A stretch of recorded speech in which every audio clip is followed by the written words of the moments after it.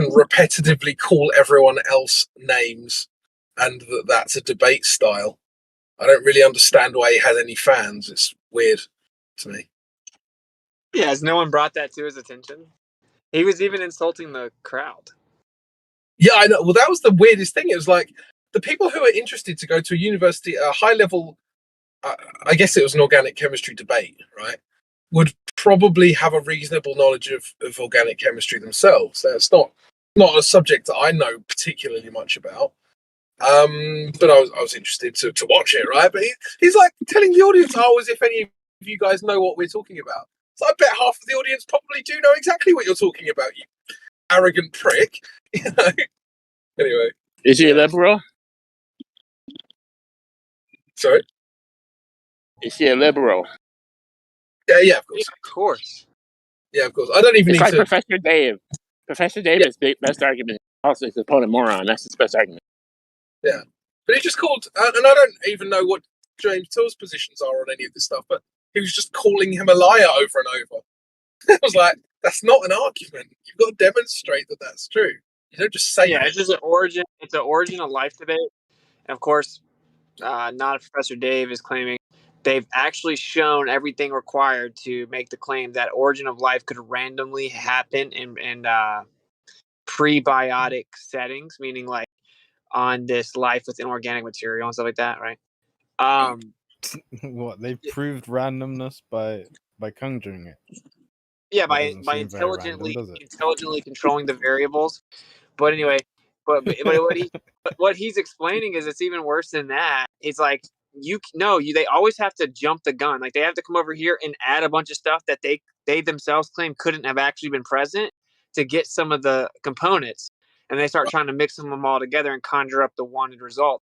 And so he's like going through all the specific details of how it's like chemically impossible to actually create this certain compound, et cetera, et cetera. And then not Professor Dave was just like, "You're a liar," over and over. It's just like so goofy. It was so weird, and I was getting a basic idea of the concepts because I've done a little bit of reading around the subject, but certainly not an expert. But I mean, it just seemed to me like he was saying, "Well, we can make a wheel and we can make an engine, but let's just ignore how they all went together to form a functioning car." That seems to be like the logic. So we can make a wheel, so therefore we can make a car. Yeah, and the biggest elf in the room though is like they can't make a will the way that they need it to happen, right? Like they can't even get the components to put together because what they do is they cheat, and that's what he's pointing out. He's like, no, but he's like, this isn't actually substantiating prebiotic claims because they had to use this type of synthesization whenever this is not what would be the prebiotic materials available. So this couldn't be the cause of it happening. So you have to demonstrate some other way with the prebiotic conditions to show it's even possible. And he just keeps saying, it's pretty much. What's really funny, though, an Owen Benjamin fan was there, a bear, if you will, and he actually asked a question. He's a flat earther, of course. So in his question, he slips in, look into cosmology. Brilliant. Like, what could that possibly mean, right? So pretty fun. Yeah, I just find it shocking because, like, before, when he's calling like flat earthers like retards, it's like, yeah, that's just the Glober shtick. That's just kind of what they do. But like, you get up on stage and you call a doctor of chemistry. Actually, is he a doctor of chemistry? I don't know. Yeah. Yeah, you call a doctor of chemistry a moron and a liar and stuff. It's like, come on, man, you have bad manners, really. That's all I can say about him. He couldn't respond. He even called him out. He's like, he's basically just reading a script like he does his YouTube scripts that he doesn't even understand them. He has people write for him. He cannot do chemistry on the fly. That's why he's doing this. Like he called him out straight up. Yeah, and that was obvious to me as well. It's like, well, if you can do chemistry. Do chemistry. You write it. Like, don't have to write it on the board. You can talk through it. And he just wasn't. It was, you're a liar. You're an idiot. Oh, you're a charlatan. Blah blah blah. And it's just like when you're getting that needlessly aggressive, it kind of demonstrates that you don't really know the subject matter. You're just deflecting away from that. He was actually invoking titles of papers. Like his argument was the title. Yeah. Yeah, and again, I mean, I've read a few papers on like genetics, so not really the same, but I guess loosely it's a similar field. And often, like I said this before, the title will say one thing, the data will say a second thing, and the conclusion will say a third thing, and none of them, like they're all loosely linked, but they're not the same. You have to actually read the paper to understand what's been said. Exactly. Like, say you could be like fully Wait, functioning, for whatever, full functionality of RNA, and then literally you could proceed to explain the paper why you weren't able to accomplish it. Right. Crypto, Yeah. are you suggesting somebody has to have knowledge of all the elements to be able to know what they're talking about? Yeah, it's almost like you have to have like a good How dare knowledge you? subject before getting up on a stage and debating someone about it. How double dog dare you? That's just That that's dude beyond was the pale. writing. That dude was writing the chemistry. Okay, just show the chemistry, and he couldn't do it. Yeah. Well, that was what was like hyper suspicious for me. It's like you're talking about this guy like he's a fraud. Like, well, it would be obvious. Even if your argument's wrong, you'd be able to make it in terms of chemistry.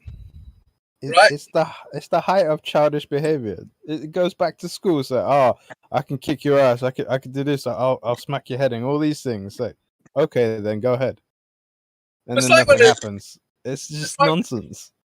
It's like when what was it the other day when Payne Nash the Shield incorrectly used a fallacy, and I asked him to define it. It was like, you define it. It's like, if you knew what that was, you'd be able to define it. You wouldn't need to play these stupid games.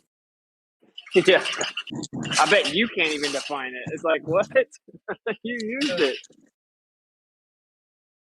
Yeah, it's weird. Like that actually cemented for me that I'm for sure gonna debate that dude. Like for sure gonna debate him. I already have a plan on how I can pretty much ensure that he'll debate me. That he needs to be embarrassed. I actually think that you'd have an easier time with him than a lot of other people, because literally all he has is ad homs and then the odd appeal to authority. That's literally his entire debate tactic.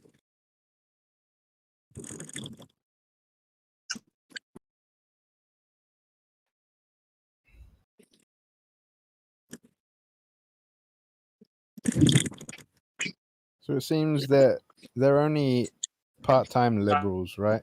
They're only liberal in the things that are the worst things to be liberal in, and all the things that are commendable, they're very mean, and they lack greatly, obviously. Primarily, I don't know, functioning cognition, it seems.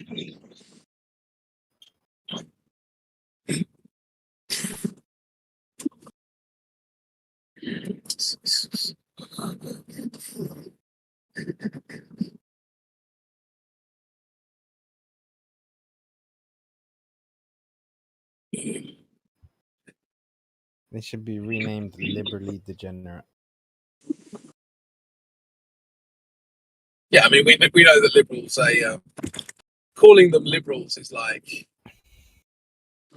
it's a euphemism, isn't it? It's not actually an accurate description of that worldview. Just excessive in stupidity, it seems.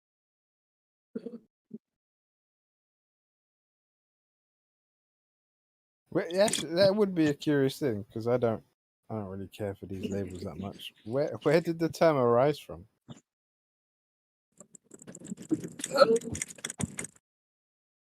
I mean, see, do you mean the term liberal itself? Like, where did that come from? In the Why was it? Not the word, obviously, but as in associated with politics in that way. Yeah, that's the bit that I don't get, because like, why would you associate these people with being liberal when they aren't? They're progressive. I think it's probably like because progression and it's like the freedom aspect of it, as opposed to conserving the old ways of the quote unquote conservatives. Yeah, but I mean, like, or the whatever you call them. Yeah, I mean, I think progressives is kind of a loaded term anyway, because it's like, obviously, you've got these two kind of ways of seeing what progress is. Like, progress could just be going forward, or it could mean advancing in a positive manner.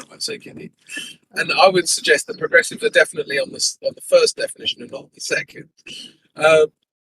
It's all part of the psyop, right? Though, because they need the opposite of the coin. Yeah, but conservatives. This is the point I was going to make. Conservatives aren't the opposite of progressives. So you've got one that wants to move. Not anymore, right? No, it's in the words. Think about the words.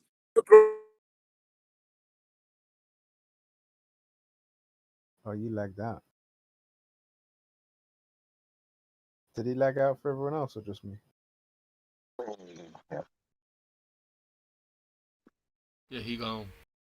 Oh yeah. Well, I think this elevator music time until he returns.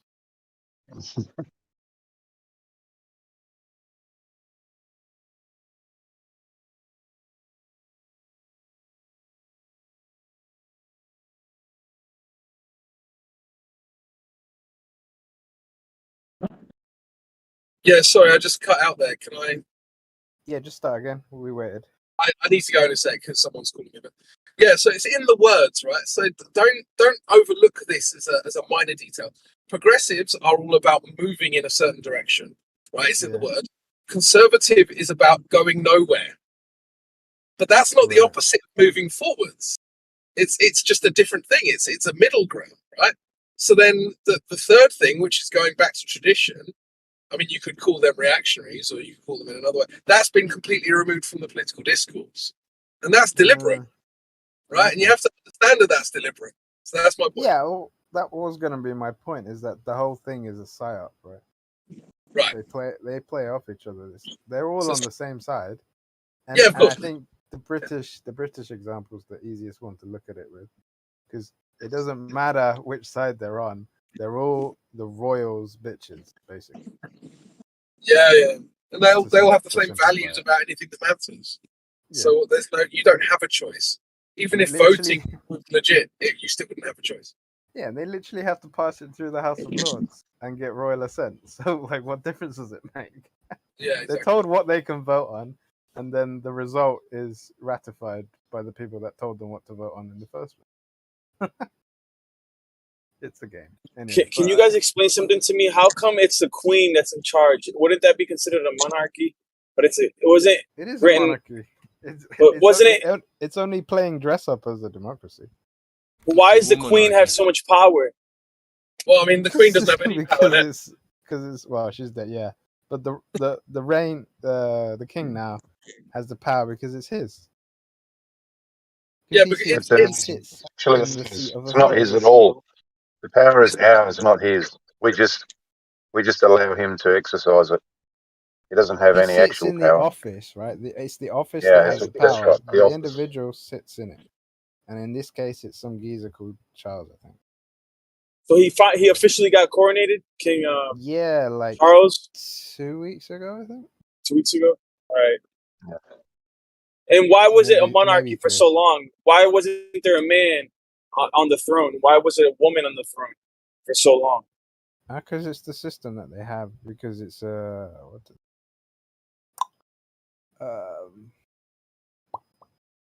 it's corrupt.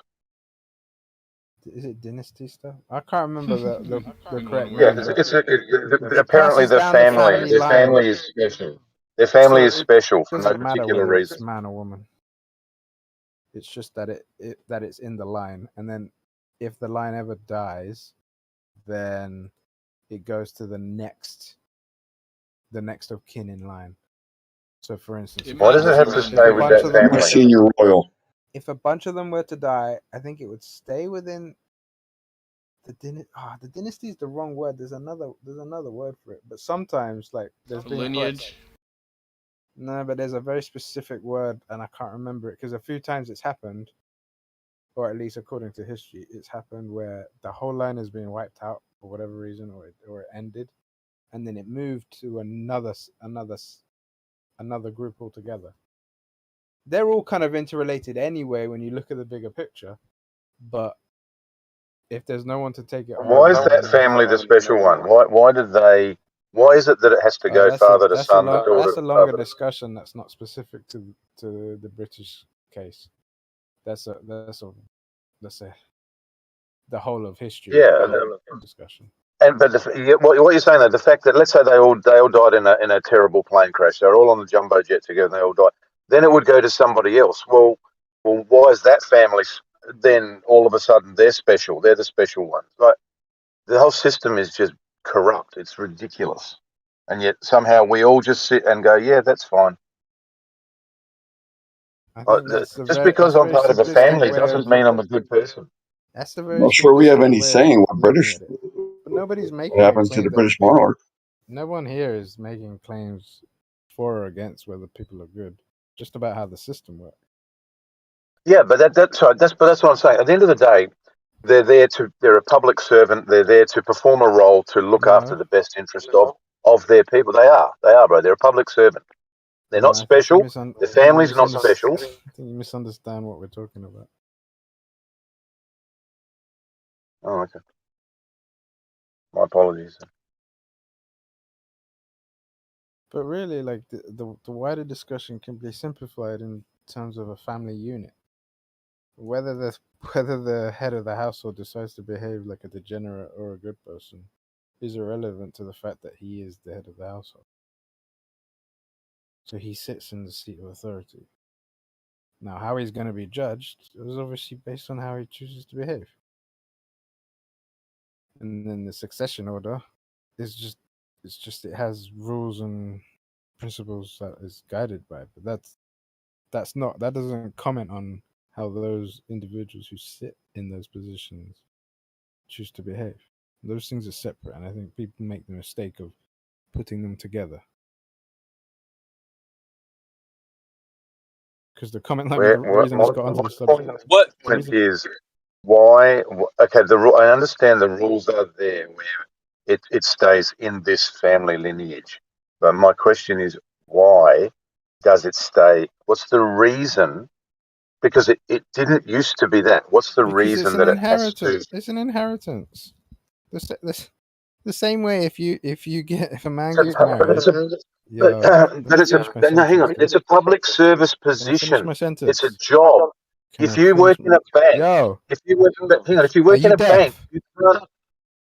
No, but you're not letting me finish. You're gonna ask. You asked me a question, and I was speaking. No, I haven't finished. And then you decided to speak again. You have conversational right of order. Off you go. I just put my headset on and heard all the chaos. Yeah, guys, there's no need for that. Now he doesn't want to talk. Well, just allow each other to speak, and everyone's going to get a turn. Both of you interrupt. Let me finish my question. Then you can answer it, and it'll be meaningful. The role of monarch is a public service position. If you work in a bank, your son doesn't inherit your job. Why does the family get to will or inherit a public service job? That's what the question is. Well, this is why I said you misunderstand what we're talking about, because you're talking as if the job of working as a bank teller is equivalent to the seat of a king. It's not. It can never be. A local council member, a public service position is what it is. You don't understand what the role of monarch is. You don't understand. Are you asking a question again, or are you just talking? It's not comparable. It's an inherited position that has rules for how the inheritance is passed down, and it's a seat of authority. It's not a service like you're painting it out to be. Because it's a public service position. Oh my days, you're doing it again. A bank teller has somebody that they look up to, that they follow orders from. Yes, they serve. And so does the monarch. You're doing it again. Yes, the monarch answers to the people. Again. Control yourself. We are his boss. Yourself. Do you actually want to hear what I have to say? Do you actually want to hear what I have to say, or do you just want to talk? Oh, yeah, then I'll talk at the end. Okay, off you go. Yeah. So again, it's not comparable, because if you're in a service position, like the examples you gave, that's fine. But those people look up to people. Yes, they serve the public as part of their office, but they serve it according to the person who's on top of them and tells them what to do. In the context of what we're talking about, who is above the king? Nobody on Earth is. Oh my God. Now, have you finished? Can I answer you now? So are you going to acknowledge what I said? Yes, fine. I acknowledge what you said. Now I'm going to explain why you are wrong. Okay? Now, Sure. you are completely indoctrinated and brainwashed by the system. The monarch is a public servant, and he is answerable, he or she are answerable to the people. We are sovereign. The people of the land are sovereign. They answer to us. You are You're having a different indoctrinated and conversation. brainwashed. You're having a different Can you conversation. wait? Can the people remove them? Yes, they can. Okay, that's Under okay. Magna Carta, the Queen was removed in 2003 by the barons in Magna Carta. I think it was Article This is 63. beyond folly. You don't know what you're talking about. This is why I Says said what you, I who said in the doesn't. beginning. You're having a different conversation and you're not understanding what we're talking about. My And you're position now and my talking all my over the top position, of me, which is what my you accused personal me of doing. position and my feelings with regards to the system that I'm talking about are irrelevant from how I'm describing it. So, all right, so You're you talking know about everything. how you view it, right? I'm not talking about I'm that. I'm talking talking about. about how it is. I'm talking about how it is. No, you're not, because you misunderstand what happened with the Magna Carta. You think that the Magna Carta actually did something. It was a scam. Which version of it was a scam? Oh my days! The whole thing was a scam. Why? They didn't have the Why? Please authority. explain.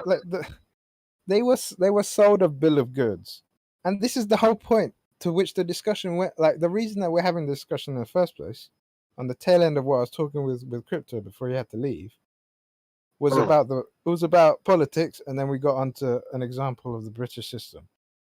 And Yeah, so I we know. would. So this is a system that unless people use their heads, they look at it and they go, "Oh, this is politics. This is choice. This is voting. This is democracy." But when you just use your head a tiny bit and you listen to what they're saying in the English Parliament or the British Parliament, you see that, oh no, this isn't democracy. This is a play called democracy, and these are the actors that play it, and they're all subservient to the royal house. Who is subservient to who? What do you mean? Who is the royal house subservient to? That's a different question. Because on Earth, I just asked you the question. Who is the royal house subservient to? That's a different question. Do you want to have that like? Why are you obfuscating that? I'm not obfuscating, but we were having a very specific conversation, and now you're bringing up the whole world. What? Because we can talk about who they pledge allegiance to. We can talk about like who created the earth and all this stuff and these ruling families and how the interweb of authority works from other countries and regions. Why are they world. special then? Why are they special? Why are they the royal family and not my family? Why are they special in your paradigm? It's not about paradigm. It's very simple. No, hold on. It's very simple. The reason you're not is because you're not and they are. Like currently, in terms of how you choose to use the word special, it's because they're the ones sitting on the throne, you're not. Now, the whole reason of history as to why that's the case, that is a study of a lifetime. But that's not really relevant to what we're talking about, is it? All right, cool, fine. Do you consider yourself sovereign? Do you consider yourself sovereign? Effie, you mistake my description of how it works to how I choose to view it and whether I think in its current form it's legitimate. And I think that's the error that you're making in this conversation. I'm not expressing my worldview on it. If anything, I thought it would have been obvious by the way I pointed out how much of a joke politics is, that I'm not really in favor of this. I'm just in its current form, at least. I'm just describing how it is. But in terms of your other question, because I'm not going to ignore it, am I sovereign with respect to my own life? Yes, I have the buck stops with me with regards to how I choose to live. Exactly. So why does you do realize that's only with regards to my life and the judgment of my life with respect to the Creator, and with respect to actions have consequences. But it sounds like what he's saying is you were talking past each other, and what he's not. You're conflating with his description of how it currently operates in actuality as him like somehow stamping it or signing off on it with approval, when he's saying that's not what he was doing. Exactly.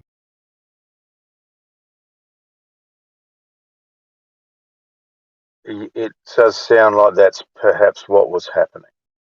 So you're not arguing the case for the royal family. You're just describing I'm arguing the case for the actual set of circumstances that people that we live in today have no clue about. That humanity he's not has lived defending in for a long time.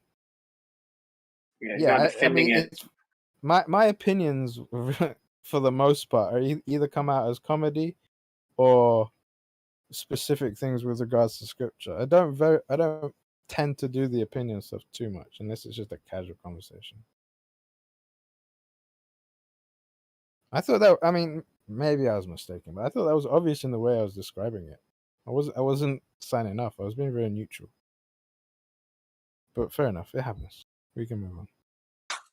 Yeah, so you probably may agree that the people they should maybe be held accountable to the people. I don't know, like even scripturally speaking, the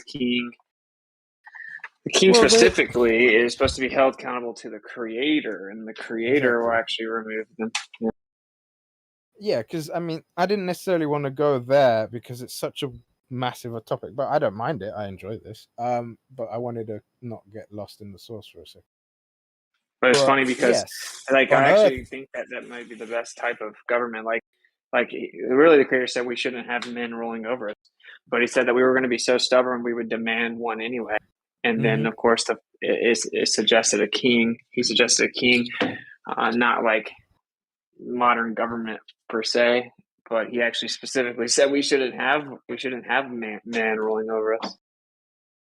Yeah, the ideal system would have been righteous judges, righteously executing judgment.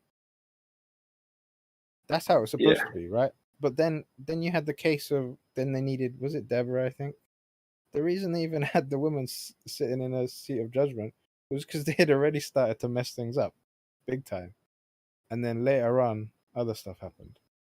So when you read that whole line, but regards to what you said about where the authority comes, that's right. I alluded to it, but I didn't necessarily want to start that until maybe later. But there is no at least in the land that I live in. Your land's slightly different, but there's you know the stories, I'm sure.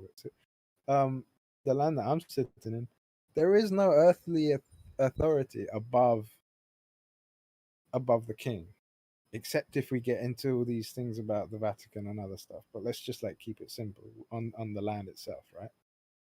But if there's no earthly authority, then the question will be, well, is there a non-earthly authority? I would argue, and so would you, that that's the Creator. And He says Himself that whether they're righteous or not is somewhat irrelevant, because all these things that have happened, like when the Babylonians came in and kicked out Israelites, etc., all these different examples that you read in Scripture, He says, the Creator says, that He did that. He's the one that allowed them to sit in that seat. And He's the one that humbles them when they get above their station and they think, oh, I did this myself. And again, Babylon is a good example of this. And you read in Daniel how Nebuchadnezzar gets extremely prideful. He's warned. He gets prideful, starts speaking things like he did it all himself. And then he gets reminded of who he is. And then in the end, which I think is good, is that he actually acknowledges the Creator and starts making amends and stuff. But I think where it gets really deep. It gets really deep is why do you need a government in the first place? Well, it's seemingly to instill order, right? To have some type of rules and order. But that's because when you remove the true rules or order, that is in fact the Creator and His rules, then you have to replace it to avoid just absolute chaos. So being as they've removed the creator's rules, they have to replace them in the form of government. They have to replace them. I think it's like he says, he puts them in place. Like the reason they all get judged is because of the behavior that they exhibit, right? Because for the most part, I think on percentage, most of the rulers have done a bad job.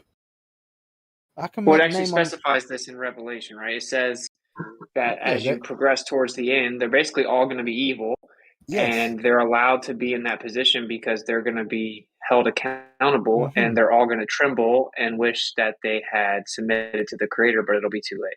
Right, and this goes back But to you guys what do you said earlier. God. Sorry, go ahead. Just quick, do you think God puts government in place? I think he's definitely not unaware of the government that's in place. Yeah, like I'm saying, it seems that what happens, especially now because we're further towards the end, it's like the people that are in charge are seemingly evil, and he allows that. Yeah. And it's just the same question. It's the same question of like, why would God allow all these evil families to be so wealthy? Well, it's because they get to be wealthy right now, and then that's it. Like, this is all they get. Like, oh, they have a castle right now, but then what do they get? Right. So it's like, yeah, cool. They can get whatever they want on the earth, but then they have nothing. I think it's twofold, right? Because again, I can't remember where the verse is specifically, but he says that he sent all these kings to be in their position. So, and the reason I think this is important is that people seem to think like he hasn't got his world in his hands. So hold on a minute. Do you not realize who you're dealing with here?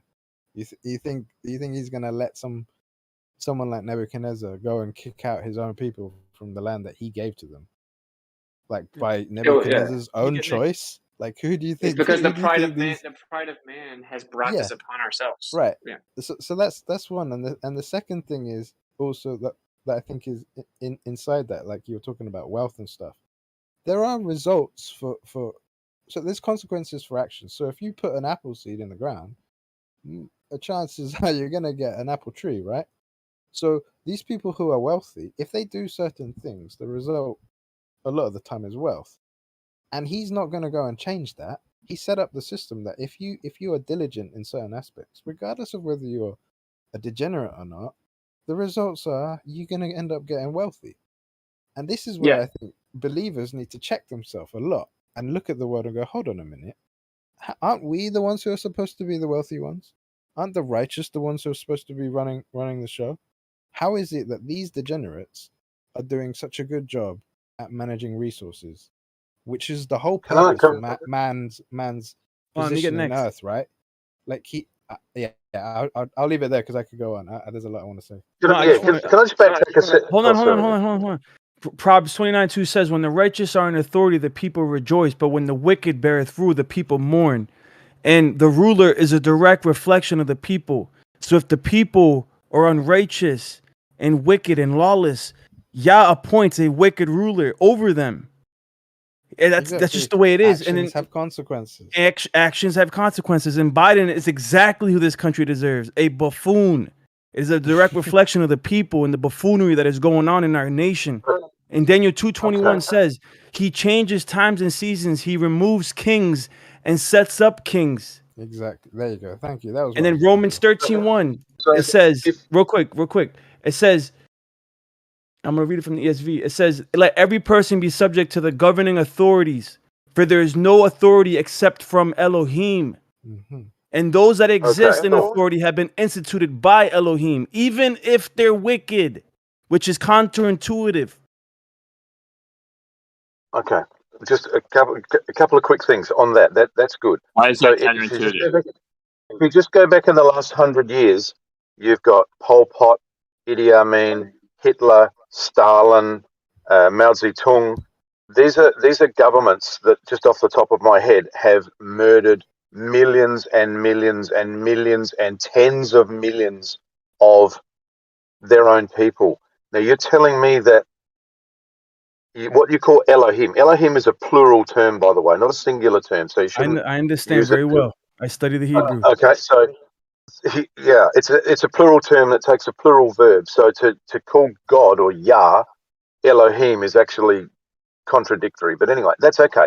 No, it's not. The point is, if Yahweh has appointed these governments, he's appointed people to slaughter tens of millions of what I'll call innocent people, goat farmers living in country towns that have no malice or like I can't reconcile that concept, bro. Because you're viewing it. Let me rebuttal that real quick. It'll take me 2 seconds. Let me rebuttal That's that. because you don't know the mind of God. The thing is, bro, if you read the Gospels, right, it clearly says that even Jesus himself, who was crucified, right, he told Pilate this, right, and Pilate said to him, will you not speak to me? Do you not know that I have authority to release you and authority to crucify you? And this is what Messiah said to him. And Jesus answered him, you would have no authority over me at all unless it had been given to you from above. Sure. Mind you, this is the Son of God, and it was his Father's will that he would be crucified. And Pilate was in his position because of his own father and the heavenly principalities that rule over the dominion of the earth. These things were set in place to crucify the Son of Man and the only begotten Son of the Father. So trust me, it hurt the Father that has to watch his own Son be crucified. But don't get it twisted. Just because millions of people died under the authority of tyrannical rulers does not make the Father unjust. Did not Yeshua come to be crucified for the sins of the world? Exactly. That was his mission. Okay, so that was all predestined. That was all pre-laid out in front of him. But the goat farmer out the back of Uzbekistan, who was slaughtered by Stalin, he was effectively murdered by the government that you're claiming God put in place. Jesus came with a purpose, as per Scripture. But the goat farmer who got slaughtered by the government put in place by your God, I don't think his family would be too impressed by your argument at the moment. It sounds unrighteous, bro. I understand. It sounds barbaric, but you have to understand that even the Israelites themselves, they were pillaged because of Yah's divine providence and will. He let the Assyrians pillage Israel. He let the Romans pillage Jerusalem because of their wickedness. Yes, because he's the God of Israel. So he might claim to be the God of Israel, but what about the poor Uzbekistani goat farmer who got murdered for no reason? What about him? But you're have looking no idea, at it. bro. You're looking at it backwards, right? Believe in free will? What? Hold on, because what? Yeah, exactly.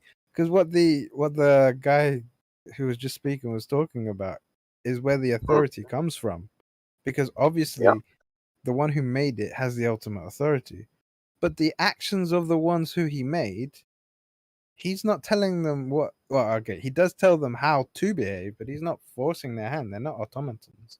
No one's saying they are. So, and I never said you did. I'm responding to this guy Fe, right? And his suggestion that the goat farmer, that somehow the guilt would be on the creator for that's backwards, because the creator didn't kill him. The creator is simply the one who has the authority to put people in place. Those people and how they choose to be, those people and how they choose to behave is down to them. It was man. But hang on, the creator's omniscient. The creator's omniscient. He knows exactly what's going to happen. And so he just hand wave it away. Oh, that's okay. He's still righteous. How is that? No, but what you're implying, how does that ascribe guilt to somebody? You're implying he should have intervened, which means he would override free will. Yeah, it takes away agency. Like, not only so, what's funny about that, in a dark way, is that you're taking away the agency of the goat farmer. Yes, he died, and it's unfortunate, but you're if you're ascribing all the guilt to the creator, then him suffering violence because some geezer decided to be an asshole. Yeah, no. See, this is in this discussion, taking away the agency from the one who perpetrated the act, and then you're equally, yes, you are. And then you're equally taking away the agency from the person who suffered the violence. I'm saying you're missing my point. I maybe have not explained it properly. My problem with this situation is not Stalin, not the goat farmer, and not the creator. My issue is the point of view that the creator appointed that put that guy in place. I don't think that's. yes, free will. That's Stalin ended up in power by whatever means he did. Force. I don't even know the exact minutiae of that history, but by force or coup or however he ended up in power, he did. That's free will. That's the world doing what the world does. That's men doing what men do.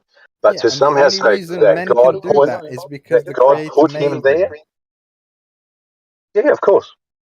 That's the point we're talking about, right? That's separate from how those people in the agency that they have as individuals, with the will that they have, how they behave. All we're simply doing is acknowledging, which the world seems to completely fail to do, where this all comes from. When you unravel the whole story, it all goes back to the Creator. But just because that's where it started doesn't mean that all the pieces that proceed from that can be, especially when it comes to guilt, be ascribed to the Creator. That makes no sense. Yeah, that's not what I do. If you want to I blame agree with you. someone, you have to blame the person who perpetrated it. I agree with you. So what's the issue? But the issue is where you people are saying that God appoints the government. I don't believe that's the case. The government end up because of man's free will, acting out the way he does. Did he create mankind? Yes or no? Yes. Okay. And gave mankind free will to do what they do. So everything that proceeds from that ultimately goes back to him in terms of how it's even able to come to be. Sure. But when somebody says God appoints the government, that wordage gives the impression that God's up there playing chess, moving pieces around, making this happen and making that happen. That's the inference. That's the inference. Yeah, but inferences is not a good idea when you're trying to actually have an idea. But if you go into your local deduction is the better. Describe this to 50 people. That's what they'll take from it. That's what they'll take away from it, because that is the inference. But the Creator is sovereign over all things. So the leaders that are set in place because of His will. Ultimately, if He didn't want those people in place, they wouldn't be in place. I've got an example that might help. So I don't know how these systems work, but let's just use police for instance, right? There is a hierarchy structure within the police, and there's somewhere where the buck stops, and then it goes into another office, right? I presume some government guy, whatever. Or the person who's at the top of that structure, he's the one who's in charge of the whole thing, and under him is another guy, and another guy. So these new guys who come in fresh off the street to join the police, the authority that they get given under that badge and all that stuff, regardless of what we think of it, let's not get lost in that sense, right? That comes by way of the head, and then from whoever the government minister or whatever might be ahead of that chief constable, however you call it, right? The new police officer comes in because of the guy who's at the top, because it's where the authority comes from. But the new police officer, in this case, for a hypothetical, then decides to go around killing people and planting drugs on people and all this kind of degenerate behavior. Is that somehow, even though it's a direct, like that, you have the direct line that you know where that authority came from, does that somehow mean that that's a bad slight on, in the way that might be implied by what you're talking about, to the head of the police? Okay, so what I'd respond to that is that if that head police officer or the minister of internal affairs, if they don't immediately remove that police officer as soon as it comes to light that he's doing a bad thing, then yes, then it would rest. That every bad action from that point forward would rest on their head. Okay, now I see where your problem is. See, this was useful. And this no, I is don't have a problem. But go ahead. Sorry. Sorry, I'm being. Issue is with what's I'm been sorry, bro. Go on. Yeah, it doesn't matter. Where your issue is with what we're talking about. I would then go and incur. I think maybe Witzel or the other guy could maybe help me with verse, but it says somewhere that the Creator is not slack concerning judgment, as some people count him slack. So kind of like what you're doing now, right? But that he is patient or long suffering, that all may come to repentance. So in the end, these people will all be judged. Everyone gets judged. I think the issue that you have is that you're wanting the judgment here and now, but the person's still alive. And the person has the authority, and the person has an opportunity, like, because you have degenerate kings, and hold on, let me find his name because I think it's a good one. Manasseh, I think it was. So Manasseh was noted in the canon as one of the worst kings. The worst king that ruled. Yeah, the worst, right? But what's not realized by people who don't choose to exercise the brain or the mind is that when you read the other books that tell you a better story, that guy repented, and he did a whole prayer that's recorded in the prayer of Manasseh. And when you read that, you go, oh, so this guy who did the worst actually repented, turned around. Yes, there was consequences for his family and different things. Like, it's not as if all of it just is for naught, the wickedness, right? But that he repented and he changed his ways and he changed his heart. This stuff is noted, and this is one of the primary reasons why there's like why the Creator's worthy of worship, right? Because of the mercy. And I think when you view a case, and justifiably so, in the example of the police that I raised, of okay, the immediate action because of the office that guy sits in should be to strike that guy off the thing, put him in prison, or probably just behead him, right, for what he's done. But the Creator doesn't deal with judgment in that way, because that's what the earthly authority structure is set up for, right? He set up the earth to be managed by mankind, because that was the whole purpose, right? And that's kind of like what I was mentioning earlier. It's like this whole thing was for us, and why is it that the wicked are doing this stuff like better than, like, why are they managing resources better than the righteous people? That's twisted. Maybe we should wake up, and at least the righteous people should wake up and go, hey, maybe we should take better care of our resources, for example. But anyway, the judgment that the Father deals with is the judgment that counts way more than the fleshly. It's the life itself, like the real life. So the judgment that he deals with has a specific prescribed time at which that's dealt with, and that's the great white throne judgment that you may or may not be familiar with.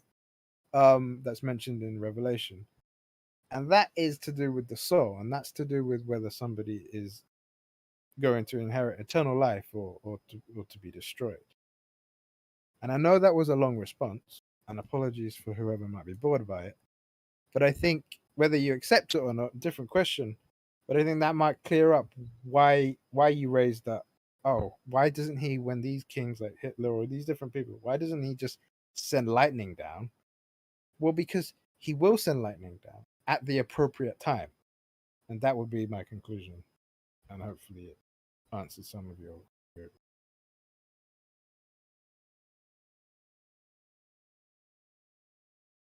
So we're just gonna wait around until God grows a conscience? No thanks. Okay, so I don't think you listened to anything I said, but it's not surprising. Yeah, I struggle with the fact that what you just said, and I listened to every word and I get what you said, is it just hand waves away any responsibility from God. And this is the God that is all good, all knowing, all loving, all righteous, all the wonderful things that we want him to be, and which I believe he is. But in what you've just said to me, he's got all of that, but he has no responsibility for the actions of his creation and all the suffering that exists here on earth. And I'm not trying to ascribe blame to him. The blame for that stuff lays with the people who inflict the harm. But when you tie that to, God puts people in government and God, appoints this and appoints that, well, then, like that police officer, if you appoint the constable and you see that he's doing wrong, then the onus is on you to remove the wrong, right? Yes, you made an error of judgment or whatever, but you have to correct that to stop the the ongoing affliction, because God doesn't like sin, you know, in inverted commas. So why does he let it continue to happen? This is why I went on my thing. So there's two things I'd say. One, the analogy fails. I used the analogy of the police structure because it's a relatively simple one to think about in terms of how authority works. But the failure in its comparison to the creator is that that structure is the structure by which the police has to operate. And you would be right. In that context, they would have to deal with him post haste. But that can't be like that same assumption, that same structure with the police can't then be assumed onto the creator as if he is, by something outside of himself, expected to deal with it the way you have rightly asserted that the police have to deal with it. So you for that to be the case, for that comment to make sense with respect to the creator, you would have to definitively know, which you clearly can't, right? That is the way that he deals with things, and it's not. And if anything, I think in my answer, maybe some of it might have been lost, but I explained that, at least according to scripture, that that's not how he deals with it. The way he's dealing with it, he will deal with it, and it's already set out in stone, and it will be dealt with. There's no one gets away with anything. Everyone's judged for their work, but they're judged at the end. Like, you're given a life to live, and that's where he sits, and that's how he operates.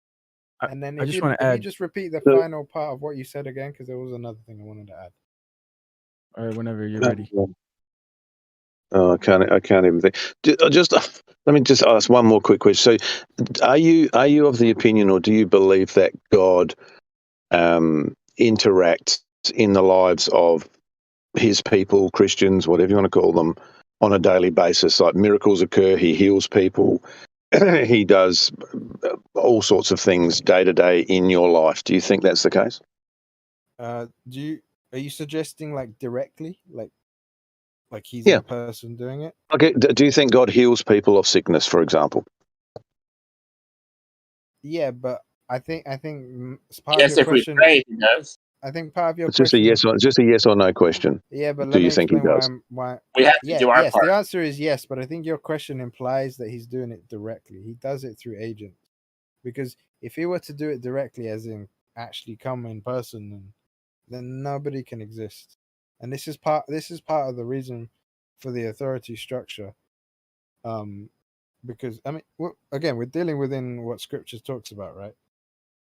We can't even be in His presence. Especially as flesh, we can't. It's not possible. So Well, I'm not sure about Moses. Yes, these things happen. But this is where I think, and this is another application of the word agency. But this is where the idea of agency is really important. Like, in terms of, like this authority stuff that we're talking about. The authority goes back to the Creator. But when they're acting, for instance, in Scripture, when it says, and the angel of Yah spoke this and that, and then it continues and it stopped, because the context has already been given that it's the angel that's actually speaking and relaying the message. But it continues as if the Creator is speaking, because everything the angel is saying is not of his own will in this case, because he's doing a job, right? So it's as if the Creator is speaking on it, like an emissary. I mean, most people should understand that. Okay, If an ambassador comes into a country and you slap him, you slap the king. Okay, bro. You got to take a breath.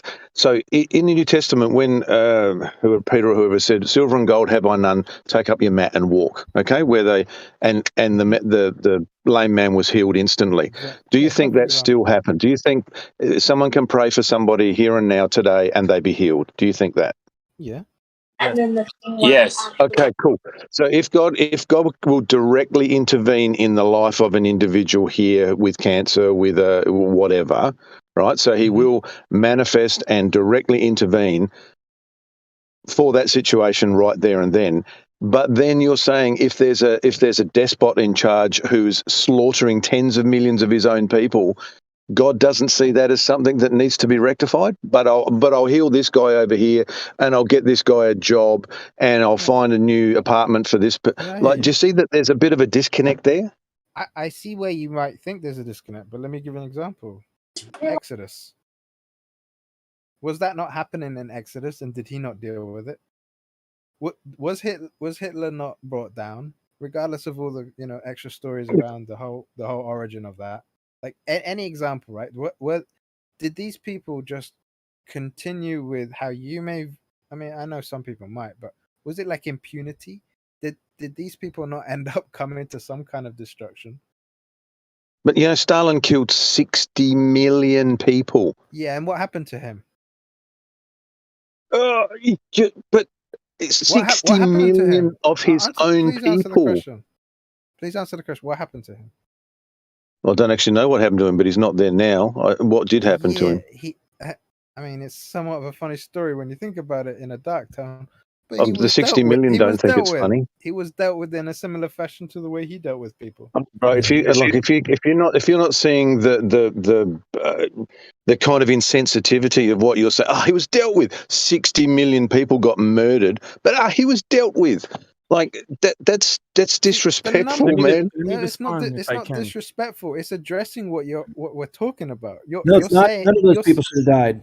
You're suggesting, right? Because again, I'm not giving my opinions on his actions. I think I've made it clear that I'm calling these people degenerates, but I'm talking about the other side of the question, because you're bringing up the creator's role in all of this, right?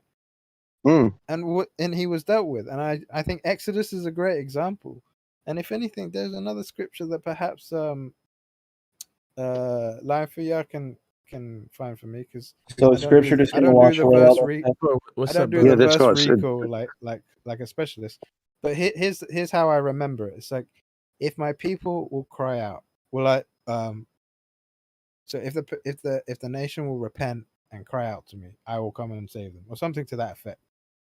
And you see that in Exodus, and you see it in other times when they choose to start fixing themselves up and start calling out for help. He's not deaf to them. Now, in the way mankind views things, I understand this, and this is why I brought up the other verse. People view it as if he's very slow to act. But this is the creator, and he operates by a different perspective, let's say. Like the difference between how we appreciate the passage of existence and how a fly appreciates it. It's very different, right? That's how they can react that fast, because they appreciate it different to us. I think it's a good analogy or a good example of the difference in terms of ratio to how we experience things to how the Father experiences things. So to him, he's acted. So perhaps I could make the argument that he's acted in a fair amount of time, but because I only live 180 years, whatever, it's like, yo, this took forever. I'm upset. I'm angry. But then when I read that scripture where it says he's not slack, it just washes it all away. He's just patient. He's just patient, and that in the end, these guys don't get away with it. So he expects us to be patient then too. Yes. Well, hold on. Don't you expect patience of yourself? Sometimes. Okay, then. So thanks for let me just add nothing to do with God. But anyway, I think that's pretty much the point concluded. So so you're trying to tell us that we can't disagree with God's actions, and we can't hold God accountable in any percentage for the things that happen on His earth? I'm not trying to say what you're trying to put into my mouth, dude. I'm having a conversation with another guy, and you're doing useless sidebar. Feelings. I'll bow out. Yeah, take your feelings and leave if you wish. I don't care. I want to say something about the healing. Someone asked about healing the blind or whatever. Mm-hmm. So my take on it is, Jesus told us, cast out demons, heal the sick and blind in my name, right?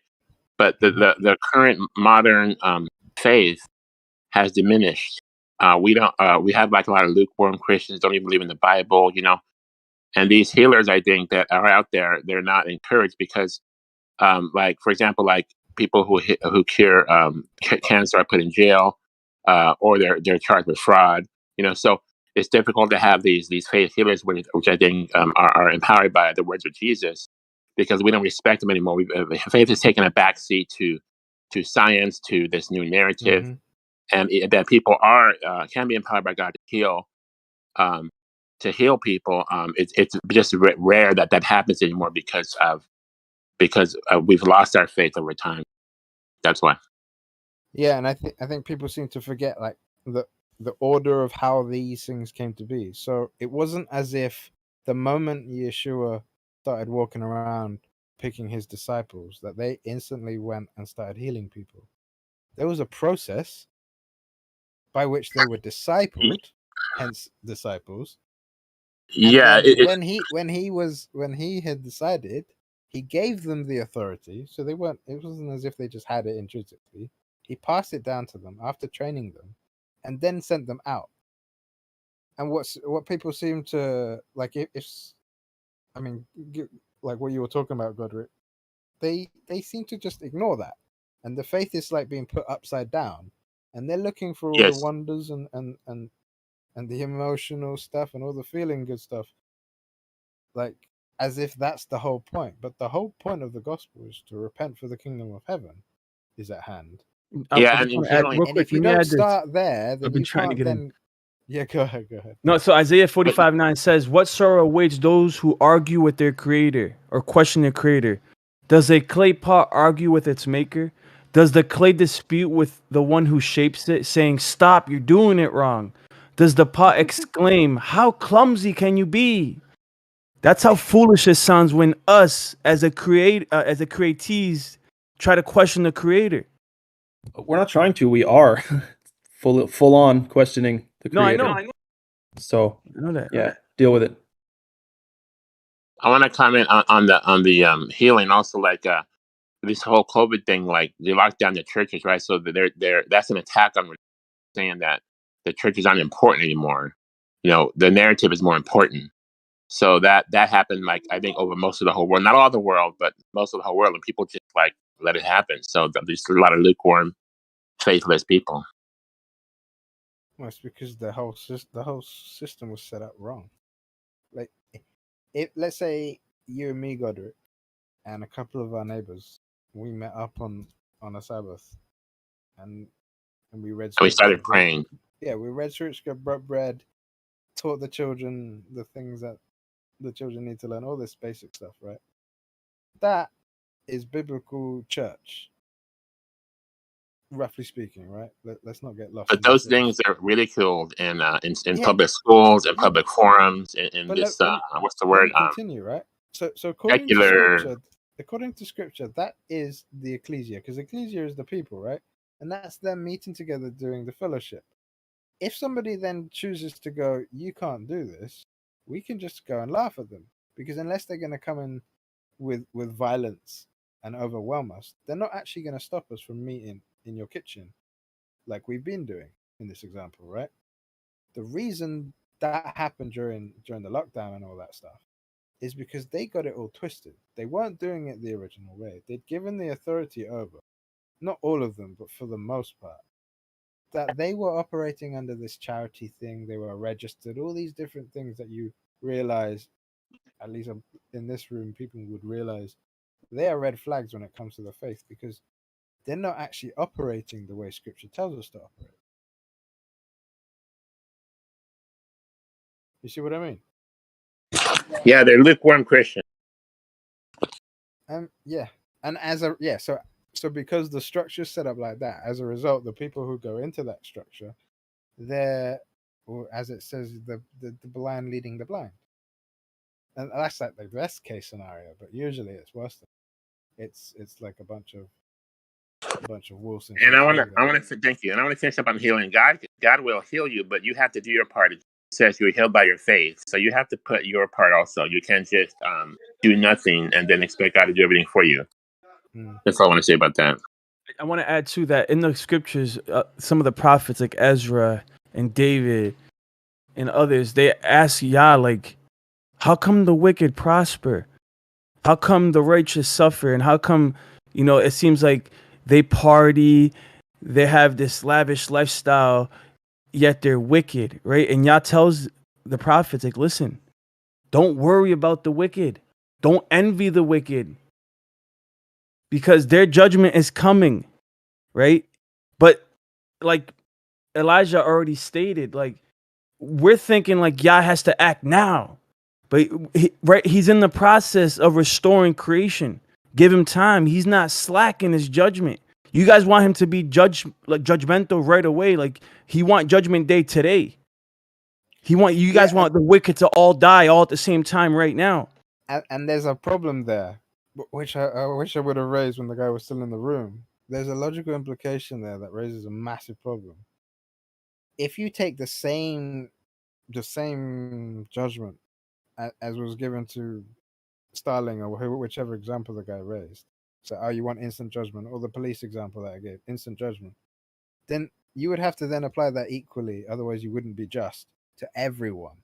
And if that was done, then everyone gets deaded right away, and then there is no life because everyone has fallen short.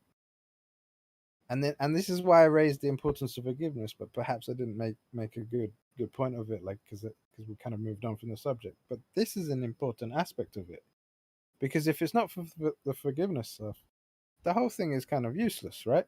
Like I mean, this maybe might not make sense to everyone, but you know when Paul says, if it's not for the resurrection, then like our faith is in vain.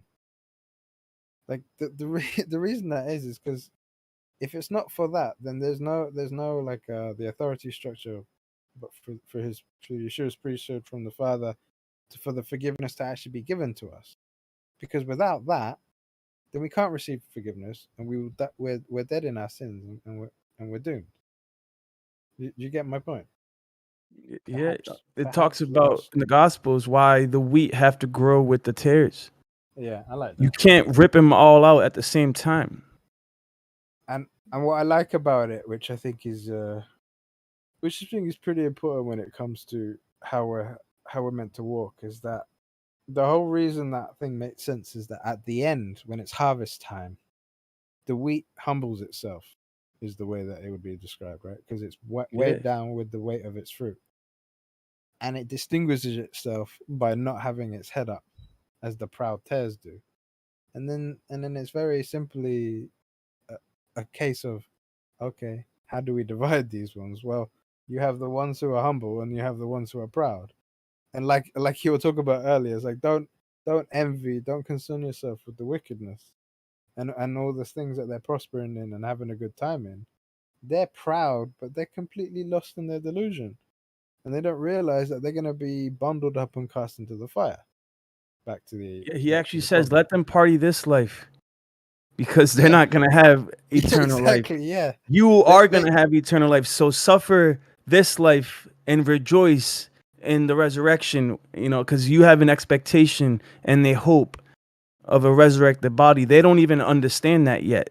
It's oblivious to them. And that alone should give you comfort, right? To withstand the injustice that's the perceivable faith, injustice in this earth. Well, that's part of what Hebrews talks about, right? Is that the whole of faith, as they call it. They have this, like Abraham was clinging to a promise that he never saw, and he still hasn't seen to this day. But he put all his trust in that because he trusts the one who is worthy to be trusted, that he will be good to his word and do what is promised to us, which is the eternal life. And I think that's the distinguishing feature, that a lot of people, like the foolish man, can't even see past his nose and says in his heart, there is no creator. That's the height of folly. And they're not seeing the bigger picture. But when you stop being so myopic and like so self-centered or whatever example you want to give, you go, hold on, I'm living now, but I'm not going to continue to live because I've seen what happened to my grandparents. I said, this story has like an arc to it. Let me step back from that a little bit and look at the whole thing and go, perhaps I need to consider more than just what I'm doing today. And then maybe I won't fall into the trap of these wicked people who just go after their lusts on every given moment. And they enjoy it while it lasts, perhaps, but the consequences are destruction.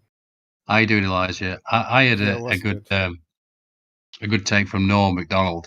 I love Norm, and he said, I think he's on what podcast was it? Can't remember the name of it now.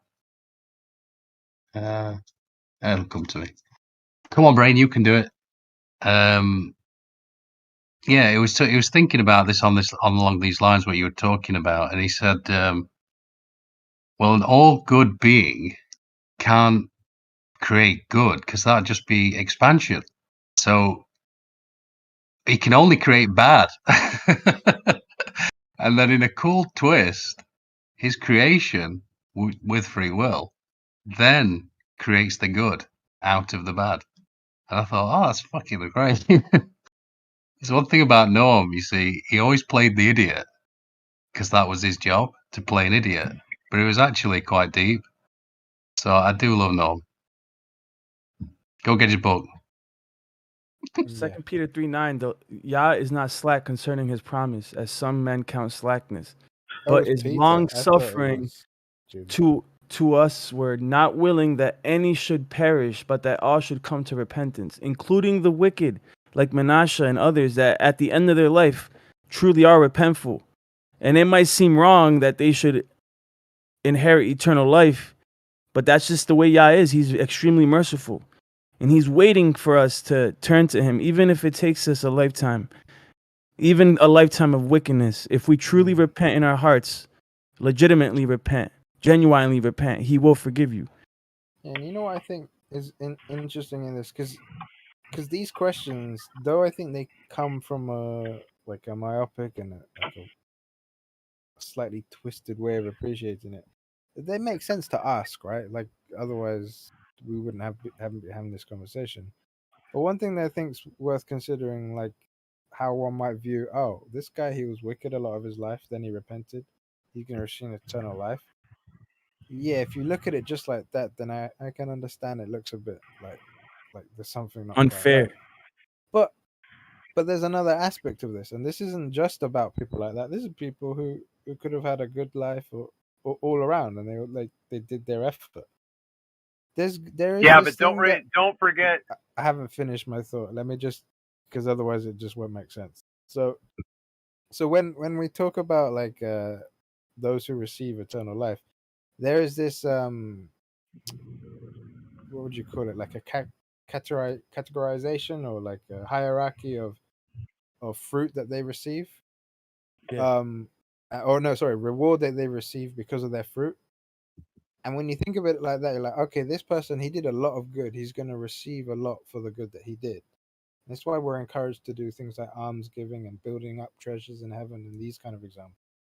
So in terms of the fairness of it, the guy like Manasseh, for instance, yes, he escaped destruction because he repented and he saw sense. But his his reward compared to someone like David, who again wasn't perfect, or someone like Solomon again, or maybe John the Baptist's parents, who were called, blameless in the sight of the Father, is going to be a difference there. And Paul talks about this when he says, I'm the least of the apostles. And he says specifically, like when he's talking about that, it's like, because I persecuted the righteous.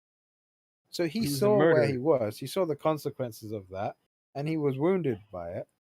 But again, but that doesn't stop him from going, well, at least I'm going to go and build as much as I can from now on. And I think can I say what I was going to say real quick? Yeah, that would be how I would view the wider subject. Go ahead, sir. Yeah, so don't forget that one of the parables that Jesus told was about the workers in the vineyard, where the master went out and hired people all day long. So he goes out in the early morning and he says, hey, look, I'm going to pay you this wage, go out and work. So he goes out and work. He does that all day long. And at the last hour, he goes out and he says, hey, work for me and I'll pay you this wage. And at the end of the day, the workers saw that the last guy got paid just as much as they did. And they said, wait, ho, we worked 8 times as long. He goes, hey, I paid you what we agreed to. If I pay him what I agreed to, why are you complaining? You're talking about the last hour conversion, right? Yeah, we're just talking. Yeah, that's a good example because in terms of specifically eternal life, that that's given to everyone who fits the bill, as it were. Yeah. And for someone to complain, it's like, yeah, hold on a minute. And then again, you put that together with what I said. I think that's a complete answer to the whole thing. It's like this is the reward that he chose to give people. It's like if you receive it and he receives it, this is like, what? Why you? Yeah, why Yeah, you the people complaining? that made Not it in your the business. last minute. Not your Deathbed business. confessions. If they make it in the kingdom, that seems like unfair. It's like, how come he gets it when I've been working my whole life, serving you, and you're giving him the same wage as me when he just started serving you at the very end? They get a little mad. They're a little jealous. And I think in that context, the wage is specifically the resurrection, Eternal life. But yeah. that doesn't mean that you're not gonna have a difference in the rewards up there. Oh, sorry, I'm even using incorrect terms. In the kingdom of heaven. I can't remember where the verse is, but what does it Yeah, say? there's definitely a hierarchy according to their works. You where do does it build talk up about the treasures in heaven. rewards? There's one that there's a bunch of verses, bro. Okay, least and greatest in the kingdom. That's an example. Those kind of things, and it makes sense. And like think of like the 144,000. Yeah, the 144,000. They are separated as a specific group because the life they chose to live, or that they did live, was a very pure life that not many choose to, not many can, and as a result, they're singled out and given praise ahead of time, and obviously when it comes to be, and then equally, not equally, but also with the apostles, the reward that they get is to be each over the head of the tribes. That's a unique position, or 12 unique positions, right? Not everyone's going to be getting that. So that shows you the idea of, depending on who these people were and the way they lived, in like when all is said and done, they're all going to receive different things, some more, some less, depending on how it went about.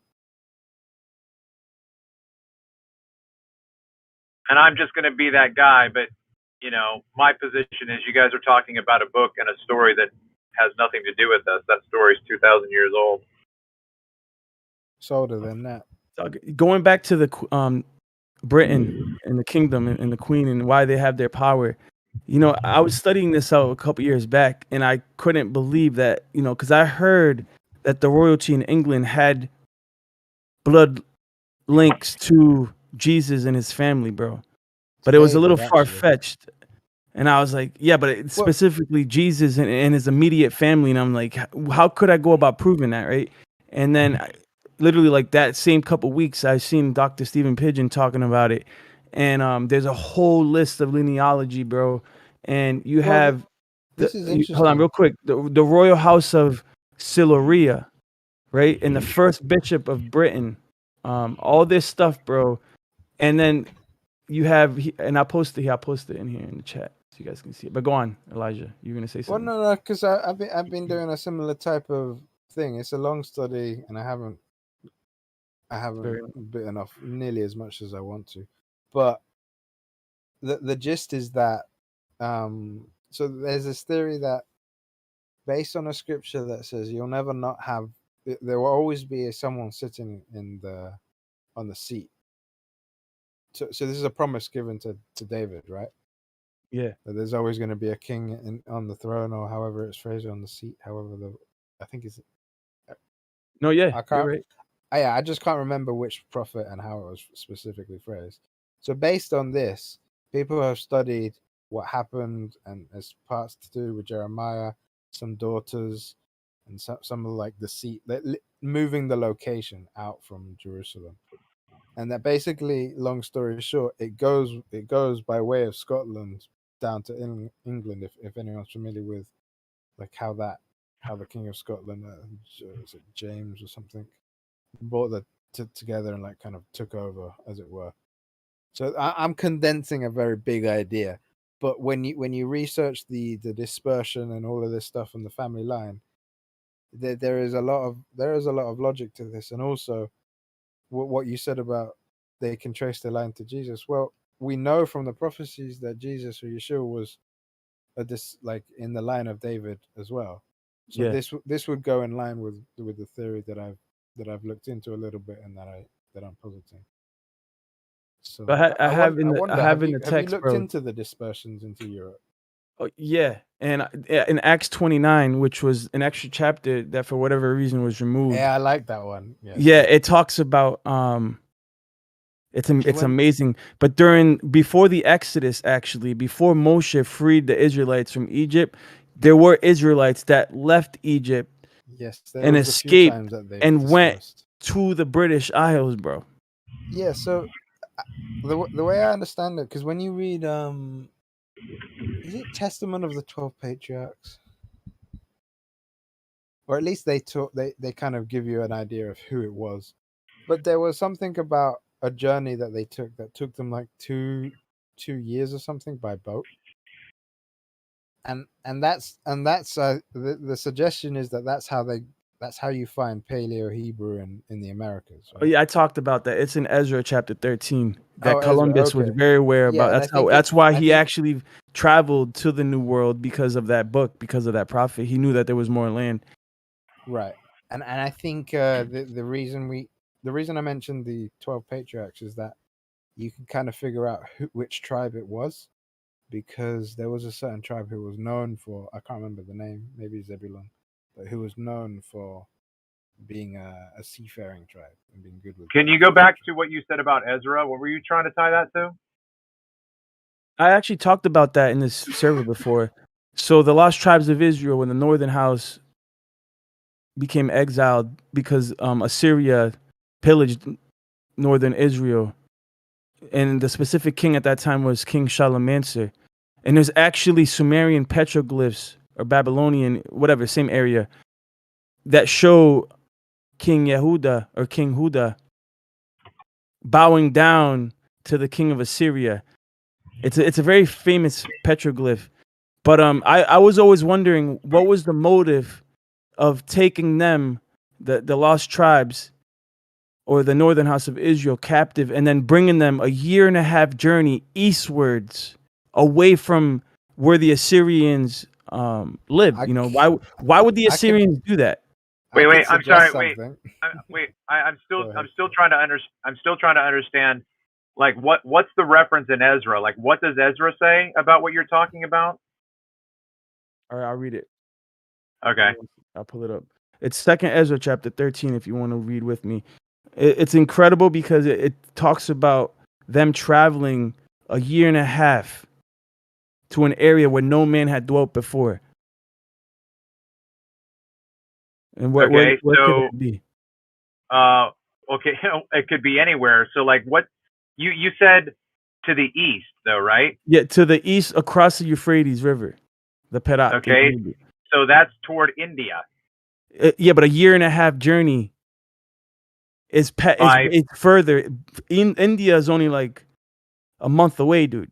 We're talking a 1.5 year journey. You're gonna end up in northern Siberia, at the Bering Strait, which is apparently actually where they ended up, and then from there they split up. So does it say how they traveled? By foot. No, it doesn't say. It says over the Euphrates River. So I'm assuming they're walking by foot. Okay. Or so does it have horses right, for all of them.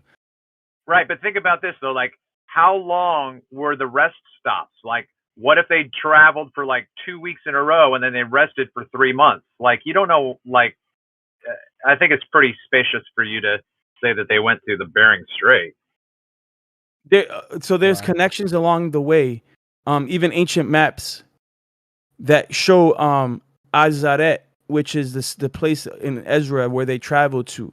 And Azaret, I thought, was the Americas.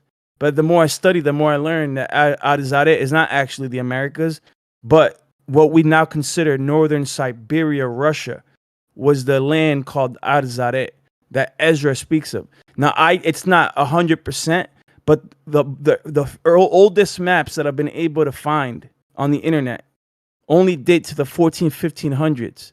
And then beyond that, you have to go into scholarly journals and go into like archive.org and read about ancient map makers. And Azaret is basically Russia.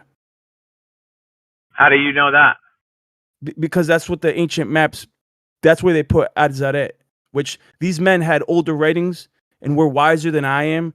So I'm just taking their account that they knew where Adzaret was. But it definitely fits. Like if you were to travel by foot a 1.5 year journey, you would end up in Russia, not India. Okay, so what you're saying is you saw a large scale map, like wide angle, that shows you what we would understand is the area of Russia, and then over that is the label Azaret. Northern Siberia specifically, and it's more than one map. They're like at That's least okay. I'm 10 just maps. trying to understand. Did I accurately kind of describe like what you saw? Yeah.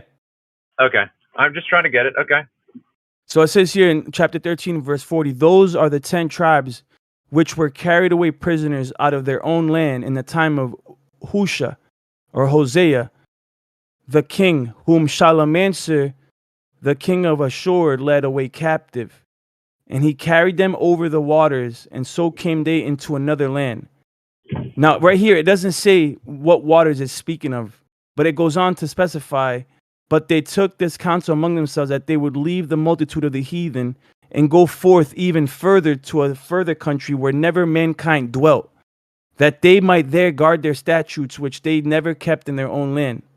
And they entered into Perat, or the Euphrates, by the narrow places of the river. For El Elyon then showed signs for them and held still the flood till they were passed over. For through that country there was a great way to go, namely 1.5 year journey, and the same region is called Arzaret. And so, are you suggesting that the 10 tribes were only deported or dispersed in that Exodus to Azaret, and not that's just one of the dispersions. The Assyrians were responsible for both different locations, but also different points in history at which they dispersed them. It's a long story. Like this one is so much. This one is the least talked about, but the more documented one is the dispersion into Europe by way of kind of, well, you have some through the Swedes and the Viking type areas, and then some like through the Spain and the France type area. So yeah, way before they even established the promised land, way before the Exodus, way before the Torah of Moshe, you had Israelites that were in Egypt that left Egypt and went to the British Isles. Yeah, to me this goes hand in hand with what was promised to Abraham, right? In terms of your question earlier, Lion, about like why would this happen? Like the promise was that all nations will be blessed through him. And when you understand, when you see that, you're like, and you see the consequence of the dispersions, the multiple, the ones we still don't even have a clearer picture on, because like with the Americas, you have Paleo Hebrew, you have the stories of the commandments and the way described in those nations, whatever you want to call them, right? Guys who were there originally. And how that all links back to scripture. And because it's paleo, it gives you a specific point in history at which that would have been the case.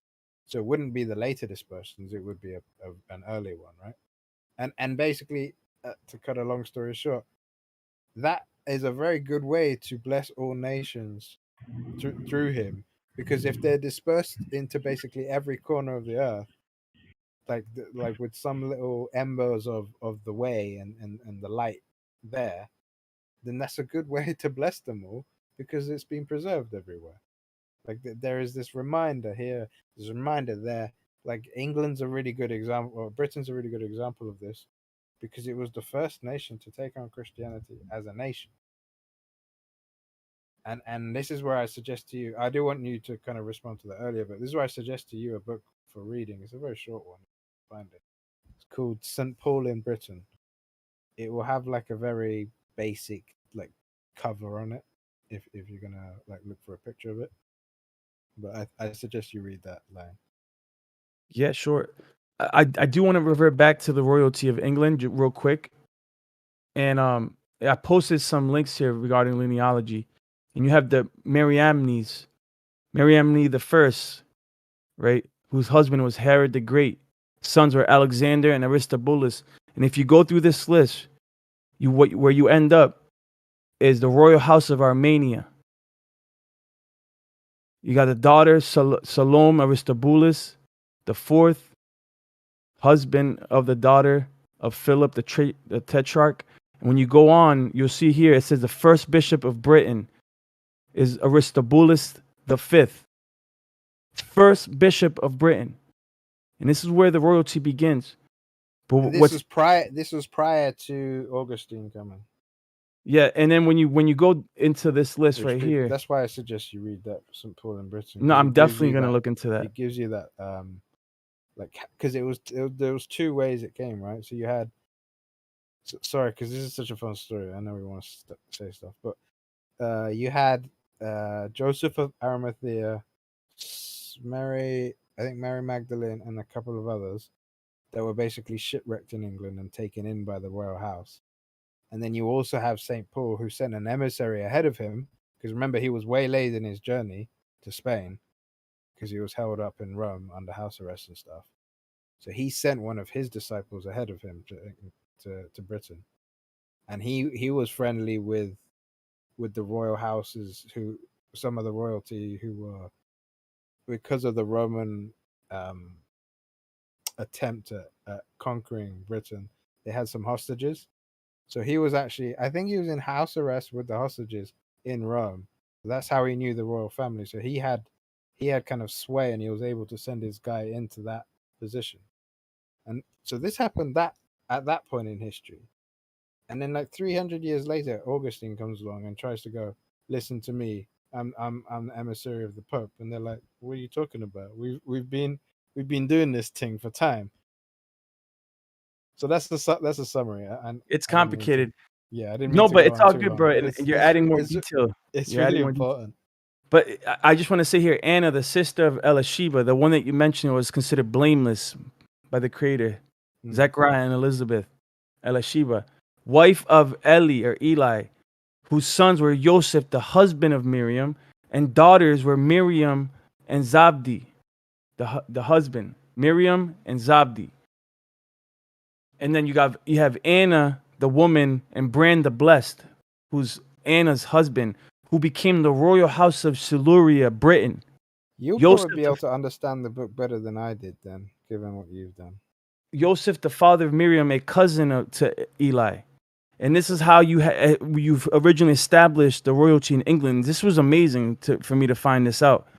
So, but the question is, why are these families running the world? Like, why do the Jews run the world? Why is it the Rothschilds own 60% of the Federal Reserve? Why is it that the cabal of the Illuminati pyramid, if you believe in such a thing, why are they mostly Jews? Is it a coincidence? I think not. Is it a conspiracy? It's a question. Hey, so I wonder, have you read? 1 second. Let me pronounce his name properly. Yair Davidi. Have you heard of him before? No. Okay, his English is terrible, but he's done a book called The Tribes. Hey, can I ask a question real quick? Yeah, go ahead. Can I ask a question real quick? Can you talk real quick about the 29th chapter of Acts? Can you describe what that's about and why you think it's not there now? Do you have I have it in my compilation, but I'm saying, like, I don't know the exact history. I forgot it. I have to refresh my memory. But basically, it was found in Constantinople after it was taken over by the Islamic the Islamic influence, because originally Constantinople was Christian, and there's a famous church called the Hagia Sophia, and inside the Hagia Sophia there are many ancient manuscripts and compilations of scriptures going back to the 1st century. And a while back there was a Christian that was good friends with one of the Islamic leaders that was at that time, it's a long story, but so Islam took over Constantinople, and you had a Christian, I forget who it was exactly, that went there and specifically asked permission to go explore the archive, their library, and the Islamic leader was like, yeah, go ahead, be my guest, have fun, try to find whatever you want to find. And this Christian literally found the 29th chapter of Acts that for whatever reason was, I don't know, not included. Yeah, but what did it have in it? Do you remember? I can read it if you want. Yeah, you can read it, bro. Well, I'm driving right now. I'm trying to have a conversation. You don't remember? Just say I don't remember. No, as in I have it like I have it here. Yeah, he can read it. It's pretty interesting. Okay. Yeah, so it's 27 chapters or 26, just verses. Sorry, I mean chapters. Just stop me anytime you want. I don't want to just slug the room. So, and I'll read the preface after because I think that will add to what he commented earlier. And Paul, full of blessings of Christ and abounding in the Spirit, departed out of Rome, determining to go into Spain. For he had a long time purposed to journey thitherward, and was minded also to go thence into Britain. For he had heard in Phoenicia that certain of the children of Israel, about the time of the Assyrian captivity, had escaped by sea to the isles afar off, as spoken by the prophet and called by the Romans Britain. And the Lord commanded the gospel to be preached far hence to the Gentiles, and to the lost sheep of the house of Israel. And no man hindered Paul, for he testified boldly of Jesus before the tribunes and among the people. And he took with him certain of the brethren which abode with him at Rome. And they took shipping at Ostium, and having the winds fair, were brought safely into the haven of Spain.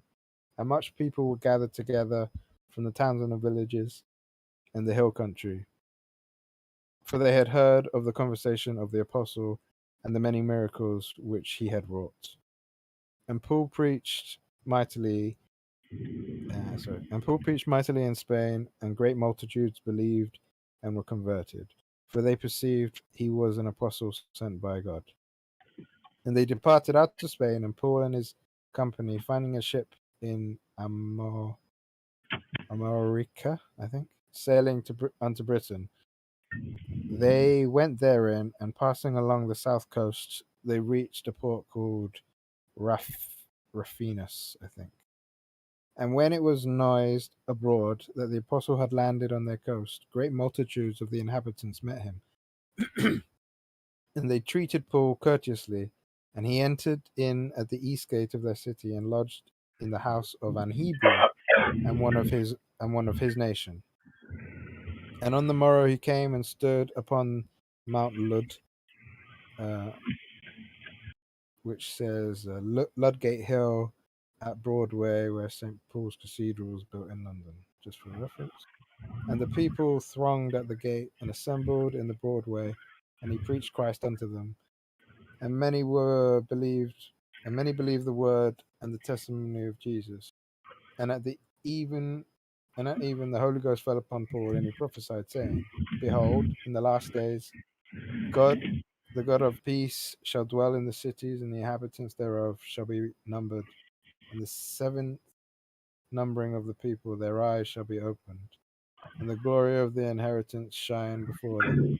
And nations shall come up to worship. Oh my God. You want me to stop? Yeah, I mean that's enough. I just would have liked it could have just been summarized that the chapter was about him going to the British Isles. I mean, that's as simple as it could have gotten. It's just funny. It cracks me up, Elisha, because you always like to read as much as possible. It just cracks me up. Well, I enjoy it. Yeah, I know you do. Yeah, me too. It's more than just the British Isles. He goes to Rome. He goes to Spain. He goes to all over Europe. Like that chapter. Well, is yeah, about but him. that's how the current Book of Acts ends. Is that he ended in Spain. So this is interesting. I'm going to have to look into this because as someone who did 8 years of biblical research, this is the first time I've ever heard of the 29th chapter of Acts. Are your DMs opened? I can send you the link, the PDF. Yeah, you can DM me. That'd be good. Okay. Yeah, because I think the notes in the comments would be good in terms of like how far did you get, Elijah? I got to I stopped in the middle of the prophecy in verse 10, but I'll send it to you as well if you want. No, because the most interesting verse in Acts 29 has to do with I'll read it. I think it's 21. What the Druids? Yeah. Yeah, 29:13. that's 13. Read that one, bro. And it came to pass that certain of the Druids came unto Paul privately, and showed by their rites and ceremonies they were descended from the Jews which escaped from bondage in the land of Egypt. And the apostle believed these things, and he gave them the kiss of peace. All right, let me just try and forward this PDF to you guys. So is there like a facsimile of this 29th chapter, or like what's like the original, like does the original no longer exist, or how do they have this information?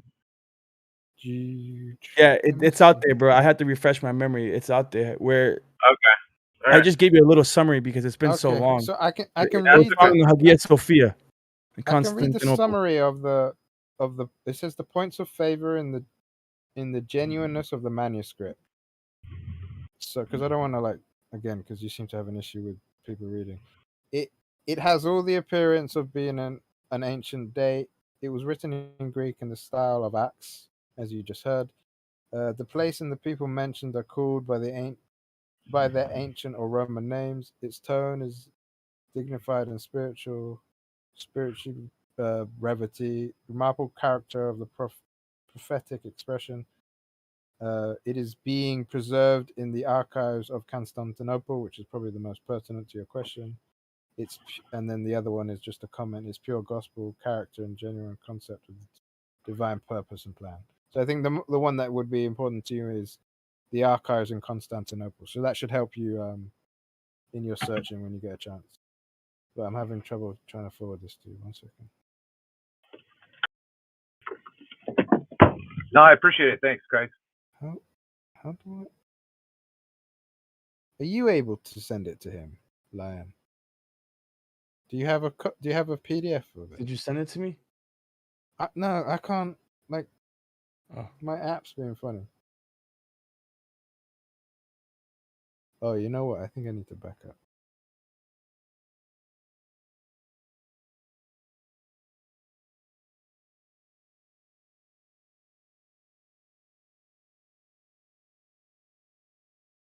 But yeah, I think reading that to you, Lion, reading that in conjunction with the St. Paul in Britain adds a really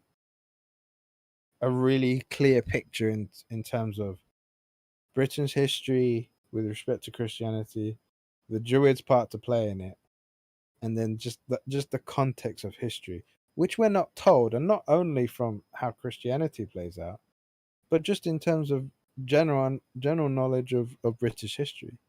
I learned more about British history reading that small book about Paul than I did in the whole time, even in my extra research. Can you send me that book, or at least the title of that book, so I can? Yeah, it's just St. Paul in Britain. It looked like the cover just looks like a really old school type thing.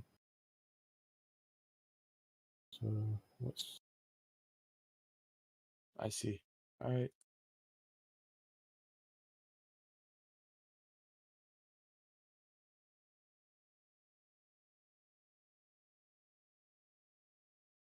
Somebody said in the chat, the Druids were known to practice magic and wands made of Hollywood.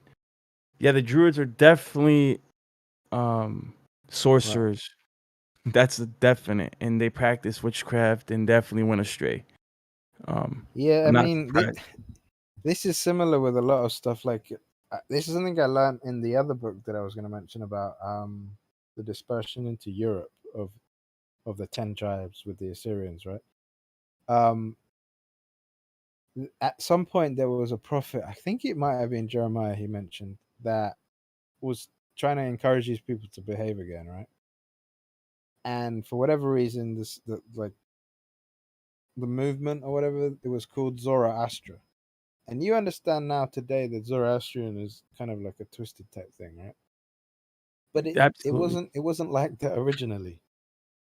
So a lot of the cases is that these things have started off in a certain manner, and then over time they're perverted. We see that. I mean, the church is a great example of that, because it started off with what Yeshua and the apostles did after he resurrected, and then you had the Catholics, but that's not how it was originally.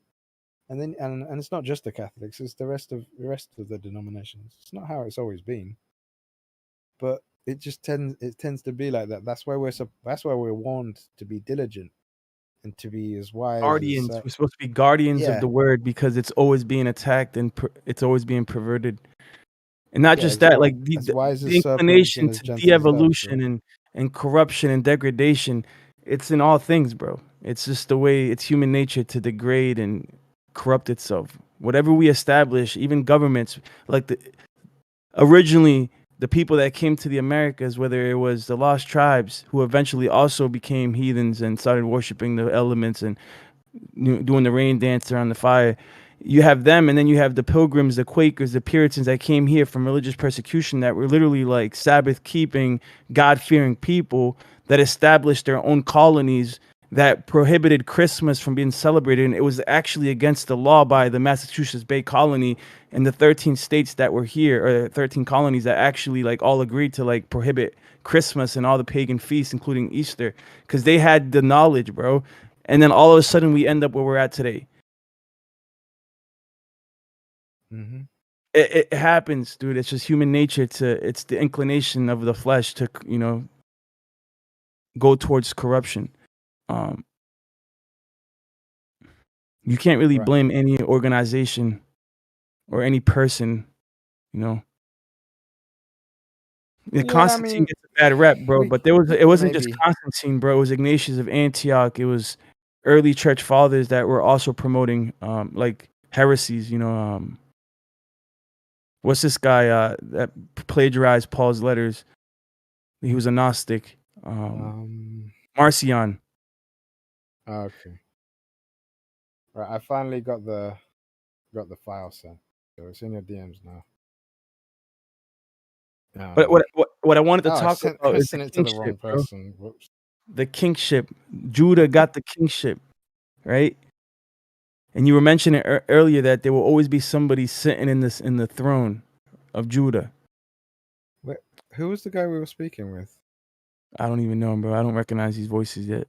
I know your voice. Esau.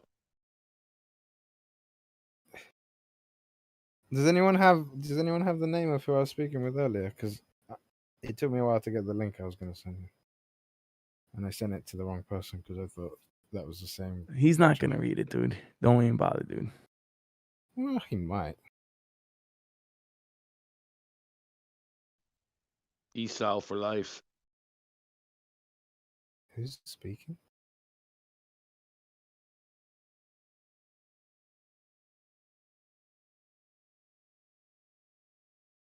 Is it Copernicus?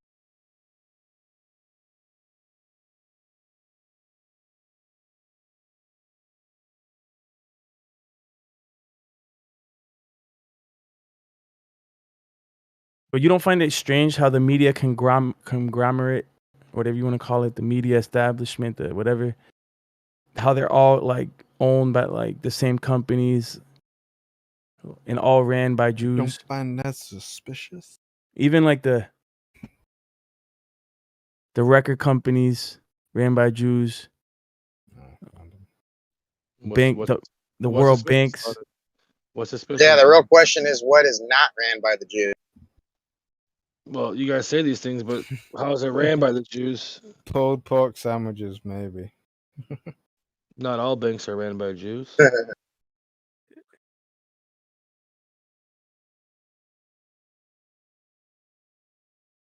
Well, we don't even know who the players are in the central or the world banks, and that's who controls the national banks. So how do you know they're Jews? Well, because they're the ones who created usury, and that's what the whole system's comprised and based on. They're the ones that created misery? Really? Usury. No, I didn't say misery. I said same difference, huh? I didn't hear you. No, I don't think they created it. By the way, usury existed long before. Really? Yeah, long before Israel was a nation. Usury existed. Yeah. Oh, okay. Well, usury to get in the church. How about that? Oh Jesus. Yeah, I mean, certain yids have perpetuated it very. I don't know who's using Christ's name in vain, but it's not very Christian-like. Let's try to on that. I'm not a Christian. Well, why are we talking with you about Christianity? I don't think there's I any don't point know. in engaging with him, Dicelo. I think he's like that drunk guy in the corner who's just. Do you watch making sports? noises. If you don't play them, you shouldn't watch them. Yeah, exactly. So back to cognitive discussions as opposed to whatever that is. Yes. Let's discuss how the Jews are the bad people, right? That's. I mean, I'm not. What I'm saying is that there seems to be with what you're saying before. a weird conspiracy regarding Jews, and the more you look into it, the more you realize that they do run the world. Like, there's no conspiracy. They're not trying to hide it. The conspiracy would be if they all changed their names and tried to hide it. No one tries to hide it. What are you talking about? Yeah, but even the term Jews. Well, actually, they do change their It's names. too blanket a statement. If you look at the, it's the synagogue of Satan. yeah, the synagogue of Satan runs the world. I'm not surprised. Just because you were clipped on the 8th day and have curly locks on the side of your head doesn't mean you're a Jew in the sense that Yeshua was a Jew. But sorry, Daiso, go ahead. I was just gonna say, like all of the, is it like the CEOs of all the major news outlets? They've changed their name from like 40 Shlomo to like these American household names and stuff. But like their original name was pretty Jewish. Like who? I don't know. Look at like I said, the major news outlets like I'm not looking at CNBC. You just said they all changed their names. You can't. You said look at who. I'm asking yeah, you. CNBC, Fox.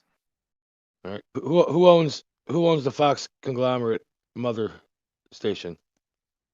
Well, let's look it up. Let's Google it. I'm driving. Oh, I thought you knew. Yeah, I don't keep all these fucking names in the back of my head, bro.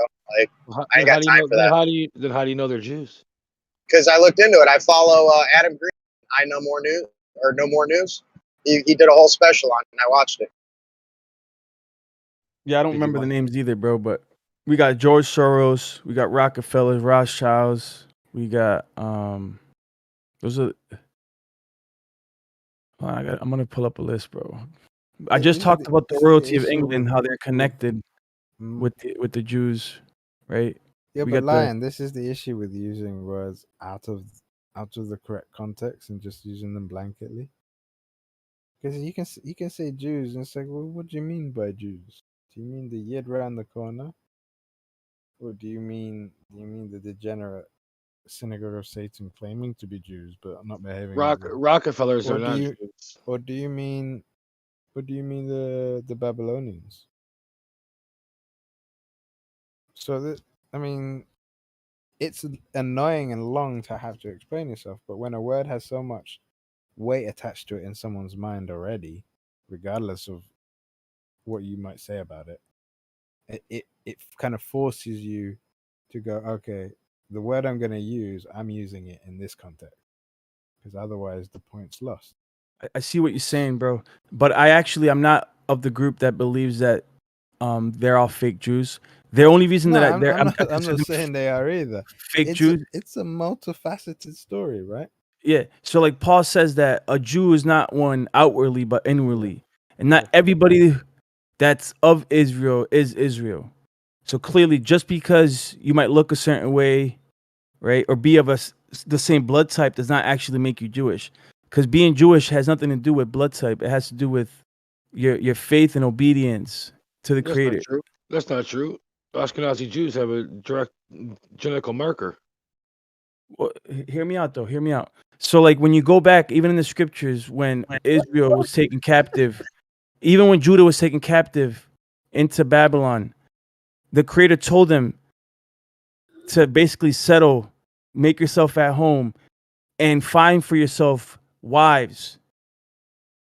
And it was like they mingled their seed with the Babylonians in the first captivity. And they continued to mingle their seed for the next 800 years with, or 600 years with the Babylonians and every other nation that was around. So you can't really separate Babylon from Judah, because from the get-go, they were mingling themselves with the Babylonians. So even if what you say that they, or what are they, Babylon? Like, yeah, they are Babylon. That's why Jerusalem is considered Mystery Babylon. Nah, Jerusalem isn't Mystery Babylon. I mean, in my opinion, it is, because in Revelation it says the great city where our Messiah was crucified, the whore, Mystery Babylon. That's the great city. But either way, wait, which verse are you referring to? In Revelation, where it says where our Messiah was crucified. That's the where, which verse? I don't know it by heart, but I gotta find it.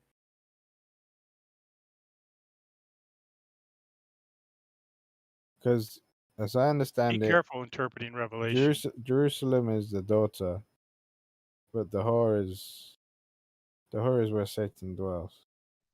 Be careful interpreting Revelation. It was written in code to begin with. Yeah, I wouldn't even worry about it. Wouldn't even worry. Revelation 11:8. All right, 1 second.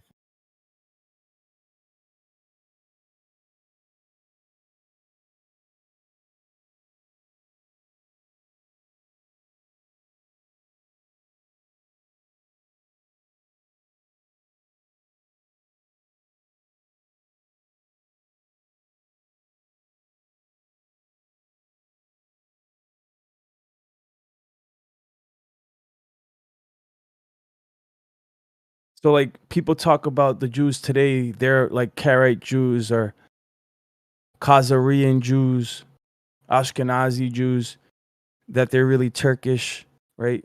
They're not actually of the original Yahudim. I beg to differ, because if you look at the migration of Judah after the Roman invasion, even before the Roman invasion, they had Jews that not only went to India, and there are Jews in India that look Indian. You had Jews that went and settled in modern day Turkey. Like they went and settled there and established themselves there. Real Jews that eventually did mingle themselves with the Turkish people, with the Khazarians and the Ashkenazi. But it was real Jews that mingled themselves with the Ashkenazi. So when they came back to Israel, it's not that they're just Ashkenazi or just Khazarians, right? They actually are real Jews, bro. Well, I think this is actually what we were talking about in the first place. Is that, like, what's the reason why? And I think Jews, again, it's best to talk about Israelites, because yes, some of them are from the house of Judah, but a lot of it's just intermixed. Because even the houses themselves mixed after the dispersions. Yeah. So it's that the dispersion was so effective that you're gonna have a easier time, and it's not gonna be easy, finding a place where there isn't any descendants of the Israelites. That's how vast and complete the dispersion is. And I think the answer is simple, because how else would you effectively bless all nations through one guy and his descendants? It's by putting his descendants everywhere. Everywhere? Everywhere. So yeah, the book that I think you would probably enjoy it's a long read. It's not pleasant. The English is somewhat difficult because of his language. But his name is Yad Davidi, and the book's called The Tribes. Look that one up, Lion, when you get a chance. Definitely, bro. I'm It's gonna end up called buying. the Israelite Origins of Western People, fourth edition. I would encourage to read the latest edition you can, because the corrections to his writing style help make it easier to read.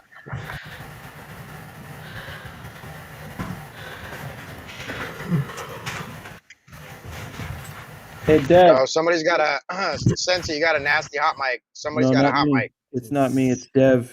Dev, you were hot micing. Now you're muted. I think all is well. I heard you guys speaking about Babylon just really quick. When you're in Revelation and it's speaking of where our Lord was crucified, that place is spiritually called Egypt and Sodom. Never is Jerusalem Babylon, but Babylon is the mother of all the harlots. So all the kingdoms after Babylon are just daughters of the whore. So they resemble their mother in every way, because they have their mother's customs and ways, and they pay homage to their mother. But the mother is Babylon.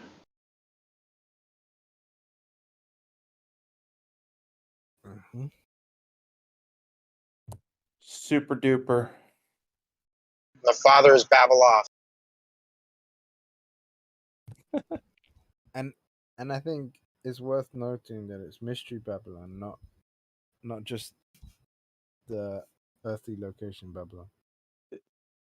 Yo, real quick, while we got a lot of people in here, does anyone have an infrared camera by any chance? Yes. Who said that? Elisha Savvy. But it depends what kind of infrared camera you're looking for, because I have a very specific type. Fleur camera. I don't know. One that sees in it. What's that? One that sees in the infrared spectrum. I don't know. Is there different types? Where's Snacks? He's my camera guy. Because the one that I have, its application is for like it's like snapshot application. So if you're like doing engineering works type stuff, so you're checking like, is there any heat leaks in some equipment, for instance.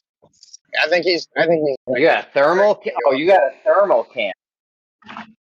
Yeah, but it's I infrared as got well. a thermal cam too. One of those flare cams. Yeah. I heard your Am I lagging? your good eye season. Yeah, it's lagging a little bit. I heard your good eye season like predator vision. That'd So be dope. Maybe I don't That'd have be dope. what you're looking for. Carry on. I was just telling one of my coworkers.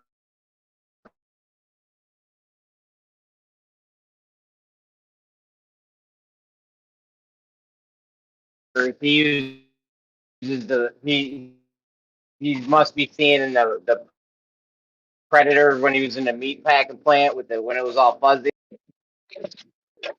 I think he might be breaking up a little bit. Yeah. Yeah. Yo, am I Start your robotic? story again. No. Jeremy, you're roboting big time. You're in and out. And that's not good news.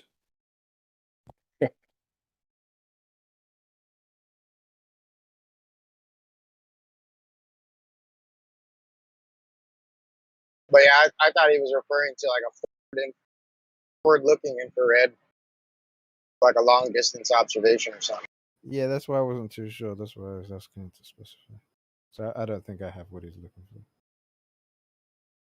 I saw one on Craigslist for like $2,000, and it was a $4,000 camera, so it was like half off. I was gonna buy it, but I'm like, what the fuck am I gonna do with this thing, dude? But you know what? I wouldn't say it's easy, but most cameras have like the ability to receive infrared. So all you have to do is eliminate all the other things that they're receiving, and then you What, have like your image. adjust the ISO? Yeah, well, not just like that, but something like not that. It's not that simple, but effectively.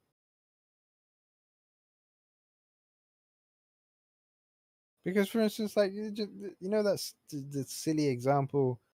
Because I don't think it's the same these days. But some of the old phone cameras, they weren't done very well, and you could see the blinking of like the remote for your TV, for instance. You can't see it yourself, but your camera can see it. So maybe you get a fancy camera, play with the settings a little bit, or get somebody to play with them, and then you don't have to spend these crazy amounts to get the shots that you need. That would be my suggestion, unless you have like. Okay, can you guys hear me now? Yes, go ahead. So yeah, we need to do some long range, maybe short range, short, long, mid range stuff. Just to see if you can see farther with the thermal, with the infrared vision or not. I'm pretty sure he can, dude. You know, somebody goes back. We got what's up?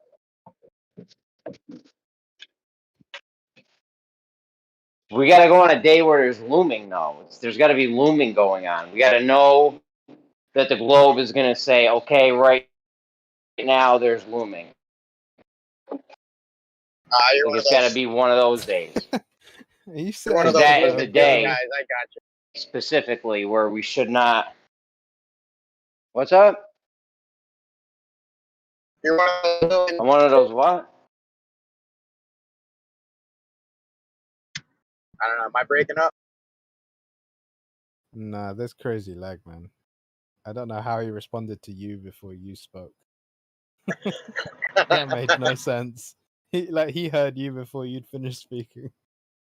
Oh, that was rad.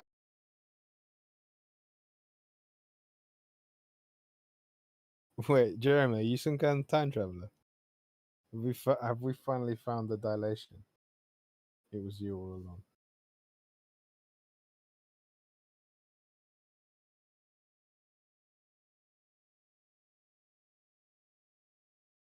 You guys can hear me though, right? Yeah, I can hear you fine. Okay. Did you hear what I said to Jeremy or no? What did you say? I didn't quite catch all of it. I said he's a doom and loom guy. Oh, okay. Very droll. But yeah, like, what's he referring to specifically? Like, what's this claim of looming that he's trying to? I think he's trying to see if we can see the horizon at a further distance using infrared. So I thought this has already been established. Yeah, what do you think about? Oh my god, it's like you don't even pay attention. Can you guys hear me? Yeah, we hear you, Jeremy. Go ahead. Okay. They say infrared cuts down on refraction. We need to go on a day when it's looming, when there's tons of refraction. And if it cuts down on the refraction, we'll see less as far with the infrared because it's cutting down on the refraction. So we shouldn't see as far. Isn't that the wrong way around? If it cuts down on refraction, then you see further, wouldn't you? Doesn't the refraction obfuscate your view? Well, I think from their perspective, they say refraction allows us to see further. Oh, right. The bending around and seeing the back of your head thing. Right, right. These guys Trying to falsify the claim, right? Yeah, I can't be bothered to engage with those arguments. That's the problem. I had them like what for the last 10 years. Stupid. Wasn't that one that was released a couple days ago from Israel to Crete? Wasn't that infrared? I don't know. I've not seen it. The 616 miles.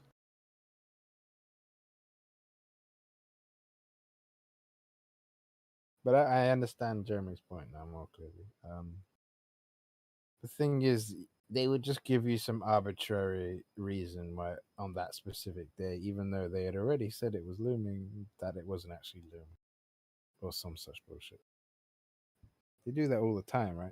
They never actually engage with what's addressed. No, listen to me. Listen to me. There's two specific claims on the table. One of the claims is when we can see too far for the geometric globe, it's looming. That's the first claim. The second claim is infrared cuts down on refraction, aka looming. So, with the infrared on a day where there's lots of looming, and we get the infrared out side by side with another camera, we shouldn't see as far if their claims are all true. You feel me? Yeah, you should see less with the infrared according Yeah, to their claim. But that makes no sense, bro. I agree, it's a good setup. Well, I mean, but To them. they're but you know we they're still gonna gotta find test it. some. Yeah, they're gonna find some way to disregard it. But it's a good setup in principle. There's Elijah, nothing have they you can seen say. that? Sorry. But you don't need to spend too much though. You could just get a reasonably priced infrared camera of similar capabilities to the one that you're having side by They side. just did one, dude. It cost the guy $400 for the camera. It was an infrared camera, cost him $400. The whole setup was $600, dude. He literally filmed Crete from Israel, 616 miles away. Granted, it was mountains, but either way, that whole mountaintop should have been obscured by like 6,000 feet. No, 200,000 feet of curvature. It was 37 miles. Is all your flat Earth evidence based on Israel, Ryan? No, that's the most recent footage, and it's coincidentally happens to be from Israel, which is hilarious because I adore Israel. But it's 616 miles, bro. That's the furthest I've ever seen any video. Like, I've seen 60 miles, I've seen 30, 40. I seen some years back, I seen one of 300 miles in the Nevada desert where they were able to film 300 miles. So you said this is was done in the last couple of 616 days? miles. Yeah. I thought it was 116. Now it's 616. 616 miles. What next? 616.66 or what? Probably. Dude, I'll pull up the video, bro. Yeah, can you send the link? Because if this happened recently, it'd be Dude, worth I looking into. was ecstatic. I woke up one morning, everybody was talking about it. So what is the length? What's the length of oh no, the width of the states from end to end, like the fattest part of the fattest. Hey, let's not fat shame America, bro. Yeah, but you know what I'm talking about, right? Across the longest part on the, If you're a flat earther, you have to watch this video. It is your duty as a flat earther to watch this video. Listen, this is the best evidence so far that I've seen. Like, what convinced me originally was the laser bezel experiments from like Switzerland was the one that convinced me. But even the lasers have they're prone to error because lasers actually do bend, contrary to popular belief. The lasers do bend according to some data that I looked into, scientific data that does show because of gradient density, the lasers can bend upwards or downwards, so it can throw off the test. But dude, the infrared is insane. Bro, lasers are light and infrared is light. What are you talking about? No, the infrared cuts down on any refraction or bending of light. That's why the infrared is a. He's talking about visible light. Like, I agree with the Globers on this position that light does bend. There's flat earthers that believe that light doesn't bend. I disagree. Light does bend. I've seen it for myself. I've done the test. Light bends. And those that say that doesn't, they don't know what they're talking about. So to give them the benefit of the doubt, does it bend around a curvature? Theoretically, it could, right? It could. But when we're talking about 616 miles and you're seeing the level or the surface of the earth, bro, that should be completely obscured by 200,000 foot of elevation, or not elevation, of curvature. You can't explain that with the bending of light, dude. If rainbows is your evidence for light bending, dude, I think you need to lay off the Lucky Charm. No. Yeah, lasers bend over the longer. Like, if you point a high-powered laser over the surface of the water, because it's going through humidity and gradient density, it will bend, bro. Like, it really will. That's called diffraction. That's not bending. Yeah, that's just quibbling over terms, though, isn't it? Okay, so you know what I mean, though. Like, I'm not trying to be semantical because I'm not like a science nerd. I don't know all the jargon. But what I'm telling you is that light visibly does bend through different gradient densities, even in the atmosphere. It truly does, bro. At first, I didn't want to believe it, but then when I really looked at the data, bro, it does bend. And the more, like, you can't use a laser experiment this far out. 600 miles, the lasers would definitely bend. Like, I know think for I'm a gonna fact. call you Spook.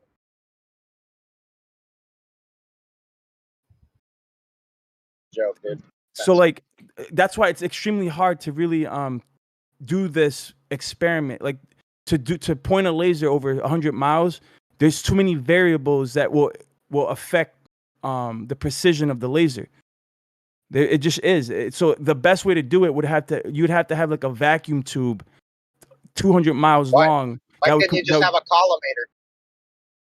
And then you would have to put the laser inside the vacuum tube, so there would be no refraction or diffraction or any environmental factors at play. All the variables would be completely discounted. Series of colors, like out along the distance. Can you repeat yourself? So why couldn't you just have a series of collimators spread out along the span of the distance to keep the laser light from refracting? Yeah, that's what I'm saying. You'd have to build something to prevent the laser from diffracting or refracting, whatever you want to call it. However way you would accomplish that. My test, what I set up in my mind, I haven't done it yet, but I just proposed the idea was to set up a series of lasers prior to the laser diffracting. Like, let's say that the laser diffracts at 1 mile. Well, we set up the next laser at half a mile. And we just carry that same tangent consistent across across the distance to showcase the rigidity of that tangent. That would work. That would work because then it would cut down on the compounding effect of the diffraction and refraction. That would absolutely work. So yeah, that's another method you could do too. But you can't completely discount the fact that there's a real phenomena of laser diffraction and refraction. Like, I don't ignore that anymore. Like, I agree that is a thing. It's a real phenomenon. The funny thing is about that phenomena is it works against their arguments. But it's weird because sometimes it bends upwards and sometimes it bends downwards. Exactly. So it's not like it never has helped them. Yeah, it's not steady. So like it wouldn't explain how you can see 660 miles and from Israel to Crete thing, which is all the time. Really, really important. These are visual phenomena, which means that the horizon is a visual phenomena, which means the claim that it's a physical obstruction goes out the window when the moment they insert anything about refraction, because they're moving the goalpost from their claim to something else. Well, I think they left that argument behind. Like, I don't think they claim not all of them physical anymore. Well, yeah, I mean, maybe like the guys that are stuck in 2015 or something. Yeah, but the thing is, how can you get away from the fact that it's physical? Because I mean, that's the claim. They're claiming that we live on a sphere. So they could try and do it, but like ultimately, was that talking to Jeremy? Was that Jeremy talking? No, Deisler, you were talking. Deisler. Well, no, because Jeremy has a good experiment too, where you'd set up a plumb, right, and then you would build 10-foot sections, and you would just keep it level to that plumb, and then you just hold on. keep What going. Are we doing? Not you. Gosho's mom ate the plum. What's going on? He's trying to revive your experiment about something with a plumb and a 10-foot section. That's another viable experiment. Nah, that's not my thing. Oh, somebody came up with a plumb I don't know line, what you're talking about though. and you would put 10 foot. Jeremy. I think it was Jeremy, bro, because you would put 10 foot. I or invented 5-foot the plumb sections. line. Yes. No, it is a viable experiment that anybody could do. That's some Xanax shit. That's some Xanax shit. I invented a plumb line. All right, what's next? Your junk is not a plumb bob, buddy. It's not plumb bob. It's Jeremy Bob.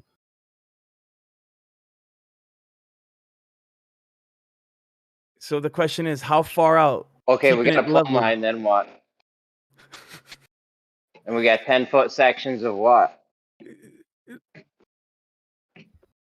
10-foot sections of the straightest steel. This might have been someone else's thing. And then you would go out, right, in 10-foot sections and keeping it level to the original plumb, the plumb ball. plumb line, whatever, the original plumb line that you made, right? And you go out 2 miles, 3 miles. At what point is it not level anymore? Yo, Well, if you you can had do a that. 1 mile long wall, if you had a 1 mile long wall, hold on. Yeah, basically building top. You had two buildings side by side. You can cross measure from the bottom of the one building to the top of the other, and vice versa, and see if there's any difference. Yeah, I remember that one. 2 plumb lines that I invented. We hang them out of a skyscraper, the same skyscraper though. And you got like 1,000 feet or something, and you just have a mad heavy weight on the bottom of it, day where there's no wind, and just measure the top and the bottom. But you could tangibly measure it. I don't know how high you got to get though. You might have to go to the Burj Khalifa or something. Well, if you had two buildings spread apart from one another, the measurement from the tops of the buildings should be larger than the measurement from the bottom of the buildings to each other. Yeah, but how do you? Yeah. But how do you get that measurement? You could use a laser rangefinder. I mean, there's multiple ways we could get the measurement. Those are pretty accurate, but you still need. Those are fairly accurate. I forgot what the accuracy on them was, but it might have been 1,200 feet or something. But there still have to be stupid high buildings or something. Well, no, they have to be far enough apart. Like the further apart the buildings are, the more it would showcase the indifference between they have the to be tops. tall. They have to be tall. Well, yeah, the laser range measuring tape. Hold on. The problem is the laser tape is only good for like 1,000 or 1,500 feet or something. So they got to be high and not far apart. They got to be literally like right beside each Otherwise, other and then high. But even then, if you're that's the using thing a is you don't. It's too negligible. If you have the buildings too close together, the indifference would be negligible. Like no, you because want the it. difference You shows want it to as be it gets extreme. higher. Die slow. If they're far away, then the difference between the measurement at the base versus at the tip is going to be very similar if they're far but short, right? What you want is disparity between the measurement at the base and the measurement at the tip. So you want them to be closer, and then find that and tall. Closer because you won't be able to even measure it adequately if it's far to begin with. I'm just stuck on you touching tips or whatever. We're talking like 6 foot tall, or what are we talking? No, we're talking about like mile high. That's unnecessary. But it's not gonna be like adequate to begin with, because if you're using a laser rangefinder, that still is susceptible to refraction. So they'll just say if there is a disparity, they'll just say it's refraction. Yeah, that's the problem with lasers and shit. All right, well then we'll take a rigid string line and we'll stretch it across. That's better, yeah. Yeah. So there's no room for error. Strings are hard though because they do hang. There's still pressure in the middle of a string. We're gonna have something that's got minimal slack, something that we can apply massive amounts of, so that there's no possibility. That won't work either, because they'll say that gravity is closer towards the center, so they'll say that there's more slack. It's way down more closer, and that's why it's shorter distance. Never mind. That would work in their favor. Right? So yeah, no, that would work. The slack on string would work. What if you had like anchored? What if you had like 2 hot air balloons that were anchored horizontally, and you had their plums just hanging down? Well, the problem is those things are, even if it's anchored, I mean, there's still room for them to say that. Like the whole point is that you want to be able to consistently repeat the experiment with having multiple different people performing the experiment, so that there's no room for them to say, oh, this happened or that happened. You know what I'm saying? You would have to build, like you said, bro, a 10-foot section over a 3-mile distance, and just have it perpendicular to the original plumb bob, and just keep it going. If there is no curvature, right, it's gonna stay perfectly leveled with the earth. If there's curvature, those segments, those 10-foot segments, are gonna start diverging. There's gonna be a difference between the earth and the perpendicular plumb. That's the only way I can think of. I could do something if we had a 1 mile or 2 mile long wall that I could draw on. We could go get 3 machined pieces of metal, something like in the shape of a spirit level or a yardstick or something. You get a machined, all precision machine to the millionth of an inch or whatever, and then you like leapfrog them, and you flip them every time too to get rid of any like errors that may lean towards one side. You know what I'm saying? Like you have one end to end, and then you put another one on top to make sure it's all lined up and shit. Yeah, the problem is anytime you start adding precision parts, you're running into a room for error to be interpreted.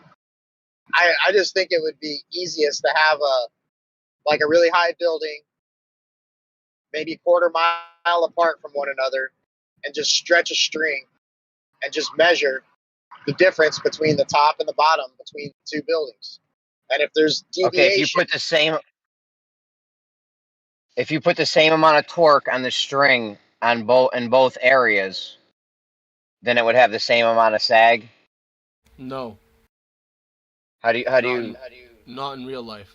In real life, because it's less dense as you go up. The string it'll have more of a downward acceleration. It'll have more sag because there's going to be more disparity between the density of the medium and the density of the object. But that goes against what they say. They say as you go up, gravity gets weaker and stuff, and so you would expect less sag. If you can keep it within like 1,500 feet, you can use a laser radar measuring thing. But in order for them to be 1,500 feet apart, they got to be dumb high, like New York City skyscraper shit. It doesn't matter. You know what you could do? Just prove or disprove gravity.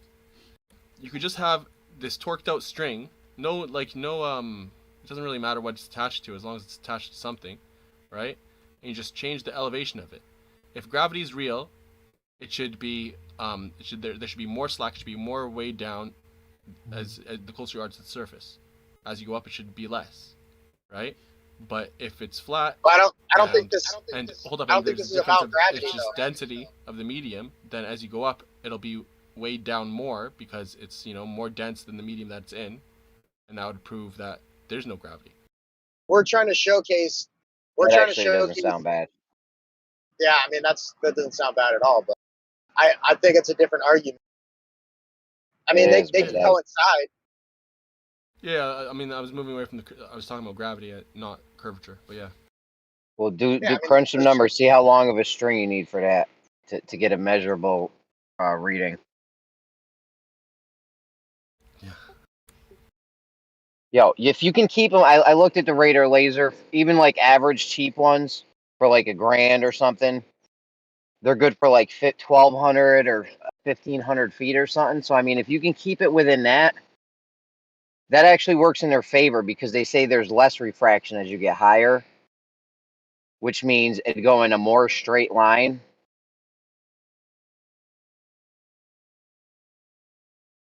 I don't know if that's the best way to measure it either. If you could do it, okay, here's how you do it. You do it on the same building, each corner of a building. That way you could like put a physical tape measure up to the side of the building, and you know what I'm saying? Oh yeah, that was the point that I was making, is that there should be a noticeable difference between the measurement between the two buildings at the bottom versus the top if the surface is curved. No, but I'm saying use the same building. That way there's no sag or nothing. You could just do it on the side of the building with like a physical tape measure.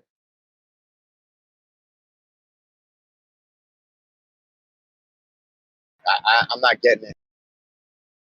You got two corners of a building, same side of the street. you're hanging plumb lines out of each corner of the building. Then, in order to measure the distance, it's just a matter of like, you could put a tape measure up to the wall and run a tape measure along the wall. But like I said, the closer the closer those two plumb bobs are, the less deviation you're gonna have. That's why they got to be. Well, they can be high. They can either be really far apart and short. Like you could have plumb lines that are 1 foot high if they're like 10 miles apart or some shit. Or you could have them be 10 feet apart but go thousands of feet in the air. Maybe not 10 feet, but like 100, couple 100 feet. I don't know. What do you mean they could be far and short?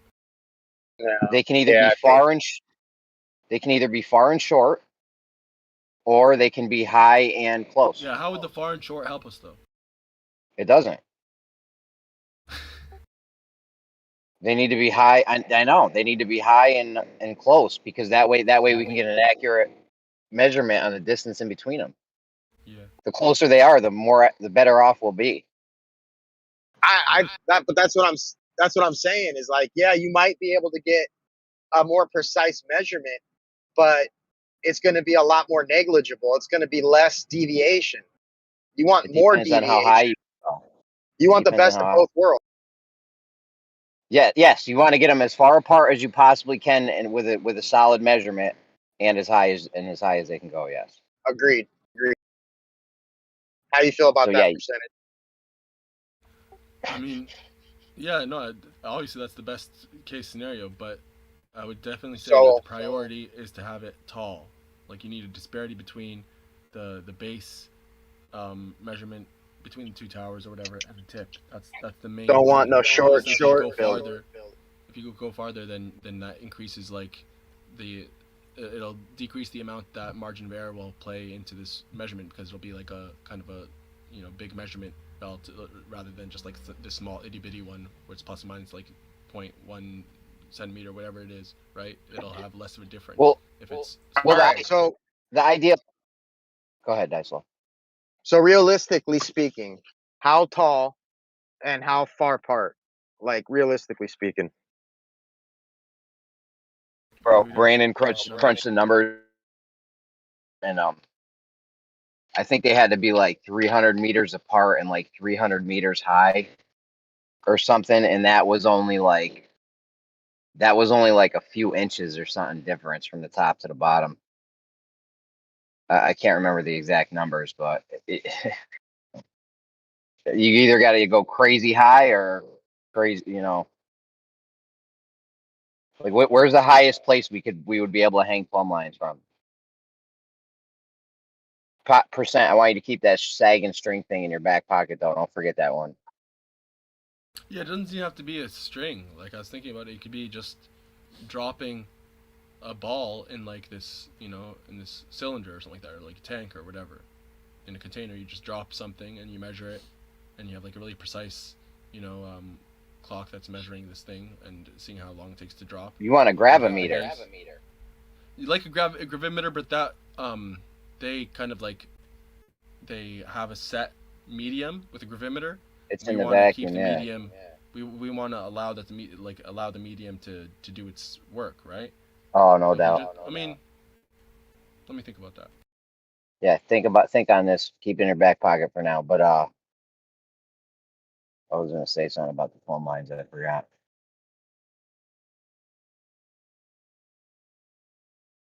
Yeah, I feel like the medium might help or might hurt, because if you have the medium in it, then by their logic they say that that gravity gets weaker and that affects the medium, right? So if you factor in the medium, it shouldn't matter, because gravity already controls the density of the medium, they claim, right? But if you control the medium, the density of it, then as this thing drops, it'll be more specific to the effect of gravity. I think you can do it both ways, honestly. Oh yeah, here's the thing I was gonna say about the plumb lines. We could do that shit outside. If you have a heavy enough weight on the bottom of it, Like if you get some 1100 paracord or something, you could put 1,000 pounds on that shit for your plumb bob. Like that's gonna take a lot of wind to move that shit, ain't it? Or I don't know how that really works. It depends on what you're hanging, but yeah. 1,000 pounds worth of weight. Yeah, but I'm saying like how condensed is it? How much surface area and stuff like that? That'll be the factors of how much the wind will, how much drag it'll exhibit. Well, we could put the weight in a fucking Well, box yeah, out of the obviously the wind. heavier it is, the less effective drag to begin with. You just string up Kosho's mom from her big toe, bro. She ain't. All right. I don't know. It'd be obviously better to do indoors. That's tough though. You'd have to have like 1,000-foot fucking thing, like hundreds of feet apart or some shit. No, I think you you guys are just could do creating it issues, outside bro. and then just where the plumb bob is, like off the ground, you could just have like like a barrier, like some wall or something like that. Just like a refrigerator box. Why, So the why weights don't couldn't get. why couldn't you, with the plumb bob arrangement? Why couldn't you anchor the cord to the ground and then take it to the top of your building? And at the top of the building, you've got a pulley or whatever which has left to right adjustment, and then you can just move the pulley left or right until you get a 90-degree angle. Make it perpendicular that way. So that way you don't have to allow for your, the weight at the bottom swinging in the wind. You just anchor it to the ground. Because now it's biased. You want it free floating so that they can't say this or that or the other. But I think you guys are coming up with all these hypothetical issues that might not even arise. Like, what next? We have a space force there in case aliens attack. I mean, just fucking let's do it and see what happens. But 90 degrees is 90 degrees. What bias can there be? The plumb bob cannot be attached to the Earth at all. That Okay. defeats the purpose of it. The whole point No, is that's that I actually thought about. I actually thought about anchoring to the ground before too, but then I realized like, yeah, it's gotta be free hanging.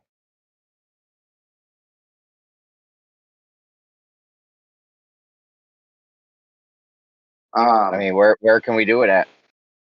We could even do it at inside of a building, like think of like a big stadium type building, like a warehouse style, building, like an Amazon fucking building type deal, and just go from one end of the building to the other on the inside. All right, and we can measure it from there. I mean, it's not going to be as high as we want it and as far as we want it, but it would be a start.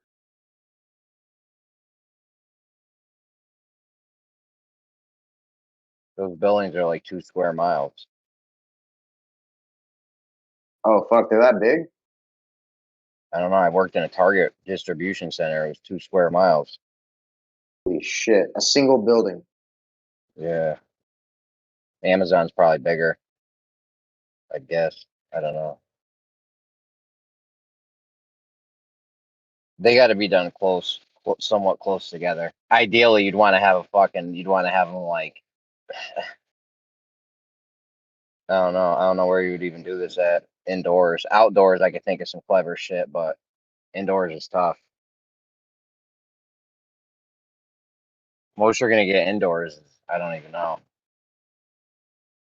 a few 100 feet.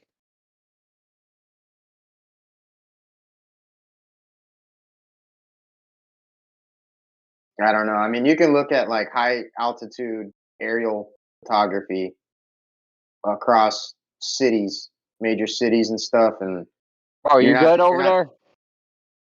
Or you need help screen. still? Oh, my bad. I'm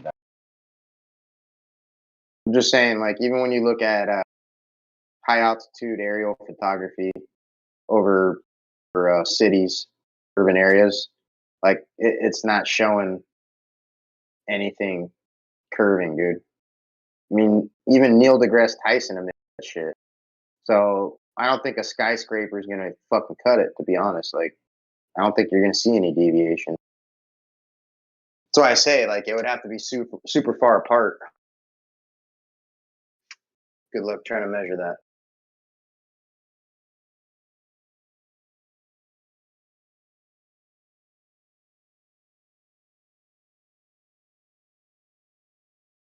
I just looked up the biggest building in the world by square footage. Are you sure, Jeremy, that 2 square miles? Because this is saying the biggest building in the world is the Boeing Everett factory, and it says it's 4.28 million square feet. And when you convert that to square miles, it's like 0.15 square miles. That's supposed to be the biggest in the world, 0.15 square miles. Yeah. So we're. Oh no, the Target distribution center is pretty fucking big, dude.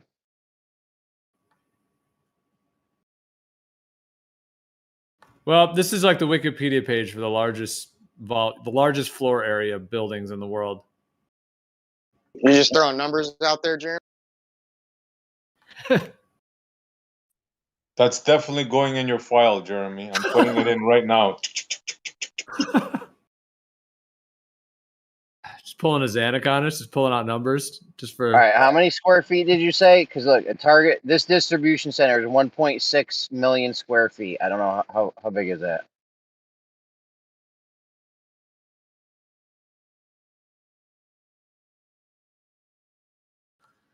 Well, let's see. This is saying the largest floor area in the world is actually a building in China, which is 18.9 million square feet,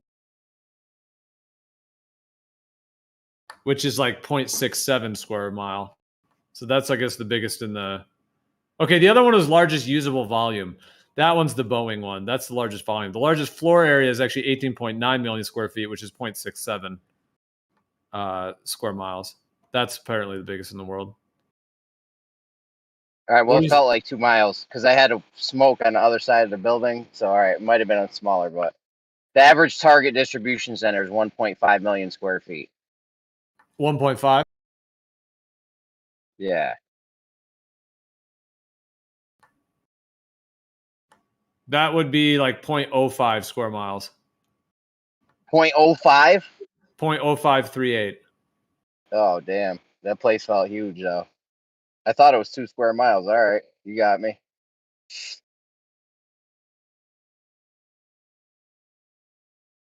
Well, by the time I got to this fucking smoking spot, I worked diagonal from the smoking spot on the whole other side of the building.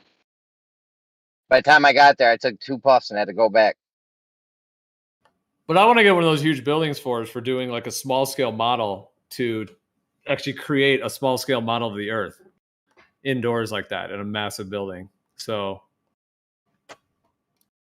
that would be awesome. And then we could recreate like refraction effects, recreate long distance observations, and actually make a floor that is scaled down to what the Earth actually is. And then we can see it's like on the smaller scale.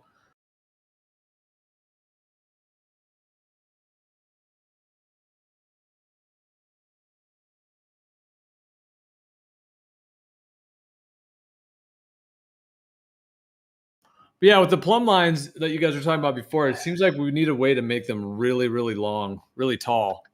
Because like the higher they go up in the air, the easier we can measure that distance at the top of them because there'll be more separation. Yeah, like I'm thinking about fucking wells and shit. Like where, like anything, anywhere we can hang these things. Yeah, they got to be really tall.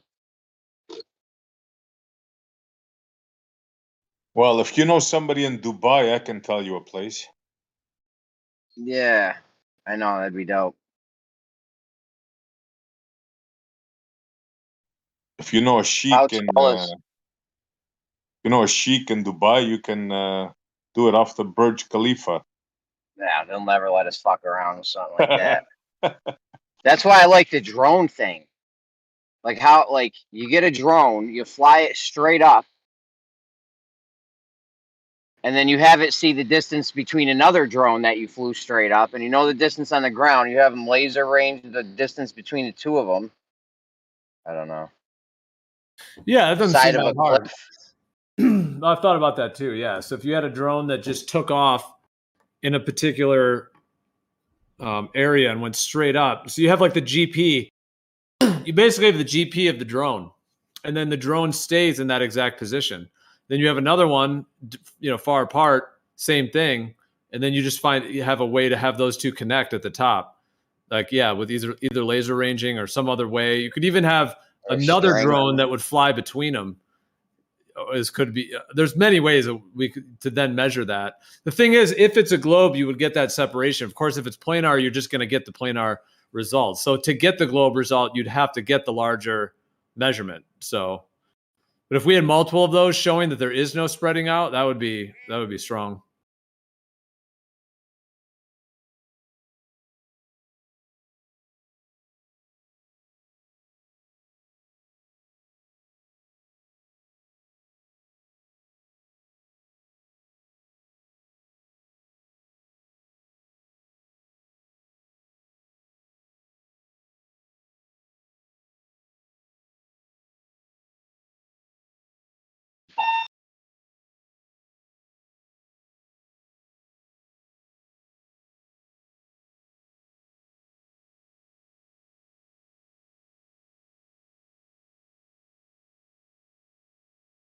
Like how tall of a tower and how far down can we dig? Because that's really what you want. You want to go up as high as you can and then as down low as you can. I just saw this video today. I just saw this like YouTube short video earlier, and it was showing like they put a GoPro down like a mine, like a shaft in a mine. Wow, I mean, it was going way down there. It was unbelievable to see it. Just this camera, just deeper and deeper. So yeah, you go all the way down there, all the way down there. Shoot a laser all the way up. That'd be cool. Is it like miles?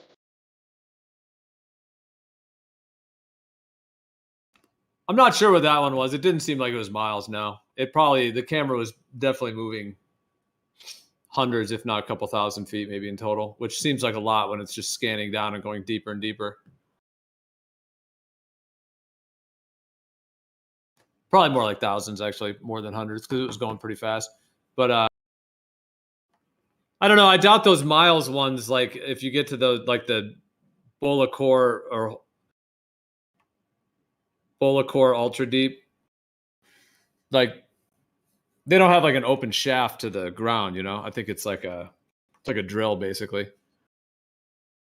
Yeah, that Cola borehole is not even vertical. I don't think. I think they kind of went sideways. I'm not sure, but I mean, dude, if we could find a mine shaft or something that's like a few thousand feet or something, that might be good right there.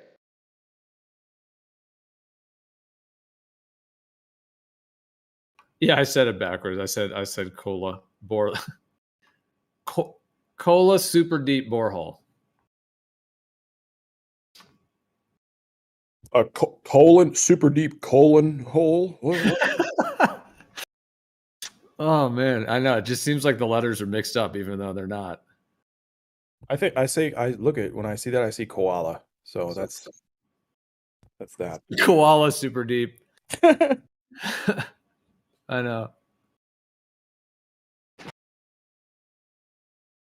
Well, somebody crunch the numbers real quick and see how high we got to get. If we, the thing you'd want to do is have like be able to put a meter stick at the bottom and have it be touching both the lines, and then just bring the meter stick up to the top and see if it's, one solid piece. Guys, I hate to rain on your parade, right? But no matter what you do, you know what they're going to tell you? It's not far apart. They're going to tell you need at least 69 miles to even view 1 degree. This is what they're going to tell you. I'm telling you before you even think of anything. It's going to be futile. Yeah, but that degree. Yeah, but that degree is a lot of distance, though. The difference. Yeah. So how are you going to get 2 plumb lines 69 miles apart? And how are you going to view them, Mike? You just got to get them. You just got to get them high. You got to get them really high, like thousands of feet or something. Yeah, like it would be. I mean, if it was a whole degree, it would be. I mean, because 1 degree of 24,901 is 69 miles. Yeah, but think of, when we tell them about the skyscrapers, the skyline, we look at the skyline and we tell them, why do all the buildings look vertical? Oh, it's not far enough. It's only 1 degree every 69 miles. You can't tell. So yeah, but they have a set. they have a set amount. They have a set math for how far apart in inches or feet or whatever that these plumb lines are supposed to get. So, like, we'll already know going into it how high we got to get and what we should expect to see or whatever. You know So what what I'm are the saying? numbers then? What numbers do you have? How high and how wide apart? Well, I mean, Brandon did the numbers a long time ago. It was like 300 feet apart or 300 meters and 300 meters high, and you had a couple inches or something from the top to the bottom. I don't remember the exact numbers, but it's something like that. A couple of inches of divergence? From the top I to the don't know, bottom, bro. yeah. Yeah, I don't know. Yeah, that's. But that's what I'm saying. If we had like a mine shaft or something where we could get like, a couple thousand feet or something crazy, I don't know. We'd have to run the numbers, but I don't know what kind of mine shaft depth we're working with.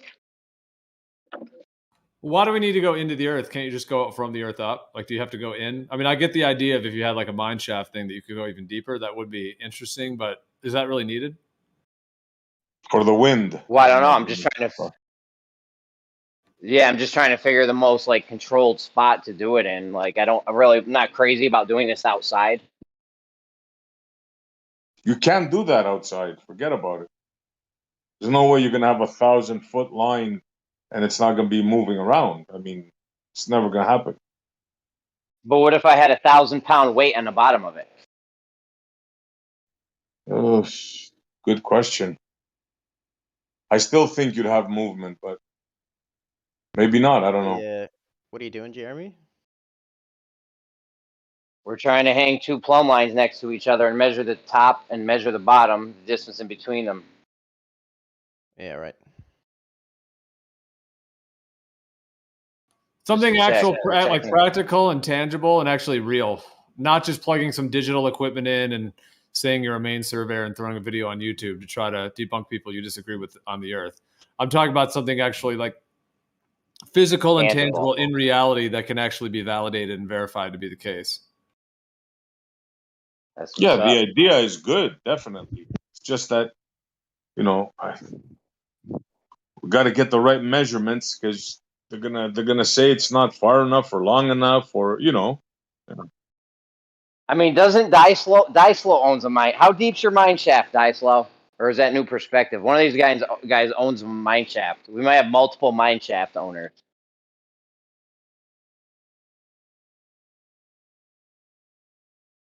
I don't know. I feel like that's the place to do it at, is in a mine shaft. That way you're out of the elements. I have a question. How are you planning on measuring the divergence? I mean, ideally with like a yardstick or something.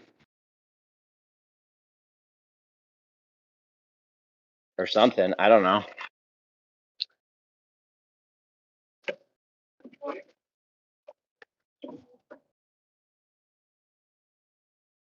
Because if you got 1,000-foot line, right?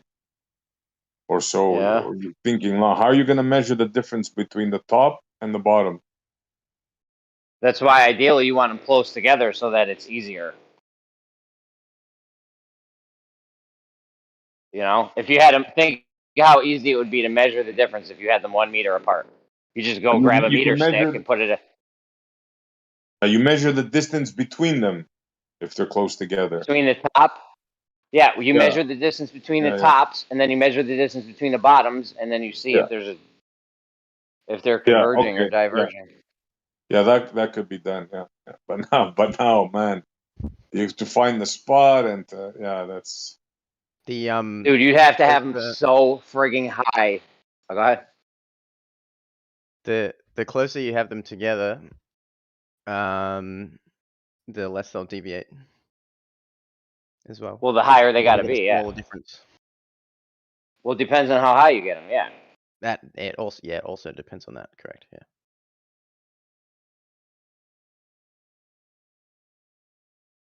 This is a tall undertaking. It's not as bad as digging ditches in the sand and the beach, but it's almost as. I saw someone digging a ditch on TikTok yesterday. They were doing it so fast. Well, the thing is, I think we need to do multiple things, like a multiple pronged approach. I don't think it's ever going to be finalized with any one of these. It's going to take multiple of them, and then enough people will see them in time. Yeah, and it'll get out there enough to where the truth will get out. But yeah, we need to do multiple of them. So I mean, maybe some of the ideas we've had that are more off, maybe not. We could probably skip on some of them, but we need to do at least like the top 30. Top 30 at least. We had some nice harebrained ideas going there for a minute. Oh man, you were digging ditches. You were, what was the other one? Laying cement. No, we still need to do those. We still need to. Jeremy said he said I'll dig a ditch in a day. That's what he said, right? Yeah, he'll have himself. it, he'll have it done by lunch. Before lunch. Yeah. I remember that. I had an $11 million. I had an $11 million piece of memory metal once to take a mold of the curve. Oh, that was another crazy one. Yeah, and then what was the fishing lines and the styrofoam Dude, the fishing floaters. Hold on, the fishing line one is still good. That's like a horizontal plumb line, bro. Well, that's why you were saying a ditch, but it's really more of a like horizontal pipe that's a controlled level pipe to be able to test things in, to be able to test water in and other things. Yeah. Not necessarily a ditch with like mud, but like an actual, like a half pipe, like a half a pipe that's very, very like a long. PVC, PVC pipe cut down the long way. Yeah. Yeah, built nice, like by a professional. Like, get Rakia to put it in. Yeah. That's going to cost. And then you know what you're going to find? Water finds its level. One left undisturbed. Yeah. And you know what the ballers are going to say? That's a curve. Yeah, no, you're right, though. We do need to do multiple of them. But that plumb line thing would be pretty definitive if you could get them tall enough. Yeah, because let's say any one of them, somebody might, even if they see it in person, they might have like almost like an 80%. Like, okay, that's very strong, but it's not, at least for them, it may or may not be definitive because there might be some reason they could write it off in their mind.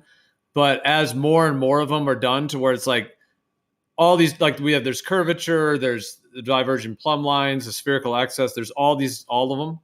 And when they're all combined together, because it needs to be strong enough to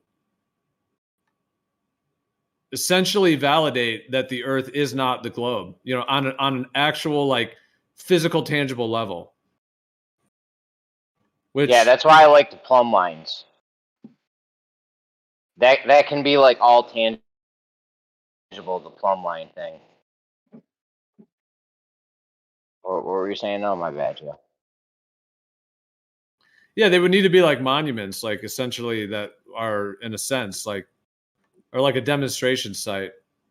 The word monument doesn't necessarily have to be utilized, but just more the sense of like a massive space that you could go verify it yourself, that anyone could validate it.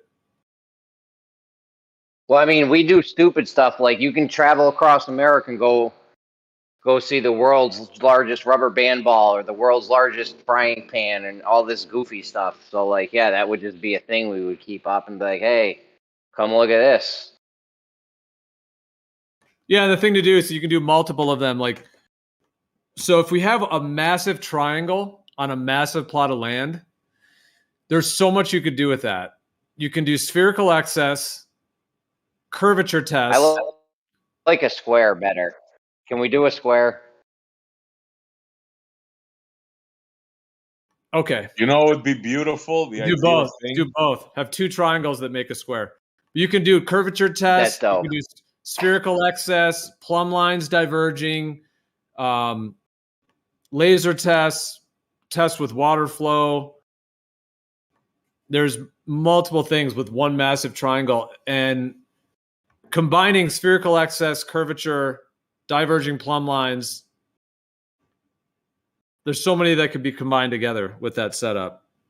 It would be like almost like a mixture of like a spiritual, but also like an amusement. There would be amusement there as well, like community gathering. So it could be used for other positive things as well, but it would also have these components built into it.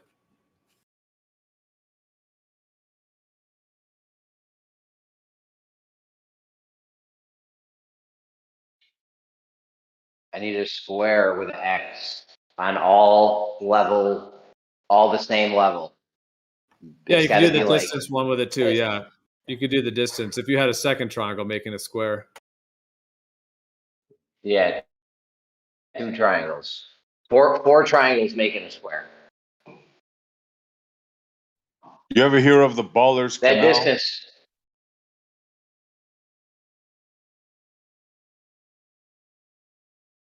I mean, I'm pretty sure I heard you guys run through it. Go ahead. This is the Alice and Bob thing. Go ahead.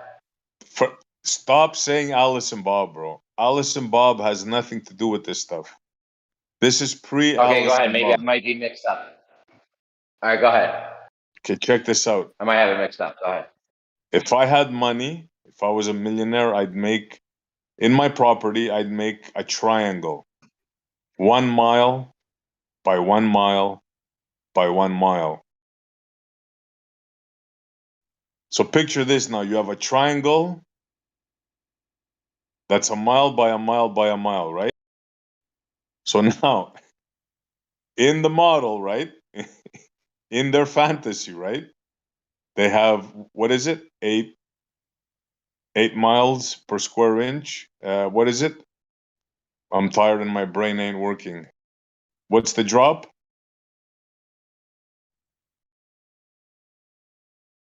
What's their drop number? 8 inches.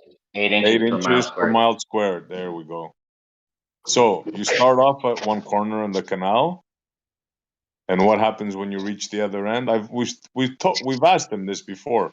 They say drops 8 inches. Okay. Now from that corner to the other corner, what happens? It drops another 8 inches. And then from the other corner to the other corner, what happens? You go up. It's a genius idea, man. Drop from horizontal, we're talking about. Think about it. Drop from horizontal. Yeah, that's what would happen on a ball. You'd have drop from horizontal at every point. How would that work? Yeah, you'd have what they call like a spherical seam. When you go around the triangle, right? When you go from one corner to the next, when you go back to the other, where you started from, are you higher or lower where you started from? You're at this. I mean, if it's the same elevation, if you're at like sea level, in theory, if the land was all sea level, then you would just be at sea level at all 3 points. Yeah, you got a Geo. I'm proud of you. Yeah, but how? It's dropping. Proud of me too. That's nothing new for me. I'm just joking, man. I'm just kidding. You guys could really think this through and make logic out of it? It's not dropping, man. A triangle of water? Seriously. It's dropping from horizontal. When they say there's drop. Go ahead. Forget what they say, bro. Think about it. Just think about it. You have a triangle, a moat, right? You go from one corner to the one you're dropping 8 inches, then you go to the other one you're dropping, then you go to the other one you're dropping. How is that possible? Well, on the a way global, you're describing it's wrong. That's how. Well, yeah, I mean, have you ever played did you play Sonic the Hedgehog? Were you in that era, SE? Did you play that game ever? No, I didn't know. Okay, because there's this special stage. You're collecting these emeralds. They call them Chaos Emeralds, which is kind of interesting. These Chaos Emeralds, and then the evil guys got all these Chaos Emeralds, and then Sonic the Hedgehog is trying to recapture the Chaos Emeralds and save the people. So, anyways, but there's this special stage as you're going through collecting these emeralds and whatnot in the Sonic game, and when you go into the special stage, you're on a sphere, and you're running around, and it's you're running in you can only change direction every square. So it's kind of imagine a 5 foot, every 5 foot, there's another square. So as you're controlling the guys, and every time all you can do is go up, left, down, or right. And he just turns 90 degrees or he turns 90 degrees. Anyways, I'm sure a lot of people have played it, and you're collecting these little spheres actually as you're running on the sphere. But yeah, in that game, you can do that. You can be in one spot, you can run forward, and then at some point you turn left on the sphere or whatever, you go that way. At some point you turn left again, and you can go back to the square you started at. So on a globe, it's the same elevation in relation to the radius of the center to the center. Okay, I get that. But the ballers right now, they think we live on a sphere, right? Correct? Sure. That's the cosmology they were given and believe, yes. So right now, if we go and do this, it should behave in that manner, right? In what manner? Yeah, that's why when I was saying make a huge triangle, I actually think it'd be great to make a series of them. But you were also mentioning an idea with a triangle as well. But because there's a, like, I only mentioned a few, but there's like a solid like 8 or 10 different things we could do with like a series of massive triangles. Yeah, because you got 3 coplanar points, right? Right. Think about that. 3 coplanar points. And this water, the way it behaves, right? It's here. You see, you guys are envisioning some sort of mythical ball that they live on, a model, right? But it's actually here. This is where they say this is happening. Now, I ask you guys, have you ever been anywhere and you've seen water drop? Think about it. If you make this triangle, right, it would be on their sphere. So it would have to have these characteristics, right? But it doesn't. Have what characteristics? Did you say coplanar? Yeah, 3 coplanar points. Yeah. 3 points make a plane. Any 3 points make a plane. So are they coplanar if they're on a spherical surface? Well, okay. Exactly. Good point, brother. I mean, any 3 points connected by straight lines will make a plane. If you start curving the lines over a presumed sphere, like if you start wanting to curve them like that, then you could then make what, if you want to call it a spherical triangle, even though I don't even think the word triangle should be used because it's really not a triangle. But if you want to call it a spherical triangle, that's what you then would create. Those points, though, are still making a plane between each other. They're just spread out. Spheroid, yeah. I'll let you guys think on this because there needs to be thinking on this. Just think of 3 coplanar points, a triangle here on this place where we live, right? That's the fantasy they think we're on. This is where they think they're at. They think level is curved here. And everybody knows that's ridiculous. Anybody that's been on water, right? Anybody that's used the water level or a spirit level knows that's just ridiculous. Water doesn't behave in such a manner. Yeah, I mean, if we had a massive triangle, and actually even a series of them, because to do spherical excess, my idea has always been to have, you start with a very small triangle that you can actually measure and make sure physically is a perfect triangle, coplanar and all of that. And then you start making larger triangles out from that smaller one. So you go, let's say 50 feet out. So you measure with lasers and very exact measuring tools to get exactly, let's say 50 feet or 20 feet, whatever the distance would be, to make the larger triangle. So you're modeling the larger triangle off the smaller one. And if the smallest one is a perfect coplanar triangle, physically measured to be so, and then all of the angles and measurements and distances coming off of it are all squared, it's sort of like forcing the line, but like forcing the spherical excess. So where you start with a small one and go larger, larger, larger. And at some point, as you have larger and larger triangles, so on a globe, for a while, they would be planar. Like you would still be getting them planar, but eventually they would start sort of warping, as we know, as they do, like a spherical triangle kind of concept. So you would not get coplanar measurements at some point. And when the curve started on a globe, you would start to see a little spherical excess, then you would see a little more in the next triangle, then a little more. You'd be able to have a nice range of where the curvature began and through the actual curve. You'd be able to fully measure the Earth that way and actually validate the curve. Of course, if it's not a globe, then you're just going to continue getting those coplanar triangles, out as far as you're able to go. So it would be very definitive when it comes to spherical excess is the most definitive way that I've come up with to do it. Modeling it all off a small one and then also measuring, validating that as you make the larger ones as well. Yeah, with the distance between the triangles change as you got farther out? You mean whether we would choose it to do that way, or isn't that what you're saying? That the sides of the triangle are going to get longer, like make bigger and bigger triangles?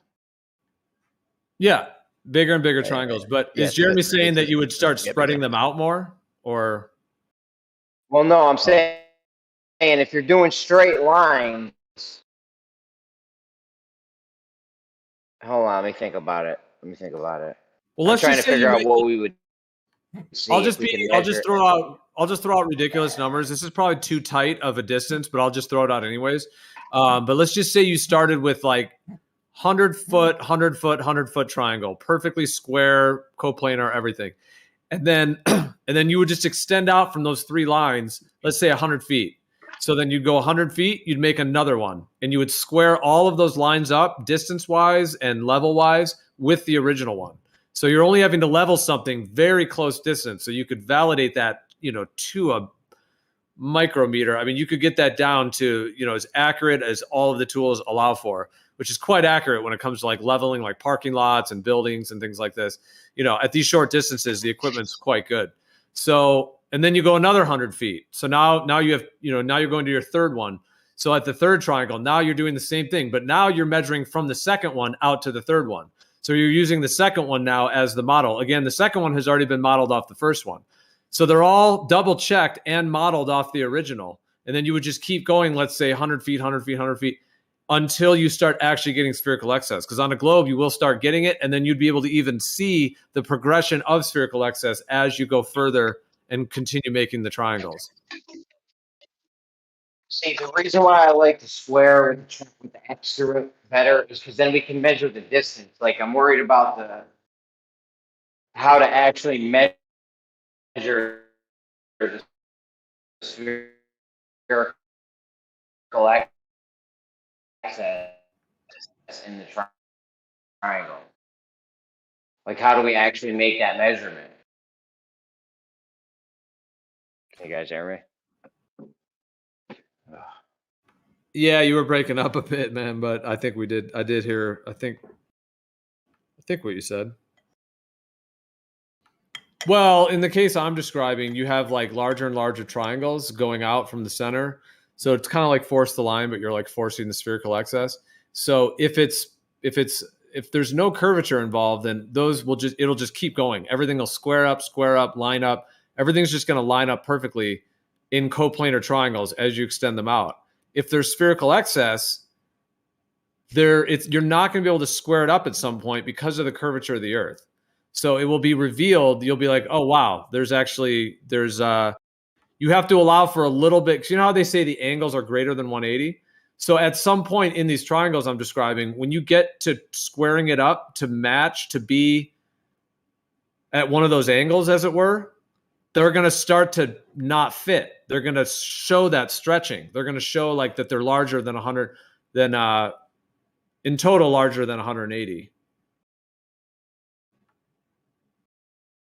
So each angle is going to start to so if you were to once you get to the first triangle that showed a little bit of spherical excess, basically when you're squaring all those boards up, they're not going to meet. Like that one is not going to meet at the same angle as the last one. Because if the last one was coplanar, that triangle all equals up to 180. So at some point you're going to get a triangle that you have to force it, you have to move it basically to line it up in order for it to fit what the actual Earth is doing underneath it, which would then mean that the whole triangle would be like 180.1 degrees, let's say.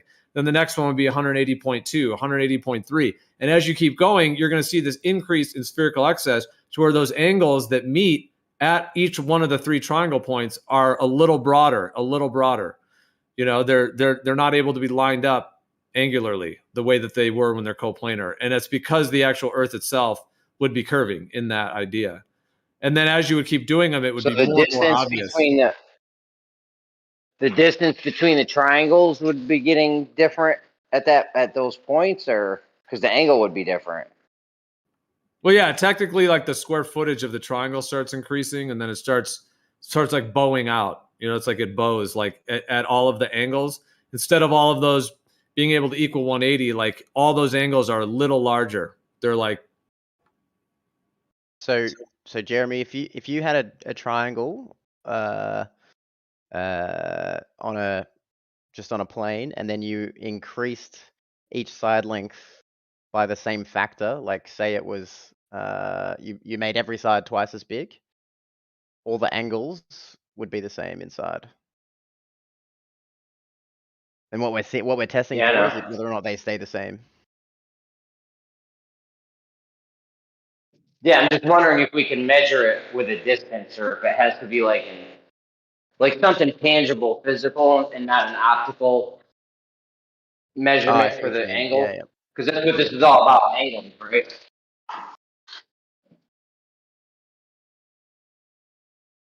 Like, is there any way we could use a distance measurement to sort it out? Or you said the square footage would be different?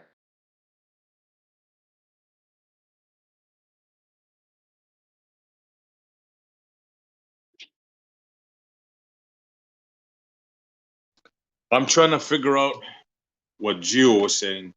How do you envision the triangles getting bigger? Because you're Well, you make them. extending You make them the bigger. length. What? You make them bigger. You're making them bigger on purpose. You're making them bigger. So you're just Okay. going like, you make a triangle, and you go, yeah, then you go 10 or 100 feet out, make a bigger triangle around the little triangle. Okay, so you're assuming the bigger the lines are, because the Earth is curving, there should be excess. Am I understanding this correctly? Well, we're checking to see if there's excess. We're not expecting excess, obviously. Yeah, no, yeah. I don't think Gio is. All right. Okay, I'm trying to get my head wrapped around it. Like, can we use a giant protractor at the angle points, or do we need to measure them optically over the whole length of the triangle? You know what I'm saying, Gio?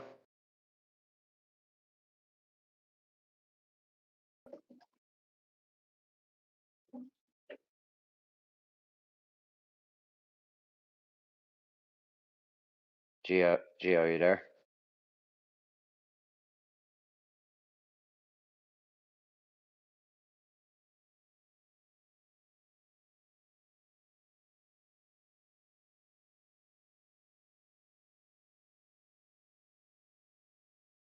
That'd have to be a big ass triangle, but my square is, I think, even bigger. So we need like 100 square miles for my square with the X in it.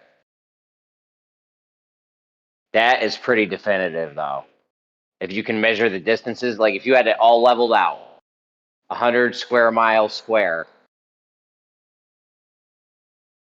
and you had it all leveled out and the X in between it, and everything was all level and like water level, and you check the distances on it, that'll definitely tell you for sure if you can get the distance accurate enough. You guys hear me?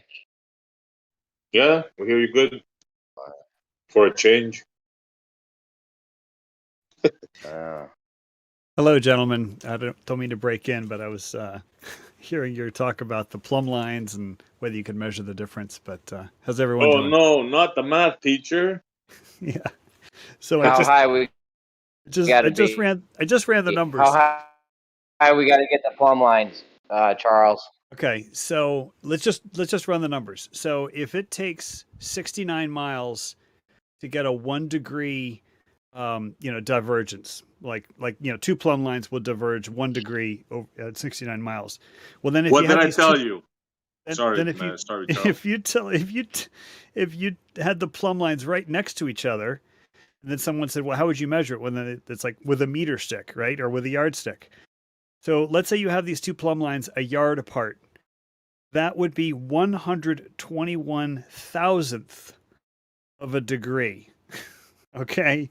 You're welcome, Jeremy. 121,000th of a degree, which means you're talking in terms of microns. And I'm not really sure how you would 1 measure. yard was a little 1 yard was a little ridiculous. Yes. They would have to be obviously ridiculously Yes. high for that, but yes, but some kind of close thing. How about well, do the math for like 100 meters apart. Okay. But 3 had microns. SE had the best question. His question was, how do you measure the divergence? And that's the question of the hour. You know, the Earth is a planet. The Earth is not a ball. The Earth is not a spinning ball. So even if you had these plumb lines 100 yards apart, the question is, how are you going to measure the distance between the top of the plumb lines and the distance between the bottom of the plumb lines, and have that measuring scale be accurate to within, you know, thousandth of an inch? And the answer is, Well, you can't. It doesn't need to be that if you go far enough apart and high enough, you can get it to where you'll get a few inches. And they Right, make but they make laser measuring tapes that'll get you within within that error bar.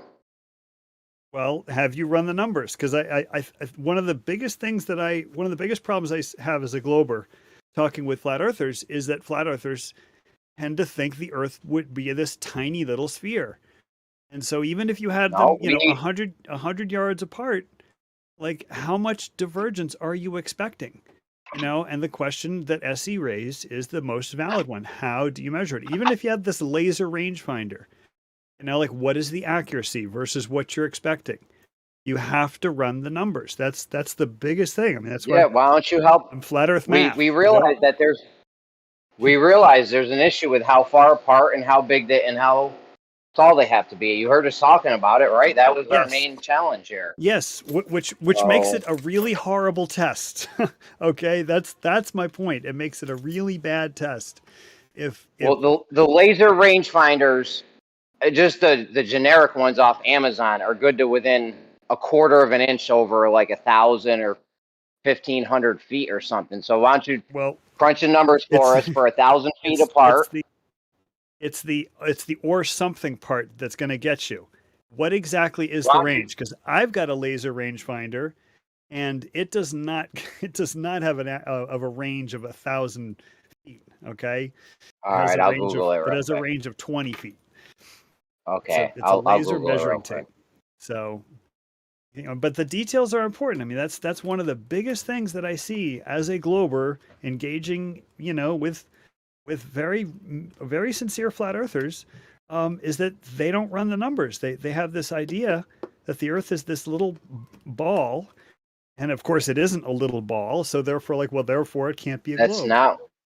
That's not what we were saying. We realized it's a huge, giant planet, and the plumb lines have to be very far apart and very high. Why do you keep saying this? It's not what we were saying at all. All right. So later on in the conversation, you were talking, this is like a half an hour ago, you were talking about how, you know, level water is horizontal, and how ridiculous it is to say that level water could be anything but horizontal. It's like, it looks horizontal. I'll give you that. But it is not horizontal. It's level. Okay, let me ask you a question, Charles. Sure. Have you heard of the canal that I was talking about? The triangular canal? Yes. The one that only drops 8 inches, and then it drops another 8 inches, and then drops another 8 inches? Well, I'm asking you, and I'm asking you in all sincerity, how do you envision it? How would you explain it?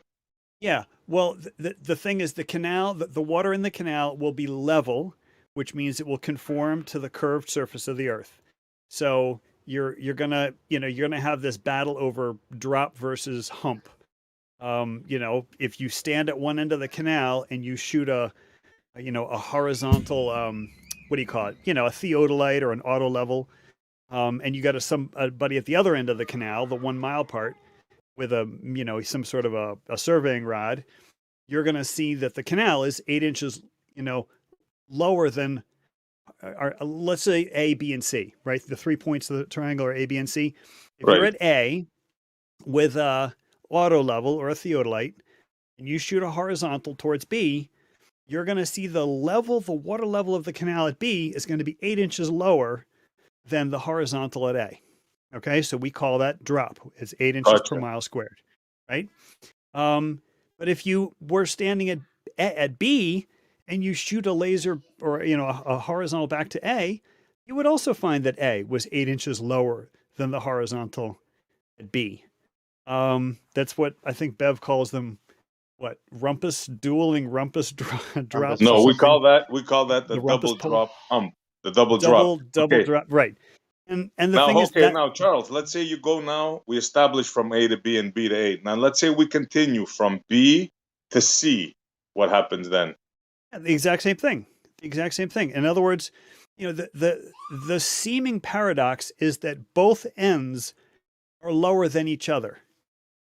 But I say seeming paradox. In actuality, they're at the same elevation because water finds its own level. So the water level in the canal is level the whole way. It's just that if you shoot a horizontal from A to B, you're going to find B is 8 inches lower than A's horizontal. Likewise, B to C, C is going to be 8 inches lower than B's horizontal. That's where you get the whole, the drop thing.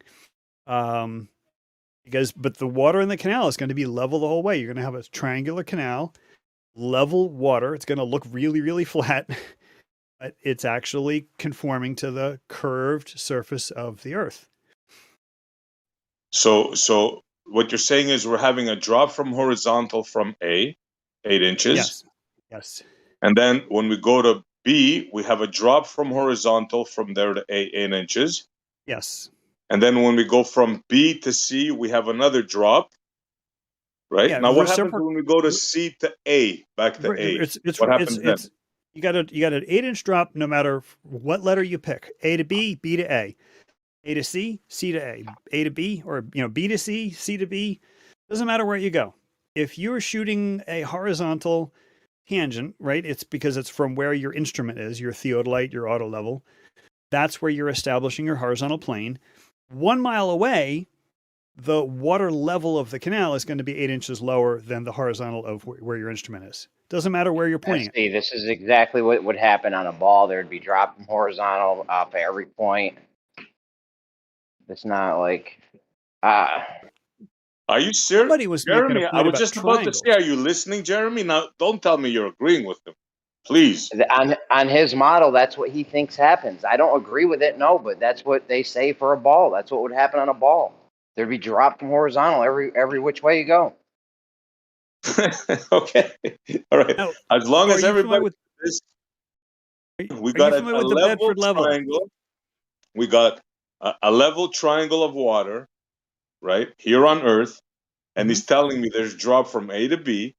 Then from B to A, there's drop. And then when it goes from B to C, there's drop. And then from B back to, from C back to A. It's like, okay, if you guys could really make sense of that and you think that that's possible, more power to you, man. Yeah. Well, are you familiar with the original, I don't know, it was 100 years ago, maybe, the original Bedford level experiment or observation is a better term for it. It wasn't an experiment, but it was definitely an observation. Are you familiar with that thing done by Wallace? There's two of them. Are you referring to the Wallace? Yeah, the Wallace. That's the hump. Done by the Wallace is the hump. Well, or the drop. There's two ways of looking at it. And I'm just going by memory, so please somebody correct me if I'm wrong, because I'm literally off the top of my head. I'm just remembering this. My understanding is that it's a 6-mile straight stretch of canal, and at the halfway point, at the 3-mile point, there was like a pole that they stuck in the water with a disc. And so there was a bridge at the start of the canal, a bridge at the end of the canal. And I think they, because it was a flat, still water canal, the water was not flowing. They measured 13 feet above the water, and they put a big, like a big banner on the bridge, like a big, rectangular black band, so that black band represented the 13 feet above the water. And then the disc, it was like a spotter's disc. I don't know if anybody served in the military, but a big circular black disc on a big pole, and that was 13 feet tall. Again, exactly 13 feet above the water. And then they had a theodolite telescope with a leveling instrument. I guess it was similar to today's auto level. It wasn't a theodolite, but it did have a leveling, crosshairs in it. And that was 13 feet up above the water. Okay. And so when they aimed their telescope basically level. What you saw was the disc was below level, and the banner was below the disc. You hear that, guys? Actual below. And They're they've saying drawn, it was an actual. Yeah, go on. Sorry, Charles, go on. no, but I mean, like, there's drawings of it. You could see, because what I'm very they familiar. Yeah. they didn't have photography back then. So the guy looked through the eyepiece and then he sketched what he saw. He sketched what he saw through the eyepiece. And so you see this horizontal line, and then you see below that is the disc, and then below that was the black band of the banner that was 6 miles away. Okay. So there's two ways of looking at this. One way is to say that if I'm looking horizontally, you have curvature drop. Both the disc is dropping, and then the banner, which is even 6 miles, even further, that's also dropping. So you have horizontal, and you have these two things, one at 3 miles, one at 6 miles, and they're both dropping from horizontal. Now, take the crosshairs out and take the telescope and just aim the telescope at the far banner. In other words, where the telescope is 13 feet above the water, right? The far banner at 6 miles is also 13 feet above the water. So take your telescope and aim it at the banner, okay? In other words, like point to point. They're both 13 feet above the water. Then the question is, where does the disc appear? And the disc appears above the line of sight between the first bridge and the banner at the 6 mile bridge. And that's what we would call hump.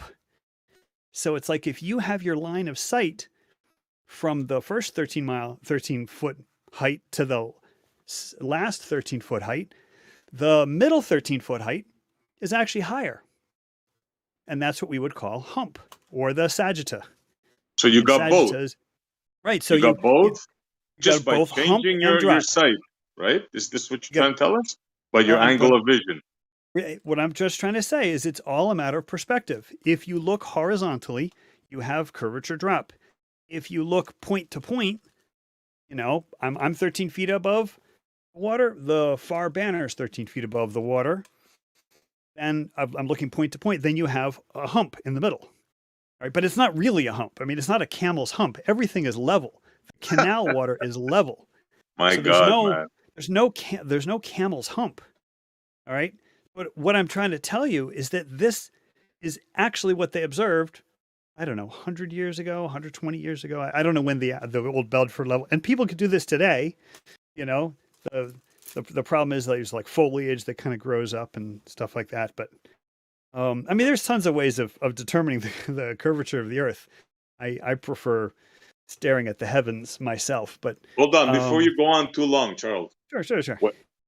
What you're trying to tell us now is, depending on how you look at the water in the canal, there's a hump or a drop. This is there's both. This is what you said, basically, right? Yeah. I mean, if you look horizontally, you'll see a drop.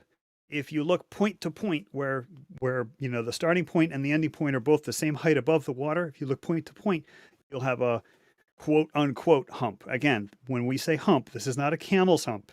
The water is not going up and then going down. The water is level the whole way. It's a pretend hump. It's a visual. It's a visual hump. Take a picture of a ball. Take a picture of the top of a ball, and you'll see the top of the ball goes up and then it goes down. That's a hump, but doesn't necessarily mean, a camel's hump or whatever. You can take a picture of the side of the ball. Hold your camera sideways. You're going to see a hump, even though your camera's being held sideways. You'll see the ball goes up and the ball goes down. But it's not a real hump. It's not when people think of a hump, they think of like, a hill. You have to climb the hill and then you go down the hill. And that's not what we're talking about, because it's level the whole way. The water. So how did those things rise then? How did those things in the middle actually rise? They're not actually rising. That's the whole point. They are not rising. Everything is at the same level. So they appear. It's a visual thing. You're saying it's absolutely not an actual curve of the water. It's not actual. It is an drop. It's an actual curve. It's an actual curve of the water, but the water is not quote unquote going up and then quote unquote going down. The water's level the whole way, but because of your angle of view, the visual of the angle, the visual of the water in your eyepiece, the water goes up and the water goes down, but it doesn't actually go up and go down. The water's level the whole way. So it's not curving. So you don't have Water it. is curving. The water is curving, but it's not going up and it's going down. The water is This is too absolutely good. curving. This It's is following the beautiful, curve of the man. Earth. It's sea level, But I forget who was talking about the triangles, where you're talking about small triangles and then you build bigger triangles and bigger triangles. And You're trying to get out of the water, huh? No, I'm not trying to get out of the water. I'm just saying the whole triangular thing has been done as well. It's called a trigonometric survey. And that's like several hundred years old. I mean, when did they determine the height of Mount Everest? What, you want to go from water to mountains? I don't blame you because it sounds crazy, right? I'm just saying that like drops are humped. the stuff that you've been talking about has been done. The stuff that you are proposing has been done. I'm trying to validate your ideas, okay? I'm not trying to change the subject to get out of anything. I'm trying to validate what you guys were talking about. You guys were on the right track, and this whole thing about triangles was also correct. And that was been done. The trigonometric survey of India, the trigonometric survey of Great Britain. It's been done all over. You know how they did it? You know how they did it? With giant theodolites. I mean, like 3 And foot wide chains. theodolites. They had chains as well.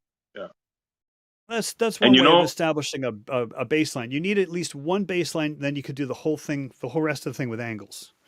You know what else they used? Straight lines, Charles. Straight lines, not a curved line in there. Not one. All straight.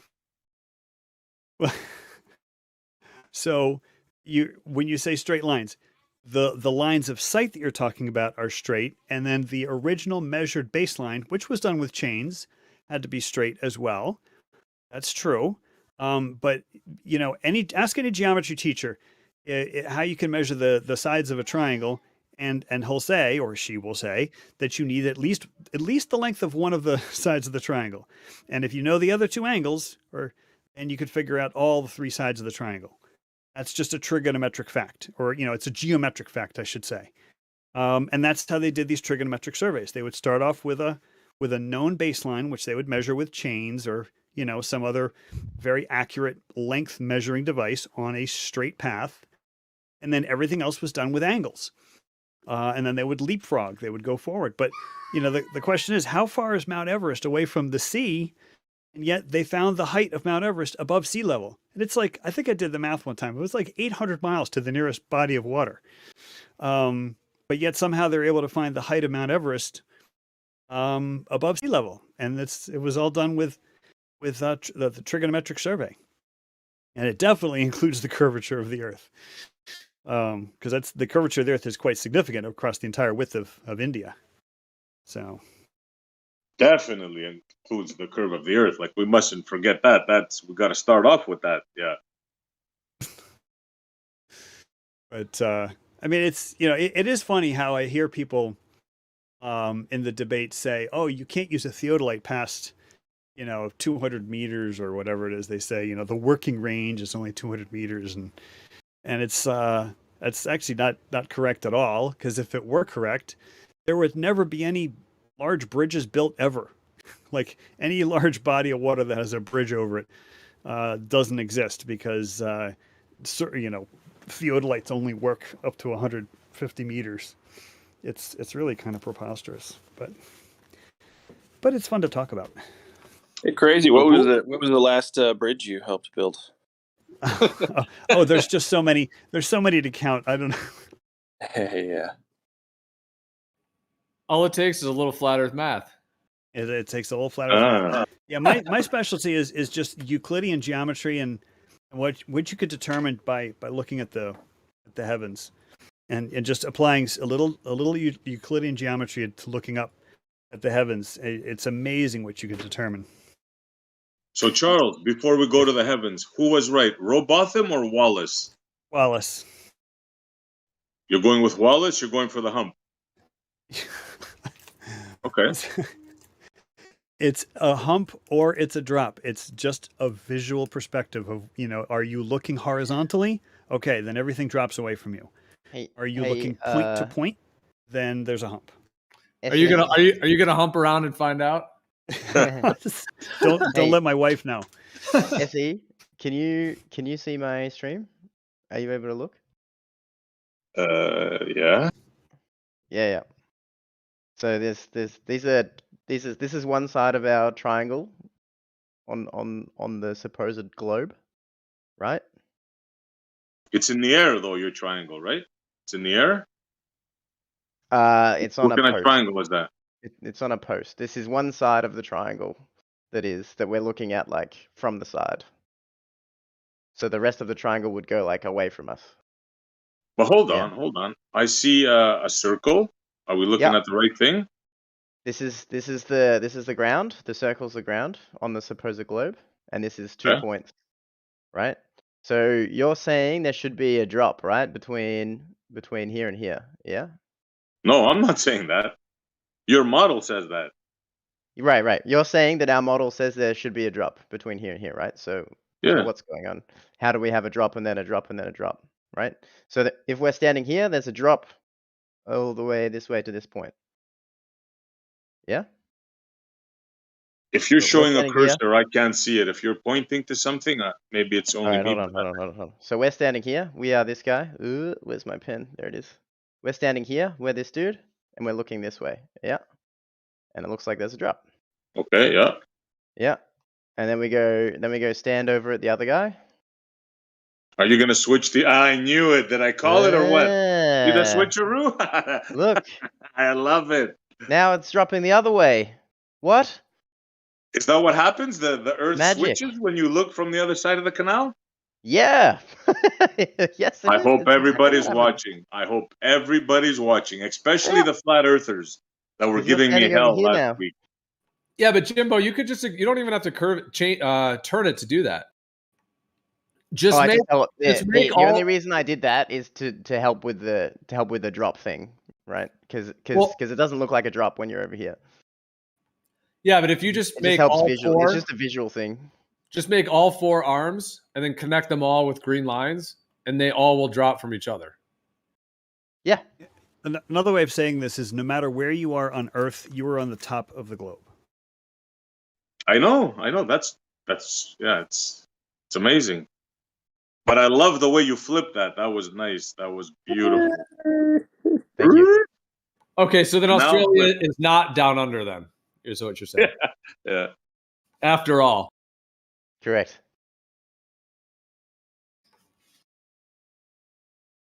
This is like a lot of mental gymnastics you got to go through, right?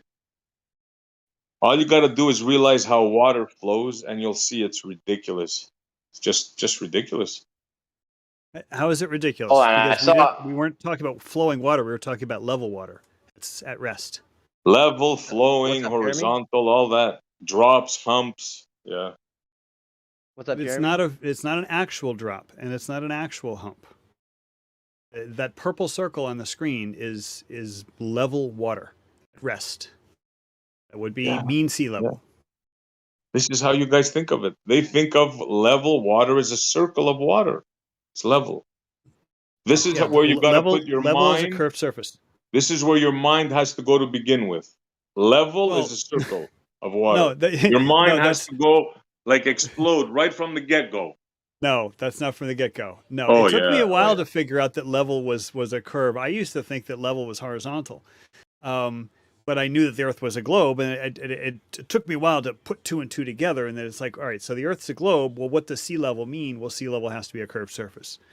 So no, we don't start with level as a curve. Charles. You have to get there. But you do. Let me ask him a question real quick, SC. Uh-oh. So if we Brian. how you doing, man? Hey, how you doing, Brian? let me say Hey, this: Brian. if I take a line, let's say I take a straight edge or a line.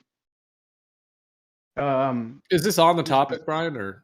Yeah, it's exactly on the topic. It's a 5-foot board, straight edge, and I draw I hang 2 plumb bobs at each end. Are they going to be parallel? No. I mean, they're going to look parallel. They'll be, within a few molecules of being parallel, right? Wait, you're telling me a straight board? A straight board. You just said 2 plumb bobs 5 feet away from each other. So Okay, Brian, let me can I draw say it it for like you? this. Yeah. Let me say it like this. If I have a 5-foot straight edge board, it's perfectly straight. Okay, so And what is the orientation of this board? Is it is it it's you know just laying flat on the ground. Okay, laying It flat on doesn't the matter. ground? It's free space, and it's free space above the earth, just sitting above the earth, perfectly horizontal. Okay, Let me right draw now it for you, Brian. I Let me got be the 90 illustrator. degree. I've got a 90 degree board going up at the end, and a 90 degree board at the other end going Brian, up. can you Just see straight. Jimbo's screen? Because he's willing to draw it for you. Yeah, Brian, if Well, you click on let Jimbo's me see. name, then you'll see his he's screen sharing. So man, I don't even know what to tell him to draw. Like, he confused me with that answer. Like, I can't believe he's saying in 5 foot they won't be parallel. So let's start here. They're This going to is be this is within a your few plank of wood. molecules of parallel. They will look parallel. You'll probably measure them to be parallel, but they will technically not be parallel. So let me ask you They'll be this. So a few every molecules up. project I've ever built, is it dropping one direction, or is it humping in the middle, or is it level? I mean, these slabs All that of we think we're building that are all of the level. above. No, I'm asking, what are these foundations in your reality? Yeah, well, all of the above. But the thing is, you know, if you're That pouring can't be all the concrete, above. You can do that with water, bro. I'm talking about a foundation. Yeah, but let him right, finish though. when you're pouring concrete, you know, concrete does have a bit of viscosity. So, you know, the guys who are doing the pour and with the little board, you know, you should have some kind of leveling device, whether it's a laser level or a big board with a bubble level on it. And then so you can make it as level as you can. However, the curvature of the earth is not, you know, it's not noticeable in the size of a foundation. In the size of a concrete Right, but pour, what's the it doing? I want to curvature know of the though. earth is Yeah, but measured. listen, Charles. Okay, and what I'm doing is I'm laying it out perfectly horizontal. Okay, I know what I'm doing in reality. We know what we're doing. I mean, you could Okay. think whatever we're doing in your mind, but now what I'm asking in your mind, what way's the water going to fall? It's not. I don't care if it's You're even doing, by. I don't even care. I don't even care if it's a micron. What way's the water going to fall if we lay it out horizontal, like say a half mile of curb or a mile of curb that I did. so I laid it out you're perfectly having horizontal. What way is you're it gonna? What way is the water gonna go? okay. So let's talk about LIGO for a mile of concrete that is perfectly straight. Let's say, is that what you're talking about? I just 'cause, gave like, that as an concrete example. You pours, could think of a big foundation, a big warehouse. but Well, the big kind of vibe warehouses I'm aren't a getting, mile long, well, right? the kind of vibe I'm getting from You've got expansion joints. All right, you're not going to have a mile long concrete pour. It's that never has existed in the face of the earth. Okay, but something like LIGO does exist, where it's like straight. It's perfectly straight. It has to be straight. And then the question is, if you pour water on it, where would the water go?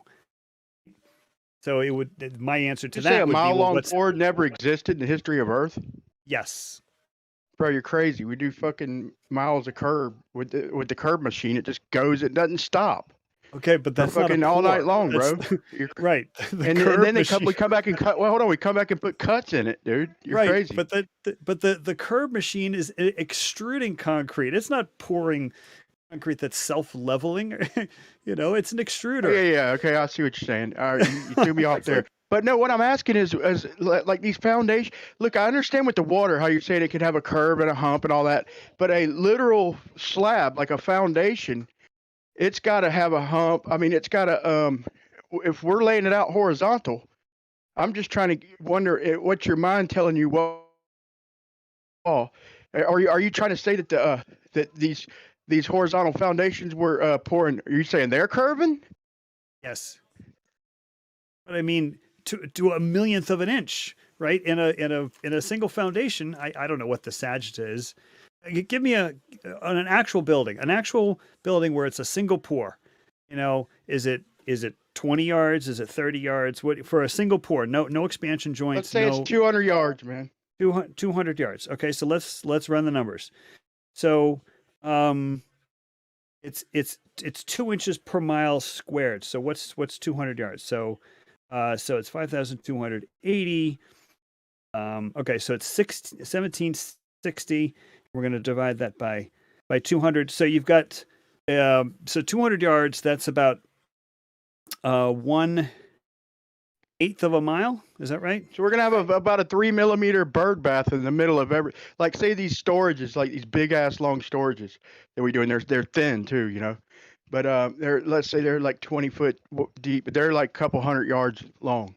So in every one of them, now when we lay them out horizontal, so in every one, if they're all actually curving, even though, but I thought in your world, if I'm in the middle and I lay out, let's say a 1 foot benchmark one direction toward one end, and a 1 foot the other way, I thought that's horizontal even in your world.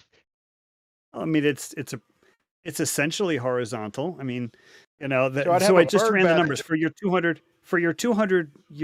yard pour, right? Which does seem to be a really, really long pour. I don't think that has even It's pretty existed big, without man. thermal, It's big, bro. I'm without just giving thermal you an expansion, example. right? Without any expansion joints. But I'm just going to run with your example. A 200 yard long concrete pour will have 2/100 of an inch of sagitta in the middle. All right, if it's measured level the whole way, you'll Bro, have I a did a 2/100 of seawall an like inch of half a mile, sagitta. bro. It's not like out of the realm. It was almost half a mile. It's not out of the realms of reality to do pours that long, bro. I don't know what you're thinking, but Okay, so so every slab like that, I'm gonna have a bird bath in the middle of it, like a 3 millimeter bird bath. So 2/100 of an inch is not 3 millimeters. Okay.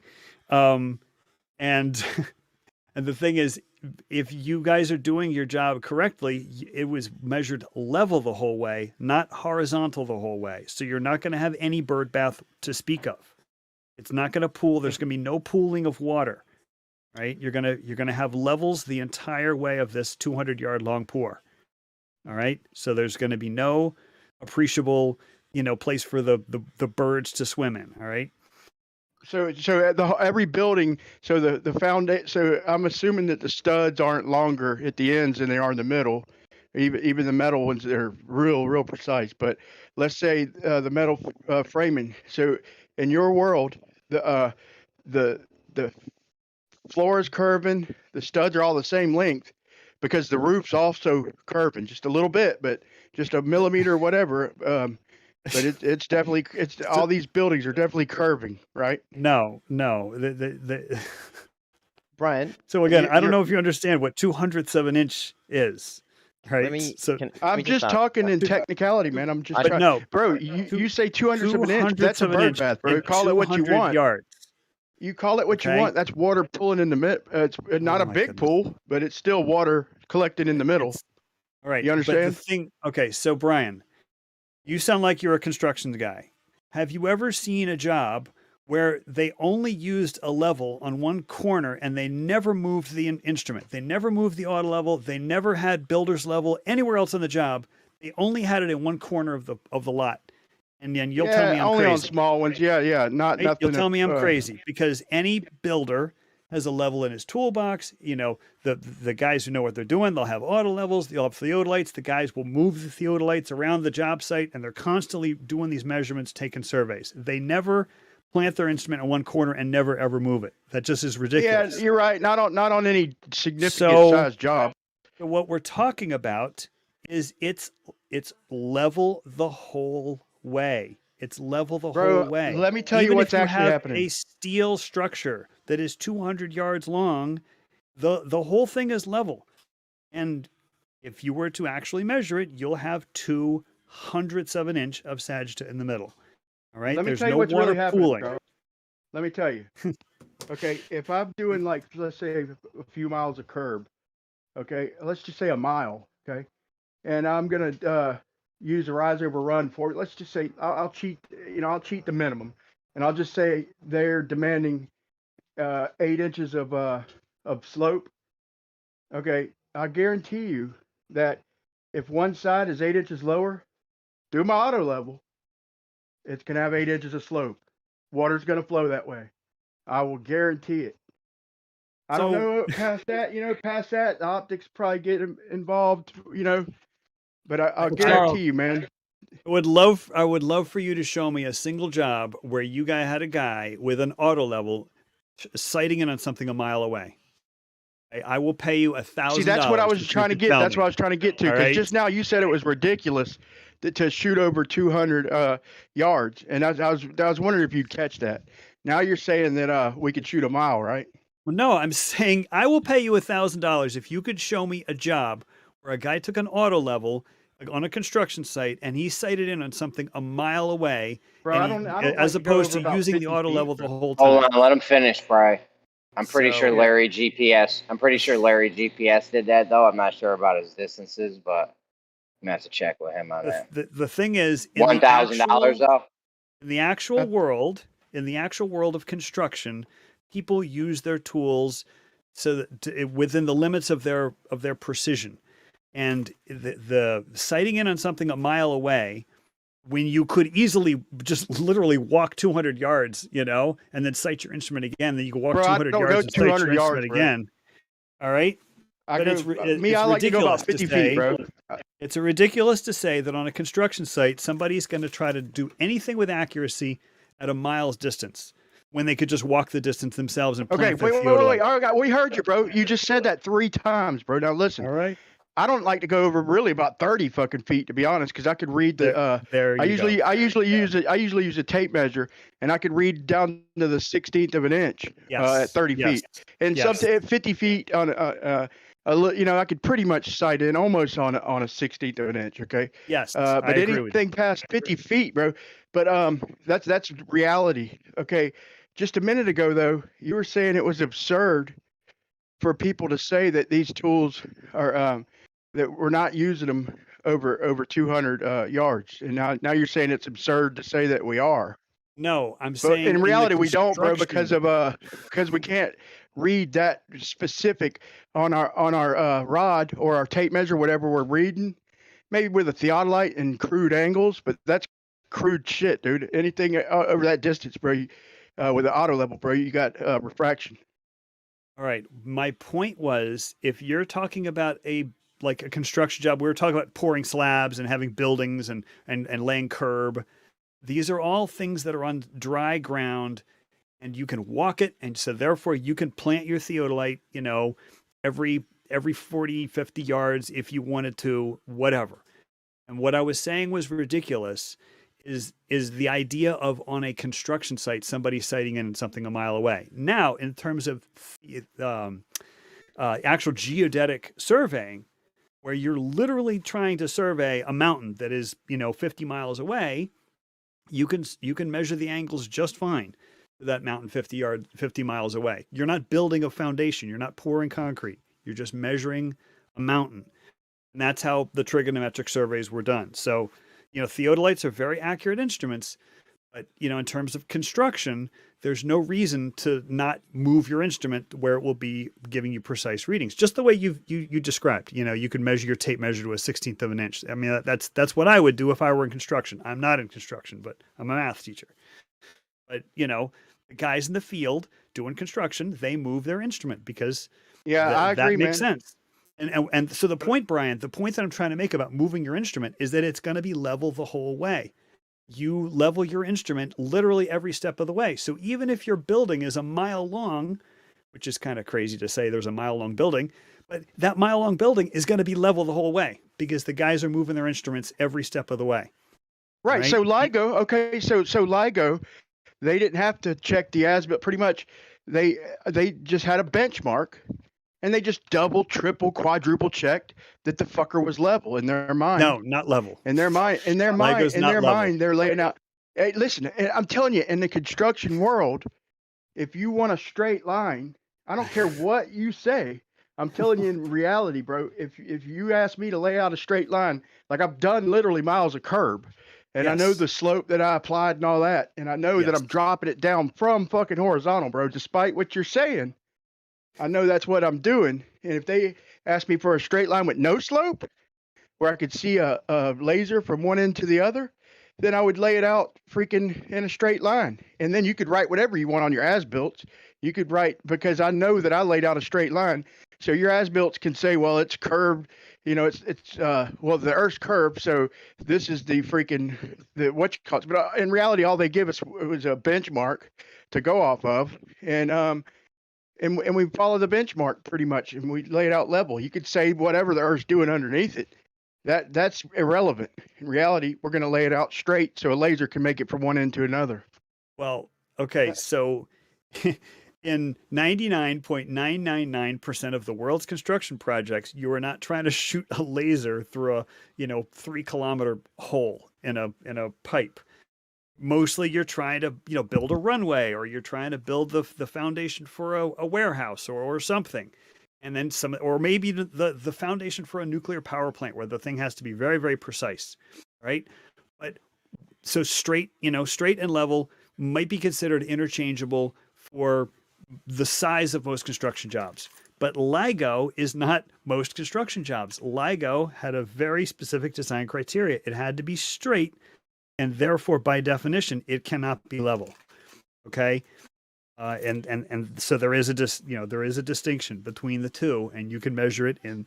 So you're saying that I would have had to raise it up then. So if I were laying this thing out, you're telling me that I would have literally lifted it as I went.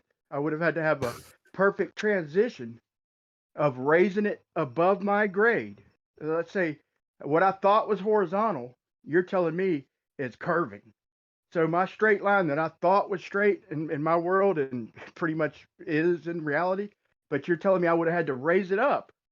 No, it's 8 not inches per raising. mile squared, roughly. So literally what you're saying is that I took my tools and I would have laid it out, and you'd have told me, if you were the supervisor, well, look, what you think you're doing straight is not. So what I need you to do is raise it up 8 inches per mile squared on each arm. Just raise it up a little higher, because everything you've been laying out that you thought was straight your whole life has literally been curved. So what I want you to do is take your horizontal instrument, your instrument made for a horizontal line of sight, and I want you to so raise up the foundation 8 inches per mile squared from what you thought was horizontal with your horizontally with your instrument that literally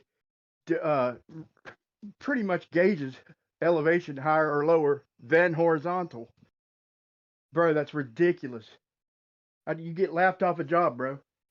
Well, my understanding is that the people who built LIGO know the shape of the Earth, so there was nothing ridiculous about the surveying that was done to construct that. But I hear you using phrases like "raise it up," "raise it up." I mean, that it sounds so dramatic, but we're talking about literally a difference of 8 inches over a mile-long span.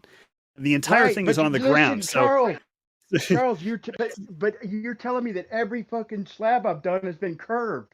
So I've literally not every slab. I'm saying every slab you've done has been level, right? Every slab you've done has been level. Okay. So it's been curved, right?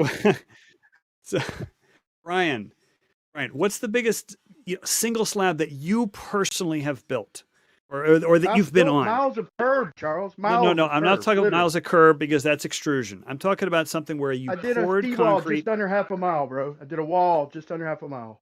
Okay, no, I'm not talking about either curbs or things like that. I'm talking about where there's a single pour, where there's no expansion joints. Yeah, it's just a network of rebar. Okay, I'm sorry. What'd you say? Well, listen, man. Listen. So you just told the point I'm trying to make is that if you've done a foundation for a significant building where there's no expansion joints, chances are we're talking about maybe 50 yards tops, right? Probably a lot less. Listen. We don't use expansion joints anymore, bro. That's old shit, bro. That shit rots. We do cuts. That's how we do it. Okay. We cut it while it's still green, and on commercial jobs like that, we literally cover it with cloth and keep it wet right after we cut it. But look, check this out. But you just told me like the curve I did with the 8 inches of slope. So I had to. So what I thought was a straight line, in your world, it's literally 16 inches of drop, and 8 so only 8 inches of slope, right? So you're telling me that it was level, and the foundations we build are level. So I'm saying that to literally lay out a straight line, I would have to raise up from the horizontal. Yeah, but I don't know how you're going to get around that one. You're leveling it the whole way. you're not shooting your horizontal from an instrument that's a mile away. That's never ever done in construction. Okay, you're Right. So I'd leveling have it to the whole transition way. it up then, right? I'd have You're to leveling it transition the it. whole way, and so the curvature of the Earth is completely negligible for every construction Charles, project bro, except Charles, if I except got to shoot a LIGO. laser beam from one end to the other, you're dodging the point. Okay, I understand I'm not doing it in one shot, but I would have to transition it up 8 inches per mile squared, right? I'd have to get a perfect transition, so I'd have to raise it above the horizontal. If you're Are we saying that talking my about LIGO? horizontals are, yes, if you're saying if my Okay, horizontals yeah. are curved, then I'd have to raise it above horizontal to make a straight line in your world. If Okay, my not horizontal raise it is above curved, horizontal, raise it above level, right? LIGO is not level. That's the important thing you have to remember. LIGO is not level because they had to shoot a Yeah, but laser beam through a, I don't know, 4-kilometer pipe, right? So that thing had I to get be that. the straightest object that's ever been built by man is LIGO, okay? And that is Right, not but I'm level. using horizontal tools though. I'm using Oh, a you're tool using precision that, tools. You're using precision right, tools that but can construct in any angle you want.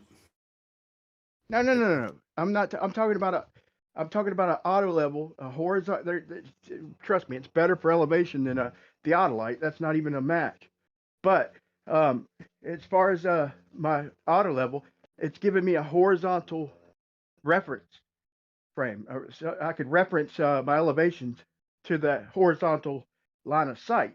Okay, and you're telling me that my horizontal line of sight and every other slab that I've ever done has been curved, just ever so No. little. I get. Listen. I get it. It's barely any, but it's still. You said So that it's ever so slight, but it is curving with the Earth if it's level. Okay, so yeah, so level you want is to curved. recant Yes. that and tell me that Level is all of my curved. slabs. Do you want to recant But that statement and say that but my slabs have not been level? And or I'm sure your slabs have all been level, and you Let me leveled jump them in they're the real whole quick. curving. way. Let me jump in real So they're quick. curving. Oh my goodness. Hey, Brian, when you have a slab of concrete and you've finished with the pour, does anyone come and check the dimensions?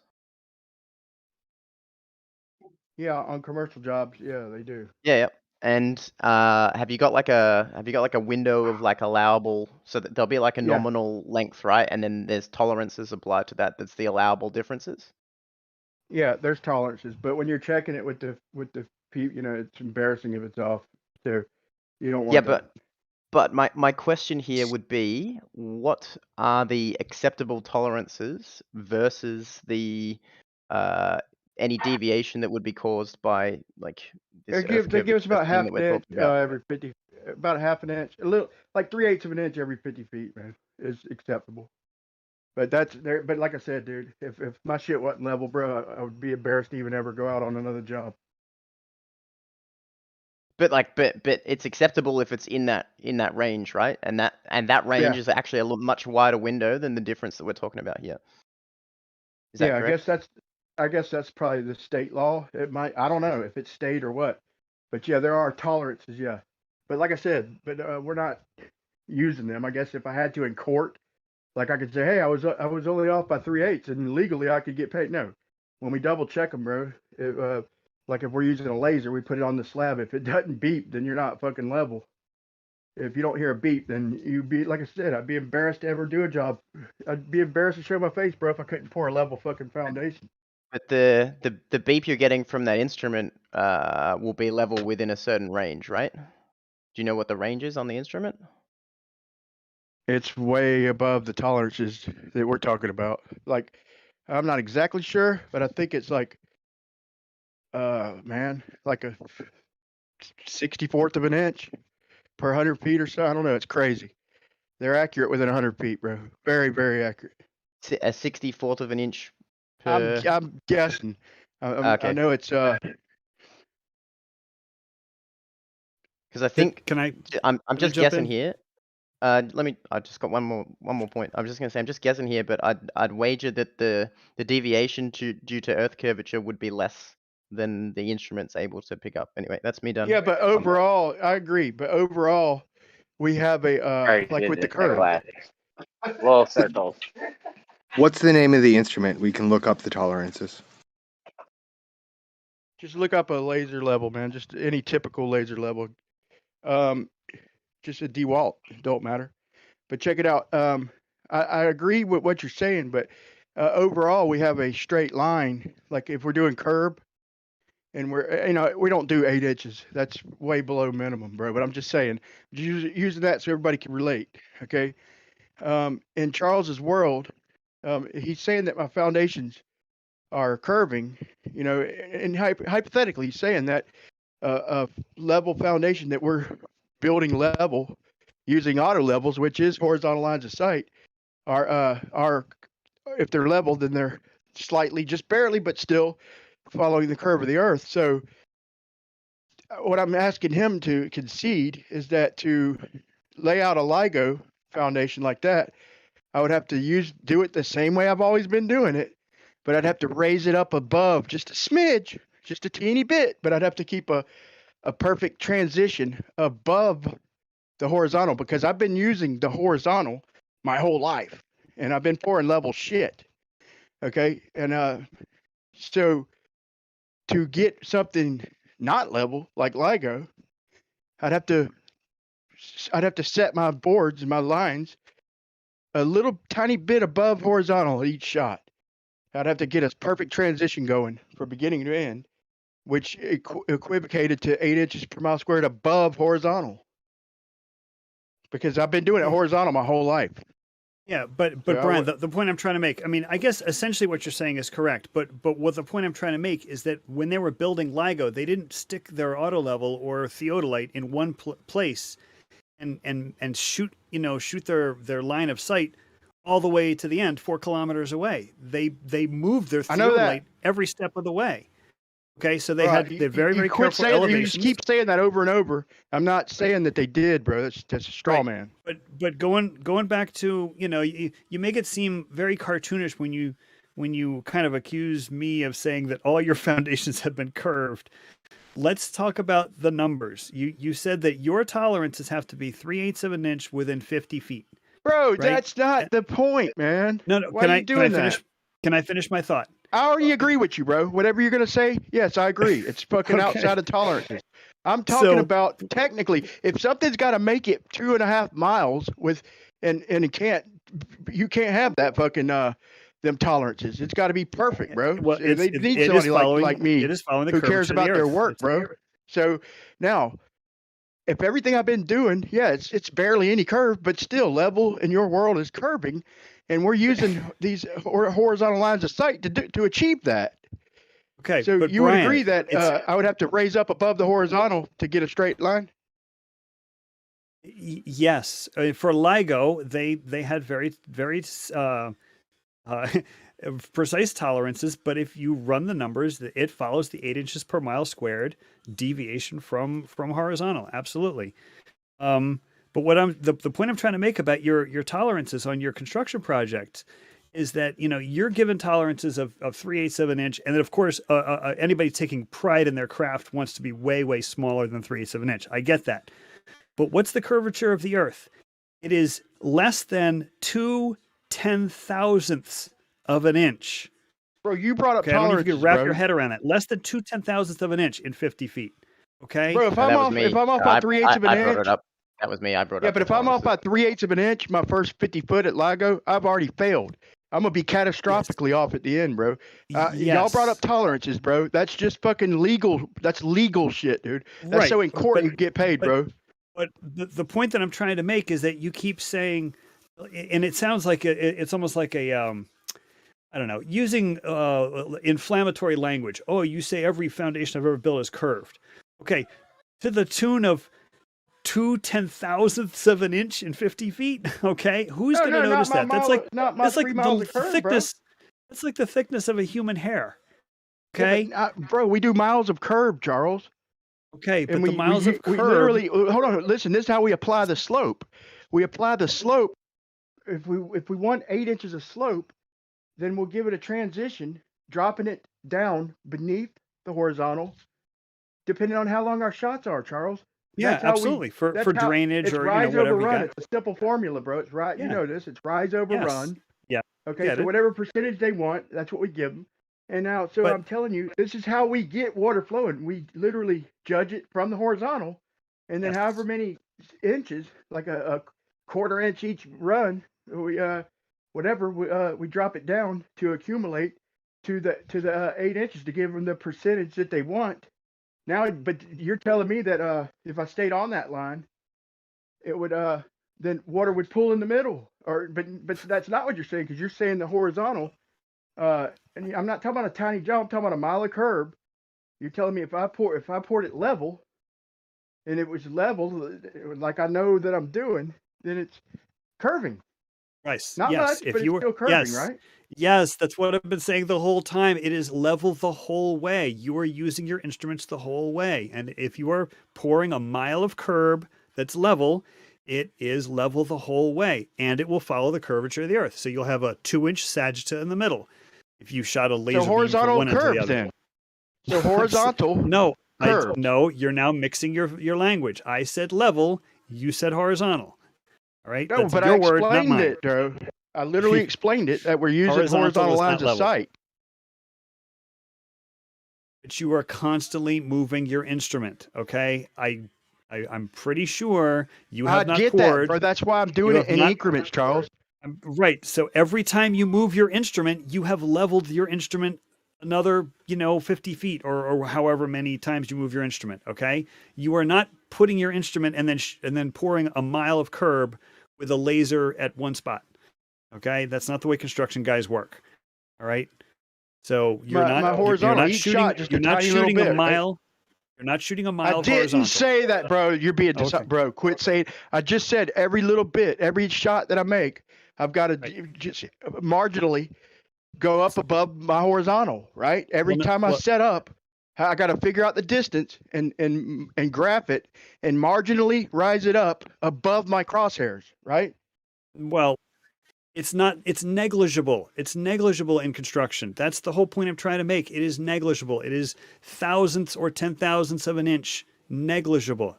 You just use your instruments, you level them, you build your curb. It's all great. It's following the curvature of the earth, but no one's going to notice. All right. It's completely negligible compared to the curvature of the earth. All right. So you just want to just guess that the LIGO guys got it right? I'm No, I telling you what didn't. happened, Charles. I'm telling you what happened is that they were given a benchmark, okay? Like we are on every job ever. They're going to probably double and triple check that benchmark.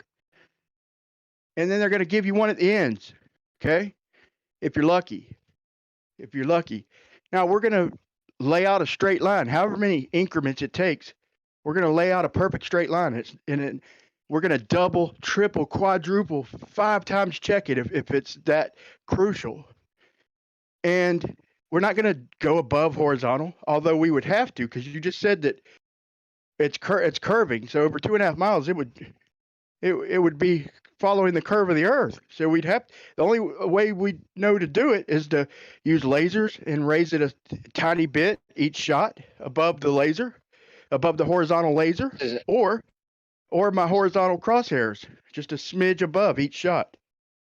Okay, you got like 5 more minutes, Bryce. Really ain't going nowhere. I don't know where this is that's going. all, It's I not can going say, really, anywhere. bro. We're moving on in minutes, so I don't know. Yeah, I'm like, done. wrap I'm it up done. or I said my piece. I'm good, Yeah. Jeremy. So I mean, I get what you're saying, Brian, because you're a construction guy, and from what I can tell, you're a skilled construction guy. But the thing is that the curvature of the Earth is just not, it's completely negligible in 99.9% of the world's construction. So that's why I don't suggest people looking to find the curvature of the Earth. They do it with tools and stuff and surveying equipment. It's really, really tough to find the curvature of the Earth. That's why I say look at the heavens, and the heavens will tell you everything. But anyway, I want to change the subject. But well, have you ever enjoyed talking with you, Brian? Yeah, always a pleasure, Charles. All right, take care, Brian.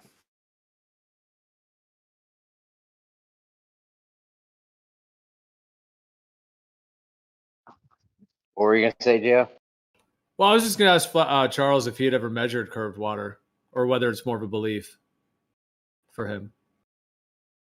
No, I know water is curved because I know the shape of the Earth, but I have never measured curved water. I mean, water appears flat, even from a 30,000 foot elevation of a jetliner, it appears flat. So no, I have never measured curved water. But I do know the shape of the Earth, and I have determined experimentally the shape of the Earth a bunch of different ways. So yeah. So you feel like you've extrapolated the shape of the Earth in other ways, and then are kind of just assuming water's curved because of those other things that you think pointed to a globe. I guess you could say it that way. Yeah, you could kind of say it that way. But the point that I want to make to people is that I've made tough predictions, and that's the thing that people can't get their mind around. Is like, and I'm not talking about prediction of like, when's the sun going to rise tomorrow? Oh, well, it rose at 6:48 today, and so it'll probably rise at 6:48 tomorrow. That's not a tough prediction. I'm talking about determining, like using really, I don't know. For me, it was complicated geometry, but figuring out, angles of what do you get? Sunset paths of shadows, things like that. But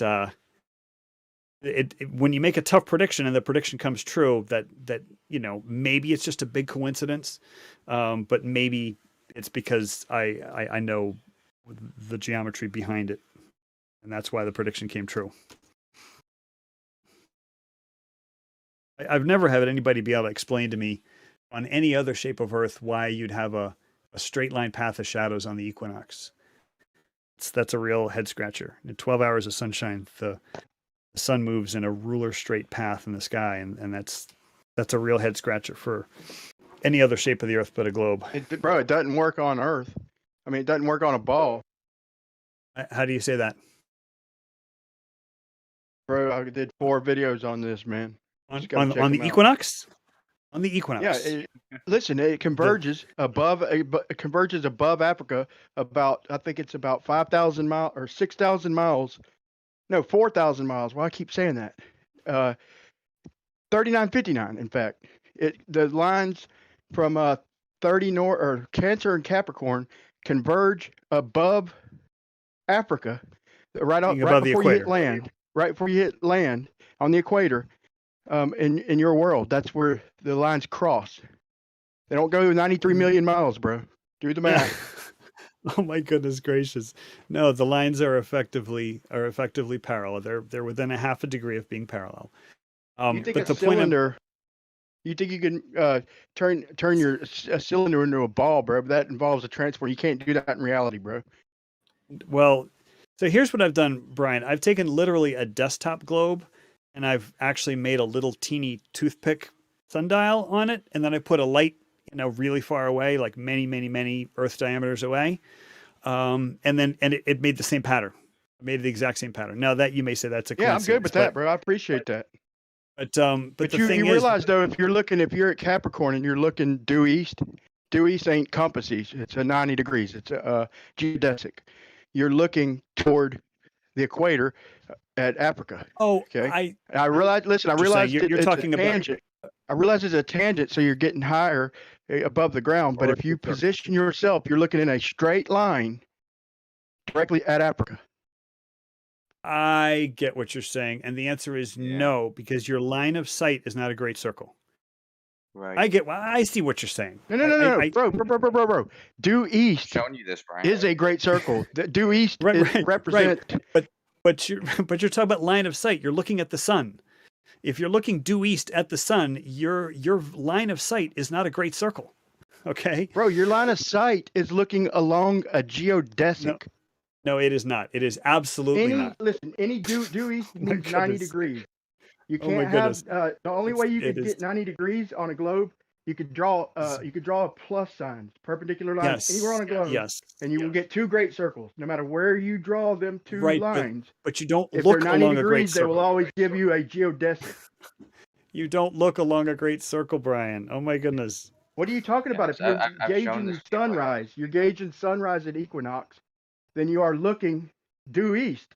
So you're looking in a geodesic path. There's no getting around that. You can't argue that, bro. That's fact. It's only due east from your location where you are standing. As soon as you go, 69 miles away, you're no longer due east. Okay? So your line of sight is not a great circle. But the sun rises due east all along on the the same meridian. equinox, right? And that's because because the on the equinox, there is effectively no tilt to the Earth's axis because the Right. So sun map that sun is out on hitting. Google Earth. Bro, just let him finish one time. I think you might be Yeah, lagging. Brian. Or, Painful. It's all good. But the thing is, Brian, getting back to the straight line path of shadows. So in 12 hours of sunshine, at approximately 12 hours of sunshine, let's cut off a little bit at the beginning and the end when the sun's too low to, for you to use a sundial effectively. But in an entire day's worth of sunshine, the path of shadows of the tip of the sundial, the tip of the shadow of the sundial, it's a straight line. And it literally does not make sense on any other shape of the Earth. But it's a straight line if it's an angled sundial. If you use a 1 meter stick, you could use a 1 meter stick. You're in you the could use a north. Hold on. If toothpick. you're in the north, then you get you literally get a frown. No, I mean, not on the yeah, equinox. and I mean, hold on. Yeah, you do. You get a smiley face in the north, and then in the south you get a frown. Okay. All right. The sun is at its zenith. If you're in the north, it's closest to you. Okay. Brian. And then so it comes from the north, and it goes away in the north in the summer, and then it comes from the south and kind of goes away in the south in the winter. Brian. Okay, but here's the thing. What? So what you're talking about is at the solstices, and you are correct. You're going to get a smiley face versus a frowny face on the solstices. But on the equinox, it's going to be ruler straight. No, it you ain't, could do bro. it yourself. Oh my goodness, you can do it yourself, Brian. I literally have done it. Everybody else who has done it has found a ruler straight path of shadows on the equinox. You could do this yourself. I've got a video, of course my videos don't prove anything, but I've done it myself and it was a ruler straight east-west line on the date of the equinox. But all the other times it'll be a frowny face or a smiley face. I get you there, especially on the solstices. That's the extreme. Okay. What location are you at? Well, I did this in Philly. So I was 40, you did this 40 in degrees Philly, north. Okay? Now, what I want you to do is go to Google Maps. Okay. Go to Google, or first go to SunCalc and see what the 1 meter shadow does on equinox in Philly. Okay. Just see, it'll show you exactly what the shadow does. Okay. Now, after that, go to Google Earth.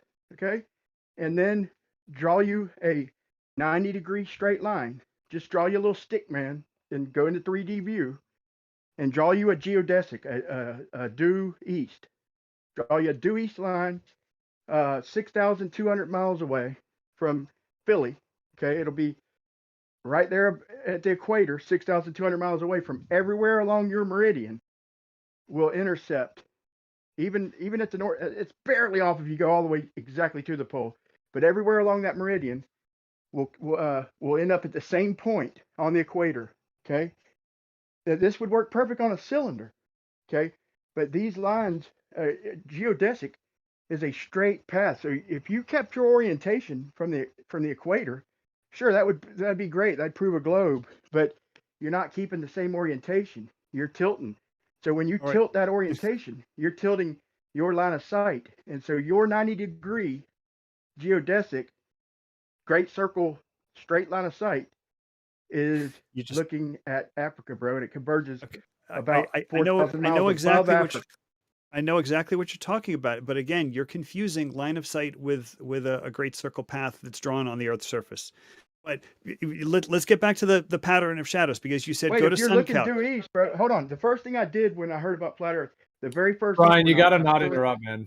Please, you're interrupting like almost every time, dude. He can't even get into an idea because you just cut him off. Are you doing it on purpose or? No, bro. I thought he just said something. I was responding. It's all good. It's all good, Gio. I appreciate your moderation, but Brian and we enjoy going back and forth. But Brian, if you said something, and it's a really great idea. In fact, I think you should explore this for one of your videos because you're a detail-oriented guy. You said go to SunCalc and look at what a 1 meter stick would do. And I agree with you 100%. In fact, this is a way of doing an armchair, like an armchair explorer. From the seat of my chair, I can actually explore this. So what I would like you to do, it's going to take a little bit of time.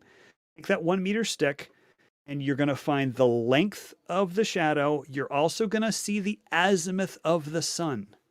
And I want Right. you to put those two things together and do it every hour for, say 10 hours, from, an hour after sunup to an hour after, or an hour before sundown. Do you understand what I'm saying, Brian? Yeah, I do. But I So wish literally, you could. no, Yes, but I'm then gonna do just- it. Listen, I'm do it. But here's the thing: the sun doesn't go in a straight line anywhere except the equator.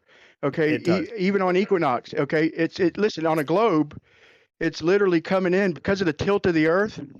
Because of the tilt of the Earth, it's literally angling your. Anyway, but let me get back to my main point. My main point is this. First off, do you agree that due east is 90 degrees from north? Yeah, absolutely. Everywhere, well, except for the the poles where it gets kind of crazy. But yeah, absolutely. Okay. It looks like a plus sign. Yes. Okay, so now the very first thing I did, the first equinox, I swear to God, I've got it in a video, in a couple videos I've already made. First thing I did before I was even convinced is I went to the beach and I pulled two string lines. I pulled one compass east and one due east, and I waited for the sun to rise. And sure fucking enough, bro, the sun split the due east string line. So that sun is so now if you go to Google Earth and you draw a due east line from my location, it ends up curving around the Earth and going to the equator, converging at the equator. But if I'm looking at the sun, I'm looking in the direction of Africa. It literally, I'm looking along that straight line. I do realize that if I go straight, that it's going to drop down, but it is a geodesic, which is a straight line in your world. And so all I'm doing is getting higher and higher. I'm not changing the angle of it. So they try and show you bending over backwards, these straight lines that when they model it, even them you could see are converging. And if they were to carry it out further, it would meet. It doesn't meet 93 million miles away. It meets just like 4,000 miles above Africa. And that's everywhere along the meridian. It meets in that one spot. Yeah, that's actually not correct. The thing that meets on the equator are the Great Circle routes. So yes, you are correct. If I look, say due east from say Philly, then that line will curve. That Great Circle line will curve, and it will definitely hit the equator. So you got no argument with me there. However, if you actually take a look at the angle of the sun to the Earth's surface, they point in a direction that's seemingly infinitely far away. You could say 93 million miles, but it's many, many Earth diameters away. Slice Barkane has done many, many videos on this, where he took angles of sun measurements all over the world, and they didn't converge. They all were pointing in sort of a parallel pattern. So yeah, it does not. The lines of sight do not converge above Africa, above the globe. They point in a parallel fashion.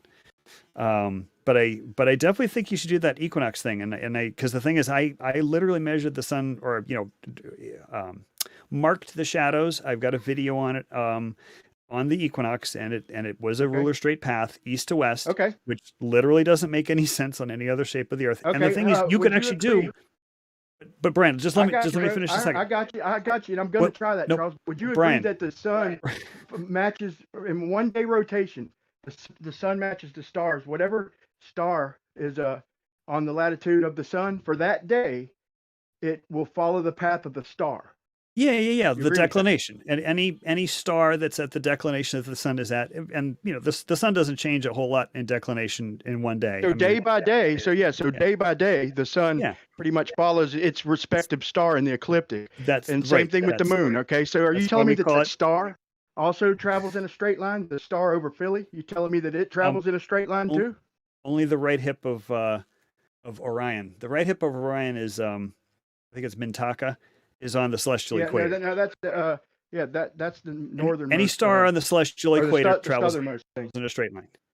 Yeah, but no. You said even in Philadelphia you get a straight line. Yeah, even in Philadelphia, yes. So for that day, also that night, the star that lines up with the sun will also travel in a straight line. Yeah, well, actually, any day of the year, any star that's on the celestial equator will travel in a straight line above. So it's not circling around Polaris. Well, the thing is, it's the celestial equator is halfway between the north celestial pole, which is very close to Polaris, and the south celestial pole. So it looks like a straight line. Okay, so if I do a star trail and it's going to show me a straight line, it's not going to show me a 180 degrees of azimuth of it circling It'll around show you Polaris. a straight line. Like if you point your camera due east, you'll see a straight line. In fact, that line will intersect the horizon at an angle that matches your latitude. Actually, Okay, so what about okay, I'm with you. Okay, but so I see what you're saying. Okay, I do want to try that. But you would agree that the star over Cancer or the sun over Cancer is pretty much gonna it's gonna do the smiley face, right? I forget if it's a smiley face or a frowny face because it's been a while since I've done it. But it's one solstice it's the smiley face, and one solstice is a frowny face. I don't remember off the top of my head. But and then you agree that the sun over Capricorn is gonna whatever it is going to do the opposite, and so you'll have a frown and a smiley face and a straight line. Right, and right. Which is another. Yeah, go ahead. No, I was going to say, which is another confirming piece of evidence for the globe, because if the Earth were flat, then it would be everything would be a smiley face. Okay, you say that now. Okay, so this is my point. This is my last point too, guys.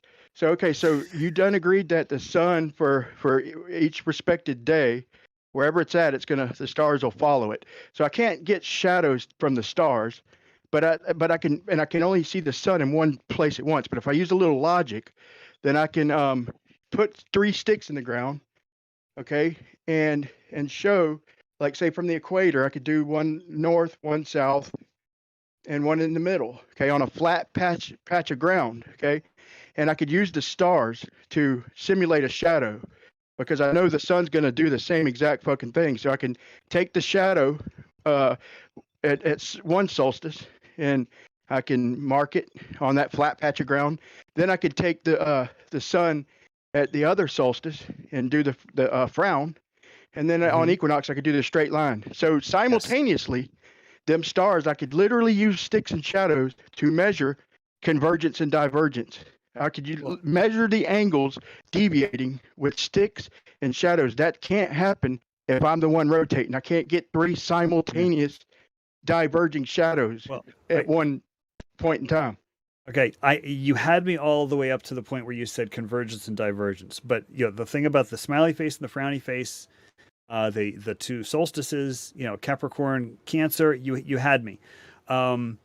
You could pick a star that is 23 degrees declination north and 23 degrees declination south, and that would simulate where the sun would be on the 2 solstices. Yeah, absolutely.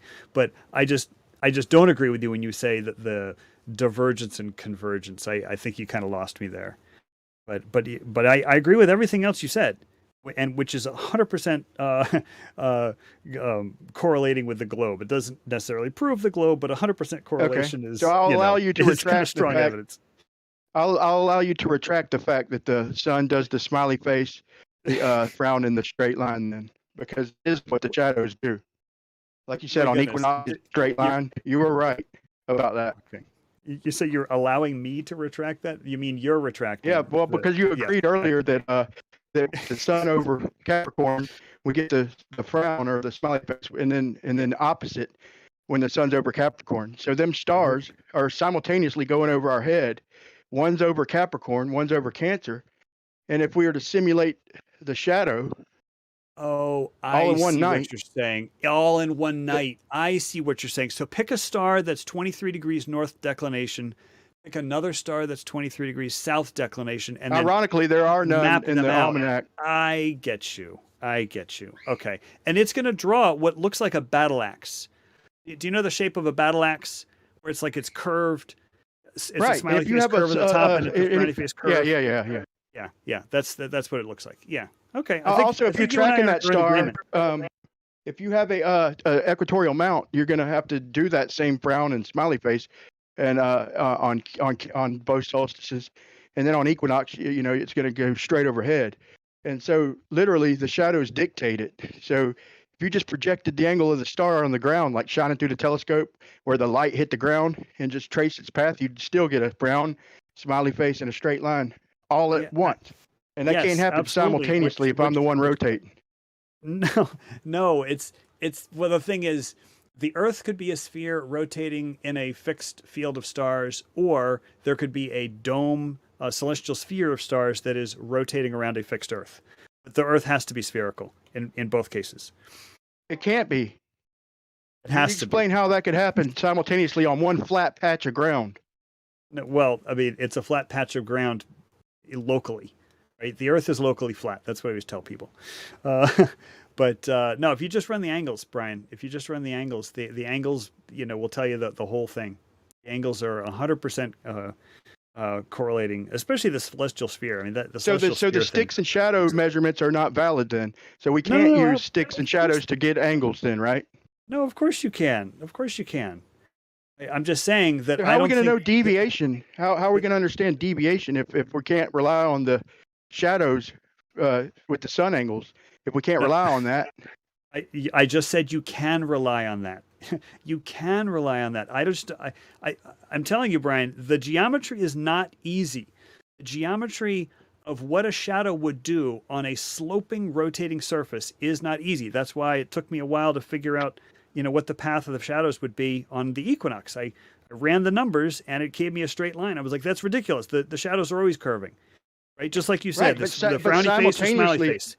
Right. Simultaneously, Charles, say the star that was right where the sun was on equinox, it went straight, but simultaneously the star over your head does not. And also simultaneously the star beyond the equator on equinox is also not gonna. So you're simultaneously getting these motions, bro. And if we're using the angles to them with sticks and shadows, then we can either rely on them no matter where they're at, which debunks the globe, or we can just throw out the reliability of them angles and just maintain your globe. But I'm talking about a flat patch of ground, bro. I'm not talking about on a spear and these big giant. I'm talking about just 100 square meter, nice flat section of Earth. It's not perspective, bro. You don't even need 100 square meters. You just need the size of a sundial. You could be the size of a pizza box. That's my famous thing, is stick a toothpick in a pizza box. Why do you think the gnomon is angled on a sundial, though? Well, it doesn't have to be. Okay, there's a million different ways of doing a sundial. One of which is having a curved gnomon that points to Polaris, and the reason why you would do that is that you wanted to use the sundial to tell time throughout the whole year, no matter what the declination is of the sun. That's why you'd have a curved gnomon. But if you're just doing it on one night, you just stick a thumbtack in a pizza, or a toothpick in a pizza box. That's all you need, or a meter stick, But the point that I would like to make to you, Brian, and I've tried to make this point several times, is that the geometry is not easy to get your mind around. Okay, and I'm a geometry teacher, and I had a hard time getting my mind around it, because when you think about it, like let's say if the Earth is a globe and I'm standing there in Philadelphia.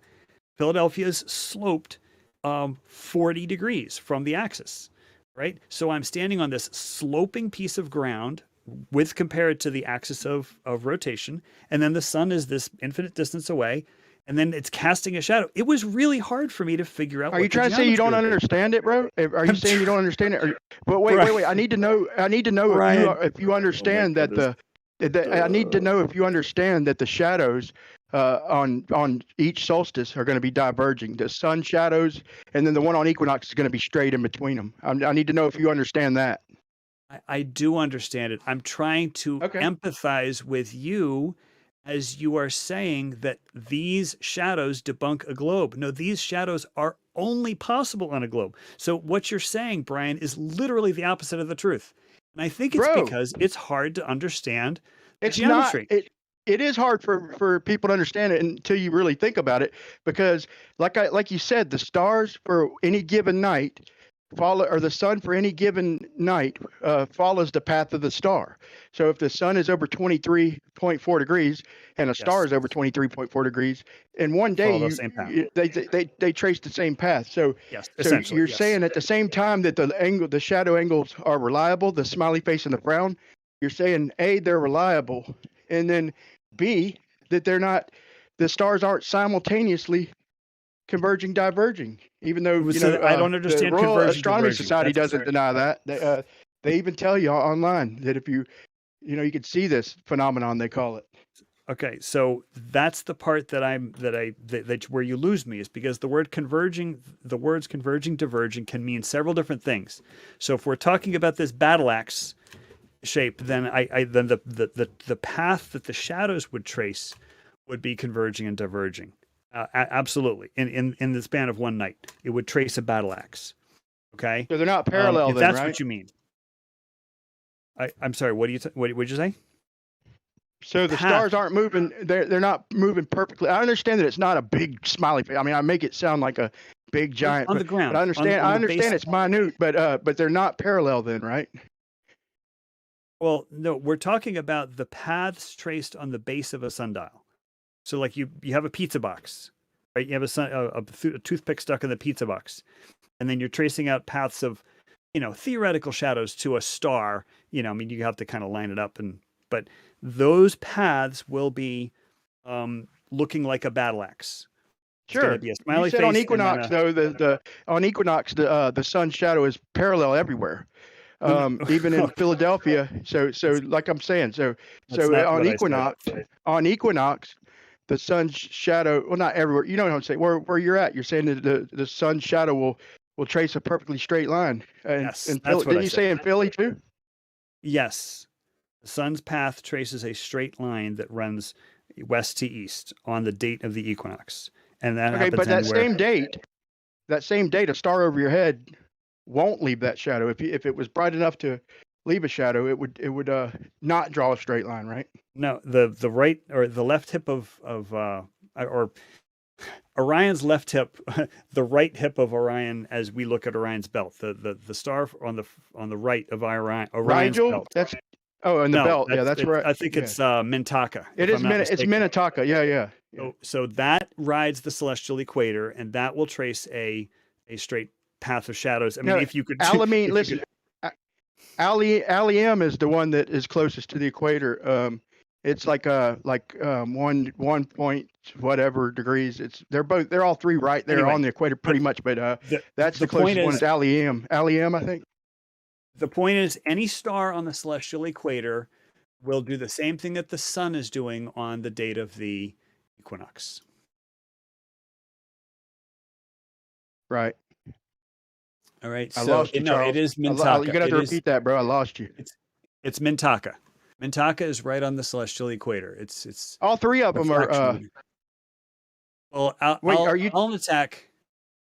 Alnitak is a couple degrees away. Alnitak is maybe 2 degrees declination. Minnetonka is now check Allium. Check Allium. Allium is in the one in the middle. All right, and that's maybe 1 degree declination. I mean, they're all really close. But any star. Listen, I'll concede what you said earlier, real quick. I'll give you a concession. Okay, I was you owe me earlier when you're talking about this. Yeah, all right. When you were talking about the sun's shadow, like I was literally picturing the sun above my head in Philadelphia. So, and that's why I was giving you slack on that. But I understood what you meant. So, in other words, so the sun is literally over the equator, no matter where you're at, and on whatever model.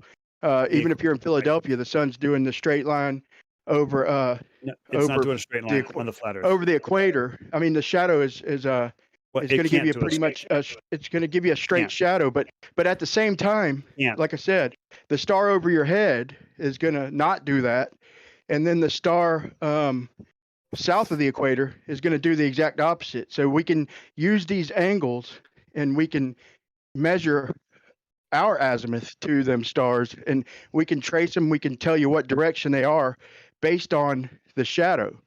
And so when they diverge away from the equatorial shadow that was going straight, I'm gonna tell you they can't simultaneously do that if it's us moving.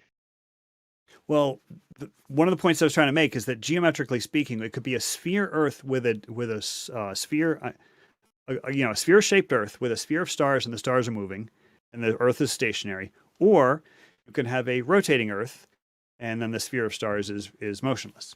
But you'd have to have one or the other. So that's the only way you could have Earth that's not rotating, and that's if you have a Look, sphere I'm of gonna give stars some that other isn't people room, rotating. Charles. Man, I'm a let's give some. I'm sure you don't. I don't want to use all your time, but yeah, it is always a Brian, pleasure. real quick, I do before you enjoy these go. conversations, but I want you to rethink this, and we'll pick it up maybe tomorrow or the next day. But I want you to Possibly. rethink this simultaneity, bro. I'm super busy with school and home. But Brian, real quick, are you anywhere near Philadelphia? Because you've dropped a couple hints that you're in the Philly, New Jersey region. Where? I'm in Jacksonville, Florida, bro. Oh, you're in Florida. Ah, darn it. I could have sworn you were doing something up in my area. Okay. Anyway, it's always a pleasure. I'm going to drop a link in chat to a YouTube video on shadows. I think you might find it interesting. Always a pleasure, Brian. Yeah, I will watch it. And then next chance you get, even before we talk, try and give me an explanation. Like, not now. I don't even want it now. Give me an explanation on how all the three of them are happening at once, because there's a few different answers. I'm curious to which one you choose. Okay. All right. Take care, Brian.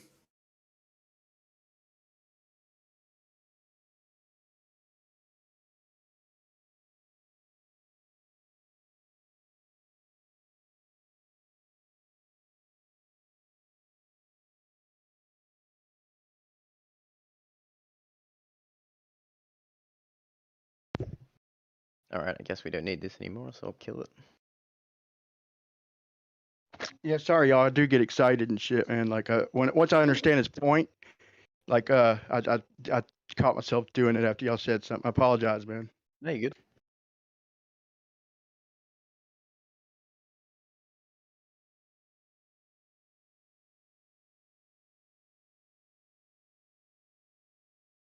Does anybody else in here agree with the fact that the simultaneity of it, if we can rely on these angles with the sticks and shadows, then they're measurably diverging simultaneously, ever so slight, but still, if we're judging by the shadow, that's a problem for them when they bring up Eratosthenes and anything using shadows.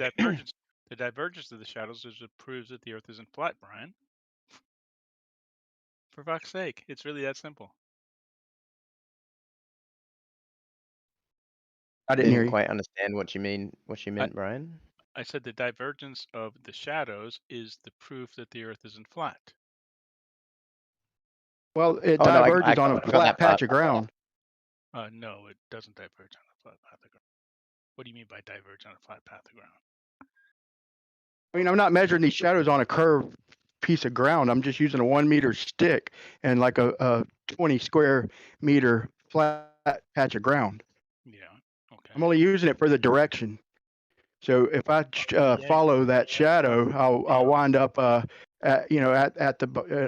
in the same direction as the heavenly body, whatever it may be. When you do the Eratosthenes measurement, you are not concerned about the movement you're not concerned about the sundial effect. You're only concerned about the length and the angle.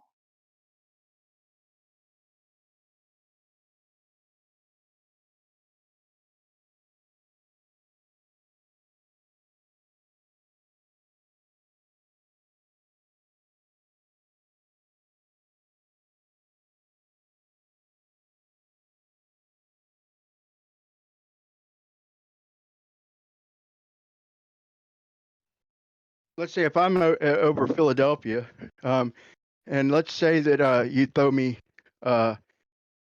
5,000 miles above the Earth's surface, and you just spin me around backwards. Okay, how would the stars know to do a bigger circle? Me looking in a particular direction. If it's just me in free space, just basically that's the same as me just doing a backwards rollover circle. If all this light's coming in parallel, I don't even have to do this big rotation. I could just spin a circle, bend over backwards, and do a 360. So every position I was in, I'd have a new celestial equator, a new horizon, basically. Why would the stars know to get bigger if I'm in free space? Say that. Can you say that again? If I'm in free space and the globe is no longer a factor, I'm just above the globe, and but I'm rotating with it. Okay, then how do the stars know? Now the Earth's out of the picture. Now it's just me spinning a circle Now, no matter where I'm at, the freaking the center rotation is going to be one way and then the other. I'm going to have my own. So I'm gonna have my own celestial equator or my own horizon, celestial horizon, for every position. The stars aren't going to know to get bigger toward the equator. They're just going to do a respective size circle around me compared to the size circle I spin if I'm in free space. All right, I'm gonna get the whiteboard out again. I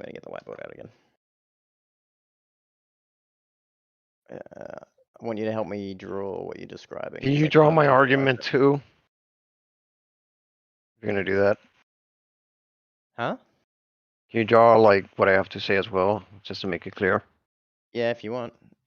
I would love that. Yeah. As long as it's. Last time you sent me something, it wasn't appropriate for me to draw. I don't remember anything you're gonna have to say. Good. I do look at a lot of hentai shit and a lot of like well, weird that's what you shit. sent me.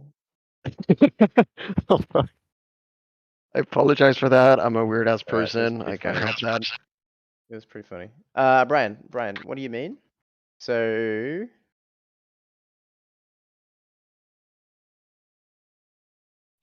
Okay, I'm gonna post this quick.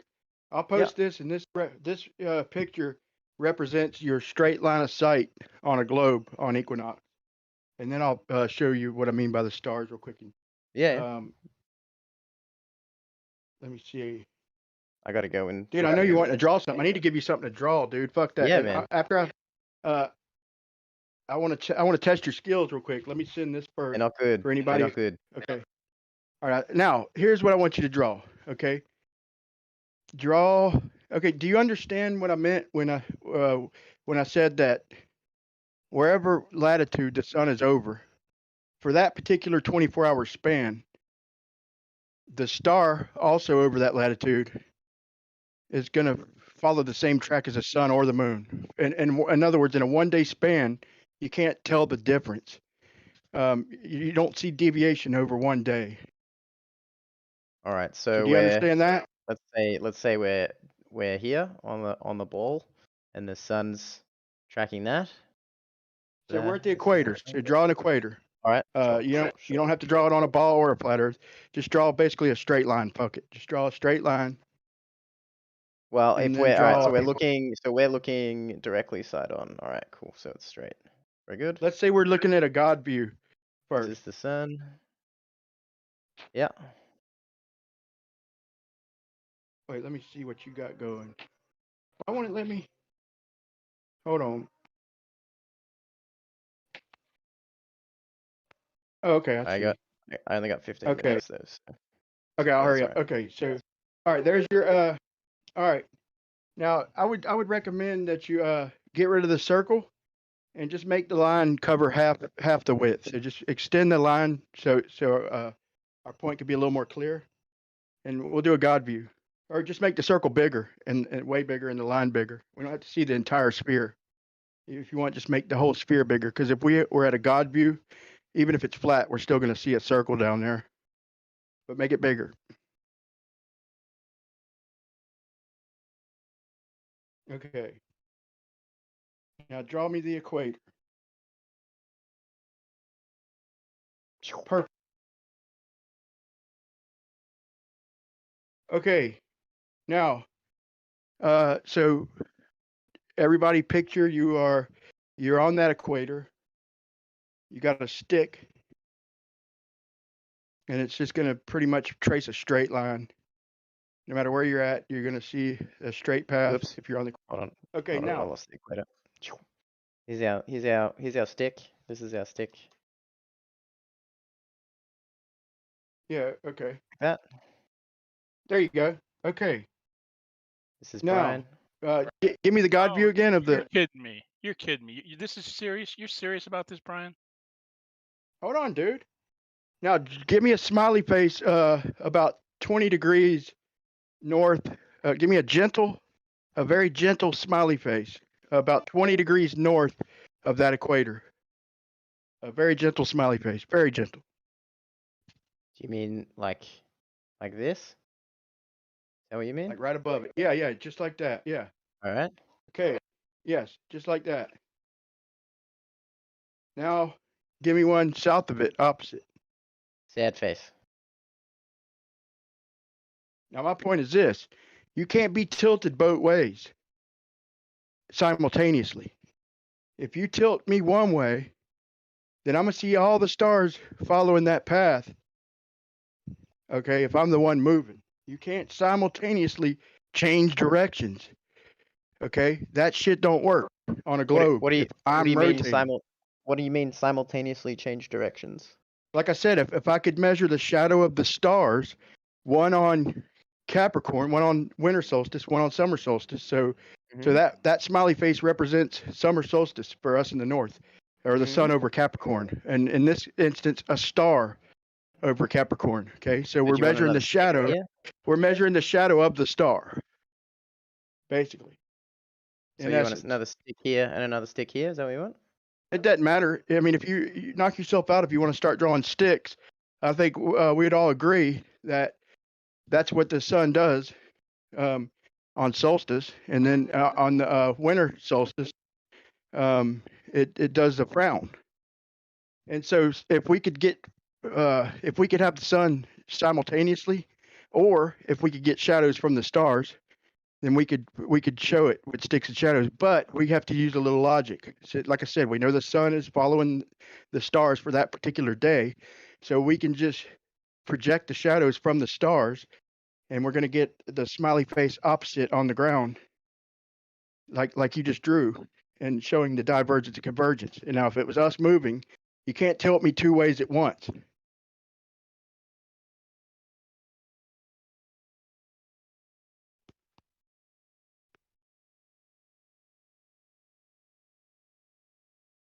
Y'all like that shit, don't you? No, I'm trying. I don't quite understand what I'm struggling to understand what you're saying. Well, so the star trails. So what do you The mean? ones- I can't tilt you two ways at once. What do you mean by that? Well, you're seeing the stars south of the equator, okay, appear to wrap around one direction, diverging from straight, measured by the shadow angle. It's not following the straight shadow angle like the star over the equator. Okay, it's giving us a frown or a smiley face depending on what side of the equator it's on. So it's doing all that simultaneously if you use a little logic. Now that can't happen if I'm the one moving. What I'm saying is you could tilt me one way and get away with it, but you can't tilt me two ways at once. Are you talking about the path the star makes over the surface, or are you talking about a shadow cast by an object? Both.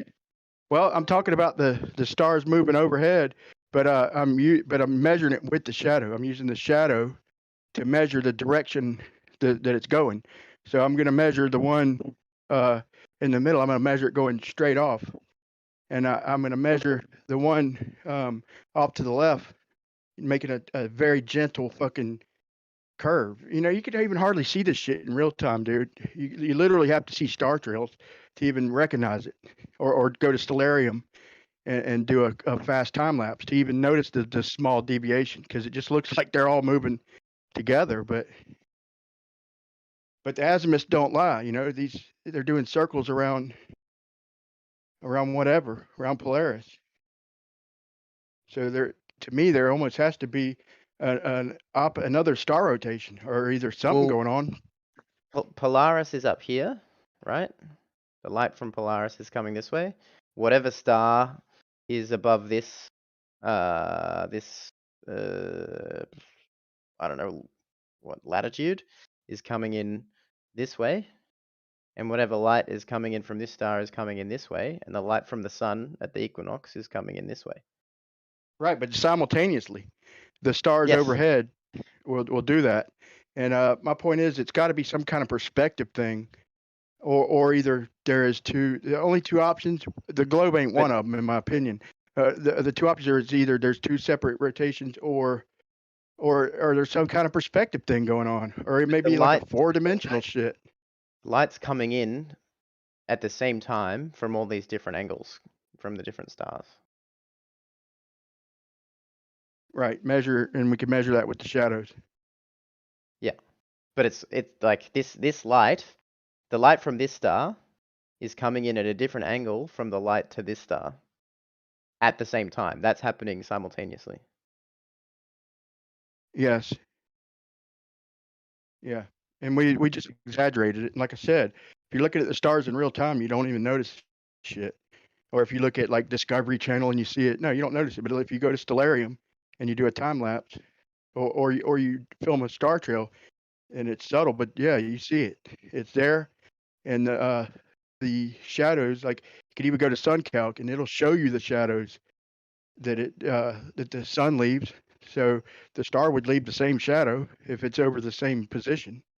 So if you use a little logic, you could trace a shadow from every damn star within the ecliptic. You know, but just by following it. What's this showing us? Showing us that there's either two separate star rotations, like literally, or there's some perspective thing going on. Why do these have to make be... things diverge simultaneously? Why do these have to be separate? Well, according to the shadow, there. Would you agree that if I'm the one moving, then everything's going to just basically go opposite of the direction I'm going? So if I'm falling over backwards, not trying to sound like a smartass, but the stars are just going to fall forward, right? What's going to make them spread out? What's going to make them do something different from one to the other? They don't know that there's a ball, do they? They would have to. Differently. It doesn't matter their position. You're only in one position. The light coming in at a different angle. Right. Different angle. Right. From each of those stars. So not parallel. Well, the light from that star, so the light coming from this star over here is parallel, and the light coming from this star is parallel, but these two bits of light, like this light from this star and this light from this star, are not parallel. So yeah, so they're not parallel, right? So they're opposite. And so if I'm the one moving, then like I said, I'd even let you get away with it. Wouldn't be fair, really, because you'd still have the straight line to contend with. But I'll give you that one, and I'll let you get away with one of the angles. But you can't have two different angles. You can't tilt me two directions at once, and that's what would have to happen. Or the way the Globers picture it is they think of the Earth. They can't get the Earth out of their mind. Just think of yourself on a flat patch of ground. Just picture yourself on a flat patch of ground. Doesn't matter what the shape of the Earth is. We're just measuring Just quickly, this is you right here. Let me draw. Where's my ruler? Where is it? That's over here. So this is you, right? And that's where you're looking from. And then there's an angle to this star, right? And then there's an angle to this star. And those are two different angles. What's the problem? I don't understand the... Right. Well, the light's supposed to be coming in parallel, so we would expect the same shadows from every star. The one over Cancer, the one over Capricorn, and the one over the equator. No. Just quit thinking. Hold on. Quit thinking of the Earth. Get the globe Earth out of your mind and think of a flat, square piece of ground out in the middle of space or something, or even on the globe. But quit thinking about the curvature of the Earth. To just think of your flat little patch of ground and your shadows, and you're just measuring the angles of the shadows. If indeed they're moving parallel, they're not going to diverge. They're not. So the light from the star isn't diverging, but the light from two different stars is. And three, yeah. And the third one, if you like. At the same time. Yeah, at the same time. But it's coming from three different points in space. Right. And it ain't moving. So if I'm the one moving, you can't get them moving opposite each other. If I'm just using sticks and shadows, I'm not using perspective. Okay. I'm not using a camera. I'm literally just using the shadows to measure the direction of the stars. So, like Charles said, if I'm in Philadelphia and I've got a stick in the ground, even though I'm measuring the sun that's way down above the equator, I still get a straight line. So why would I not expect the same thing if I'm at the equator looking at a star over Philadelphia? If I'm at Philadelphia and my shadow it tracks a straight line like he said, then vice versa, if I was over the equator looking at a star over Philadelphia, it'd do the same shit.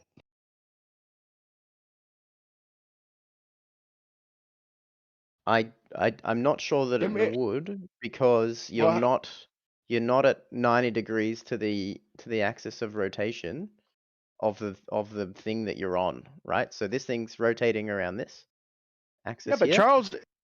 but Charles In in here. Philadelphia is not moving 90 degrees. He's not.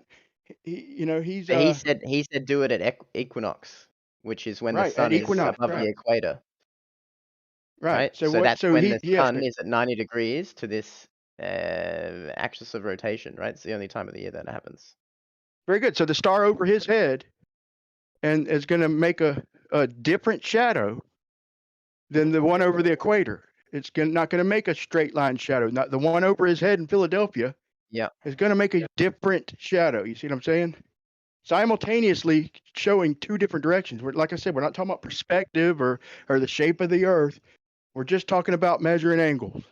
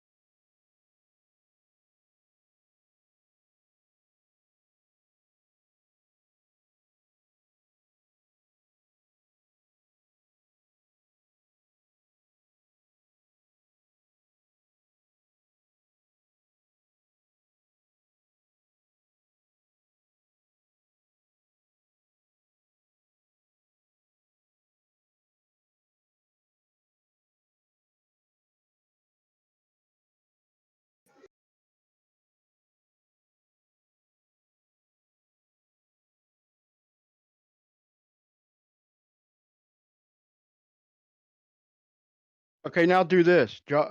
Erase that and draw a circle. All right, erase that and draw a circle. And then let's say draw it at the bottom. Got a big one? Just like a little over half the screen. Draw it at the bottom. Let it touch the bottom line in the center. Yeah. Okay. Now, don't draw an equator, but draw a dot. Just above, just a bright little dot, just barely to the left top, just to the top left of the circle. So you're almost touching the circle, but Yeah. not quite. You're about just a little bit above it and just a little bit left off center. Somewhere here? No, a little above it, a little bit above it. You got to separate from it just a little bit, a little more than that. I'm sorry. Just go about a quarter of the way. How many squares? Just one. All right, just make it into a spot. Okay, now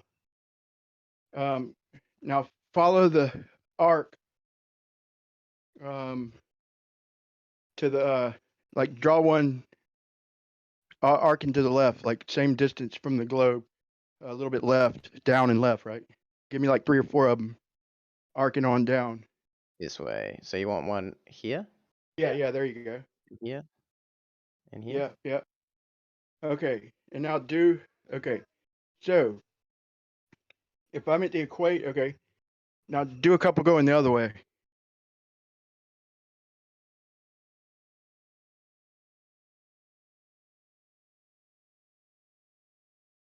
Okay, now this represents us at the equator. That circle represents the equator. So the tilt Okay, so we're like don't top matter. We're down. gonna take We're like top down yeah on the Earth. no yeah we're top we're bottom looking up. So Okay. all them dots are all polarises. Okay, all them dots are all polarises.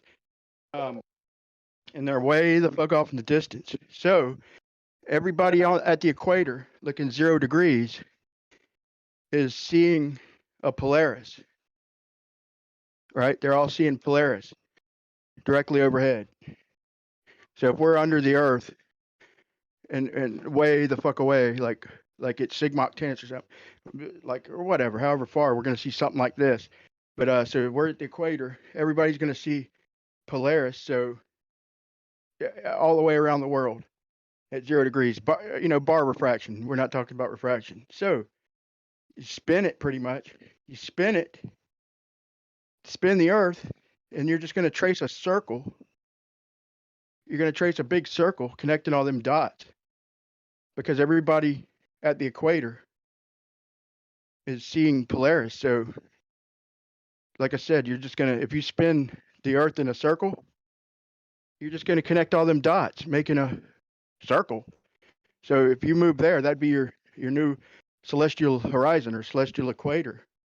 And that's what would happen. You'd have Polaris just following you in a big ass circle. If you circled the equator, you just draw out a big ass circle. Hmm.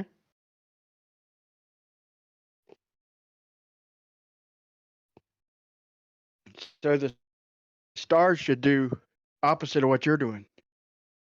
Now, if we tilted it, if we were to put ourselves, Depends which way you're looking. If you're looking bottom up, they'll do this, and if you look the other way, they'll do that. Yeah.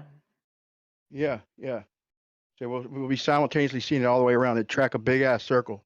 Okay, and now here's the thing. Okay, like if you think about it, if the light's coming in parallel, if the light's coming in parallel, and we're out in space, we get way above the Earth, above the equator, but we keep our orientation.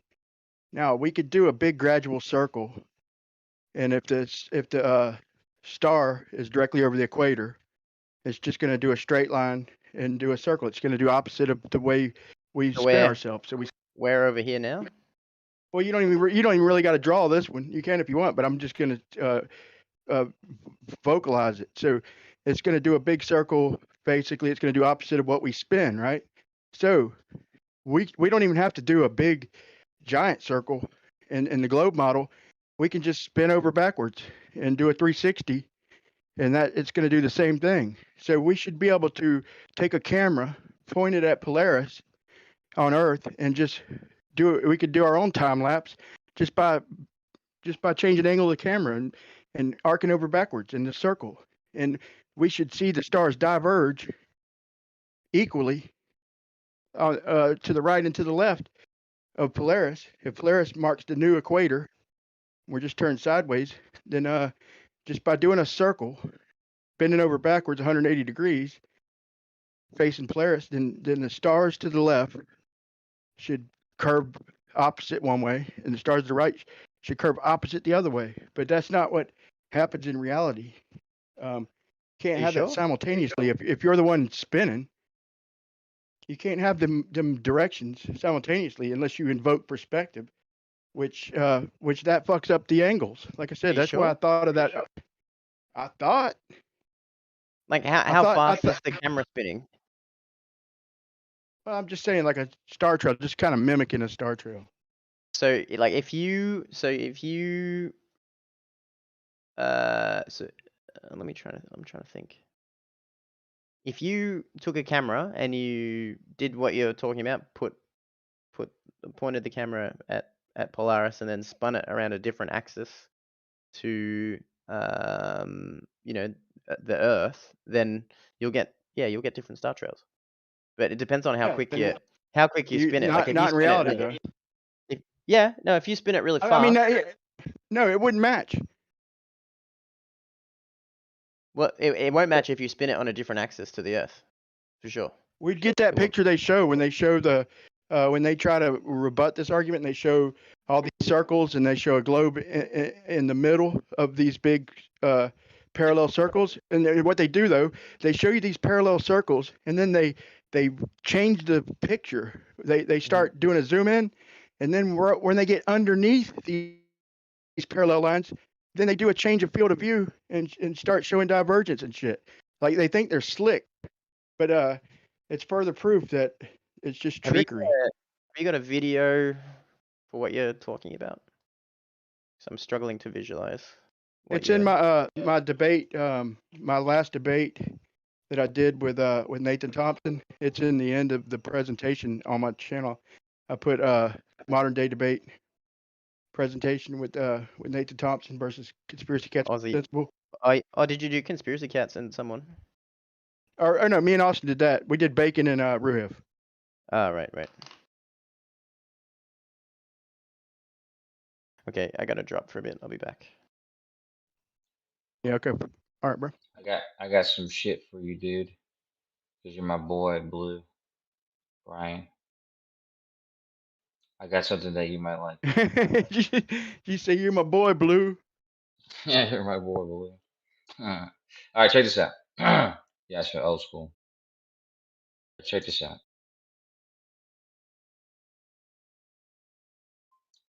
You know who's also my boy? Don to the P Pettit, dude. Great dude. He took these star trails from the ISS. Sort of like you said, like instead of worrying about the Earth's rotation and having those create the star trails, he used his he created like a new center of rotation basically, because you know the ISS is doing their orbit, so these are actually different star trails than you get from the surface. Why would they be different on the ISS? Because of the so for instance, like the Earth is rotating eastward at the equator, then perpendicular to that would be the North and South Pole. Those would be the two poles of the celestial rotation. The ISS would have a similar relationship between its center of rotation of these star trails, and it would be perpendicular to its orbit. Okay, so in other words, it's like doing a star trail with the camera pointed in a different direction. Well, yeah, no, well, it's like if the Earth were it's like, as I say, the Earth's a ball. It's like if the Earth were rotating at a different axis, like a different axis of rotation. Instead of North and South Pole, the poles are just, like I said, perpendicular to whatever the ISS's orbit is at that time.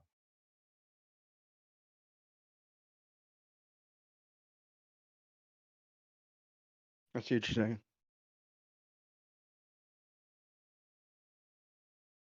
Dude, Don Pettis is pretty smart, dude. He did a lot of, you know, like a lot of people, other astronauts say this kind of.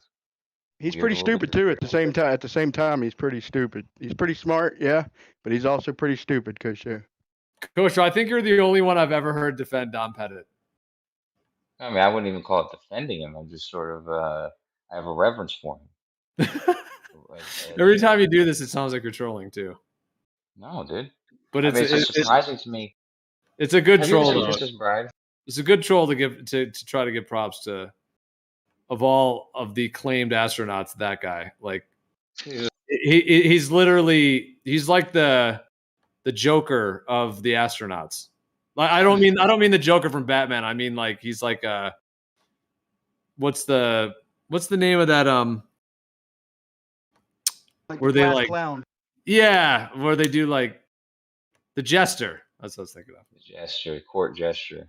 Just the goofy guy that's just kind of just make it and try to get everyone to laugh by being super goofy and yeah. To me, there's two classes of astronauts. And really, the best ones are both of these classes, but you have the pilots, like these, dudes who can do anything physically, with machines or whatever. And then you have the scientifically minded dudes, who are like well-rounded. And he was definitely more of the latter type, right? Like he was just a very smart dude. But sorry. No, but that's it. That's it. I mean, he's a smart guy. I thought so. I was going to say that there's two classes of astronauts. Those who lie, and those that don't talk. I should have said it the other way around. Yeah, could you show us where you've seen something that you would identify that Don Pettit is as a high level of intelligence? Could you post anything that you've witnessed that from him? Absolutely, yeah. He's. Give me 1 second. Yeah, give me 1 second. So someone's bringing me food. But yeah, so before I post, I'll just tell you, he would take it upon himself to, like when everybody gets off work, you know, they all do their own thing. Some people, I don't know, masturbate or I don't know, do something. But he would just come up with his own experiments on his free time. He would just like come up with like just random experiments, and some of the experiments he came up with were actually, you know, integral and you know, scientific understanding. And like, I'll define you some full examples. So he'd stay after school and shoot free throws all day in the gym. Yeah, or just stay in like the science room and do some experiments. You know. And I don't know, man. I got flat earth shamed from out of masturbating like years ago at work. I don't know what happened, but they shamed me out of it. You ever whenever Nathan Thompson went up to what's his name? Owen Benjamin. Well, it doesn't matter. But he went up to Owen Benjamin. And, no, Owen Benjamin was talking about it in the hotel room at the conference. He was like, "That some guy Nathan Thompson came up to me. It was like thanking me because I helped to stop them from masturbating or something." I was like, "What the hell?" I'm literally joking though, bro. Literally, it was really my wife, but way before flat earth. It made her mad. I'm like, what? That's weird. But you know, she is my wife, so. Things we do for love, man. What? Give me a second. I said the things you do for love. You gave up something for the woman you love. That's a good thing.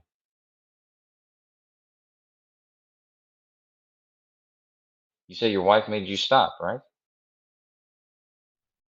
Well, she didn't make me, but it bothered her. So I Yeah, right. Yeah, stopped. she gave it up. That's what I'm saying.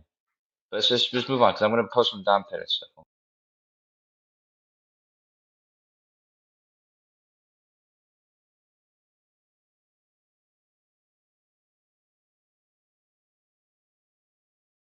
Plus, why would you want to masturbate if you got a wife anyway? You know. There's kids in here. Dude. If she has a headache.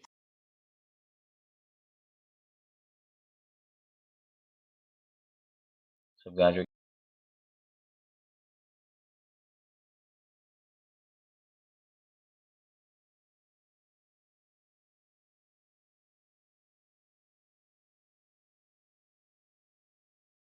Sometimes your wife has a headache, you know. Yeah, you're right, but you get used to not doing it.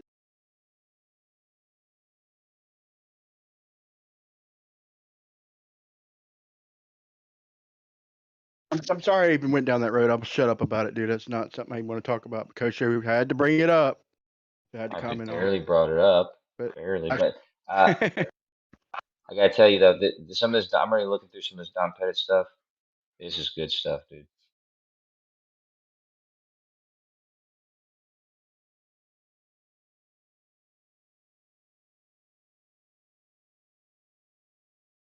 Sometimes wives don't talk the line, you know. You do, but they don't. Not always.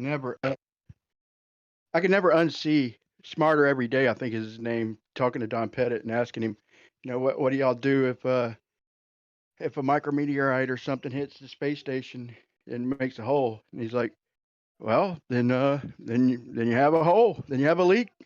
I'm sure there's some protocol. It's so funny because just like about less than a month after that, if I'm not mistaken, maybe even a week, all of a sudden they put out an article where they duct taped a fucking hole on the space station. But yeah, right after that, Brian, they addressed it. They got a meteorite flew through the space station, didn't hurt nobody, but made a hole, and the guy put his finger in there and then a duct tape. No problem. Yeah, just ripped right through the space station.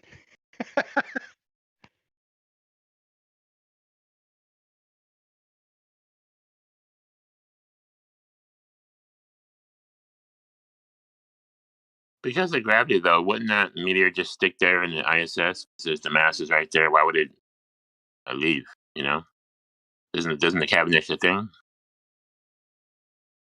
Does the mass attract mass, or does the mass go through mass and come out the other side? Good question. You want to handle that one, Coach?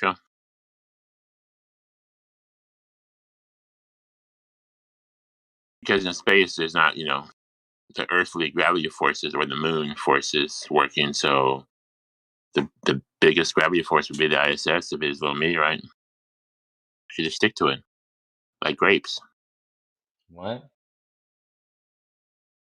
That's a good point, Coach Show. What he just Is that a said. good So, point? yeah, well, if gravity works the way y'all claim, like the ISS could literally be like the beginning of a sun or a Jupiter. Like all It the would have gas, all. if you poke a hole in it, the gas will just it'll have surface tension or some shit, around it, and it'll attract other gas until there's so much gas that it just it's so much pressure, it just conglomerates, and then it ignites just from pressure alone. It just combusts spontaneously into a sun, or it just remains a Jupiter, maybe a gas giant. But it all has to start somewhere, right? So the ISS is just like the beginning of a planet, maybe like almost like you start a reef by sinking a ship out in the ocean. So we could start planets by like sinking ISSs out in the solar system, right? Yeah, to be specific, the ISS being a satellite would attract other satellites to it, natural satellites and also the mechanical man-made ones. Eventually, it would just all stick together in one big clump because of gravity, like a clump of grapes. So I guess, is that happening? No, why not? Okay, so obviously you guys are aware of the universal law of gravitation. The equation is a very simple equation, right? You understand how it works, right? Because you have an Not equation just on because you paper have doesn't mean it's a thing. ISS is not going to act like a sun, dude. It wouldn't draw. There's no mass attracted mass happening. Yeah, there is mass attracting mass happening, and guess what? It happens at the predicted magnitude according to that law. So you can actually, get what that magnitude is by taking the mass of the mass and multiplying it by g and Mass. dividing it by the radius Hold squared. on, You're hold not going on. to get a value that equals the Osho. sun.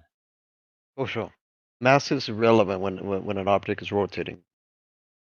Just so you know. No, it's not. The ISS has mass, and he said mass attracts mass. So the ISS have all kinds of shit on it, bits and pieces and asteroids and satellites. Don't bullshit now. Did gravity forget when it orbits? If No. you use the vacuum of if you space use forgot. the law, the law of gravitational, that mass that you multiply, the mass of the ISS, is not really going to make much of a significant difference. What matters is the radius square. So In other then words, cavendish the doesn't work. acceleration is no. It just means that the acceleration is constant. If you're talking No, about when the see ISS, how globers twist it, throw in acceleration. We're talking about gravity and mass, no acceleration. Okay. I The ISS has guarantee mass. that the majority When of things Globers not that are stick listening to this to it, understand what I'm saying. but when things not stick Yeah, to but it, so I guess the way they imagine it, is like a giant thing of hydrogen. Like I think in space maybe it's bonded. Like in reality, gas is unbonded, and gravity doesn't do much to it because it's individual molecules and whatnot. But I guess if you're in the vacuum of space, it's bonded actually. And I guess they think of a big giant thing of gas going one way, and then maybe another bonded fucking clump of gas going the other way, which I'd ask how did they fucking glob up? Why ain't they? If before the gravity reacts, there has to be a tipping phase of where the gravity holds it together, and they could never literally hit that point. If and plus, even if it did, gas is unbonded. Like Go ahead. I thought we were talking about Two orbit. What are we things. talking about Yeah, here? we weren't. That's the problem. Yeah, Shadow. We weren't talking about orbits. That's the one number one. We weren't talking about orbits. We're simply talking about, a mass away from the Earth, like ISS. They're claiming that because it's away from the Earth, or because it's in free fall or whatever else, that it should have some great relationship with gravitational attraction with other objects, clinging to it. Stuff should Because stick if to it it, has to cling to it, Kosho. right. But like I said, all you have to do is, just look at the universal law, and you can actually uh, estimate what the magnitude of that force is going to be. Number one, and number two. Oh yeah, number two is that 45-minute video I posted Don Pettit.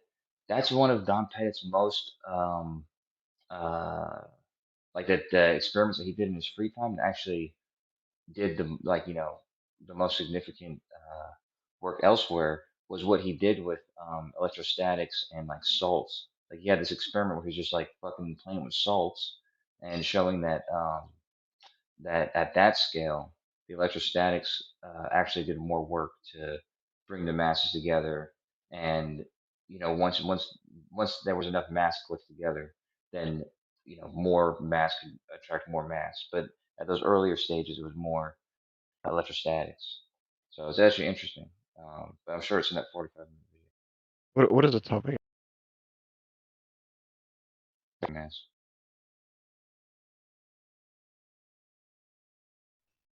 Coach, what is matter in its lowest energy in its lowest energy state? What matter?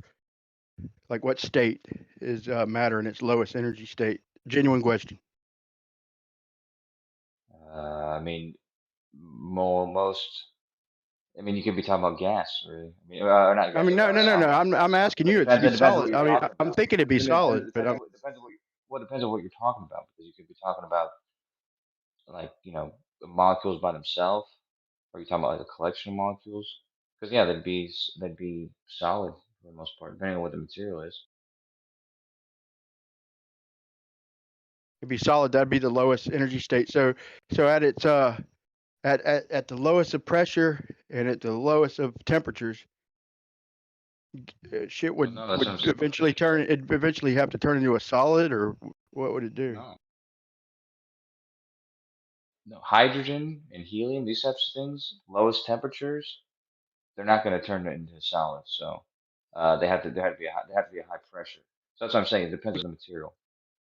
So on the quasar, where a teaspoon weighs 200, whatever, just say 1 billion tons or whatever, can there be gas?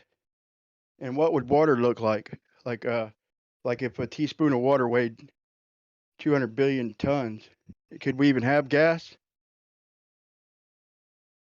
You're thinking of neutron stars, first of all, and second of all, like there's special names for that. Like hold on one second. Like like if there's like a strange star, you call it like matter, right? So there's like there's just it's a extreme state of matter, because it's like the extreme amount of pressure is required to create that Okay, let's say I material. had a 1 meter. Thanks for correcting me on that neutron star, because I've been saying quasar for a long time. Well, I mean, Nobody's ever corrected me. quasars are actually more dense than neutron stars anyway. So quasars are worse. Okay. Well, anyway, so let's say if we're talking reality, if I take a 1 meter diameter iron ball, it's 1 meter in diameter, approximately, and this could be a wild guess, but approximately how much? Let's just say atmosphere, or you could pick any gas you want, or a mixture of them. How much atmosphere, how much oxygen or carbon dioxide, or whatever you want? How much gas? How big would the sphere of gas have to be to equal the mass of the 1 meter diameter iron? Like how many times bigger? Like a couple 100,000? This last thing I gotta say, because I gotta watch this show with my girlfriend, but I didn't hear. I think were you talking about a neutron star, or are you talking about actual steel? No, I'm talking about in reality. In reality, actual literal Yeah, that's 1 in reality. meter, 1 meter diameter iron ball. How big would a sphere of gas have to be to equal the mass of the iron ball? Well, you know what they say? They say like, because you can compare that right away, because you know like the density of air. What is it? It's like, isn't it 1,000 times less than density of water? Is that right? Something like that. And the density of water is like 10 times less than. I mean, on the top of my head, I don't know. To be honest, I think it's 10 times All right, less. Yeah, because I think it's one. I think that's about right though. It's like 1 gram per meter cubed, and then I think it's like steel is I think 10 grams or 20 grams per meter cubed, something like that. So I guess it'd be 20,000 or 200,000 times the same density. But yeah, I that's don't what I know. was just trying to imagine. I was just trying to imagine Well, Jupiter raining diamonds. Every square inch. Well, if you're talking about on Earth, every square inch is 14.7 pounds of atmosphere from the ground all the way up, right, Kosha? You all right, No, that's bro? not density. What? I said every square inch from the ground up, if you're at 14.7 psi, that column of air will be 14.7 pounds, right?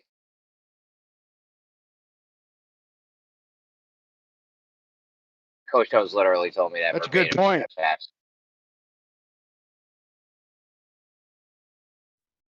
So it might be easier if we used a cylinder of iron. It might be easier if we used a cylinder of iron. But I think that still puts it out to a couple 100,000 times. But where are we going with this, though? Where does this Well, go? I was trying to. I'll be honest. I was You trying be to taking imagine. us down these like paths that go nowhere.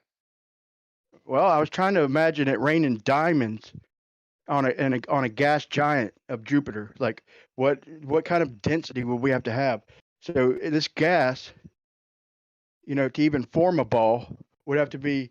Let's say if the moon's the minimum size of solids to form a ball. So for gases to form a ball, they'd be like a couple. Not and that ain't even iron. It'd be like a couple 100,000 times bigger than the moon. You Diameter. realize this story's incoherent on its face value, because if it's a gas giant and it's raining diamonds, where's the diamonds going? How many years has it been raining diamonds for? Just curious, asking for a friend. Ask the question again. Ask the question one more time. How many years has it been raining diamonds on Jupiter? 4 billion or something like that. 4 billion years of diamond raining. And where do the diamonds go? Are they dissolving, or is there a diamond cycle? Like, we got the all these nitrogen cycles and water vapor cycles. Is there like a diamond cycle where they're melting and going back up into the air because they hit their vapor point? Yeah. That So makes if sense. you tried to get on Jupiter, you'd bounce off of it because you'd have to be denser than a diamond to get past the clouds, or else you'd float. The story doesn't even make sense. It's been raining diamonds for billions of years. The whole fucking thing would be made of diamonds by now. Well, that's how buoyant the atmosphere has to be. If to get rain on Jupiter, that shit has to condense into something as dense and as hard as diamonds. So if you tried to go to Jupiter, you'd literally bounce off that bitch. You wouldn't be crushed. You couldn't never get on Jupiter because you'd bounce right off of it. You'd have to get heavier than you'd have to have more mass than a diamond, more density than a diamond to get past the clouds, right? It'd be like trying to push an anvil down. It'd be like trying to push an anvil down when it's floating in mercury or something.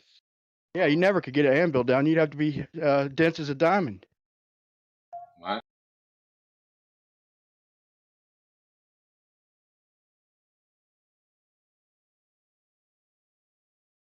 That's a good point. But in reality, though, it can't be raining diamonds on Jupiter because at this point, the planet would be made of diamonds. No. No, where do the diamonds go? Okay, there's a diamond falling on Jupiter. Then what? Well, how big do you think those diamonds are? I don't know. Maybe there's super tiny, nano size diamonds. The gravity would crush it and turn it into a diamond. Hold on, Godric. Nano size diamonds for 1 billion years. That shit adds up, right? That's a solid? God- Is that a solid? Oh, Godric's right. I think Godric's right. You heard what he said? Are they going to get crushed? They're going to dissolve. You said that. It'll be like a cycle. The diamond cycle of Jupiter. You know what, I was joking when I said that, right? Also. All right, why don't you run me through it? So it's raining these teeny tiny little diamonds. Now what? They fall to the where? The gas? They fall to the gas. And now they're just floating in the center of the gas, or how does that work? Well, they say there's metallic hydrogen at the core of Jupiter. Metallic core would it, and then just gas around this metallic core. You sure it's not a diamond core? Because there's been a lot of diamonds falling on it for billions of years, right? It was a lot more hydrogen. I can't talk very much right now. I'm gonna get in trouble. Okay. If they're saying it rains diamonds, they literally have to concede that we'd bounce off of it. We'd have to come up with something denser than diamonds to even get to the surface or anywhere near the surface, because diamonds float up. I mean, you have to be as hard as a diamond. So you wouldn't get crushed on Jupiter. You'd literally bounce off of it. They when they talk about this gravity, they just completely forget about buoyancy. That's why in all my questions I ask them, if gravity increases, does buoyancy increase? And the answer is yes. It's fucking mathematical. They can't say no, but they don't like to think about that one. Of course, dude. What are you talking about? If you're in a medium still, then yeah. I thought you couldn't talk anymore. No, she said you can't. She just shook her head in sadness and said, yeah, you can talk. Your girl said you could talk more. Yeah, but I should probably. Should I ask her if Pocho can come out to play? I gotta be fair. Okay, check this out. It says the diamonds apparently fall like hailstones and melt into the planet's hot cores. Okay, the diamonds melt into the what? Planet's hot core. Planet's hot core. The metallic one you were talking about? Yeah, metallic hydrogen. What? Yeah, metallic hydrogen. And it's Jupiter and Saturn. Apparently it's raining. Okay, so they have a diamond cycle. It rains diamonds, they melt, they hit their vapor point, goes back up, and it keeps raining diamonds. The diamond cycle of Jupiter and Saturn. Yeah, let me read more about it. Let me see if there's actually a cycle. Oh, okay. Well, there has to be. If there's no cycle, then there's just diamond juice. Like liquid diamond juice just all over the core. No, I don't know. It says they produce 1,000 tons of diamonds a year. It rains 1,000 tons of diamonds a year. You can't have a solid core if the diamonds are melting and they're making up the core. They're not making up the core. They're melting, and then there's a diamond cycle. It's like the nitrogen cycle or the whatever. Pick a cycle on Earth, one of the gas cycles, and that's what's going on. Except it's not gas; it's diamonds. Oh shit! Yeah, it says once it reaches a temperature of 8,000 degrees Celsius, the diamonds will melt. So yeah, there's definitely a cycle. And then they go back up to the sky, and we got this diamond cycle. That's fucking dope. And it says that they're fucking like fist-sized jewels, like giant jewels. Oh, I figured they were teeny tiny things. They're giant fist-sized diamonds. Yeah, I guess all sizes, but yeah, they're saying like fist size. Yeah.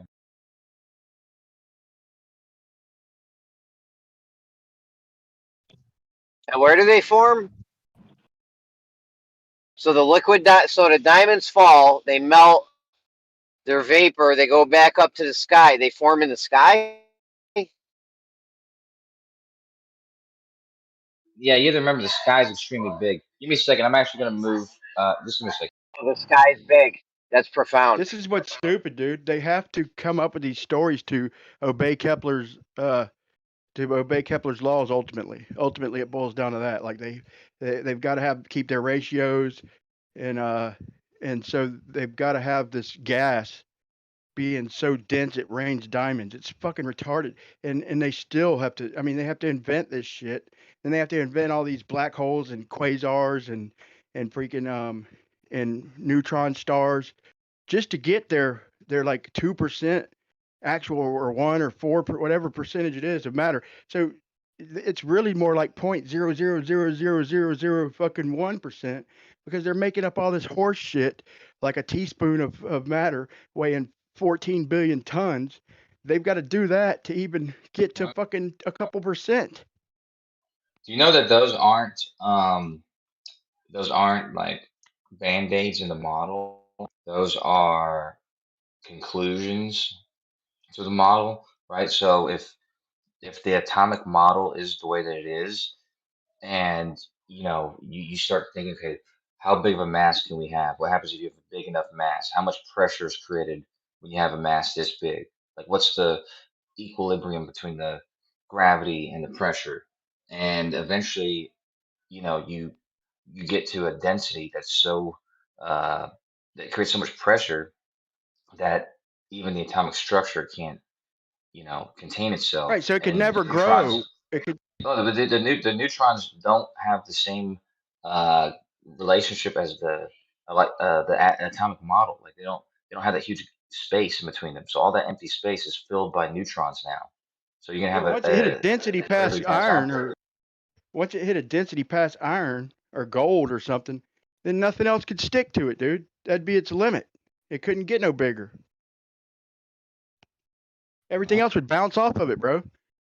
What do you mean? It'd bounce off, bro. You know how much fucking thrust it would take to get even like halfway down in Jupiter? You know how buoyant you would be, bro? If it's fucking raining diamonds, that means to free fall, I've got to have the density of a diamond. So an anvil wouldn't even be close, bro. But aluminum would be a joke, bro. You'd need fucking 1,000,000 rockets to blast down into Jupiter. You'd be so buoyant. You have to remember pressures and densities aren't necessarily synonymous, right? So, although I agree with you, I'm sure that there's basically a window where the pressures allow for the diamonds to be created, because it can be deep enough to where there's enough pressure, but then obviously you get too deep, there's too much heat, right? So there's like a window where they can be created. I think they're only created through these like electrical storms too. They're not just Okay, like but Hold you'd on, agree if I'm Brian. I less want to dense get than a in there, diamond, I'd please. float. Go ahead. Please.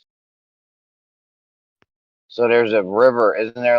They found a river or another body of water underneath the ocean where they couldn't. It was so dense they couldn't even get into it. I don't think that's Is true. that a thing? You don't think that's true? No, there was. Okay, so Okay, I know what you're talking about. Yeah, David used to talk about that. The waterfalls under the ocean. Basically, there's like another density. There's like another density. So there's a some other different type materials of in the earth. water under there. Yeah. It's probably the waters above and the waters below kind of thing going on, and we can't get past that water right there. Yeah. I mean, I'm not really a biblical person, but that's what it kind of Yeah. sounds like. You're the old man who comes in and tells everybody to stop talking about the Bible. I'm just saying, But yeah, Brian's kind of onto something here with this whole. It's so dense that you wouldn't even be able to get into it. I mean, I don't know. Okay, but if it's so dense you can't even get into it, what is it made out of? Right? There's something there. So, to say you can't even get into it, that doesn't make sense. Obviously, there's something there. So there's material that can get into it because it's there. So it just doesn't make much sense. But regardless, the pressures, as I think that's theorized, the pressures are immense enough in the center of Jupiter that metallic hydrogen is achieved, which is because it's mostly hydrogen, but by a Okay. large amount. What's the pressure in the sky, the big sky? because the sky is big. What's the pressure where these diamonds are getting formed? I mean, I calculated it once before. I can't say on the top of my head, but the pressures where they're formed on Earth, for example, like the pressures needed, you can calculate where they would need to be in Jupiter, and it's not that deep. I forget exactly where it is, but you wouldn't have to. It's not like in the core or whatever. It's yeah. I Well, they're forget getting what it formed is. in the big sky, right? On Jupiter, that's where they form in the big sky. Yeah, it's a big sky. What do you keep saying that? It's a big sky. It's a I don't know. You huge told me ball. the Yeah. sky was big. You're like this. Well, the sky's big earlier. You said. I don't know why you said that, but What? I didn't say you that. said it. The sky's You big. said the sky's big. I was like, oh, that's profound. I'm gonna go tell my wife. The sky is big. Maybe I guess it's true. It does have a big sky. If you're on Jupiter, there's a big sky. But I don't. The sky's big. Yeah, I It's, know. Wow, it's fucking amazing. So they get formed yeah, in the so it's sky, though, right? The diamonds. yeah. It says lightning zaps molecules of methane in the upper atmospheres of Saturn and Jupiter, liberating these carbon atoms, and these atoms stick to one another, forming large particles of soot, which spacecraft is spotted in dark clouds as the soot particles slowly float down through ever denser layers of gas, liquid hydrogen, toward the planet's rocky cores. They experience pressures and temperatures. Anyways, so they're solid diamonds before reaching 8,000 degrees when the diamond melts, forming liquid diamond raindrops. Wow, fascinating.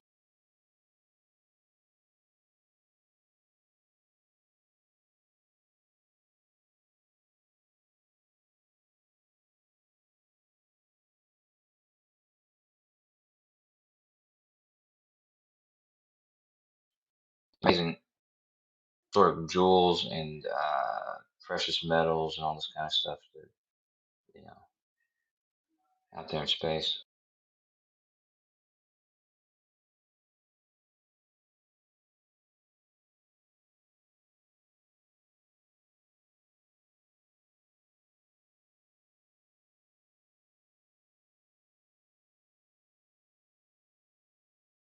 Here we got Mo, we got Mailman, Mo Man, in the chat, actually giving us some good numbers, some hard numbers here.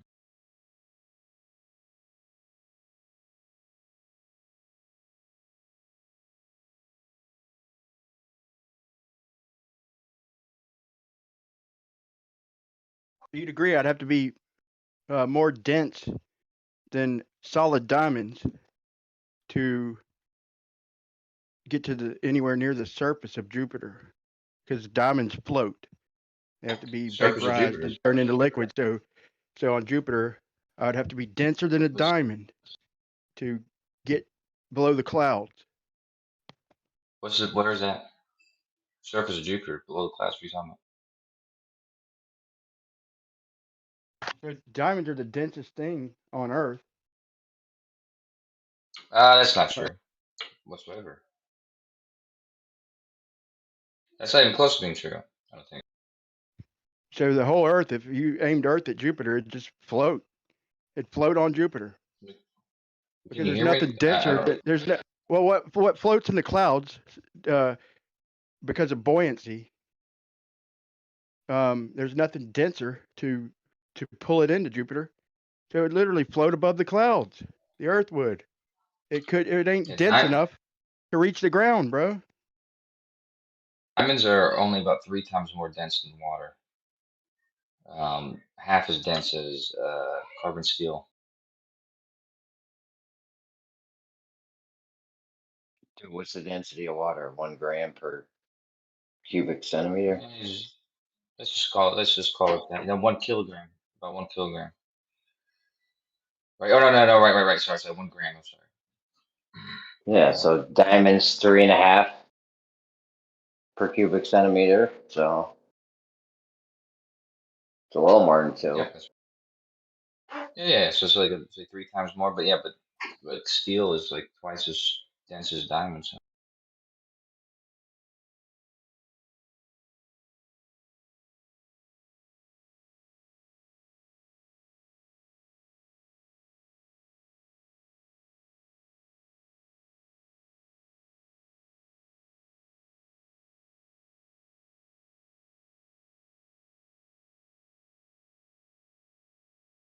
Did you guys watch the Don Pettit tapes?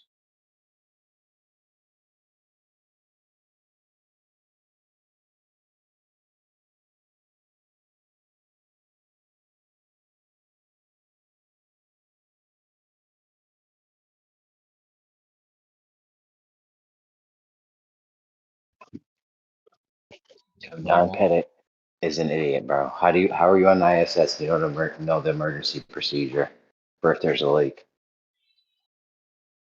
Dude, first of all, that's how much of a badass he is, dude. He doesn't care about the dumb shit.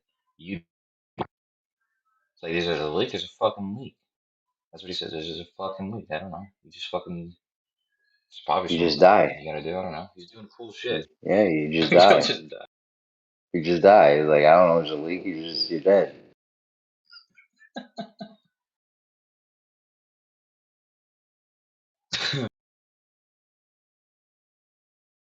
No, he didn't say that. There's a 45-minute thing I just posted. I probably should get back to watching my show with my girl, but he's doing all these experiments, dude.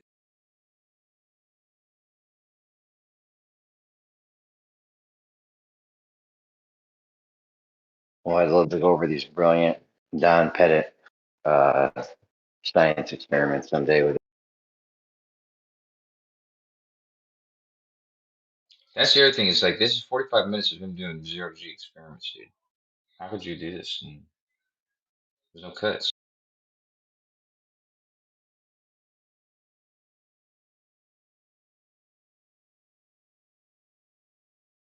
I was kidding. There's a lot of cuts.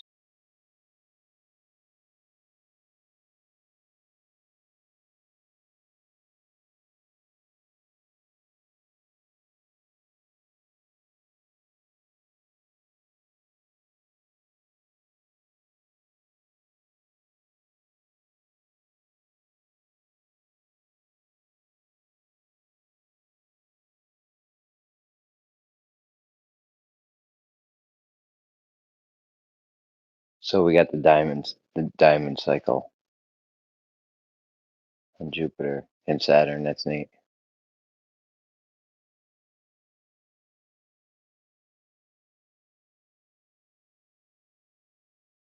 Yeah, I gotta watch this show. Damn, this video's not playing for me, dude. I think I gotta close some shit out.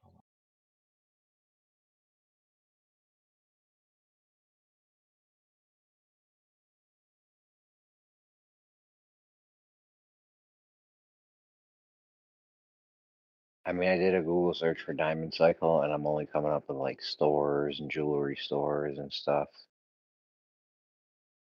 Here's some bicycles. Diamond cycle, something.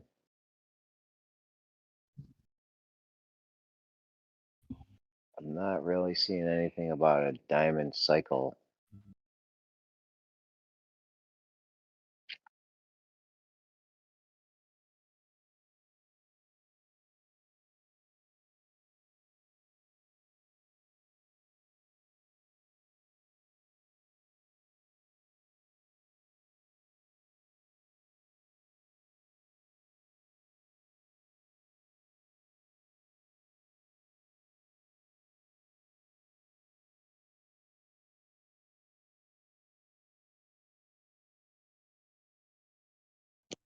It appears we have an exoplanet detection. Yes, Chronic, I'm available.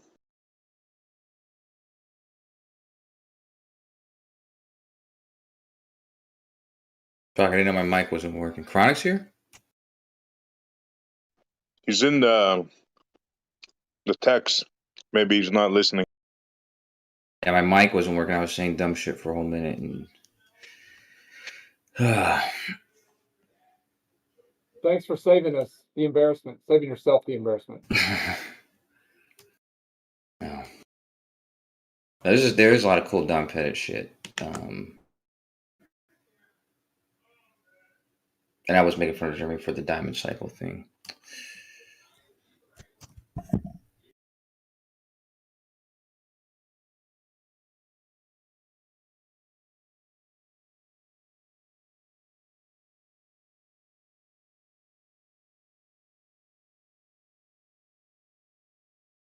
Well, it appears he has photo.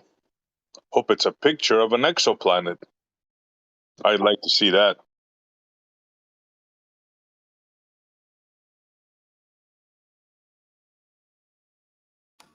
Get your magnifying glass out. Get your pixels, your huge clunky pixels ready to go, and let's do it. Yeah, there's going to be plenty of pixels, I imagine, in this one. Get your pixel counter out, because usually the pixels are so large you can usually count them. Yeah, there's like 5, 6 of them.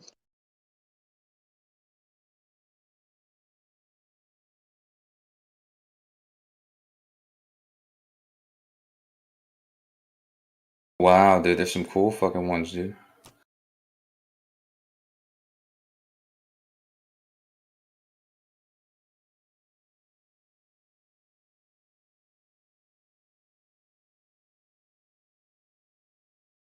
Here's my exoplanet. Now show me yours.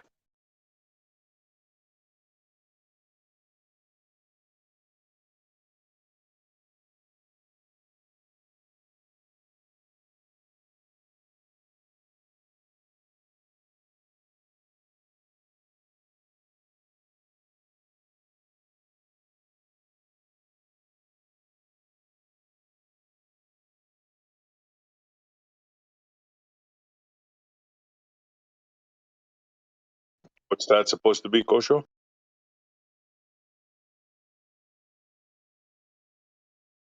Planet. Look at that star it's orbiting. Looks like a pentagram.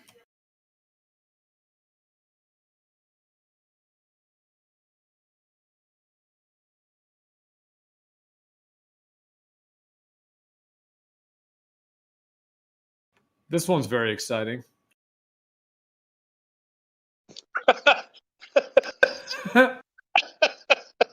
I almost choked on a Dorito on that one.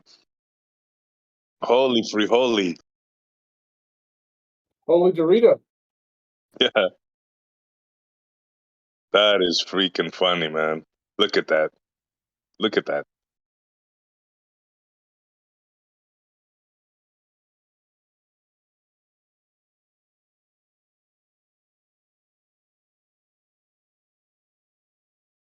I'm dying to see what Chronic has.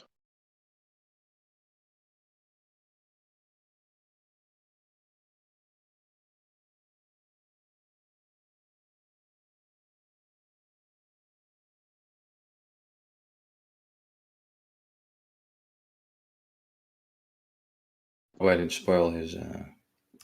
He's the what do they call it?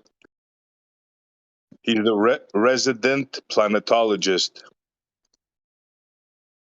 Who, me? My man. How's it going, guys? Speaking. Oh, you're very low, bro. 1 second, 1 second. Sounds normal to me. Yeah, you turn me down? You turn my voice down, Essie?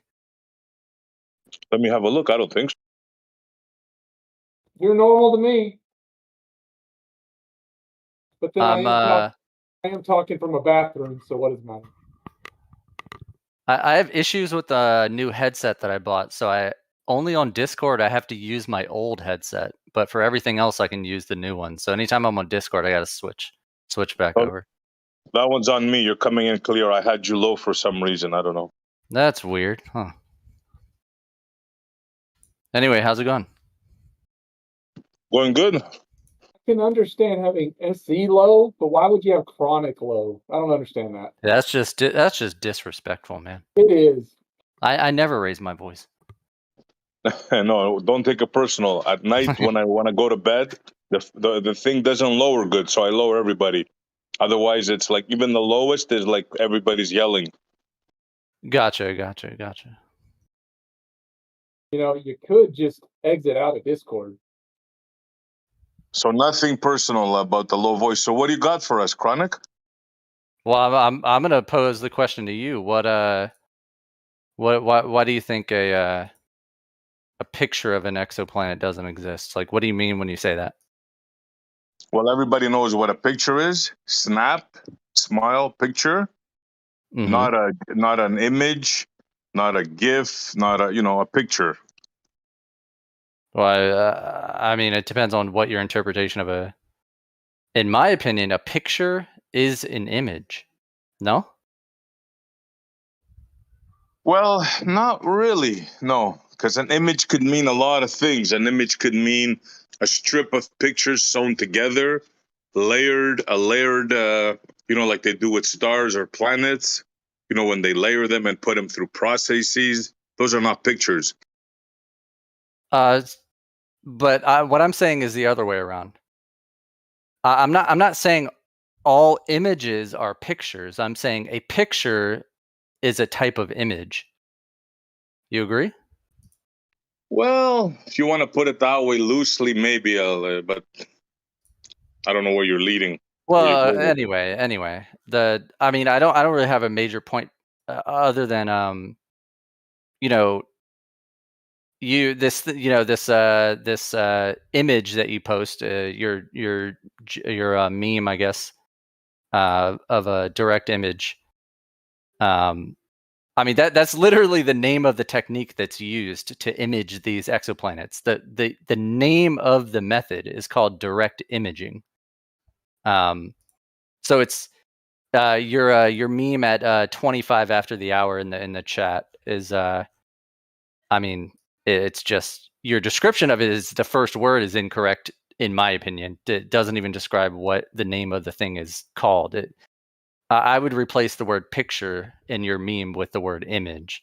You can still, laugh and meme on it and put the emojis and SE in parentheses, all that's cool. But I would use the word image, but it's neither here nor there. Anyway, I mean, I guess I could try to be as methodical as possible, but it would probably bore the ears off of everyone. But like, do you understand how the sort of those images are taken? What the procedures for an image like that would be? Well, I would imagine a long exposure. Well, it's not only that, but there's something more important than that. Yeah. Look, I'm not an expert in this, but to me, no matter how it's taken, when I see something and I see like 4 or 5 pixels, right? Mm-hmm. To me, it doesn't really mean that much. I mean, that could be anything. What tells you that those 6 pixels are a planet? Well, there's a lot of interesting characteristics and things that we can observe and notice and infer and deduce about the information that we're getting from an image like that, right? Like I guess you can deduce and infer, but I guess sorry, go on. Yeah, so for example, if we kind of understand how bright a star might be, or whatever you want to call it, a light in the sky, a heavenly luminary, whatever terminology, we understand how bright that thing might be. Star in the jar, water bottle, whatever people call it. And we develop pretty sophisticated but reliable technology to block out as much light from that star as possible. Like 99.998% of the light from that star we can block perfectly, like with a little, pinpoint. And after we block that light out, we can see a much, much, much fainter, much smaller, much lower, luminosity, much lower, light emitting object that is orbiting around that star. That's some pretty darn good evidence that that's what we would consider a type of planet orbiting that star, outside an exoplanet outside of our solar system. You can make a claim that it might be something else, but I haven't really heard that. I just see the meme about a picture with the SE in parentheses every time.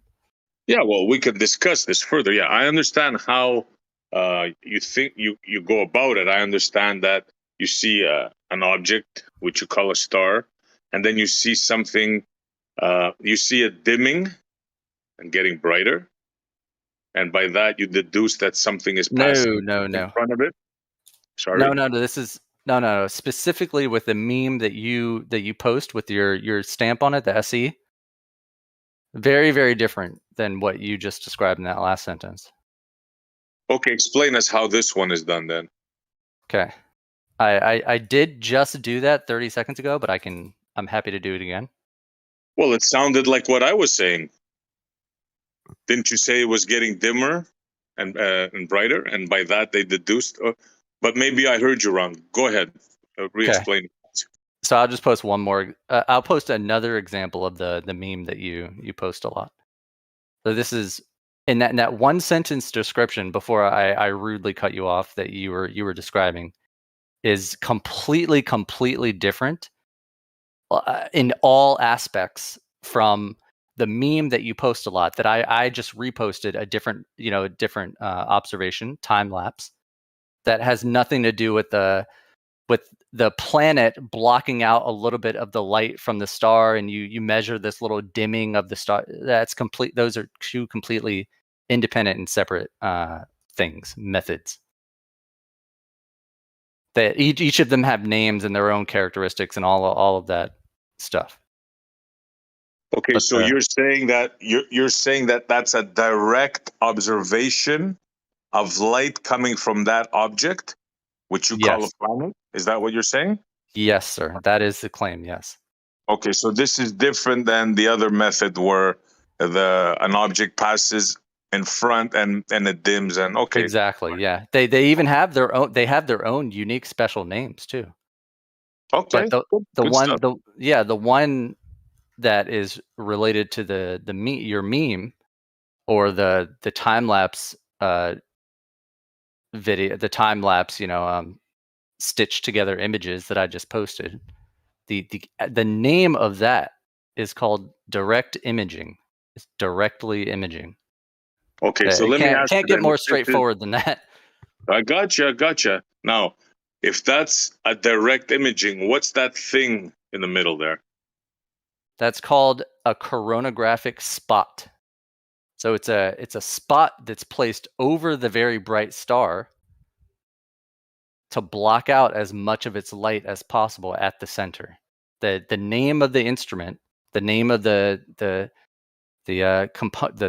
thing that's built to do that is called coronagraph. Okay, all right. And what's causing the planet, the light of the planet? Would it be the sun or shine from the planet? Can you ask that again? What would be causing the brightness of the planet? The light coming, the light's coming from those, like how we can see those bright dots. Mm-hmm. That's the question. Yeah, from our different types of analyses, different types of measurements and understanding how light reflects off objects. We see it reflecting off Jupiter and other planets in our solar system and all of that. That there's a number of reasons why. There's the light coming from the bright star at the middle, reflecting off of those huge planets that are bigger than Jupiter. They're likely large, very large, and they're reflecting a lot of that light. Plus, they're likely young. They could be very young and still, cooling off. Like younger planets after formation are typically still pretty warm and hot. So there's many sources of. Let me just finish one sentence, Brian. There's many possible sources of that can explain the light that's being emitted or reflected or radiated from those objects that we see orbiting that thing in the middle. So go ahead. Brian, hold on, bro, please. I gotta go. Let me Brian, one thing real quick. Before, I'm not gonna let you do it to me again. No, sorry. I'm in the middle of a founder, bro. Please, let me copyright a term, bro. I'm copyrighting the term crescent exoplanet. So crescent or half exoplanet. I want to copyright that. It's on record. Thank you. Go ahead. Sorry. Okay, good. It's It's copyrighted. There's Copyright that. there's already multiple terms for what Brian just tried to copyright, as if he just thought of the first. Anyway, go ahead, Essie. Before I lose my train of You're thought. like 30 years late, Brian. Sorry, go ahead, Essie. Go ahead. Okay, so you're saying now, if I got you right, this is a planet orbiting a star which you blocked off. Now, I want to know the light coming, because this planet, right, it's obviously, for us to see it, it's not behind that star, right? Correct, and most it probably actually appears to be 4 different planets, not just one. But I digress. Go ahead. You mean that spot is 4 different planets? That one Are bright you spot? looking at the time lapse that I sent at 35 after the hour? Oh no, I was looking at mine. Hold on. Oh. But yeah. Yours appears to be 1. Correct. Yeah. The time lapse I sent at 35 after the hour appears to be 4 in one system. 4 orbiting that thing at the center. Okay. Let's just go with mine now for the sake of simplicity. Sure. Okay, so now the light coming from that planet, where is it coming from? Like I said, these planets, do they have like their own sun? Is it in a solar system like ours? No, what is it? like I just said a few minutes ago, there can be many sources for the light that is coming from that single planet. The largest, very likely the largest fraction, the largest percentage of the light coming from that planet that allows us to see it is being reflected off of that very bright, very, very bright star in the middle that the light has been blocked out using a coronagraph. So we're blocking out the light from the star at the middle, but we want to see the light reflecting off the planet so that we know so that we can see the planet and its existence. No, I get you, but we're seeing like a full light, and I'm wondering like how is that possible? Because I'm assuming maybe it's in front of the sun of that star, right? So well, it's clearly not in front. You mean like in between us and the star? Well, it's kind of to the side, right? But yes, anyway. that's to the side is not in front. Yeah, okay, to the whatever. Okay, in any event, okay, now you did a good explanation. We know that there's a disk blocking what we believe is a sun, and believe this is a planet. But okay, still back to my original thing. You got 6 pixels there, right? Mm-hmm. Now, how does that equate into planet? Yeah, just because it's 6 pixels or 1 pixel or whatever, it's evidence that there's an object that's emitting or reflecting or producing light of its own right there. Could it be a rock, a huge rock? Not at that particular size. At Why not? the contrast. Okay, I mean, again, what did I say earlier? I can go down a very, very methodic, very technical line of reasoning. Okay, I'll give a just a slight tease of it. The contrast ratio between that object and the star that's being blocked out in the middle. So that contrast ratio means the amount of light that we measure from the bright ass star in the middle versus the very, very, very faint thing that's off to the side is telling. That can tell us something. That tells us about the difference in brightness, the potential, evidence for the difference in size based on reflection, stuff like that. If that spot was let's say that bright spot that we claim is a planet, that we claim is a planet, a gas giant planet that's like 8 times bigger than Jupiter. If that thing were a tiny planet that was the size of Mercury, then we would not see that signal as strong, and possibly not at all. It might be too faint to see. I looked up the term exoplanet, and there's no such thing. I mean, crescent exoplanet and half exoplanet. There's nothing came up in Google search. Yeah, but what you described has already been there's terminology for what you describe.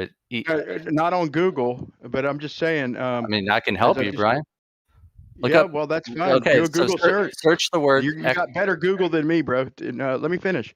I'm telling you, it's hard. You can't. Okay, let me finish. I'll ahead, make it go quick. In my opinion, they would have to see it to even describe it as a crescent exoplanet. They would have to see it, verify the star and all that, and see it in detail to see the crescent shape. I don't think they're to that much fucking pixels yet. I mean, maybe they're getting there. But I coined the term. It's my fucking term. It's not defined. Right, I defined it. All right, take your term, Brian. It's called exoplanet phase curve. But anyway, we can continue, Essie.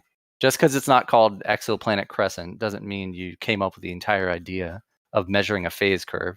But okay, it's Brian's term. We can't take it away from him.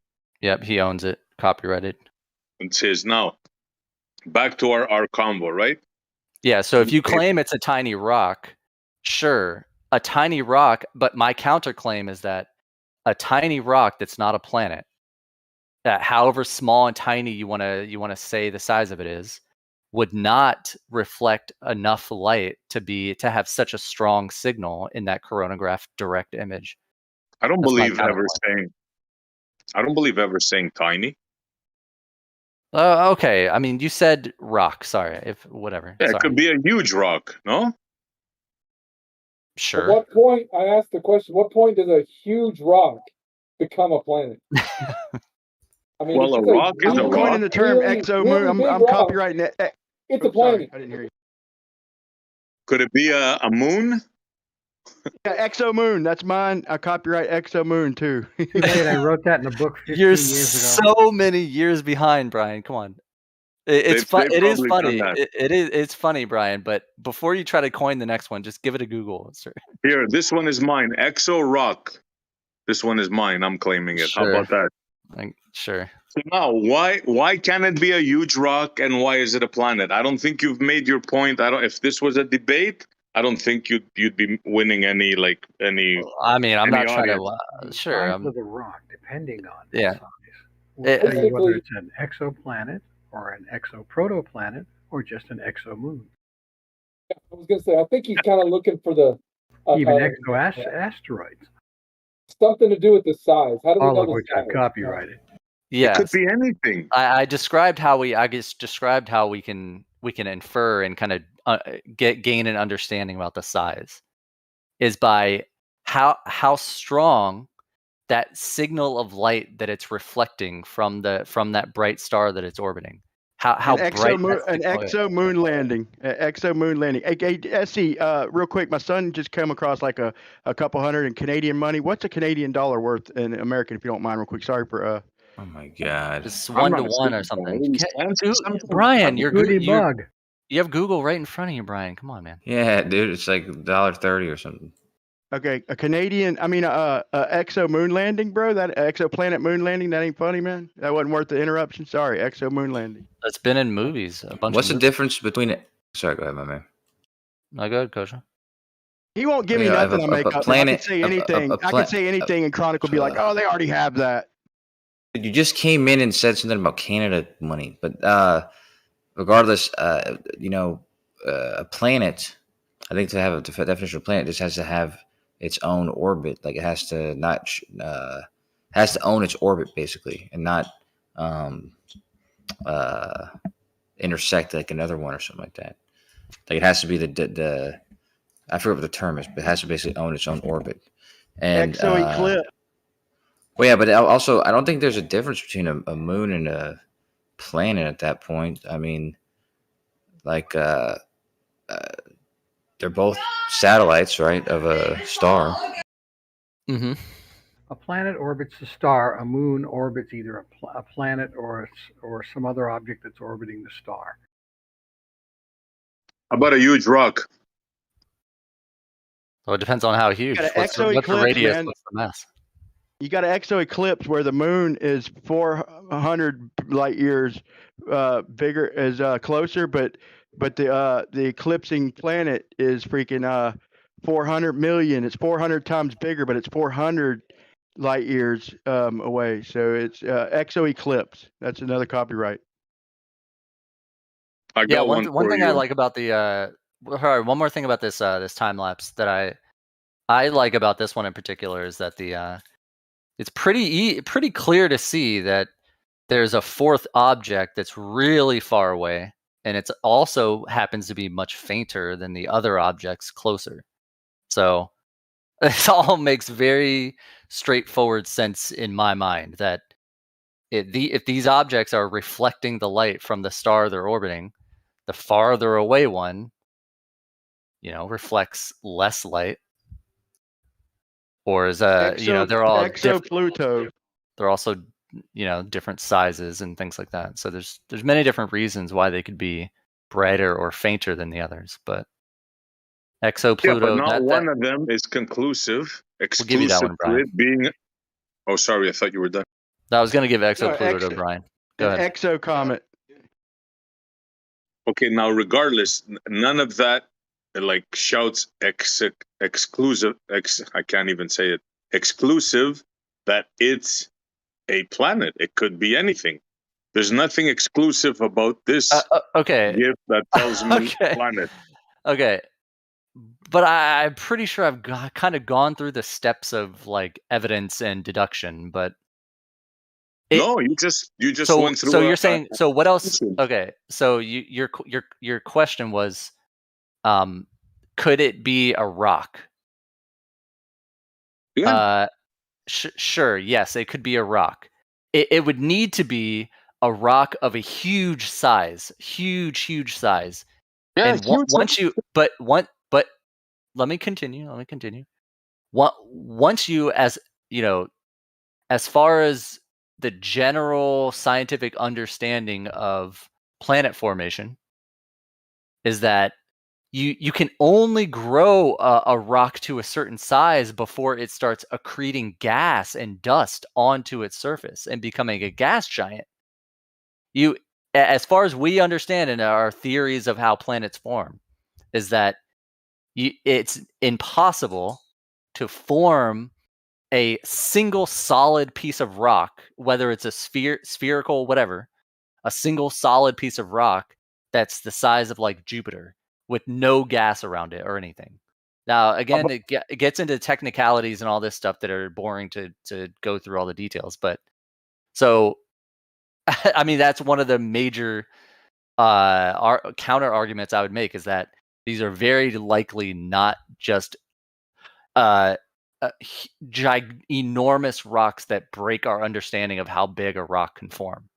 They're more likely to be planets that are huge. They're still huge, way bigger than Jupiter, but they're gaseous. At least most of them. They may have some solid core, but they're mostly gas, like Jupiter, but 10 times. Right. Don't take this the wrong way, but I didn't hear anything conclusive in what you said. You said I heard terms like likely, maybe, could be, but there's no conclusive evidence. It could not be as well, right? It could not be a planet. There's no. Let me put it to you this way: would you bet your life on it that it's a planet? What? Okay. What else could it be, Essie?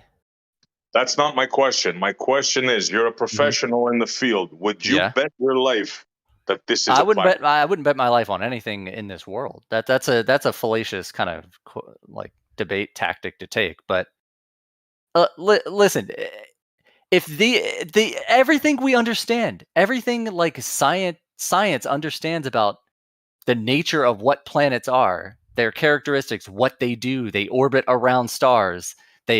Sometimes they're large and gaseous. All the evidence points to this is exactly what they are. So of course I'm not claiming 100% omnipotent proof of truth in everything that I'm claiming. Obviously not. We've talked you ain't got to enough claim that. You bet your life, bro. You ain't got to bet your life. But we need to make an exoplanetarium. Those already exist. Sorry, Brian. Try again. Yeah. An exoplanetarium? Sure. Planetariums include exoplanets. You can go to a planetarium and they'll show you which stars have exoplanets, the closer ones that have been identified. You can simulate anything, and it's an amazing thing. But Planetarium. Essie, if to have a little bit more of a fun conversation, I'm not going to hold you to anything you say. Just trust me, I'm not. It's not that important to me. Like, can you give me a hypothesis of what else these things could be? Because they're very you have to admit they're very exotic looking. It's very interesting to begin with, regardless of My what. hypothesis is if we see if not we even talking to you, can Brian.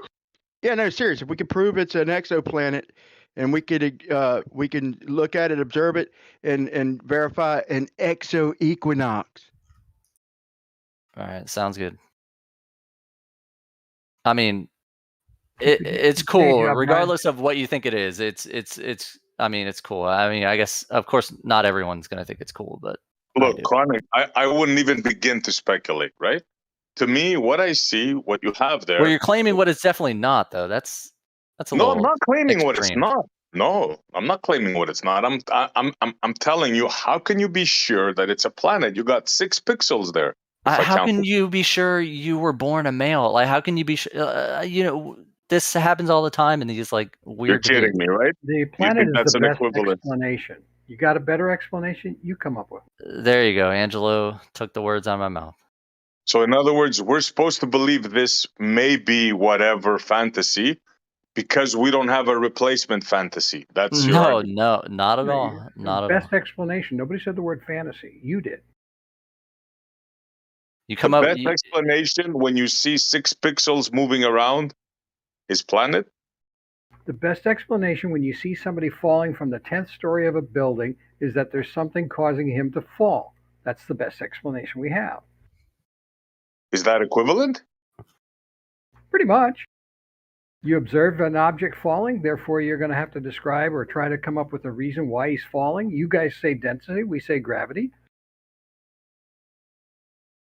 Look, that's it could very well. But you're changing the subject. You're changing the subject.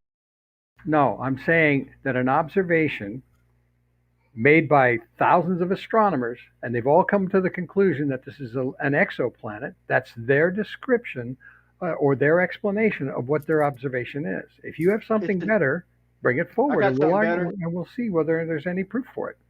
All right, let's hear it, Brian. It's an upward accelerating exoplanet. Now that's a good one. That's a good one. So you're saying in absence of an explanation, we must believe this story? No. It's the best explanation so far. Well, can I reserve the right not to believe it, even though I don't replace it? No one ever tells obviously, anyone. you know that answer. Come on, Essie. So that's a no on your. Listen to these guys. We have to accept their explanation. No, you're wrong. In the absence, I think it's the opposite. I think they're saying it doesn't matter to them what you think. I think wasn't it the opposite? No. Yeah. If so, you don't have to accept. You already know all these answers anyway. The point is, though, Chronic's requiring you to accept this. I think Chronic's just saying he believes it. Essie, if you care enough, though, like if you are dedicated enough and you care enough to devote yourself to the topic or the subject, then you can work and which requires effort to develop alternative. But listen, to develop alternative explanations that may describe what we're seeing, better than the currently accepted, ideas. Okay. In absence of me coming up with an explanation, can I reserve the right not to believe the current one? Of course, yeah. In your view? Oh, you're saying yes. Okay, then I misunderstood you. Gio was right. Okay, my bad. I thought you meant no. But I can still ask you if you have thoughts about what it could be, and if you have zero thoughts in your head about what it could be, then that's a little bit of a letdown to me personally, because I would enjoy to hear what you think. But if you're gonna take that whatever that debate claim is, where you don't take a stance or whatever, then that you can do that too. That's fine. So you'll accept that? That you have no suggestion of any explanation for what we're observing. Yeah, but Yeah. that doesn't necessarily make your idea right because I never come up- said that. I never said that. Okay, all right, then we're good. Okay, fine. Okay, we're good. Sure. Have you seen the direct image time lapse where the planet actually eclipses, goes behind the star? Let me find it. It might actually be the video. It might be the time lapse for the meme that you always post. It might be that system. There's way more than just that one. And of course you know this because I've told you, but there's way more than just that one single image in the meme that you post. And I think that planet and the meme that you post has actually gone behind the star and come out the other side by now. It's been. So you think that proves exo orbit? I never said it. Brian, you're just you're folding in all your exo terms. I like it, but it's gonna be I'm good dreaming with of listening to the exo. conversation. I'm just trying to keep it light, dude. But So, I Chronic, you appreciate do the want to hear other conversation. perspectives? Yeah. Yeah, of course, always. So you're not like necessarily set on the I mean, you're looking it's at the data and the overwhelmingly convincing, observations, though. but It's so convincing that it would take a good amount, but yeah, I take this claim with I take this stance with almost everything. okay. Now, when you say convincing, does that mean that there's things that you don't know for sure and that you're kind of having to believe, and that is convincing enough for you to go with it, even though you're not 100% sure on it? Is that what you mean by convincing? No, what I mean by convincing is as more time goes on and as more observations are combined together of this specific, these time lapses, for example, then there's very obvious things that are seen that we can that I understand just from this simple data that's being taken. There are objects. These objects are very clearly. There's in my mind. There's no debate. They are bound and they are orbiting this star that Fair we're enough. blocking out the light from. It's right there in the. Do you want to hear about what I think they are? Yeah, go ahead. I don't know. Chronic, were you down? Brian, you clipped him about 5 times. Please try not to do that. He's dying to throw in another exo term. But well, were you done though, or? Yeah, I'm gonna. Yeah, I am done. I'm trying to find this cool time lapse. I'm done. Really, how I think of it. I think it's they're probably. What? Who, me? I was waiting on your green light, bro. What are you fucking? Anyway, I'm thinking that they're literally every star is a different like a element or combinations, compounds, and they're literally up there for a reason. And I don't think God and Mother Nature waste anything. And I think if we get too far out of balance, like whatever the planets are made out of, they're probably about, I don't know, 20, 30, maybe 50 miles across, however big they are. And the stars are probably smaller. But when we start getting out of balance over millennium or whatever, then the planets are probably the things that are closest to out of balance. Them compounds, the sun is probably the very, like when they say the stars come crash, in history, the stars have been reported to crash into the earth and shit. So they're probably pretty big. I mean, I can't imagine a body 30 miles across, bro. Think of something 30 miles away from you right now. Think of something that big, but you wouldn't be able to barely see it 10,000 miles away. So I think the stars maybe go from about 5,000 to maybe, I don't know, 20,000 miles. And so you're lucky to see them. You might get 5 or 6 pixels with a miracle telescope. But 5 or 6,000 miles. And you're maybe saying 20,000, maybe out to 20,000 miles, man. I'll give it I that. mean, I respect your opinion. That's fine. You can have that. I'm not taking anyone's own opinion and trying to take I'm opinions away from copywriting each everything other. Brian just said. All right, so Chronic, instead of Damn. trying to assert your this model onto others, you actually are. Sounds like you're actually more interested in hearing other explanations for what it could be. No, I mean the origin of this was speak with Essie about the no picture of an exoplanet exists claim. Yeah, speaking of which, it sounded like you had a picture when we were like on the. Yeah, I'm gonna see text. if this GIF link works. I don't know if it's gonna work or not. Oh yeah, Is it loading? Guess.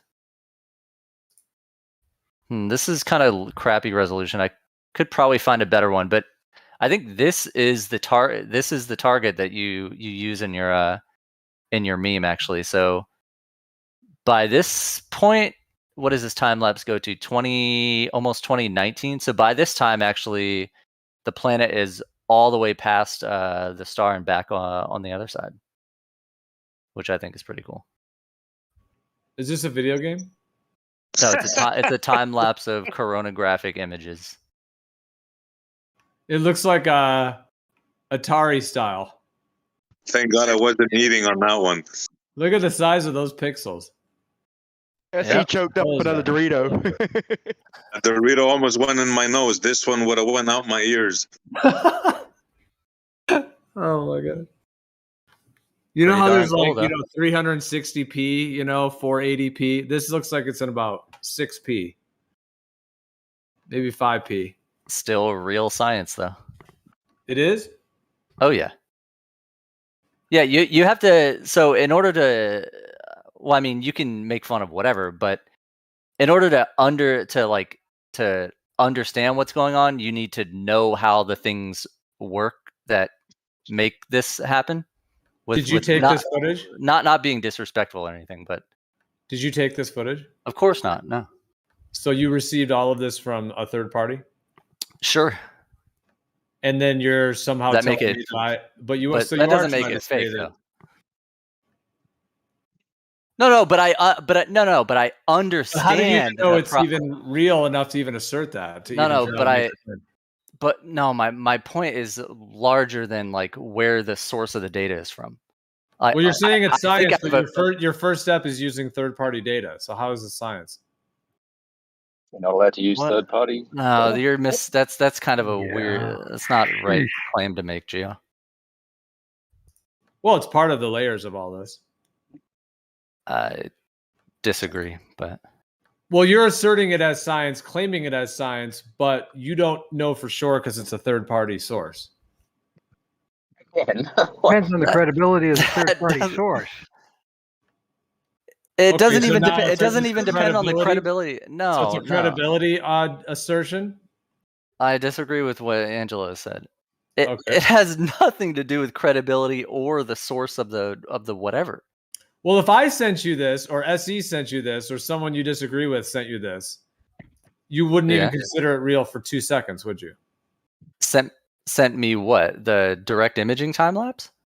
Yeah, and these pixels. These blocky pixels that claim to be taking place over years.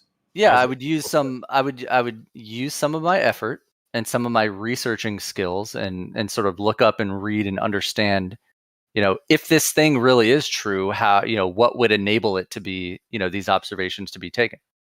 You and SE, and with all due respect, don't even get to like that step one. You just say it's Sonic the Hedgehog video game from I'd like to 1994 with it's like that's not all I'm saying it is. I am saying it looked like that, but I mean, stars. There's definitely a lot of wandering stars in the heavens, wandering luminaries that move differently than what we call the fixed stars. So there definitely are transits of them, and there's many more than just like what we call the planets or whatever. Those are wandering stars, as it were, meaning they move differently than the fixed stars. But there's literally thousands of other ones. And of course, in the heliocentric model, they call them asteroids, and they have all these other names for them. But really, they're just luminaries that are also moving in their own unique cycles. Yes. Are the rest of the stars moving? At the same time, though, Gio, all the stars are. I don't think Gio. I know that, but well, wait, maybe Gio claims some of them are fixed, but no, they're fixed in relation to each other in the constellations. They're moving all the time, yes, but they're fixed in the when we say I say fixed stars, I'm referring to. They're fixed in relation to each other, creating those particular constellations. But yes, that whole layer in the sky clock above, that whole layer is moving all the time.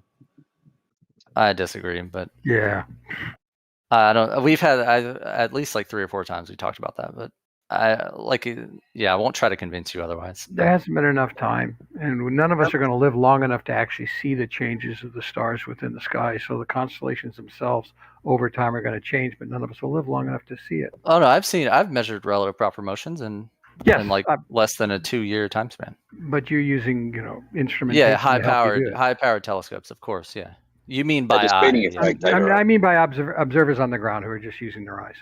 Yeah, and that's what I described is precisely what we observe on the ground, meaning we see what I'm referring to as the fixed stars are in their fixed positions in relation to each other. And if you walk outside in the night, you're going to see that moving above you. It's precisely what I need described. to say, but you need to say with your own eye to actually be technically correct. No, with any observational. With huge telescopes, very high precision telescopes, you think that? Well, you could zoom in more. That's fine, but I'm just talking about the main structures of the constellations that are in there. Right, like Orion's belt. If you looked at 3 stars in Orion's belt with a very high powered, accurate telescope, over time you're going to see differences in where those stars are. They're not going to be exactly in the same places within Orion's belt. You can't see it here on Earth, but you'll notice there's a difference. Yeah, here's yet again. Hold on, wait. You can't see here on Earth, but you'll notice there's a difference. How does he that missed make sense he to you? missed the qualification of with your eye again. You all are missing the qualification between an by eye observation and a high powered telescope observation. Very huge difference. Space telescope.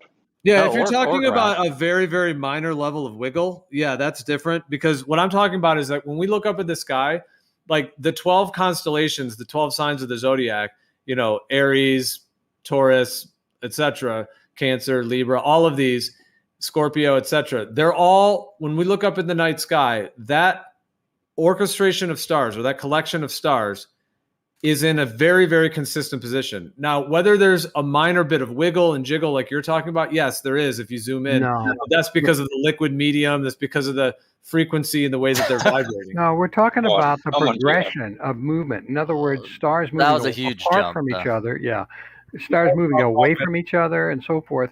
That you can see with a telescope that you cannot see with your naked eye, and nor can you perceive it over the amount of time of your lifespan. Since But what I'm talking about with the constellations are consistent positions of stars that are all in their correlative positions. And it's very precise in terms of splitting the sky up into 12 sections of Your 30 own eyes will see that. I agree. Yes, you're correct with your own eyes because your own eyes can't differentiate that much detail. And those are classically known as the fixed stars. So Those are classically known as the constellations. And 100,000 years from now, they're going to look a little bit different, even to the naked eye. But So you won't since- be around to see it. Since you like the full story, not interested in that belief. Yeah, that's fine. Since you like looking at the video game time lapses, I got one that I post quite often. This is in the chat right now is tons and tons of stars that are very clearly not fixed that are measured with a telescope.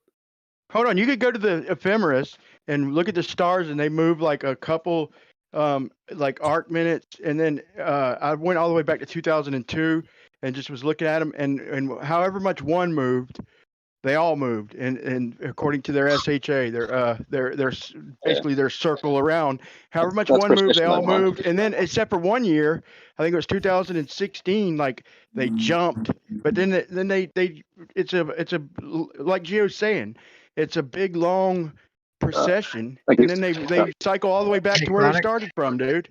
Chronica, those are stars that are close to the center of a black hole or the galaxy.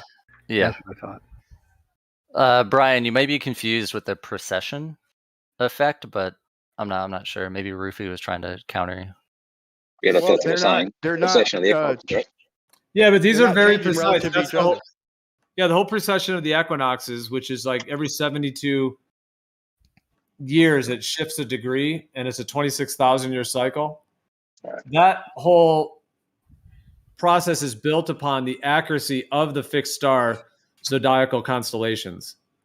But again, Gio, I am telling you, you don't have to take my word as authority. You definitely don't. But you're objectively incorrect about the constellation stars being perfectly fixed forever. Bro, That's he's just not. saying that they precess, but together they wind up back in the same spot together, and there might be some small deviations. But look in the ephemeris, go year to year, and you'll see that there's a couple years that where shit just kind of jumps, like where it's pretty consistent and everything's moving together, and then everything just jumps like together. It's like, bro, they're not recording the shit as exact as you think, but one thing they are doing is all moving together. I mean, like he's saying. Well, when you have these constellations, if you I take a tried. circle, and you split it up into 12 pieces. So take a circle, split it up into 12 slices of pie or pieces of pizza, whatever you choose. So you have 12 of those. Each one is 30 degrees. And so if you have something that's at, like, let's say 5 degrees in Aries, 5 degrees of Aries, that means that it's 5 degrees into that constellation. And it's at there's a very particular position in the sky within the constellation of Aries that is 1/30th of that whole constellation. And that's a very specific minute, and second of a position in the sky. The precession of the equinoxes is slowly precessing. Essentially, it's backwards. It's in retrograde motion, technically, through the zodiac. So instead of going forward from Aries forward, it's going from Aries backward into Pisces, Aquarius, etc. So that process I'm not is even talking dependent. about That 26,000 year process is dependent about the very specific degree position of what I'm referring to as these fixed star constellations, the 12 of them in the zodiac and so on, that are at that particular degree point. So that 26,000 year cycle is connected to that being the case, and that being actually the part of the entire 360 degree circle that once every 72 years is moving 1 degree through. So that those have to be very consistent for that to all work like clockwork like that. But again, nothing that I'm referencing has anything to do with the precession. Yeah, but no, hold on. The declination is. I went back to 2002, and the declination for all the stars are the same, except for 1 year they changed, and I think it was 2016. So you're saying it ain't the precession, so you must mean the declination. Objectively wrong. Talking about. Well, my response to that, Chronic, since I think you were more talking to me. Yeah, I was not saying that you were. So okay, go ahead, Yeah. Rufy. Yeah, so you got two things. You've got the latitude, longitude, basically. So you got the declination and the RHA, whatever you want to call it, the LHA, GH, whatever you want to call it. But look, just go to the ephemeris. I was just double checking to make sure that from 2002.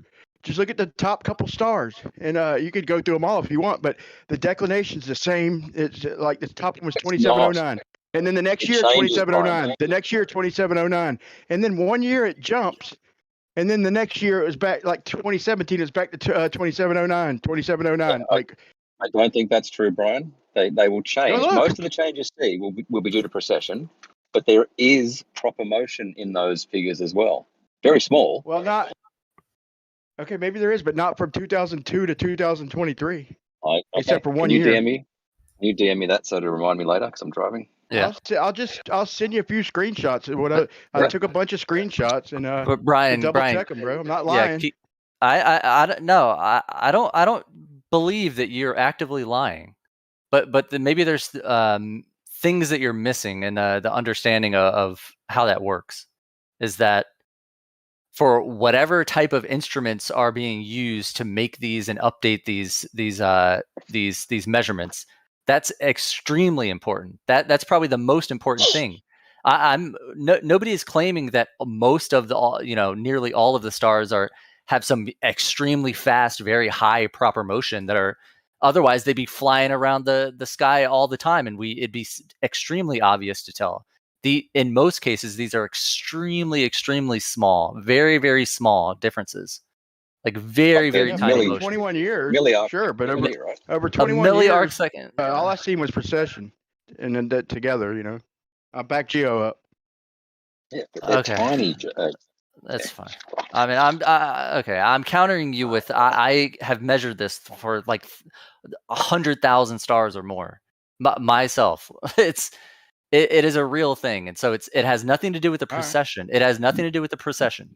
If you have like okay, fair enough. if you have just for example, if you have like we'll keep it a very small number, like 5 stars, and you're observing them or whatever with a very high precision instrument, big telescope, whatever. You're making every year you're measuring the position of where they are relative to each other.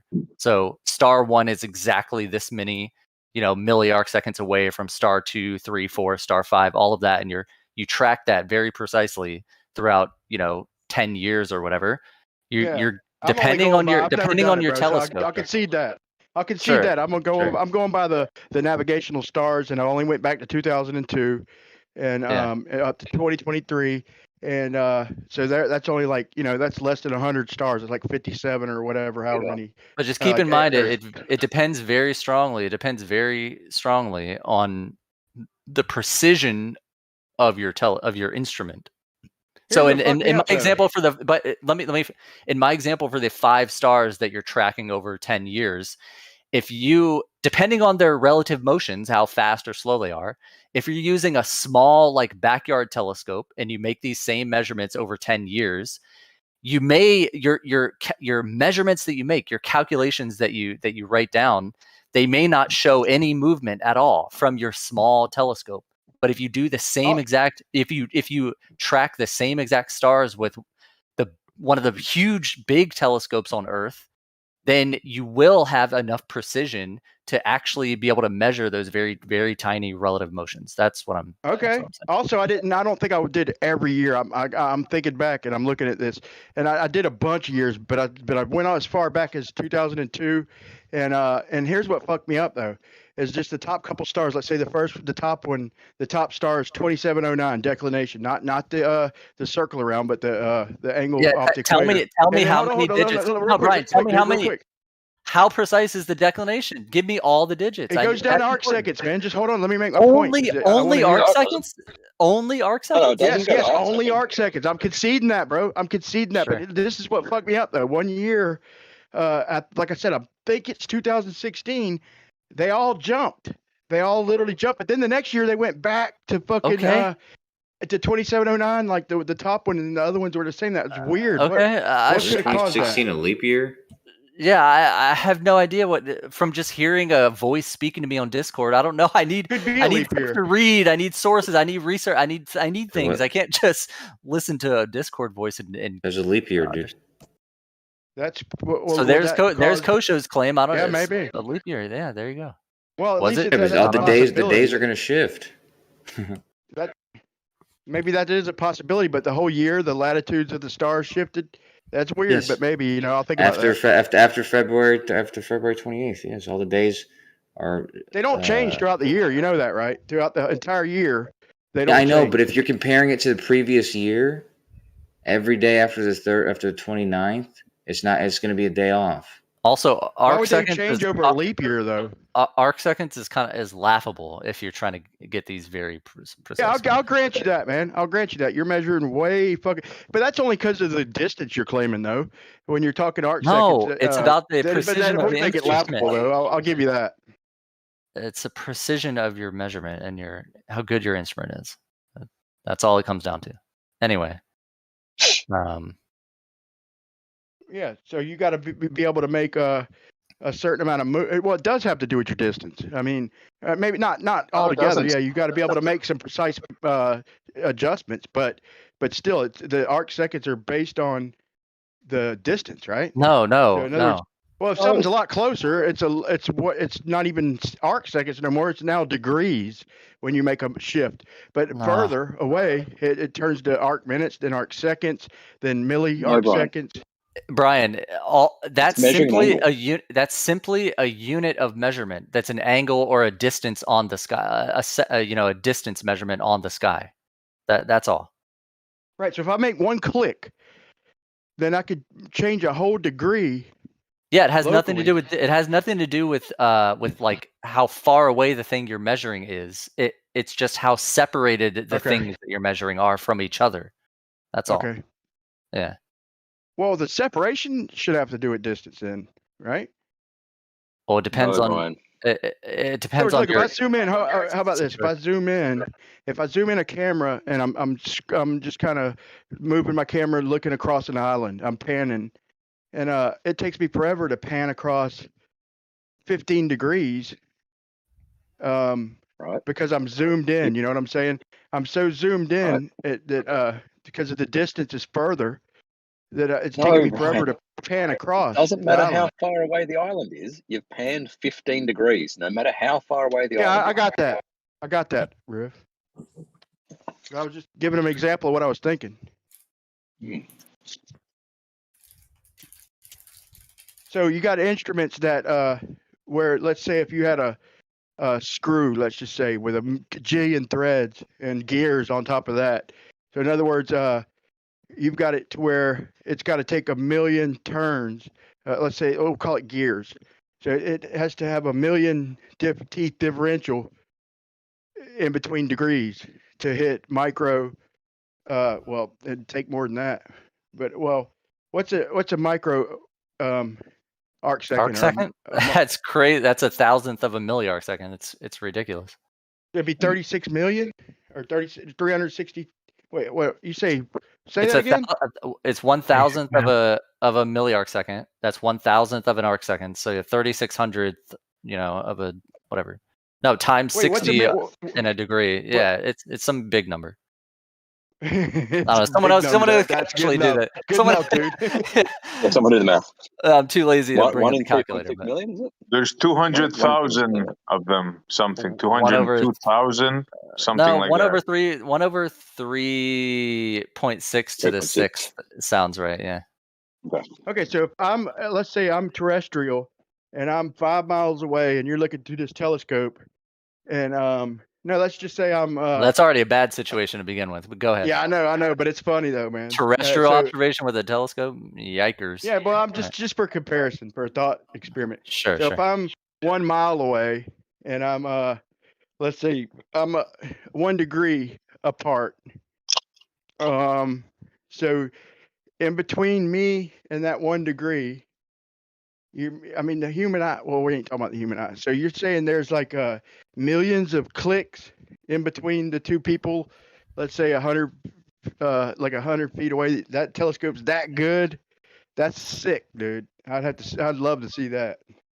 I'm not doubting it, but I'd really, really like to see that. That'd be fucking crazy. That would be cool. You lost me a little bit, but I think I get your point. That would be very cool. Yeah. So Too bad we don't. I mean, we don't do terrestrial observations with the biggest telescopes in the world. Right, and you don't. So Brian, you got your either. P900, right? Your P900. Each pixel on a P900 might represent an arc second, right? If you've got a fucking massive telescope, then yes, your telescope is capable of measuring milli-arc seconds. Or better. Yeah.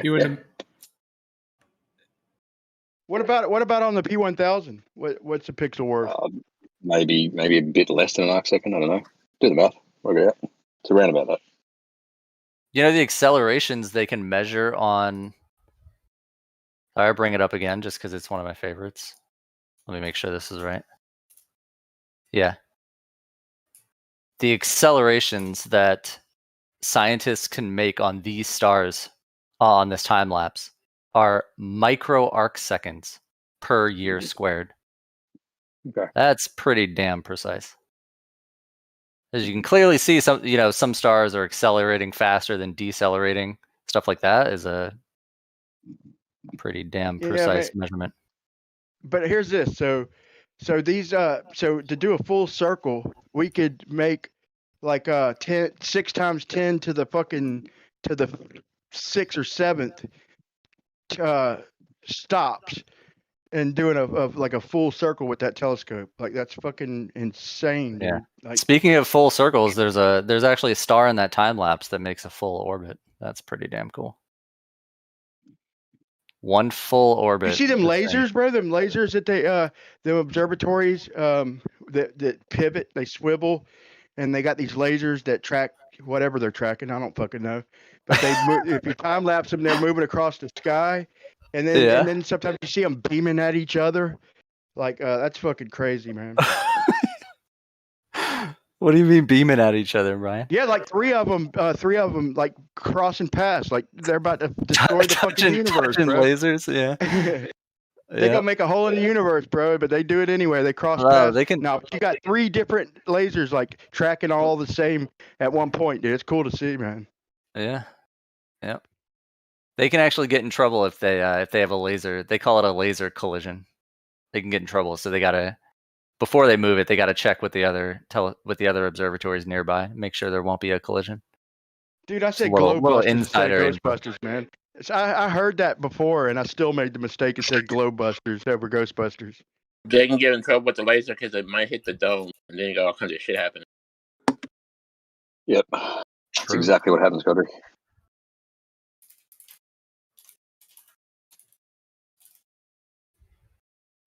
What's stopping them fuckers, dude? What? Well, they've got to be to line up like that. There's got to be something stopping them, like, or they got to be hitting something, like colliding with something. I don't know. There's or some maybe just each other. double laser action in the chat. I love a bit of double laser action. What if they're by Ruin themselves? with his big telescopes and double laser action. Oh yeah, gets me excited. His weekend activities. Oh, yeah. Getting those big barrel telescopes. Getting them out. Shooting into the deep sky. Oh, shooting. Whew. I'm going to shoot for sure. So, Chronic, at the end of the day, though, do you have any way to what's the shape of the Earth? Yeah, do you have any way to isolate that this is like a big expanse universe versus just a local electromagnetic system of luminaries? I mean, millions of examples. Like, maybe not millions, but I mean, just countless of snore session examples that we've gone over 800 times. So you think in your mind, you think that it's what percentage do you think it's the case? Overwhelmingly high percentage number. But not 100? Yeah, I'll go with that. You're going with not 100, so below 100. Correct. Yeah. Okay. We could all be on a brainwashed on a Truman Show type simulation. Well, okay, so you don't think asking that question is different. Okay, so now it's going into like a kind of solipsism route. Are you saying there's no truth? There's no way to have something 100%? Well, I don't know. There's probably more entertaining conversations we can have. So avoiding the issue is the conclusion for you? Well, the solipsist in me says I agree with what you said. Do you consider yourself a solipsist or no? No. Kind of like a. Well, maybe I transform a little bit more lean that way in Discord debate servers, but in like real world scientific research stuff, definitely not.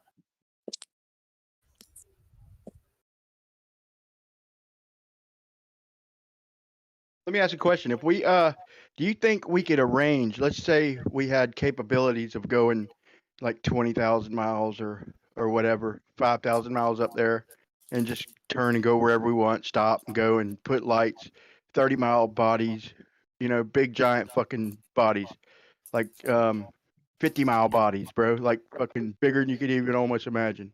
Like from here to somewhere near you 50 miles away, like an object that big up there. Do you think we could, if we put them in a dome shape, do you think we could arrange them to make them match like zeniths, to make them match on a flat surface, to make the distances still line up? Do you think we could arrange them? Do you think there'd be any way to arrange them where we'd still see what we see and have the same distances on a flat surface mathematically? No. Okay, how are we doing that in a planetarium then? It's all digital on a planetarium ceiling? On a dome above a flat surface. Well, what if you go on the underside of that planetarium floor? Is there a second underworld hemisphere? Well, that's whether there is or isn't is not necessarily relevant because all we can view is just that dome above us. anywhere we are on Earth. Dome could be turning. We see like a small version of what seems to be a much larger sky, and it seems to appear to us in a dome shape. Could literally be a sphere that's turning, a heavenly sphere that's with an turning. azimuthal planar foundation.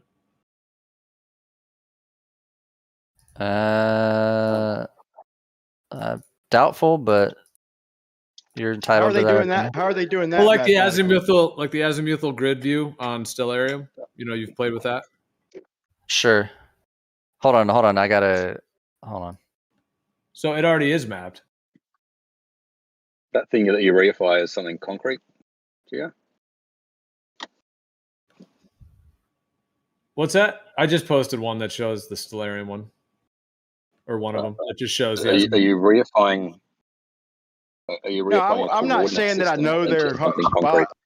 I didn't mean to imply that they're solid bodies. Nobody knows that. I'm just saying if they were. I'm just trying to enter y'all's world a little bit, like trying to meet you halfway and enjoy my world with your world to ask questions. So like if they were like solids and terrestrial land up there in the sky, like I mean that don't even sound right, but there was land up there in the sky. Like I was just wondering if y'all even thought it's possible, you know. But so just because y'all don't think it's possible, you think it can't even be done. But then you want to say, well, digitally in a planetarium, then you just ask more questions because I mean you probably ain't gave it a lot of thought because to me there's a couple answers, and it takes some variables, you know. It takes some, but easily if they ain't solid, then we can explain it 10 different ways, bro. Digitally, you know.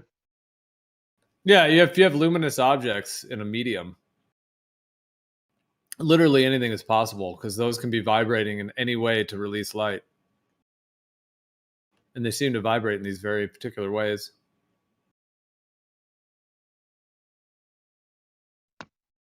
Like the map I made, the model I made with the triangle. Well, go ahead, Jerry. You take that one. I didn't hear him. What'd you say, Ruth? Hang on, I got a message I got to sort out. Yeah, sorry, be back in a minute. What was my bad? I'm available. I'm available to I made a model where it's like a circular triangle.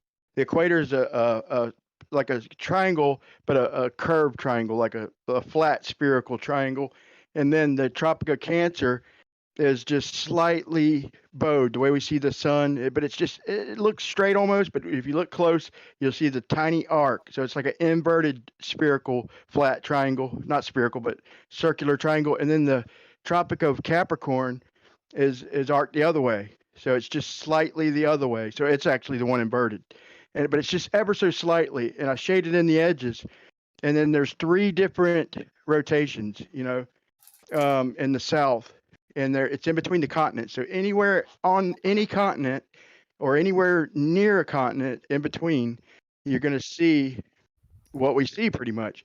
So to disprove it, you'd literally have to go out like directly in between the continents and really know what's going on. But still, if you were tracking a specific star and navigating, it'd still get you exactly where you're going because there's literally another rotation. And it would work navigating wise, but there would be a spot that if you tried to track 2 at the same time, like if you had 2 people communicating, you could probably disprove it.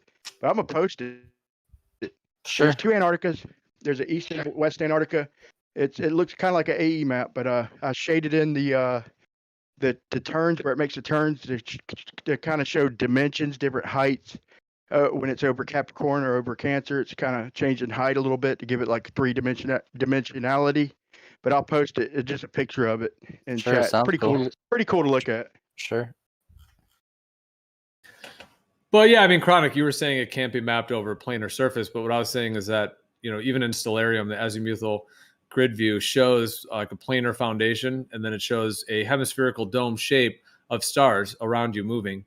Yeah. So I'm just saying it already. What we call the celestial sphere. What's that? I mean, it's what people call the celestial sphere. But if you're on that flat surface though, and you start walking maybe north south and tracking the elevation of a star, then you're going to kind of run into some kind of contradictory type of things if you're truly on a flat surface.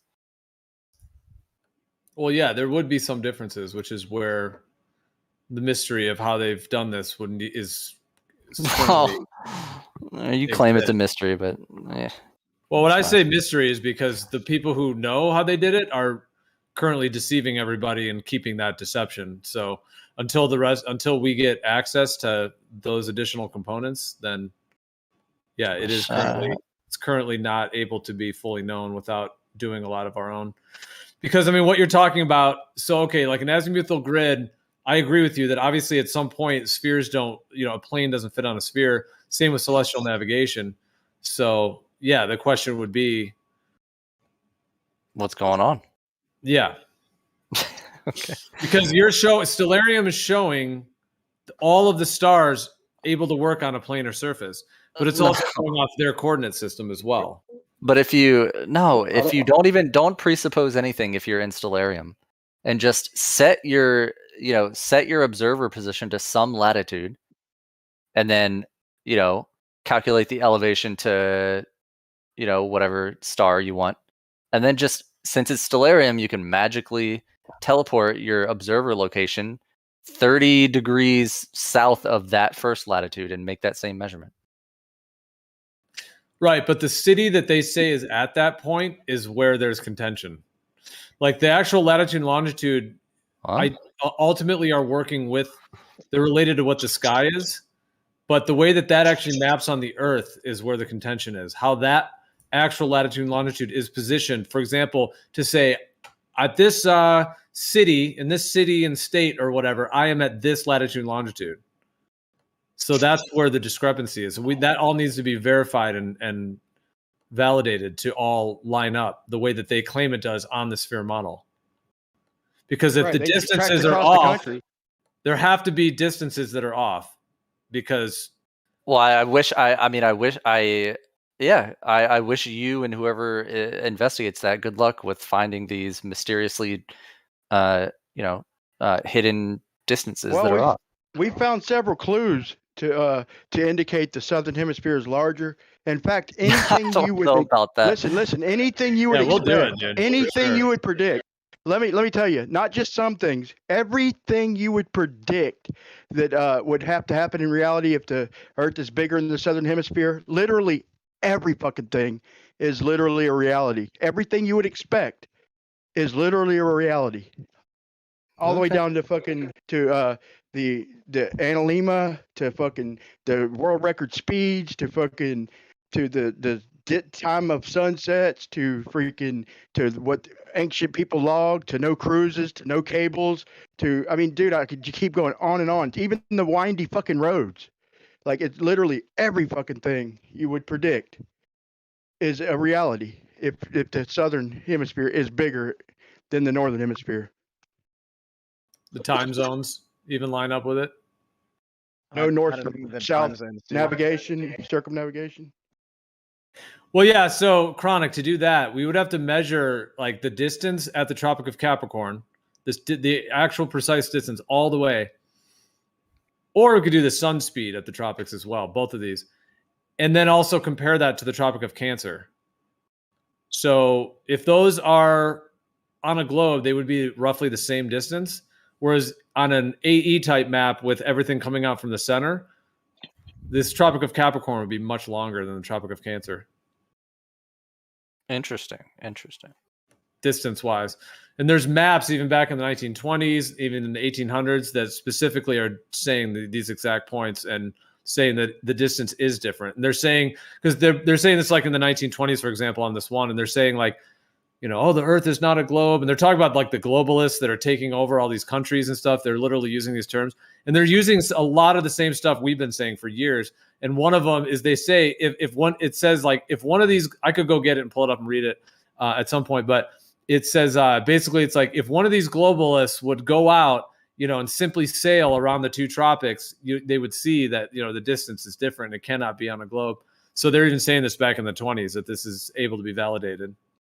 Yeah, it's like we if we we're can right, measure if distances we're across right, the then ground, you could right? quit. You could quit looking at stars, and we could literally go explore like for real in the real world. We could go explore, put money towards and cameras and drones and shit. Like if we're right, bro, then that changes everything, bro. This world just got fucking exciting, bro. We can find a new world. We could find islands. We You can need try and you need new excitement about the world to kind of get you well, going. it's man's nature to explore, bro. It's human nature to explore. Like, look at you. Like, you're stuck on this earth, and what are you doing? You got nowhere else because remember Truman? Everything's been discovered. So you're looking out into space, places we could never fucking go. That's what they've done with all the bright minds. Is they fucking because it's human nature to fucking explore. Thanks for that compliment, Brian. Thanks for that compliment, Brian. Sorry, we cut You're welcome. Ruhi off. Ruhif, you can go about measuring. Yes, sorry, Ruhif. distances. We can measure the distance between Sydney and Perth, right? We can measure that, right? We can then work out the solar noon or the meridian passage for those two locations, and we know then how wide a longitude line is, or how much distance there is between longitude lines. You will see that it will shrink south of the equator. Yes, you can. can't do that, Ruhif. Remember we did the debate Why about can't the you? You say you declination. can't measure? No, you're saying you know Declination of exactly what latitude you're at, but we showed that in Sydney. I mean, I literally debated you and showed that in Sydney the sun was fucking off by 11 degrees, and that fucking it's not lining up with magnetic north or even worse, magnetic south. It's just a random fucking gives a declination. shit You about can't see compasses, Brian? Polaris. You can't see Polaris. You're just literally using the We're not heavens. talking about fucking And compasses, Brian. We're not yeah, but what you're talking doing, anything magnetic. that's my point, bro. You're literally using the heavens to gauge your fucking distance and claiming that to be the distance. Right. We're not talking about anything that's not magnetic. proving the distance, anything though, magnetic man. at all. If you drive between Sydney and Perth, that's the distance. How many miles is that? Or you can use flight times. Oh, I don't know, like 3,000 K, something like that. Show me a straight road. Kilometer. How many time zones is that? 3. Oh, 3. Aldrich, I'm going to go. Why is there? Why is I there gotta pick my boy up. U.S.? Why is there a what? Yeah, we'll time talk zones in later, US. Aldrich. I got to go and pick my boy Because up. the US is wider than Australia. What's the kilometers for U.S.? More. You don't know? Let me look it up. I think there's 5 time zones for U.S. and there's only 3 for Australia. There's 5 time zones for the US if you include Alaska as well. There are 6 magnetic poles in the south. Well, how many according to kilometers is it across? Pardon? How many kilometers is it across? I'm comparing to Australia. Between LA and New York, or New York and the edge of Alaska? I guess the long. I mean, if there's 5 time zones, you want to take the longest stretch, right? I don't know what that stretch would be. Probably Alaska to maybe Florida. I don't know. Yeah, we're usually talking about the continental U.S. when we make those comparisons. It's about 2,500 miles or about 4,100 kilometers. That's what I across thought. the U.S. Smaller. Oh wait, no, not miles. But that's LA to New York, right? California, yeah, San Francisco to Washington D.C. Yeah. So width of Australia. Australia's bigger then, but it has less. Australia is 4,000 kilometers, and America is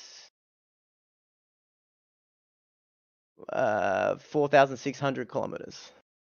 Well, you got 2 more time zones, so that doesn't make sense. No, you don't. You got one more time I know they're zone. counting Alaska, aren't they? We're not counting Alaska in that.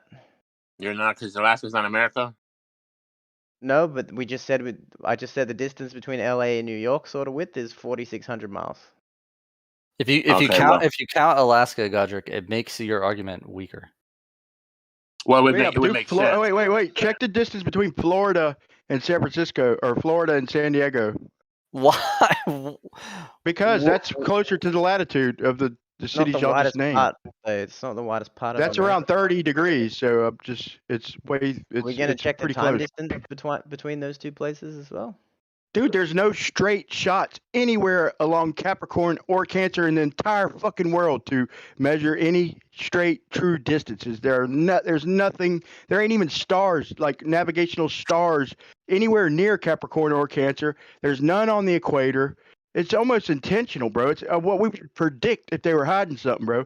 There are literally no straight highways at all above Cancer, and there's literally no curvy fucking highways that go cross continent lower than Cancer. It's fucking ridiculous, dude. Hey, aren't there bright stars in the constellation Cancer, which the Tropic of Cancer derives its name from? Not saying there isn't. I'm just saying, but if I'm gonna try and use what's provided for me, there's none. That's ridiculous, dude. And the even the star they use for the equator, they use the one like he said. I forgot what its name, like Miliac or Milion or whatever it is. They use the one furthest away from the equator. It's like it's almost like 1.5 degrees or 2 degrees away from the equator. Why didn't you use one of the two over the fucking equator, or the one closest, almost directly over the equator? And it's like the almanac saying that that fucking Polaris is moving like almost a full degree. And so if it's on the other side, that's almost 2 degrees different. So you're talking about the 69 miles per degree. That right there gives you a radius. The diameter would be, let's say, 110 nautical miles times pi or whatever. You're talking a few thousand. I mean, no, not a few thousand, but still, a few thousand fucking mile circumference, dude. Where You still got it'd be that hard to prove any of this shit. You still got that Orion video up on your channel, Brian? On Solarium. Yeah, did you see it? Did you see it? It's hilarious, man. It is hilarious that it You says didn't mention all the over time. Google that all You over didn't Google mention we should only see it fucking 6 months out of the year. So I give you 8. If I'm being in a nice mood, I'll give you 10. But literally, we can see it every month, But bro, Brian, from why didn't somewhere you, on Earth. Brian, why didn't you mention when you're going through the Stellarium pictures? You not once you mentioned the time, the latitude of the observer, where the sun might be. I changed latitude one time. Yeah, but where the sun might be when you're claiming that Orion's up above the horizon. What do you mean where the sun might be? Orion, okay, the star closest to Orion, okay, in December 14th. Orion is a bunch of stars. Hold on, man. The It's star almost closest to antipodal. Orion doesn't make sense. What you just said Listen, doesn't. no, I'm talking about the star in Orion's belt that's farthest away from the sun, like December 14th. It's like a antipode, but not by declination, but by GHA. So declination shouldn't matter much if the sun, if all these lights coming in parallel. The declination shouldn't matter much at all, bro. So it doesn't matter where we're at on Earth, bro. If all this light's coming in parallel, then if it's opposite of Earth, December 14th, then 6 months later, nowhere on Earth should we see that fucker, but we could see it literally in every month. And I did move one time. And I should have to mention that when my argument is we could see Orion every month somewhere on Earth. That There's can't happen on a ball, bro.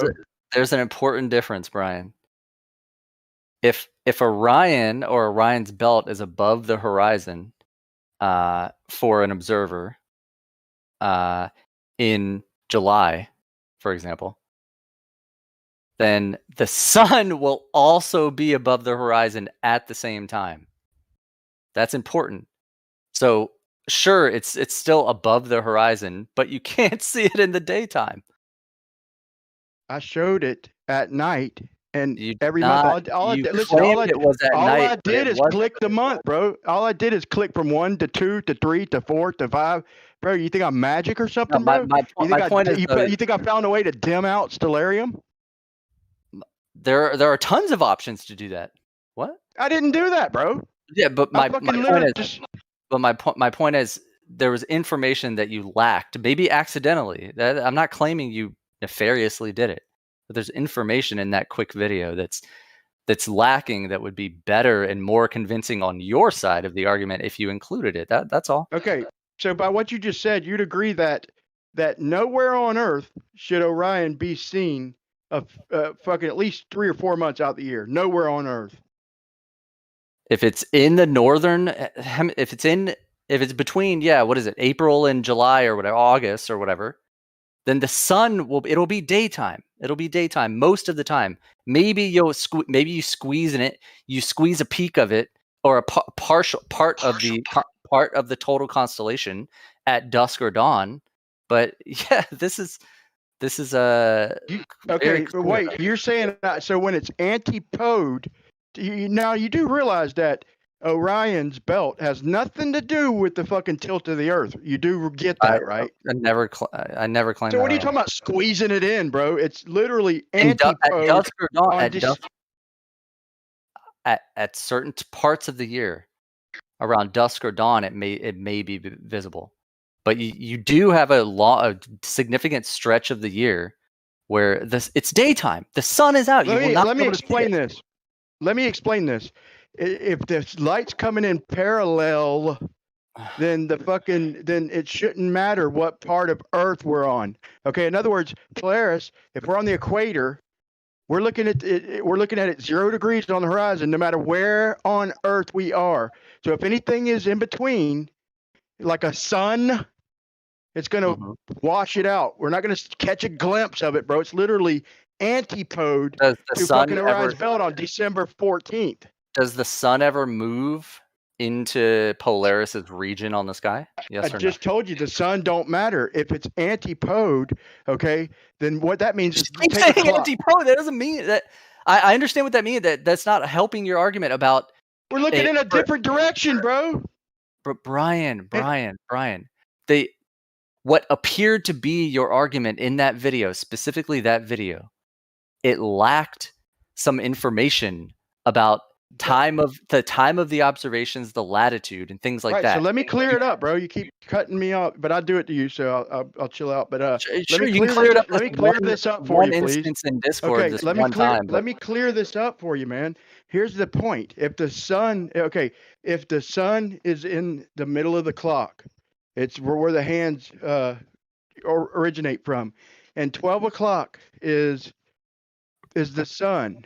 Okay, and we're in the middle. We're in the middle of the hands. Okay, and 6 o'clock is fucking Orion's belt. 6 o'clock. Okay, so now 6 months later, okay, I'll give you that we could see it. I mean, I could argue 6 months that we shouldn't see it because the Earth is fucking exactly opposite the sun. But I'll give you the 13 degrees difference. But that literally accounts for about 15 days. But I'll even give you 2 months. Fuck it. So I'll say 9, 10, 11. No. Let's say 10, 11, 12, 1, 2. Should be way out of reach of even seeing it. There's no seeing a glimpse of it, bro. There's nowhere on Earth, if the light's coming in parallel, that we see it. You could move the sun up and down, 20 degrees up, 20 degrees down, bro. That, like I said, I'll just give you 2 entire months. Right. In fact, I'll give you 4 months, bro. You're just not gonna. We're just not gonna get on the same page. I'm trying to explain it as straightforward as I can. Like, can you go? If you go, like, on your own time, you don't have to do it right now. Just show me, like, Orion above the horizon, the belt or whatever part of Orion above the horizon. Above the horizon that's viewable at night in May or June. I did for every month, bro. You're laughing, bro. You're making a fool, bro. Let me stop you, bro. I do like you, man. I don't want you to embarrass yourself. So just show it to me then. Just show it to me. Okay. Go look at the video. I literally went and there's not enough information in the video. There's not enough information in the video. All I did is hit buttons to change months, bro, and then I changed from north to south. Okay. So you're saying that from the south, we should see Orion. So you're saying that there should be no months we can't see it. But that you're the only one making that argument, bro. Trust me when I tell you that it's claimed over and over and over that there are fucking summer months where it should not be seen at all anywhere on Earth. I mean, I'm just repeating myself at this point. You tell me to watch the video. The video doesn't have enough information to make a sound conclusion. It's lacking, accidentally on purpose. I don't know. It's lacking the information needed. That's all I'm saying. Did I miss a month or something? Did I miss a month?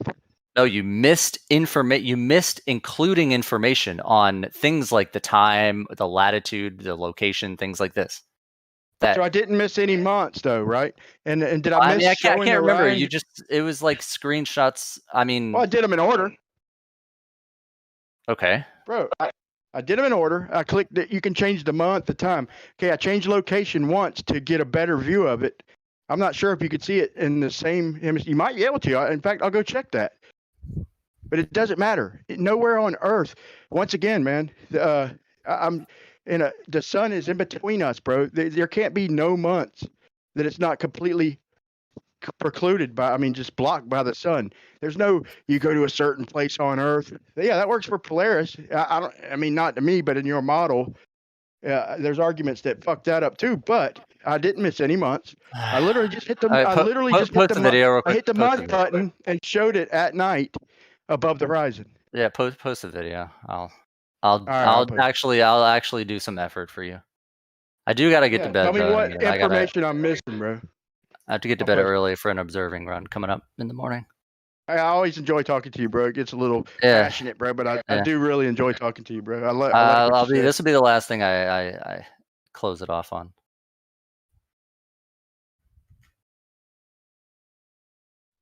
I'm telling you, I'm a you DM won't. it to You you. won't. I'm a DM it to you, Kron. All right. You won't be able to show me Orion at night above the horizon in June. I promise you I did. Okay.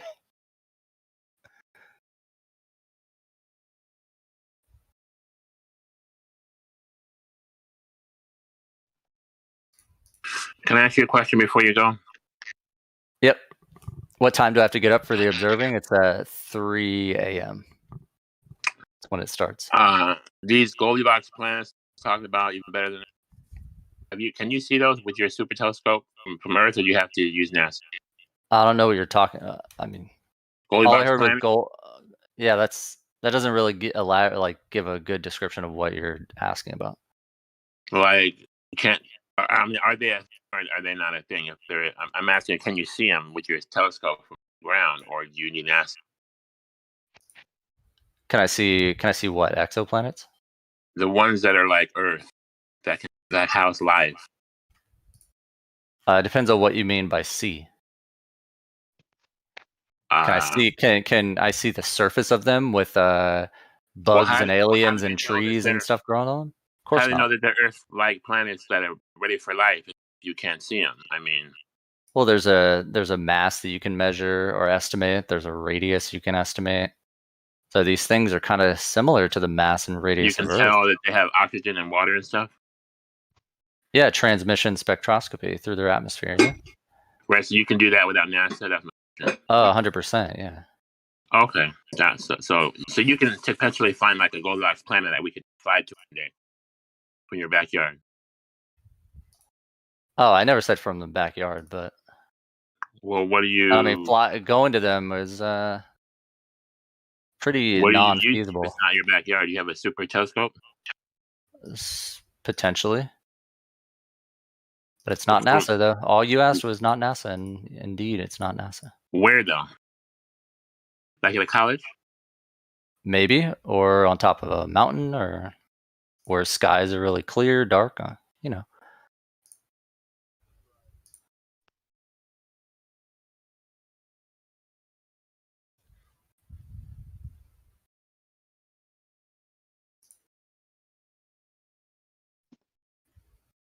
I was just wondering if they're lying to us, and we can confirm these planets they're talking about. So. Yeah, you can.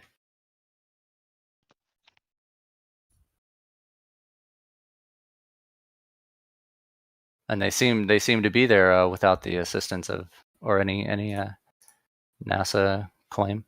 All right, I got your video, Brian. Let me check it out. So, Chronic, I was going to ask you this too. So, like, do you have any kind of like gut feeling, intuition type sense that there could be some tomfoolery going on with this whole globe and heliocentrism? Like, do you have any kind of part of you that's questioning it, like on like a gut level? You know? No. You really just you think it's all legit? Yes. If you're asking for my personal opinion, yeah. Yeah, I guess you would have to be in the profession. I mean, it'd be a little bit problematic if you were questioning, I suppose, because then you'd have to question your entire life and what you're doing, and yeah, so Yeah. I guess you would have to be in that to, or just be like knowingly promulgating something that you're questioning. Yeah. Which a lot of people are probably doing either unconsciously or subconsciously. Yeah, I mean that can be the case in like anything, right? It's not. You don't have to restrict it to just like this conversation. Yeah, like a doctor, for example, could be like doing a certain training protocol, giving a certain pharmaceutical to treat something, but maybe he may have a gut feeling of like, ooh, I don't know about this, but I'm just going to do it anyways. To get the money, because that's what guess they're so. doing for the money. Do you think everyone does anything for money? Only money? Not only, but when your livelihood depends on it, I think that's a big factor. Like when the food you put on the table, the new things you want to buy, you want to get a better car, better house, better everything. When all that is riding on something that has like some kind of base foundation or axioms, if you start questioning those axioms, then your morals have to be put on the line at that point as to whether you're going to actively pursue that or just ignore it and keep doing it for the money. Mm-hmm. But it's also, you could even argue it's like a survival thing though too. So, because I mean, everyone does have to, put food on the table and the whole thing, survive in this world. So, yeah, but I mean, you're here, so that's something. You're here discussing these other things, so that seems to indicate some level of interest, to hear a perspective that, because I mean, there's a million places you could probably go talk to people about astrophysics, as it is, but there's some part of you that does want to come here and hear, a lot of other perspectives that you maybe couldn't get in those other circles. Dude, this is where the cool kids are at. Even the cool glowers here, but come here, man. Everybody's cool.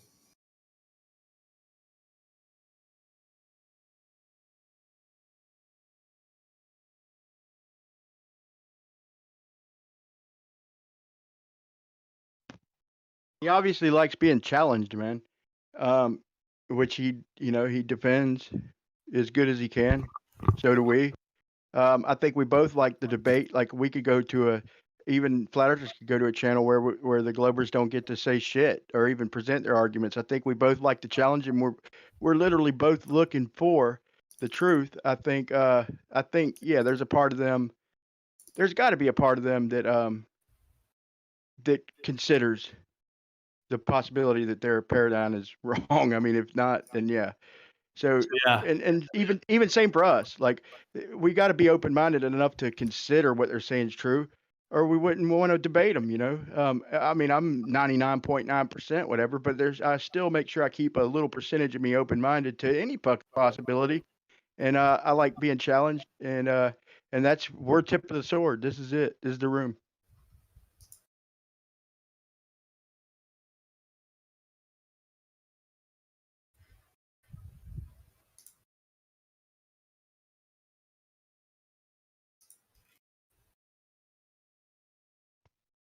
To me, like after hearing this topic and looking into it and seeing that it's such a great debate, like it's the debate. Like who gives a fuck about anything else, bro? Like my whole world is potentially not true. I mean, anything else can wait to me.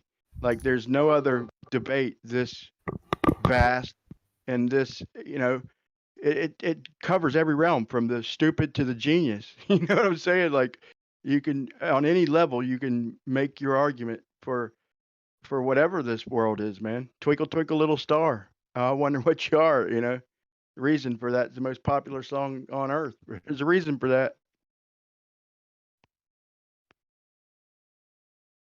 Yeah, I mean, Chronic, are you open to the possibility that there may be a massive paradigm shift and that even you being involved in these communities that will give you actually a leg up in that you'll actually know much more about it than your colleagues, for example? I only caught the last half of that. Sorry, Gio. Well, because the thing is, like, okay, like a car mechanic okay, somebody who builds airplanes is not going to go debate people who say airplanes can't fly. You know what I mean? Like, they know airplanes fly. I was like, they're not going to go debate someone. It's like, there's some group that's saying airplanes are fake. They don't fly. Meanwhile, this guy's making airplanes and flying around. No one's going to go debate them. So, I mean, obviously you don't think that many of the ideas that we discuss here in terms of the Earth not being a globe and the heliocentrism, geocentrism, all these different topics related to the sky and all of these factors, obviously you don't think it's that false because you're here. So it's not like, you know what I'm saying in that analogy? I mean, kind of, but I don't know. Maybe You must not think this is so absurdly false that it literally is not worth your time, because it is not beyond the realm sometimes. of. It's not beyond the realm of impossibility.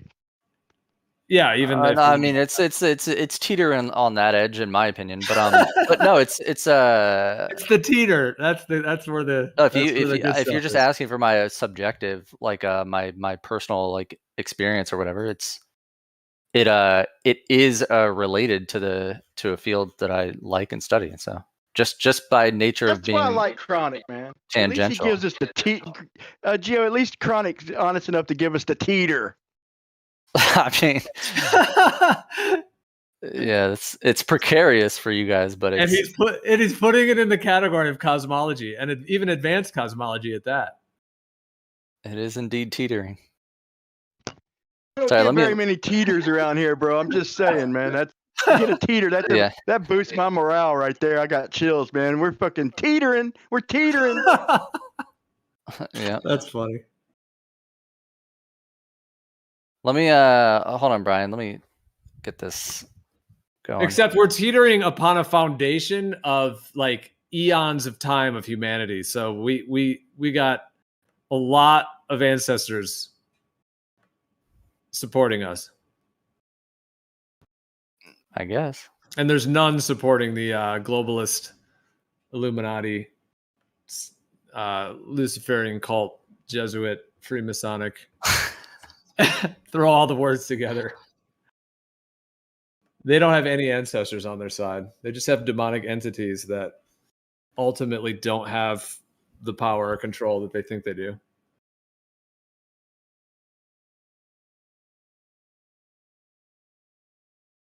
But I mean, a lot of the work you're doing potentially it would just be restructured into the new paradigm. Like some of it might be thrown out, like some of the some of the data that was like straight fake will not make it, and that's what will be interesting in that field. It'll be interesting to see what gets thrown out, like what was actually real and what was not.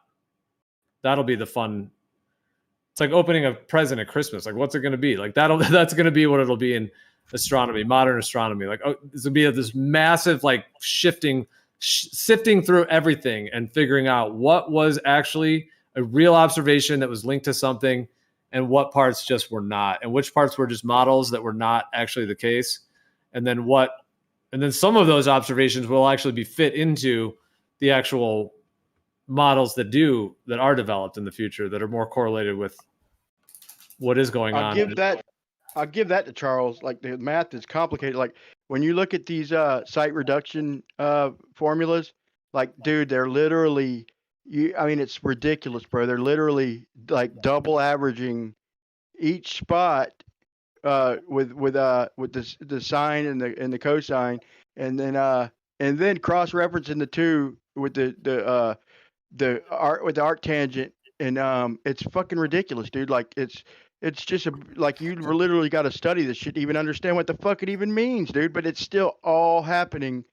All these calculations are done from the center of a plane in a chopped off part of their sphere. They're still using the celestial sphere. I could easily make an argument that it still works fine on a flat plane, but then I have to center out on that plane where I'm at and where I'm doing my math from. I've got to center that out, the map out to that position, but there's no rule to because that's how they're doing it. They're chopping the planet in half, doing all this math from a central point of a sphere. They've just taken the celestial sphere, and I see why they did it, bro. Because it's taken me fucking years to even come up with these couple solutions, partial solutions, and ideas that I even got, you know. And you know I'm crazy with ideas. The one thing I'm not lacking is fucking ideas, man. And but I'll come up with a couple, man, that are pretty fucking interesting. All right, Brian, yeah, I checked it out. Oh, sorry, go ahead. Yep. Go ahead. No, I'm done. All right, I checked it out. I put in a little bit of effort, and the only thing I can find is like I said before I even clicked on your video, is that you will only find the situation around dusk or dawn. Like I said, at certain times of the year. So you can see, we see it in June, Orion's belt above the horizon. Welcome to Flat Earth. For a very specific, so you see the exact screenshot that you sent? Hold on, you sent one. Hold on, now I can't find it. It didn't take me long to do that. I might have could have found a better one, but it didn't take me long, bro. Pretty much knew where to go because I know how the parallel rays claim, and it's like they don't work east-west like they do north-south, bro. You just got to really look into this model. It's not it's not consistent, bro. I'm telling you. Before I even before I decided to give effort to this, I said that if it's near dusk or dawn, then yes, you may potentially be able to see what did I say, like a sliver of it or something before the sun rises or sets. Well, I'm still gonna welcome you, bro. I'm welcoming you to Flat This Earth is a because, very, very tight. They claim that from they claim that from October to April, the Orion's belt can be seen. So that leaves May, June, July, August, and September where it cannot be seen. They didn't say a sliver of it. Who's that? And I don't know. Who is that? Who are? Oh, Google. It's me and you Wikipedia. talking right now, though. It's me and you talking right now. What we find on Stellarium, right, is that just for a tiny sliver at the end of spring and as summer is beginning. Let me finish. Let me finish. Yeah, go ahead. You get a tiny sliver of it just before or after sunset, but after that sun hits just above the horizon, you're done. You're for all those rest of the several months, 3 months in the summer or whatever, 4 months. You're right, not catching any of it. I agree, and the math gives. Like I said, the math and gives you 3 months. If you count in twilight, the math gives you 3 months where it shouldn't be seen, bro. And it can be this seen is exactly in what's every predicted. month. No, this is exactly what's it's not. predicted. It is, Brian. This is what is predicted. You literally said I couldn't produce it in June, and I produced it. Now you're changing your argument. At least give me that. You can't. What are you talking about? Are you talking about just the very sliver, a sliver of it or whatever at the point dusk or is, dawn? bro, is there's no, y'all say Polaris because it's above us in a different direction. There's no constellation we can't see somewhere on Earth. That is the most anti-fucking code one I could find. Well, no, that ain't the very most, but it's one of the most antipode fucking ones I can find. It's completely antipode December 14th, bro. Completely. Maybe I'm confused. Within 10 degrees. So let me pick a random day just to make sure I'm clear before I head out. August 1st.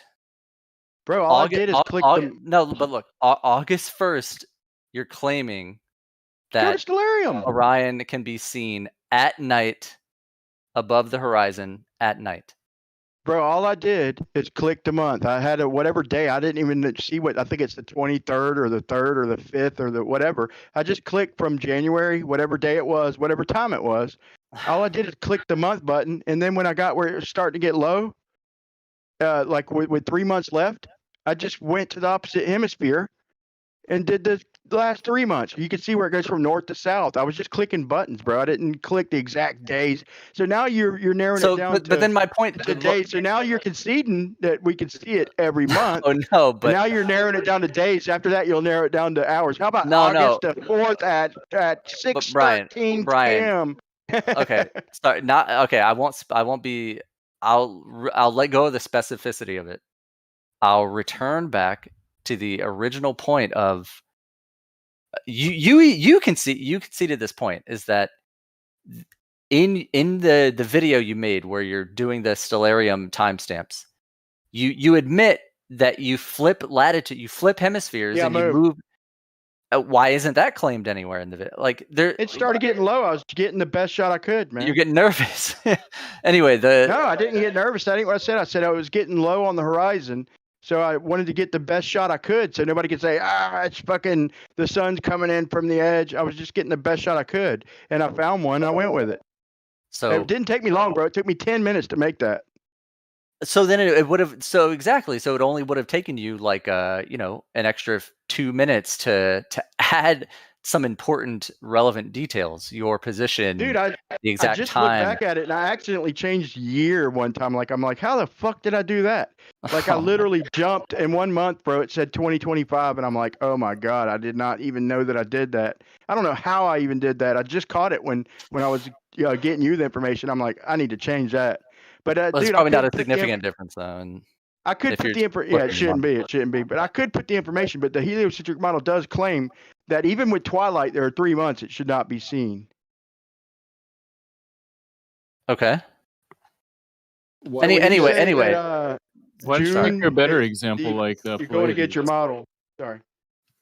I would recommend picking a more stark example. So Orion's belt is not quite on the ecliptic, but Pleiades is exactly on the ecliptic, and so that might be a more stark example for you guys to talk about. It's 1 degree off of the freaking equator. I don't know why they call it the equatorial horizon. It's the fucking equator. The constellation's big though. It's not one. Depends on where the constellation is a grouping of a bunch of stars. But yeah, and I've got the whole constellation in the sky at night every month of the year. That should not happen on. You can get a little nitpicky, bro, but you cannot say that I should have the whole constellation above the horizon past twilight every month of the year. That can't happen on a globe. Do the math.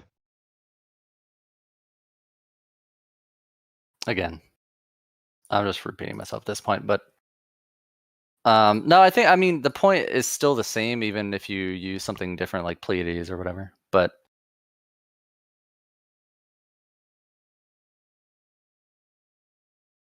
also, I don't think I changed longitudes, bro, which is a big deal. I will go back and maybe refine the video because you brought up a couple fair points, but I still hold to the fact that every month, bro, like that's a stretch. Yeah, because nobody claims, like even you were arguing, no, you can't see that in June. And you're talking about maybe a sliver. You slowly conceded a little bit. No. I just conceded added a couple more. things too. I added more. I elaborated more. Sure. So I should go back and you get the fucking years right for one. But I should go back and the longitude you would agree shouldn't matter at all. If I change longitude, what's that? That's it's all parallel light, right? I suppose. I don't know. Maybe so I in could other be words, wrong. the I'll have direction. to think about it. In for other another words, minute. here's a point. The sun don't matter. If I keep the same longitude, I've just took the sun out of play. Now I'm just talking about the total direction of where I'm even facing. So if I stay on the same longitude, then the sun is no longer even a fucking factor. But the heliocentric paradigm is that the Earth rotates, though. The Earth is spinning. But in 6 months, in 6 months, it ain't midnight. Midnight don't change to noon. So I'm literally facing the opposite direction, literally, right? Yeah, but the point of the ecliptic is where the sun is in the sky during the daytime for a given observer. But you can consider it at nighttime for a given observer too, because it's through the Earth at a fixed position on the celestial sphere. I mean, at a given position on the celestial sphere, it's just below the horizon, so it's nighttime. Right. I understood, and I took that into consideration. It ain't that math ain't that complicated, bro. But here's the thing. So if it's noon, if it's midnight, okay, December 14th, and Orion's directly overhead, and the sun is directly antipode, well, within about 10 degrees, okay? So it's damn near antipode. Okay, so at this point, I'm just talking about longitude. So hold on. So 6 months later, the sun don't even fucking matter. The direction, I mean, is fucking is what matters, because I'm not in other words, you take the noon midnight argument, okay? And since that doesn't work, then I've got to be looking in a completely different direction. So now the sun don't even matter. Just the direction itself comes into play. And there should be a few months where the fucking direction don't work. But I'm just saying, if it's the same longitude. But yeah, if you're moving around, the sun is the main argument. And there's nobody's ever said that it should be seen every month. The smallest claim I've seen is Bacon with 3 months. I got Bacon down to 3 months, bro. That's the smallest I've seen. And Sure, yeah. I mean, it takes time for the Earth to move in its orbit and the sun to change to a different constellation on the celestial sphere. Whether you want to say that's exactly 3 months, or plus or minus the dusk or the twilight time, you can still see a sliver. But there's different ways of talking about it. But you'd agree that I can see, if I'm looking at my night sky, I can see constellations. Let's say we're looking at a clock. I can see constellations 9 to 3. And then I'll give you 8 and 4. Sorry, your clock thing is hard. I'm not a big fan of the clock thing, but Well, because the Earth gets in the way. The Earth gets in the way. So well, just follow me for a second. Whether you agree with it or not, at least follow me. Entertain it. So if I'm looking at a certain direction at night, because the stars don't, the tilt has nothing to do with it. Polaris is always right above us. So perpendicular to Polaris is Orion's belt. Almost perfectly, not perfectly, 1 degree off. But so let's say that so at a certain time of year, I can see the clock and I can see 9, 10, 11, 12, 1, 2, 3 for sure. But even twilight, I'll give you 8 and 4. So that's compared to a clock. Let's make it 3-dimensional and say 8, 9, 10, 11, 12, 1, 2, 3, 4. I'll just give you 2 hours where the Earth should technically be getting in the fucking way. But I'll give you 2 extra hours. Even though the Earth's fucking in the way, I'll give you refraction and fucking valleys, whatever you want to call it. That still leaves 4 months, bro, where the whole direction is fucking not lining up. But don't you also mean it is a little hard to follow on the clock thing? Shouldn't you also say the sun is also, the position of the sun is also where the position of Orion is? That is important. You're ignoring that throughout the entire. Yeah, no, it's important. Yeah, I'll give you that. I would argue that's more important than the Earth getting in the way. Because you cannot. Obviously, Orion may be above your horizon, but so is the sun. It is more important, man. But here's the thing. If we just project this shit in a planet in a room, if the sun is fucking is in the middle, I'm on one wall, Orion's on the other. Bro, you can't tell me there ain't 1 hour of the clock, not even 1 full hour of the clock, much less 2 or 3, where if you can move us and circle us and dip us and dive us all you want, bro, I'm not going to be able to see Orion on the opposite wall with the fucking sun in the middle of us, bro. It's not possible. Okay. That's my final arguments, man. It was a good combo. Good combo.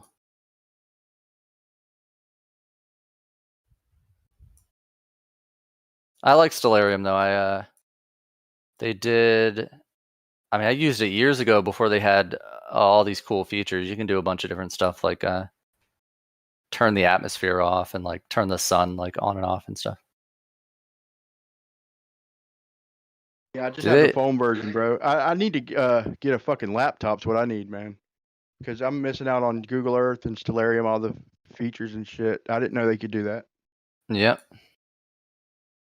Yeah, you can go to any still location. envy you, bro. Like you got bro, you've looked behind some of them telescopes like I see in videos and shit. I envy that big time. That's why I always love conversations with you. And you always bring a fair argument, you know? And like I said, even teetering, bro. I mean, I'm joking, but serious, you know, we don't even get the fucking teeter very often, dude. So it's fun having a fucking honest intellectual fucking back and forth, man. I do appreciate that, brother.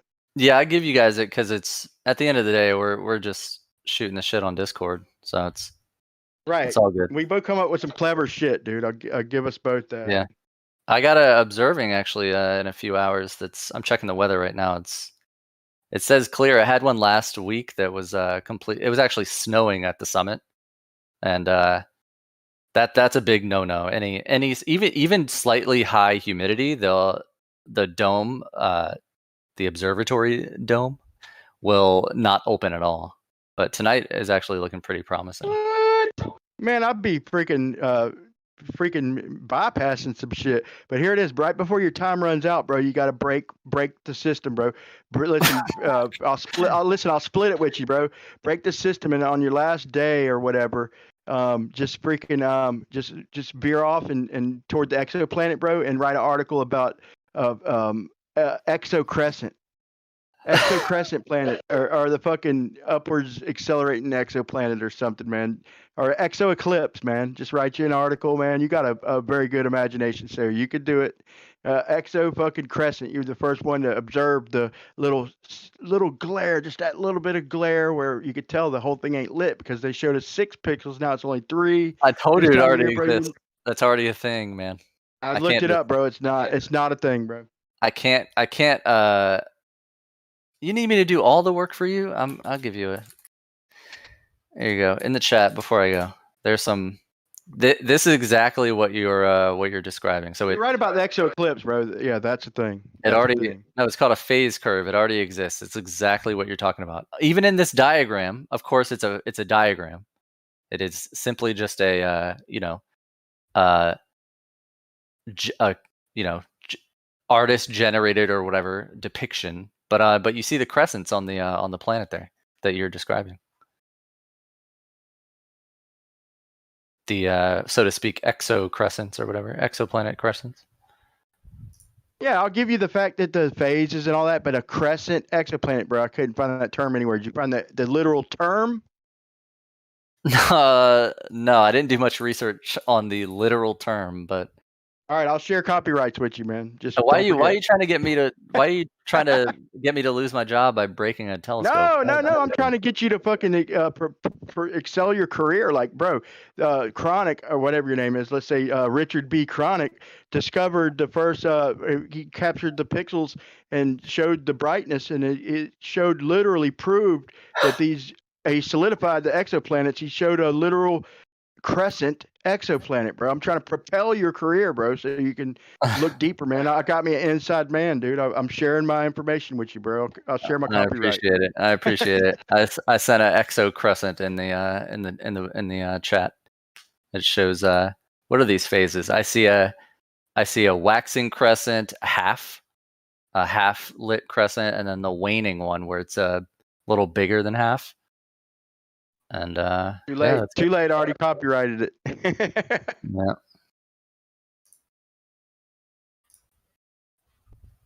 All right, I'm gonna head out, but and I'm definitely not gonna break that telescope. But next time I'm in here, if you're here, Brian, ask me how the night went, and I'll let you know what we discovered. I can't wait, bro. First chance you get, we'll be waiting, brother. All right, take it easy. See you. See you, Chronic.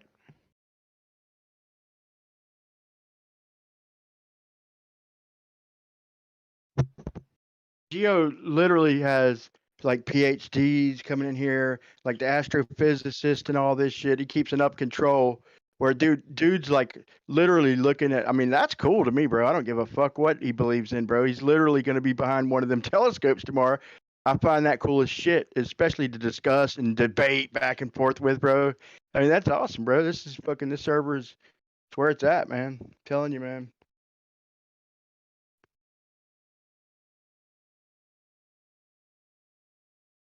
Sure, you got your DMOX, who I still love, and you got your Xanax and all that shit. But man, you got your Witsits, your Rob Parks, you freaking. I mean, I go on and on. I'm not gonna swell anybody else's head, bro, but it's all right here, man. Tip of the spear.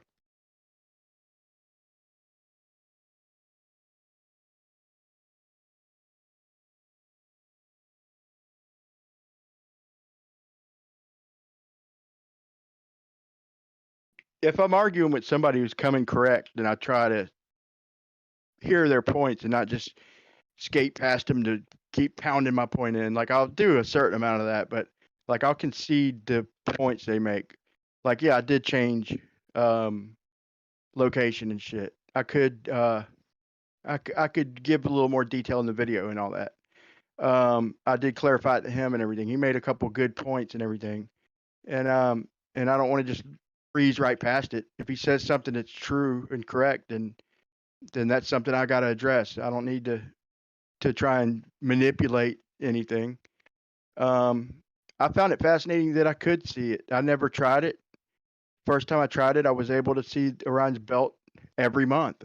And I did move one time when it got low on the horizon, moved from north to south or vice versa. I forgot. And got it a little higher in the sky. And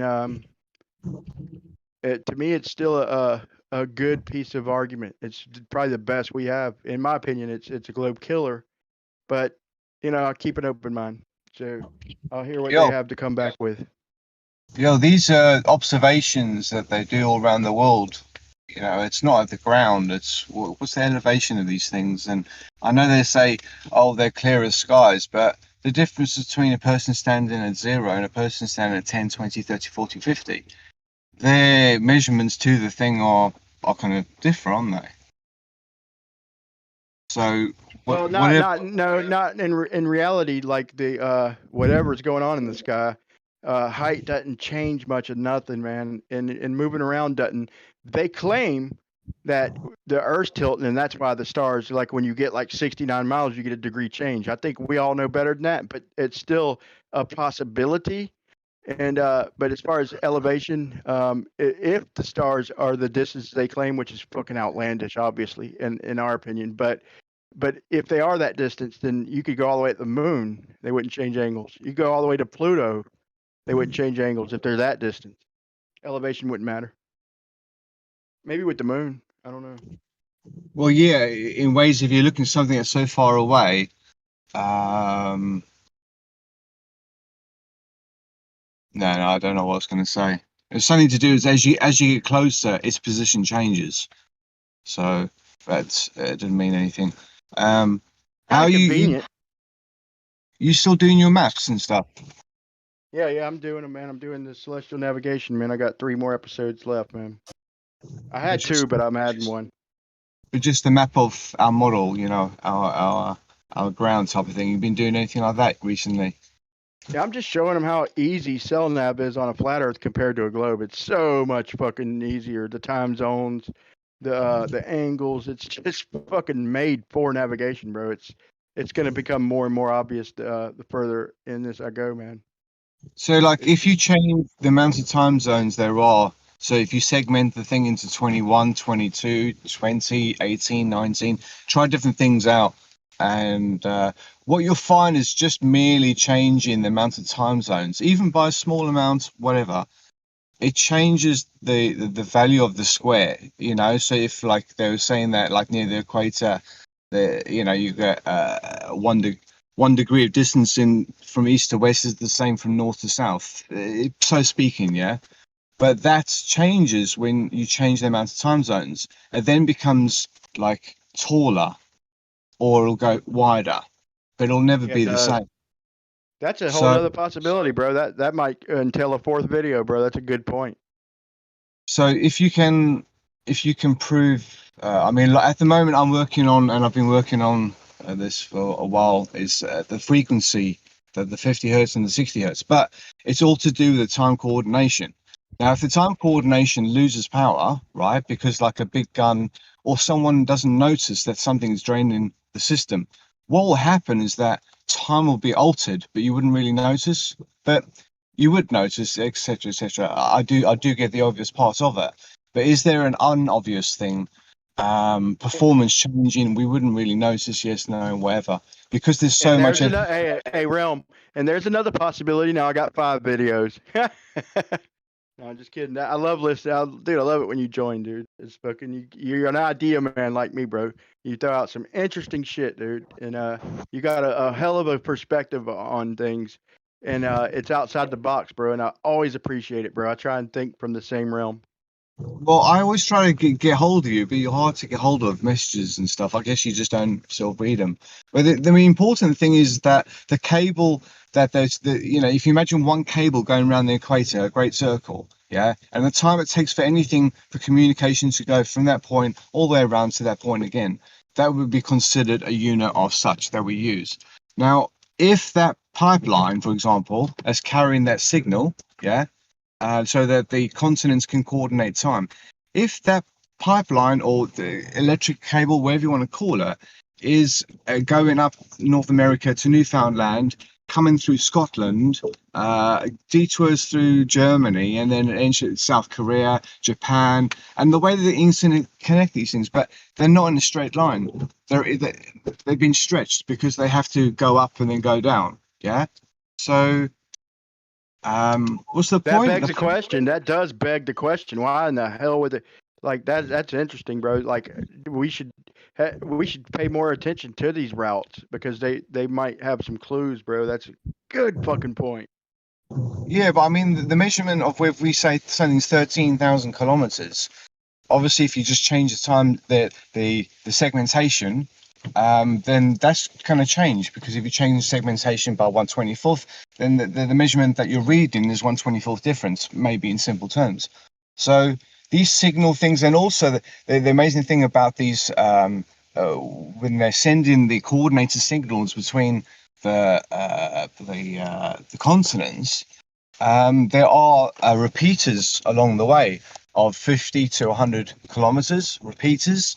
They use something like 25 volts off the line, and you've got all these repeaters helping the energy get further and further, because they can't put enough power into it to get it all that way. So they have to have repeaters to carry this. But even and to expand on that, with the repeaters, like we heard that one satellite technician on Globebusters a long time ago, that lady who was complaining that she got connection across like 300 miles and was telling her bosses, like, look, because the repeaters were down or something. And she's like, we don't need them. She had a connection. That was a certain spot on Earth. Maybe there had to be something going on with the frequency or something, or the line of sight, but or the magnetic field, who knows? But and she told her bosses that she didn't need the repeater. She had a perfect strong signal over that distance, and they made her wait until they got the repeater back up and running to relay to the other repeater to get to that spot, when she just skipped them all in that certain spot, dude. That begs the question also, dude. There's who knows exactly what the hell is going on around here, dude? Yeah, it was also something to do with back in the day, 1850s, whatever, when they're trying to coordinate time. East and West America, so the east side and the west side, apparently couldn't coordinate time. And that's the only, and there's a magnetic line that runs through America. It's like Hudson Bay, left-hand side to Florida. Yeah, that's the cut at the moment. What it was like in 1850, a little bit different, or maybe it hadn't moved at all. So the other thing is that this the power transfer that runs around the world, because everybody shares electricity, because but they're not on a coordinated grid. Only like Europe, excluding the UK, mostly Europe is in a one coordinated time. But yet the rest of the world isn't. But this power transfer goes to 60 hertz, and then it gets transformed into 50 hertz. So all you do, and there's a loss. So in one way, you're going to gain 0.2%, and in another way, you're going to lose. This is 0.2%. Bro, the time zones are worse than people think, bro. I followed a meridian, and it's so bad, bro. When I went from 90 degrees to 89 degrees to 88 to south, this is on SunCalc, and I'm already showing the stars and the ephemeris, the celestial almanac, and all that. So I'm just showing along a meridian because the time is everything. So the time zones are fucking literally wholly important. And so I went from 90 to 89 to 88 to 87 to 86. So I should be at -6 UTC, and I did January, so the time, the daylight saving time didn't matter. And literally I get down to 79 degrees away from what should be UTC -5, and it's UTC +1, and it's UTC -1. And then when it finally skips over, it goes to it just skips 0, like the UK line, because I'm south of UK, and it goes to +1, and then I go like 6 more degrees to like 72 degrees, and then it jumps back to 0. I'm like, what the fuck is this? Like anybody can do this cell nav and line this shit up if I can just declinate anything in the south any way I want, and with no accountability of what it's lining up to, and just and to do and fucking warp the time zones, bro. It's worse than people think, bro. I got a couple. So these videos are gonna get better, bro. I'm just learning more and more. And then even looking at the ephemeris itself, bro. Like I'm looking at the declinations, like the circle around it precesses a little bit each year. They're all the same, like Gio was saying earlier. But like the declination is the distance from the equator. They call it celestial equator because they can't just say the fucking equator like we can on a flat map, because their shit tilts and all that, but it's literally the stars above the fucking equator. Who cares about the angle on a flat map? The angles don't matter. But the point is that they're the same for like 5 or 6 years. I go from 2002 to, and then I skip around and I get to 2016 and they jump. The declinations jump, and then the next year they go right back to where they were. All of them. Like, what the fuck is this? Like, this shit ain't easy. And you look at all the mathematicians getting involved in the formulas, dude. It's just people are acting like this is some exact shit. It's a fucking impressive system, bro. But it literally cuts off at like a little over 60 degrees south. There's no stars down there. Like, if it's just mathematical, then they should be able to map every fucking star. Just put it in its place and put it on the ephemeris, bro. It's just doing it circles right along with the other ones. And but there's no. So I mean, I could go on and on, bro. But you hear me?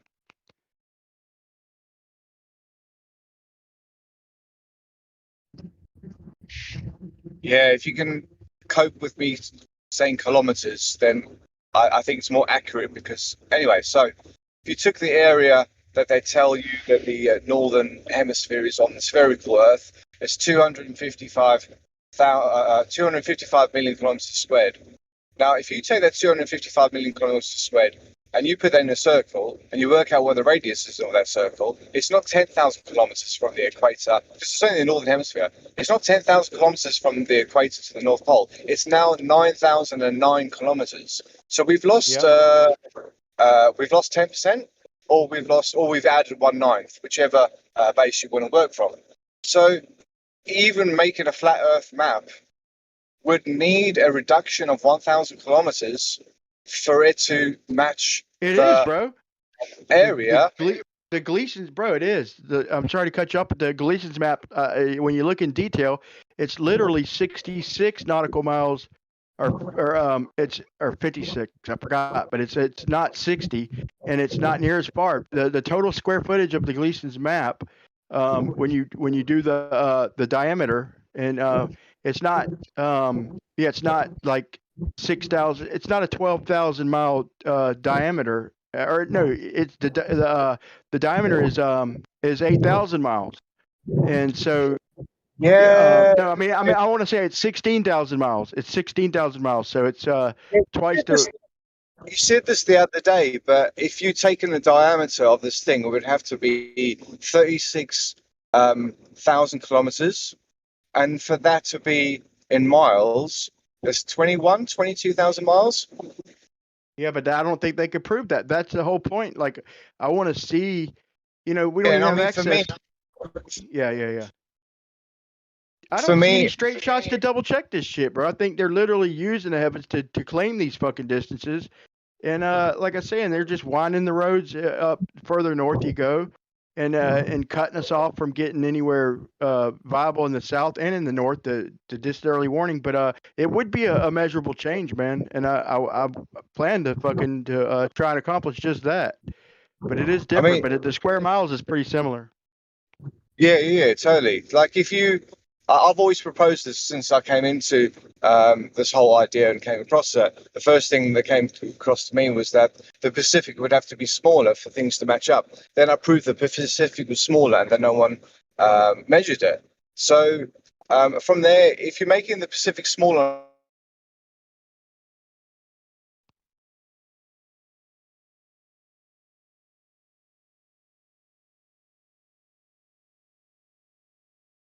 You cut out if you're making the Pacific smaller, bro.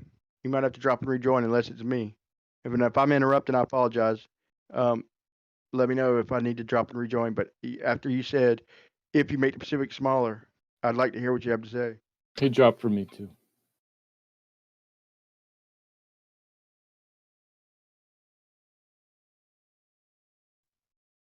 Did he cut out for y'all? Yes. Man, I really hope he fucking rejoins, man. Because I think, Realm, if you're even hearing me, are you the one who was talking about the distances with the boat race, like the world record time to like Hawaii? And even if it wasn't you, yeah, it's a ridiculous time, like 24 hours or something ridiculously stupid. Like anybody could just sail across the Pacific to Hawaii or just straight to Japan and in a rowboat break the fucking record, dude. And that to me shows the Pacific. It's way smaller. Just look at the Guinness Book time. It's a joke. I think that was Realm who pointed that out.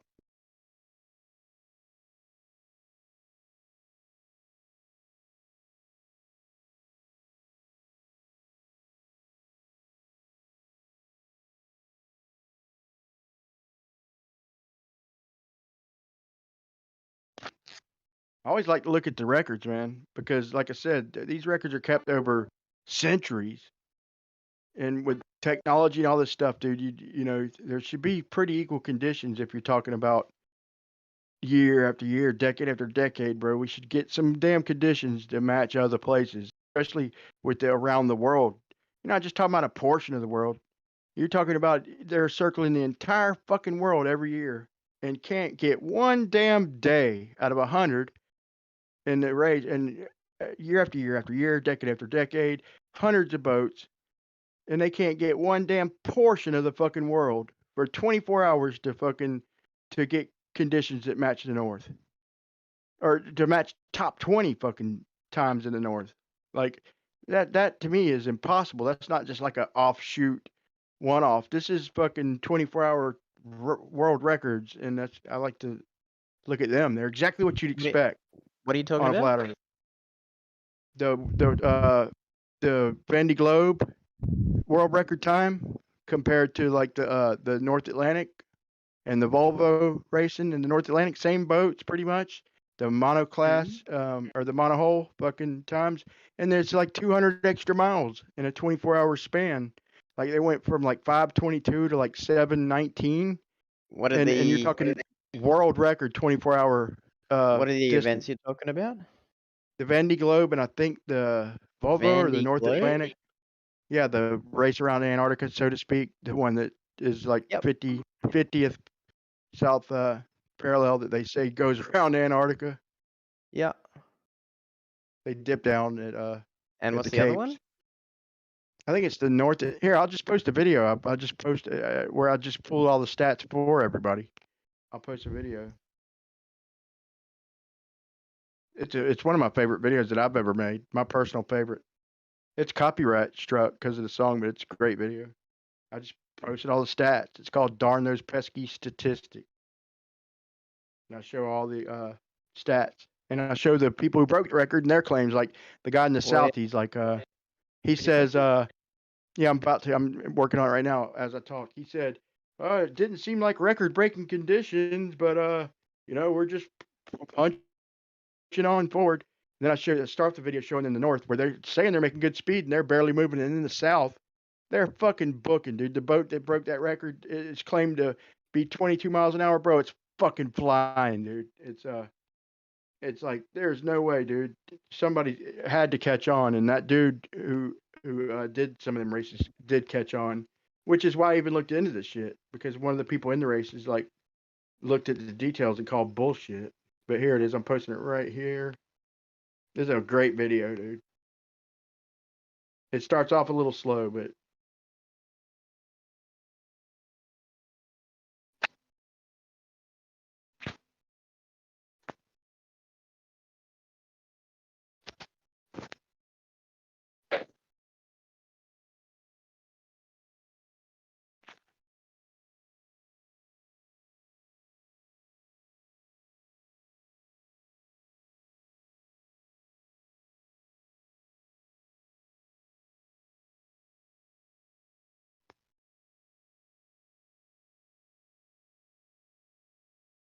So we've been making this Orion argument, and we got them. It went from 6 months to 4 months because of Twilight, which is fair enough. And then like Bacon got it down to like 2.5, 3 months. Where no, you should be able to see it for like I think 3 months. I'll give him 2.5, but I'm pretty sure it's 3, which he conceded. And now we got Chronic, who's got it down to.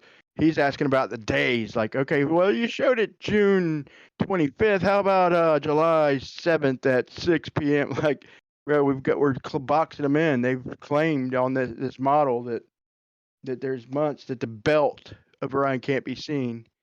And I got all of Orion in the sky at least once every month somewhere on Earth. You know, I will do a little further detail in the video to show where I did move. But still, the parallel rays.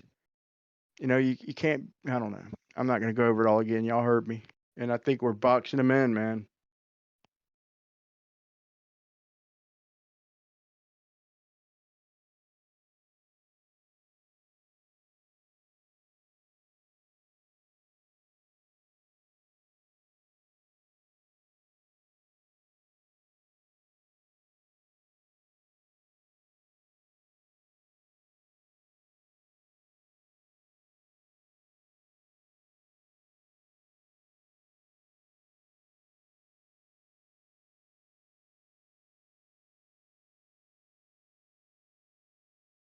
On the transatlantic race, is it?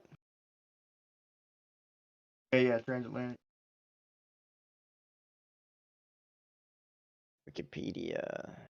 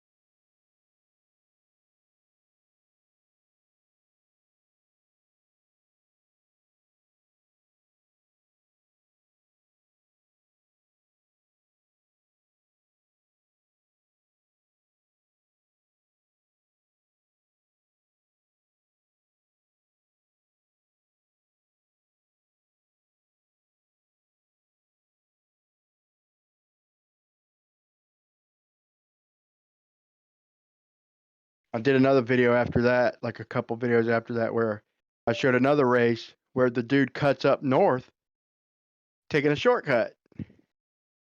Like, how the fuck on a globe is this motherfucker cheating up fucking like 8 degrees north to take this pass, whatever it's called? I forgot the something cut or something. No. That don't work on a globe.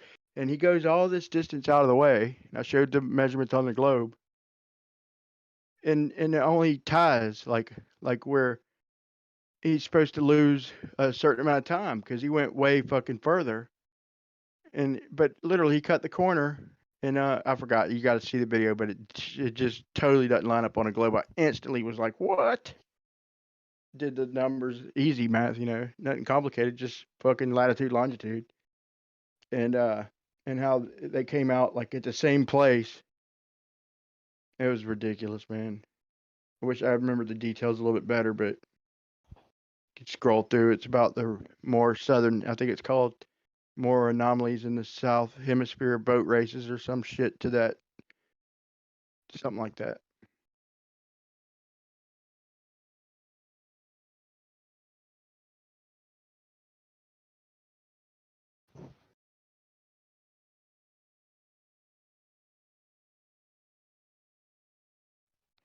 Man, I wish Realm would join back, man.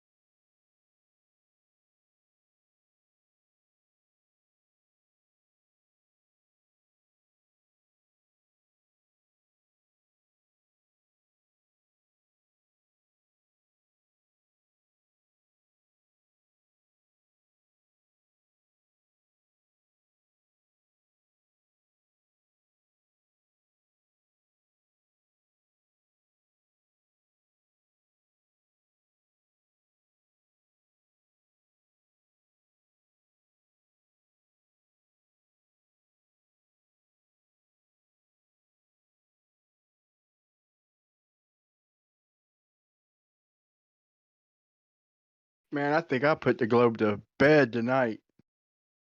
Single-handedly. Well, with a little help. Put it to bed, man. Locked it down. I'm just kidding.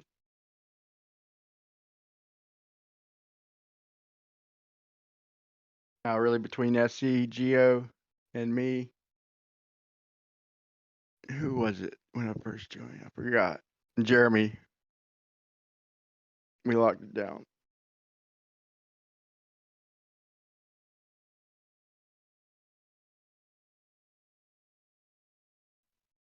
We made Ruhif's dogs hungry. He's probably listening. We made his dogs hungry. He had to hurry up and go. Nah, that's my new. I told Ruhif, I'm fucking with you from now on, dude. That's the new term. If Ruhif needs to go check out, we give him an argument, dude, outside the box or something he needs to go check up on. I call it making his dogs hungry. That kind of argument is the kind of argument make Ruhif's dogs hungry. It's a good argument, man. That's it, man. A good argument for the flat Earth is one that makes Ruhif's dogs hungry.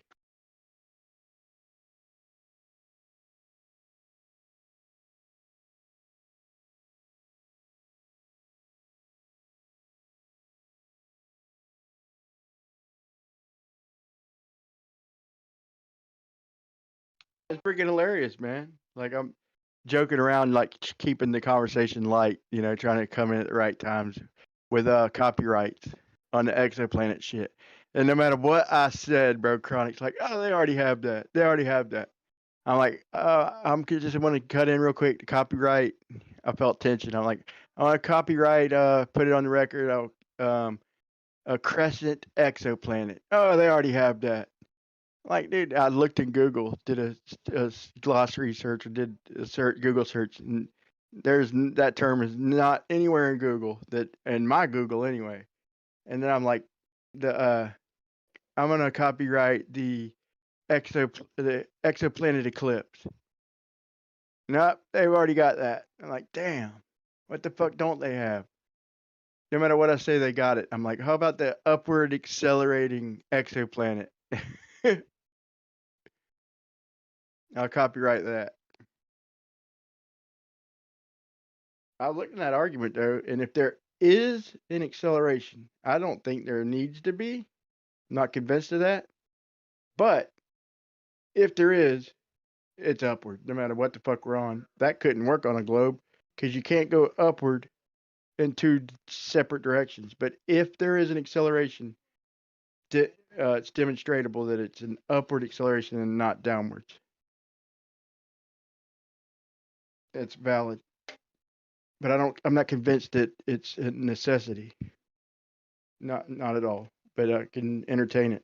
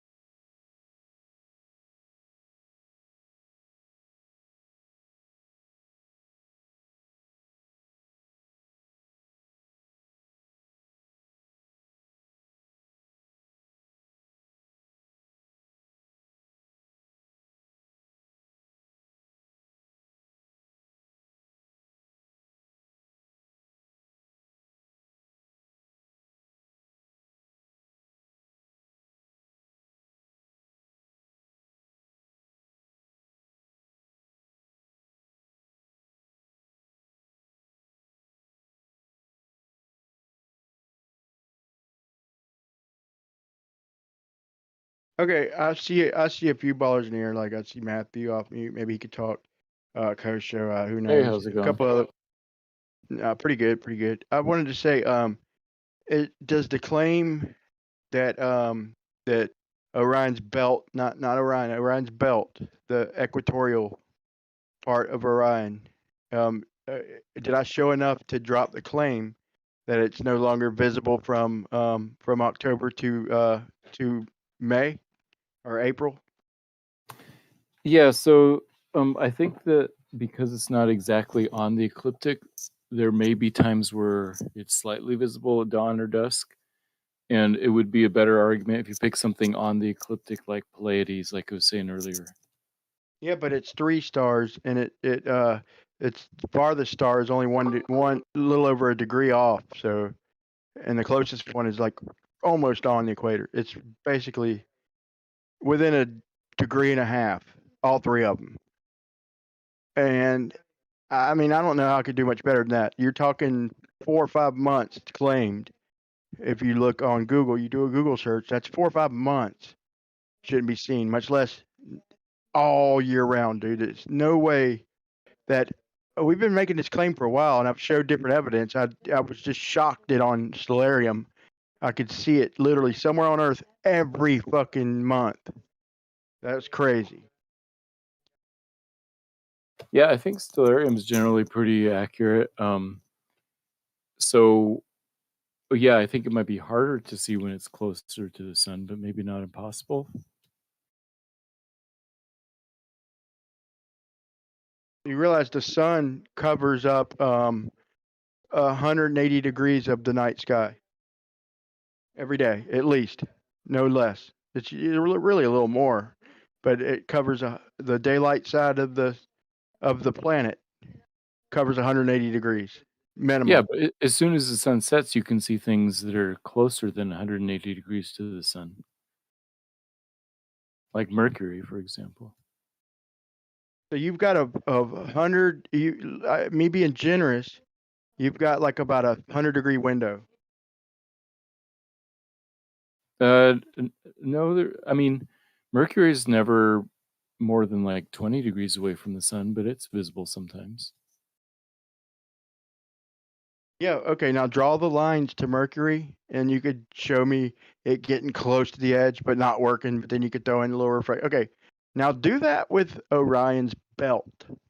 Draw them lines and show me the demonstration, bro. It's not even close.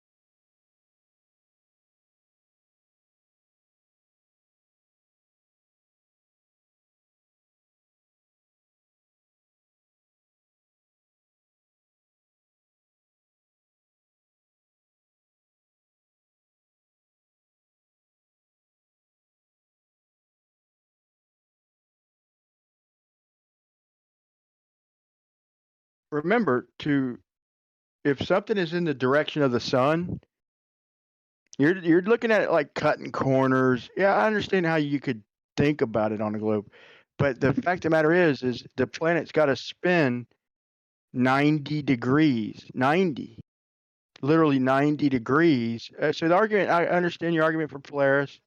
I don't agree with it, but I'll give you that for now, for argument's sake. This is not this is an equatorial bunch of a belt, and so despite the up and down ecliptic, you still have despite how high or low the sun is, you're doing a continual rotation throughout the year, and you've got to be 90 degrees, really a little more, but a minimum of 90 degrees angled away from the sun. If you're not 90 degrees from the sun, really, I don't know why I'm being so fucking generous, because you got the twilight and all that. So if really, unless you're about 115 degrees away from the sun, you're going to have daylight. So we're not talking about just some little fucking window, bro. I've been being nice in this argument. But unless you're 90 degrees pointed away from the sun, or 105, I meant, you got daylight. So Yeah, you, but it doesn't- there's times between. So astronomical twilight begins when the sun is 18 degrees below the horizon. So anything that is farther than 18 degrees away from the sun should be perfectly visible in the night. You in say the that night like you're sunlight. peeking your head, or you say that like you're peeking your head around the globe.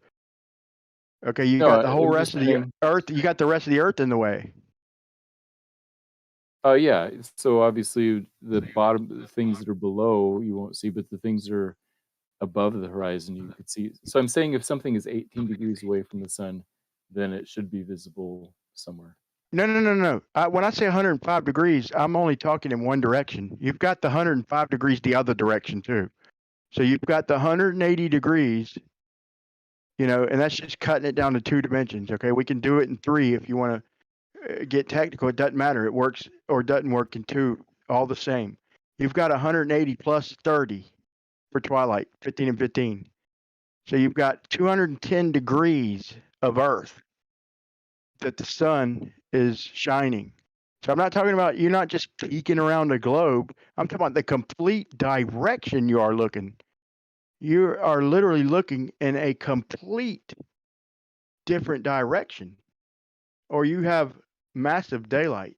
It's not like you're peeking your head around the globe, like right when the globe turns enough where it can't see the sun, and you could peek around the sun. No, you're looking in a total different direction. You literally are past 90 degrees. You're literally looking away from the sun a little bit, either direction. So 210, I'll go back to 180. So 180 degrees, that direction where Orion's belt is, damn near in the fucking middle of it, but not exactly, but damn near right in the middle of that 180 degrees is Orion's belt. So I'll give you the corner cutting, and I'll say 3 to 4 months. Literally we could see it every month. That's not what the globe claims. So sorry I went a little long. So you're saying for 210 degrees or whatever, the sun blocks out the stars? Or the opposite? I guess I'm not 100% Well, on a good day, like on the one day, like 90% of the globe, it was only like 68% of the globe was in sunlight on that one day, but it's never 50%. That'd be 180 degrees. If it were in 2 dimensions, 50 degrees, 50%. But it's normally like closer to 60% of the globe is in daylight, right? So if I'm being generous, I'll say 180 degrees of the sky of that total direction. Forget the sunlight. I'm just saying that direction in general is daylight, and right smack dab in the fucking middle of it, almost, not quite, is Orion's belt, right over the equator. Antipodal, December 14th.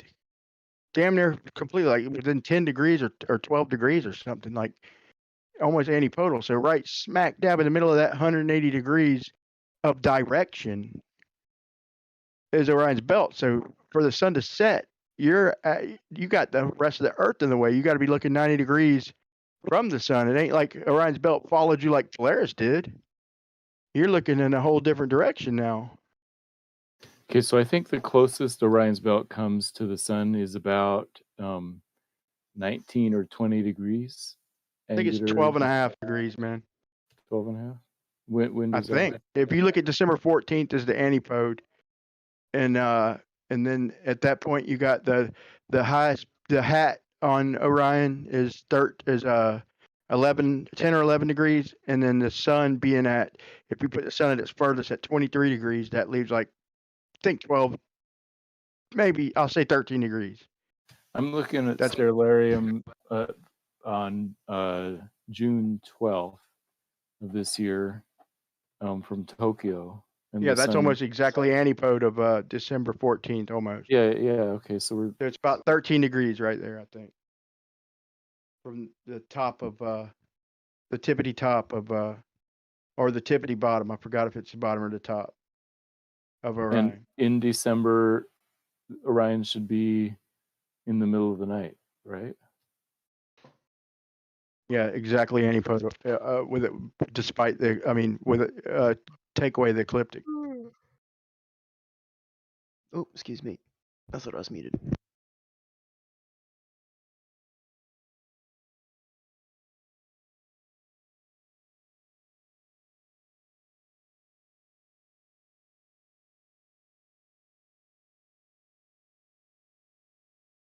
This should at least be the challenge y'all look for. You know, if y'all like to be challenged, you know, if you want to use that, a lot of people, a lot of Globers come here, they do like to be challenged. I know I do. There's your good challenge. That's going to take some looking into, and that is going to take some rewriting of websites, plenty of them. And I still don't understand the challenge. You're saying that there should, on the globe model, there should be some period where Orion is not visible? yeah, well, if you look at my previous video, the celestial thing of the day, you know, shows that between November and April or May, Orion's belt can be seen. You know, and it says like 5 months where it can't, and then you could maybe find somewhere. I don't think you're going to find anything less than claiming 5 months. You know, where it could be seen in the night sky by the horizon, but literally it could be seen every month. So you don't got to cut it down to 4 or 3 or 2, bro. You got to fucking come up with you got to remodel your shit where we can always see it, always, somewhere on Earth. Yeah, and according to Stellarium, you should be able to see it somewhere on Earth every day of the year. Right. Now, I want you June, to line up parallel light rays. Show me them distances. Either re-explain your parallel light from light years away, or the shape of your Earth, or, you know, something's got to change. There's a reason there's a reason to claim that it can be seen in the night sky between October, November, and April. I forgot which one. I think it's easiest to see from December to April, but I think you can still see it June 12th, the worst day to see it. I think you can never still not see it. some places. Right, you can never not see it from somewhere on Earth.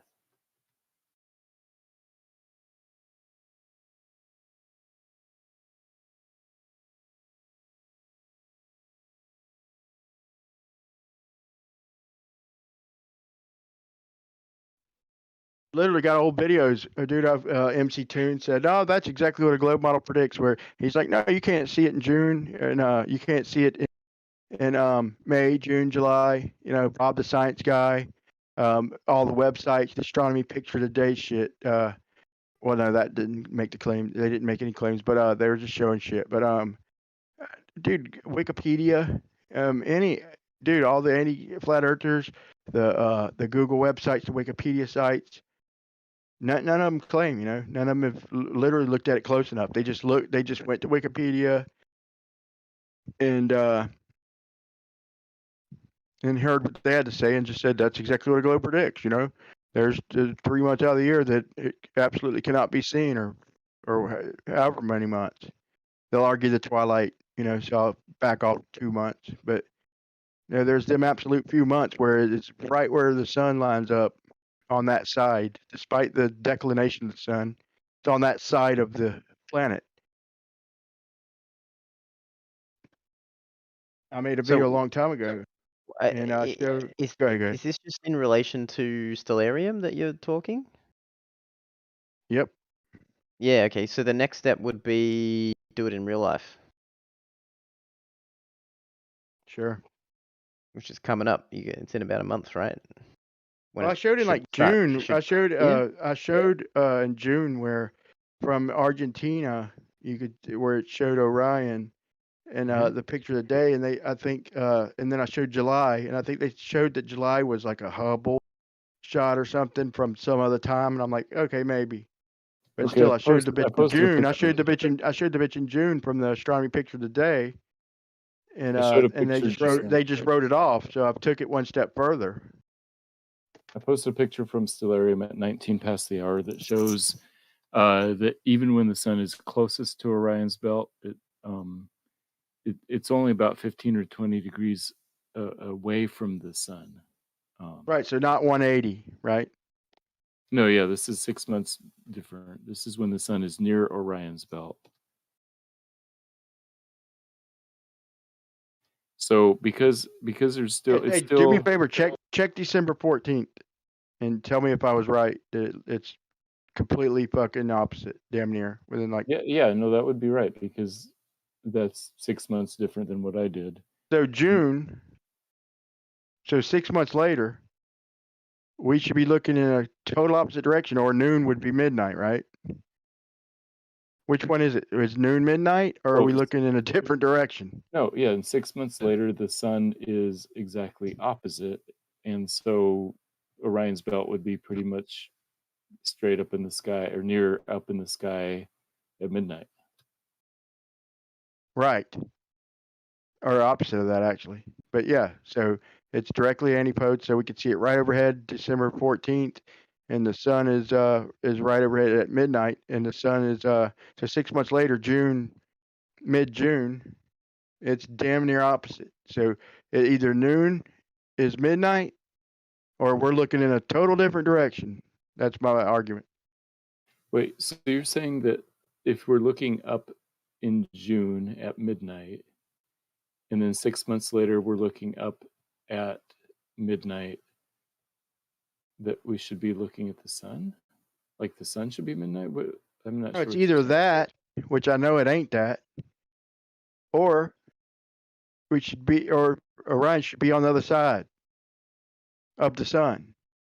Sun's in between the planet and Orion, despite the fucking, the sun, if it's antipode, 6 months later, it might be off by 50 or 80 or even 150 fucking degrees. It ain't, but it's going to be on the other side of the sun.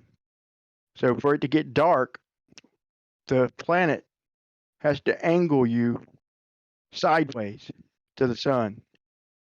So it's not any way looking in that direction. This ain't arguable, in my opinion. Like, maybe I'm missing something, but I don't see how this is even arguable. Like, there should be a couple solid fucking months where you could never see that bitch. Do those times exist in Stellarium? Yeah, so just because Orion's belt never gets closer than about 15 degrees to the sun, I think it's a bad example. A better example would be something where the sun is directly on the ecliptic, so like Pleiades or something like that, or some other constellation.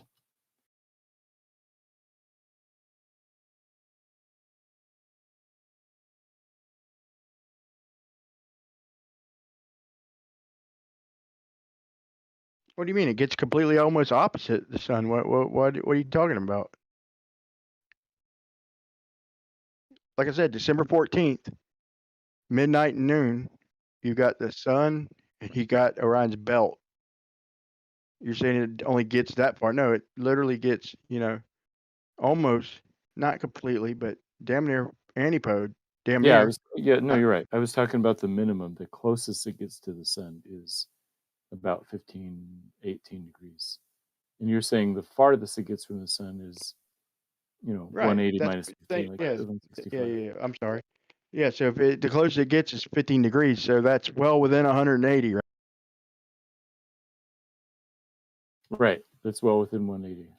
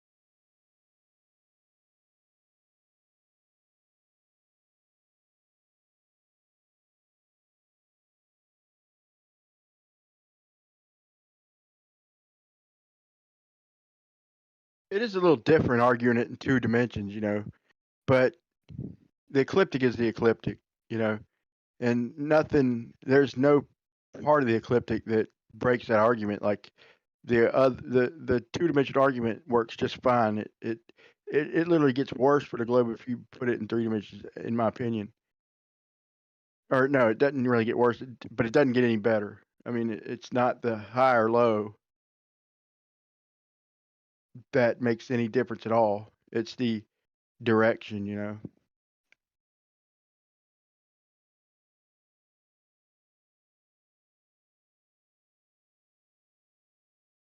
Because Orion's belt's always going to be in the ecliptic. Never will it be outside of it. So I think the 2-dimensional argument is substantial. Well, what I'm saying Maybe is I'm wrong. Orion's belt is about 15 to 18 degrees away from the ecliptic. Sure. So well within 180. So you'd agree that 6 months later, okay, for it to be dark, I've got to turn at least 90 degrees. So way past 15 degrees, dude. I mean, like, to not be seeing the sun, I've got to turn quite a ways. We're not talking about looking north or south, like toward Polaris. We're talking about looking at something over the equator. Like I said, we're not talking about peeking our head around the corner of the sun. We're talking about turning your planet.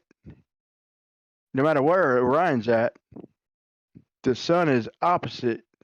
I mean, it's not going to be dark until you're 90 degrees away from the sun.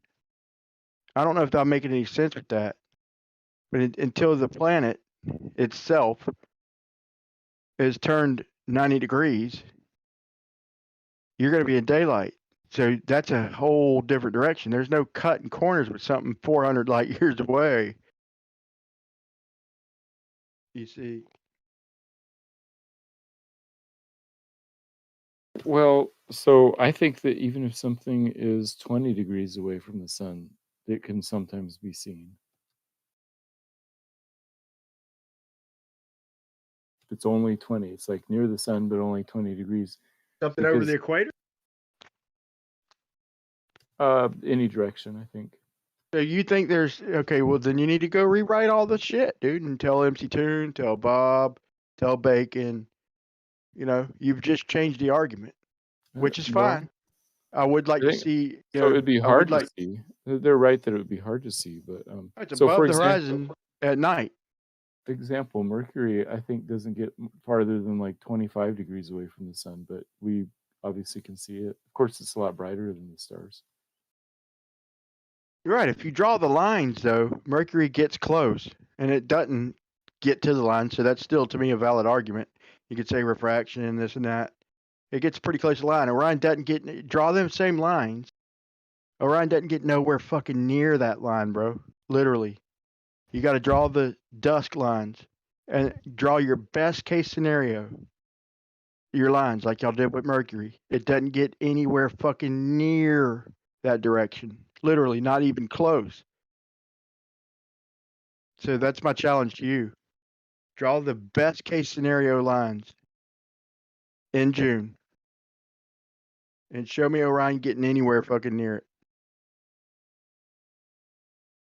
And I'm arguing the parallel light. Because it doesn't matter where you're at on the planet. If the light's coming in parallel like y'all claim, then y'all got splaining to do. That's my take. And you do got websites to change. Plenty of them.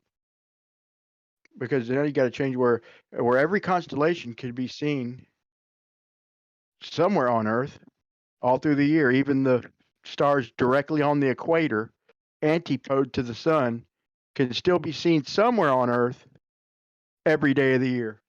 That's the new argument. Maybe I churched that up a little bit, but that's something similar to that.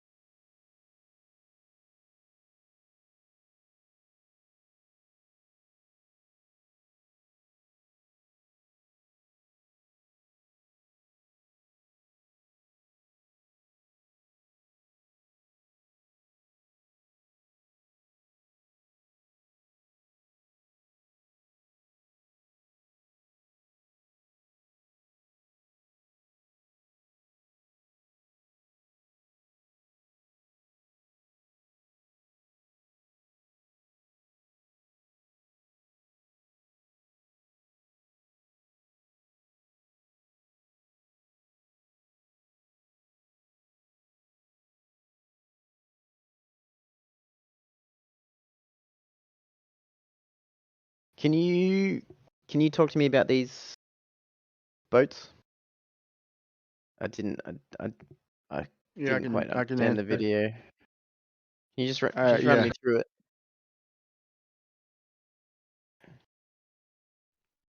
Y'all listen to this sound and tell me what you think this is. Look, tell me if you can hear this.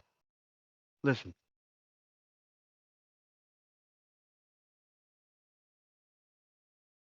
Can't hear anything, mate. You don't fucking hear that? No. Dude, it's the craziest sound you ever fucking heard. I think it's raccoons, dude.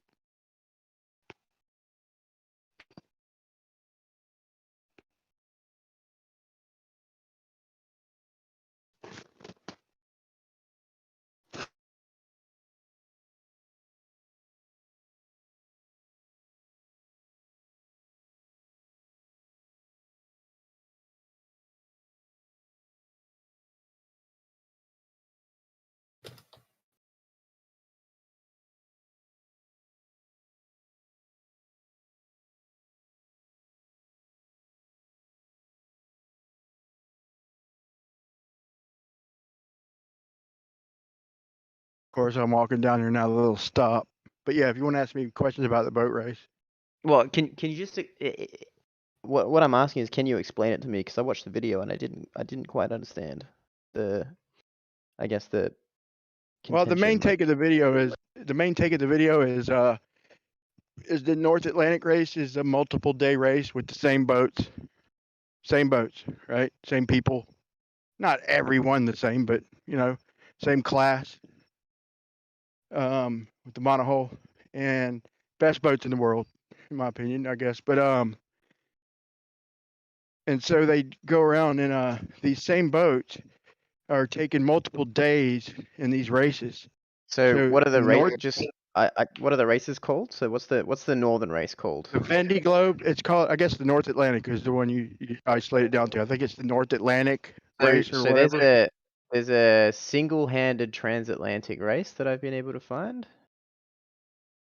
It is an east to west yacht race across the North Atlantic. Is that the one? Hold on, It give me 1 goes- second. Yeah, no worries. Take your time.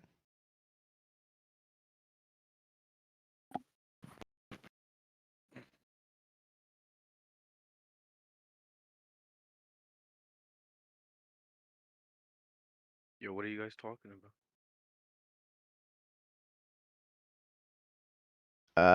Some boat races that Brian, how do I say this? Brian doesn't think that makes sense. Okay.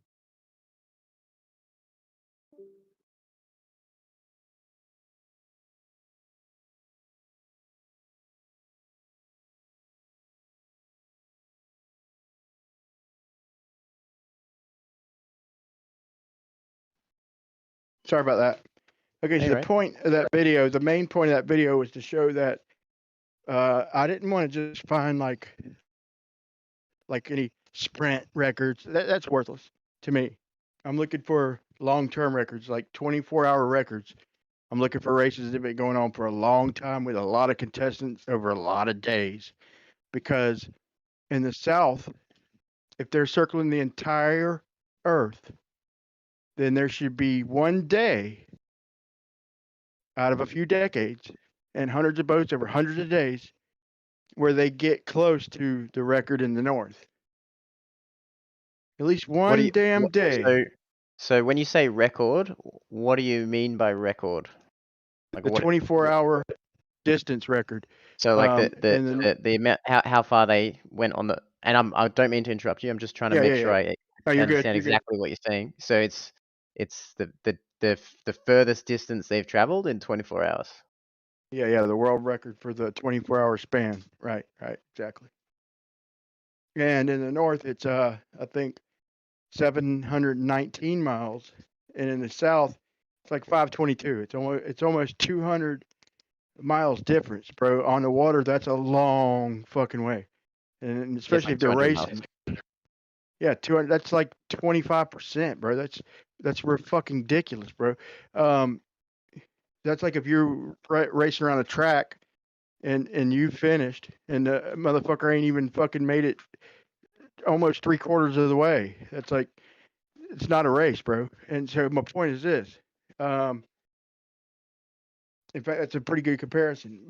My point is this, is that when you look at the boats that they show in the races, them boats in the South are fucking flying, bro. In fact, the one dude who didn't even break the record, it was clocked his shit going 41 knots, bro. That's 46 miles an hour. And he's been doing it all day. And he's saying he hopes the weather breaks by tomorrow. So He's this like, is he says he Southern hopes the conditions Hemisphere. calm down. He's currently doing 41 knots in this stormy weather.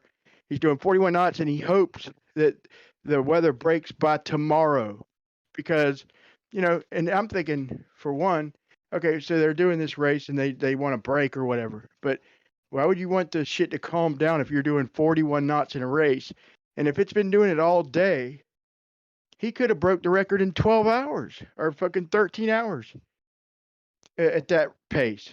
That's how fast these boats. And then you look at the boat that broke the world record in the north, and they're saying, "No, we're making good time," and they're just trickling along, bro. Dude, and it's exactly what you would expect, because they're having to go by the globe distances. So you could go whatever speed you want. If the globe says you went this far in this amount of time, then you're stuck with that. And it just so happens some of the contestants like called bullshit and looked into it, and they fucking found out that no, the southern hemisphere is bigger. They're not going slower. And then they open their eyes and start seeing, that the sun sets faster down there, and that they're going just as fast. If you look at the total time, with the currents and all that, they're averaging like 4 or 5 knots. This is supposed to be a race, best boats in the world, and they're averaging like 4 or 5 knots over 100 days.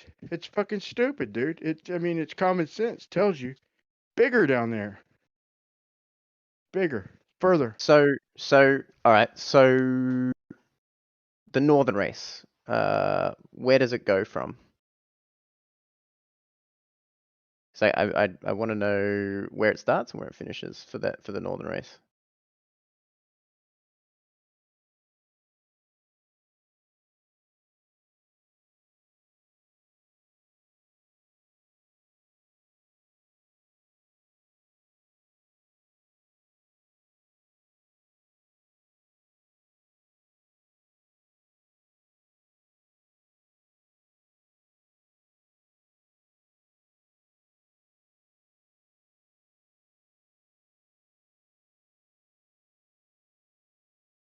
Oh, I think he's gone. Oh, I'm fucking muted, man. My bad. Oh, you're muted. Yeah, this is like a memory test. So, if I'm not mistaken, it's like 6,800 miles across the Atlantic, Mm-hmm. and then the one in the south is like 2,100 nautical miles, and The Vendée Globe. 2,200 nautical miles, I think. Yeah, The Vendée Globe is 24,000 nautical miles. Okay, 24,000. Okay, Mm-hmm. so 24,000 nautical miles, and it's taken like 80 fucking days or 100 days or something. Yep. And how far is the other one? I think it's 60. What the video say? I posted the articles in the video. I think it's 6,800 or 6,200, something like that. So are there links to the articles? Man, it's a memory test here, bro. I really don't remember. I'm just going off the sources. I'm literally going off the 24-hour distance record. So it could be a one-day race, bro. In my opinion, it wouldn't make that much of a difference because that's the winner. You know what I'm saying? Yeah.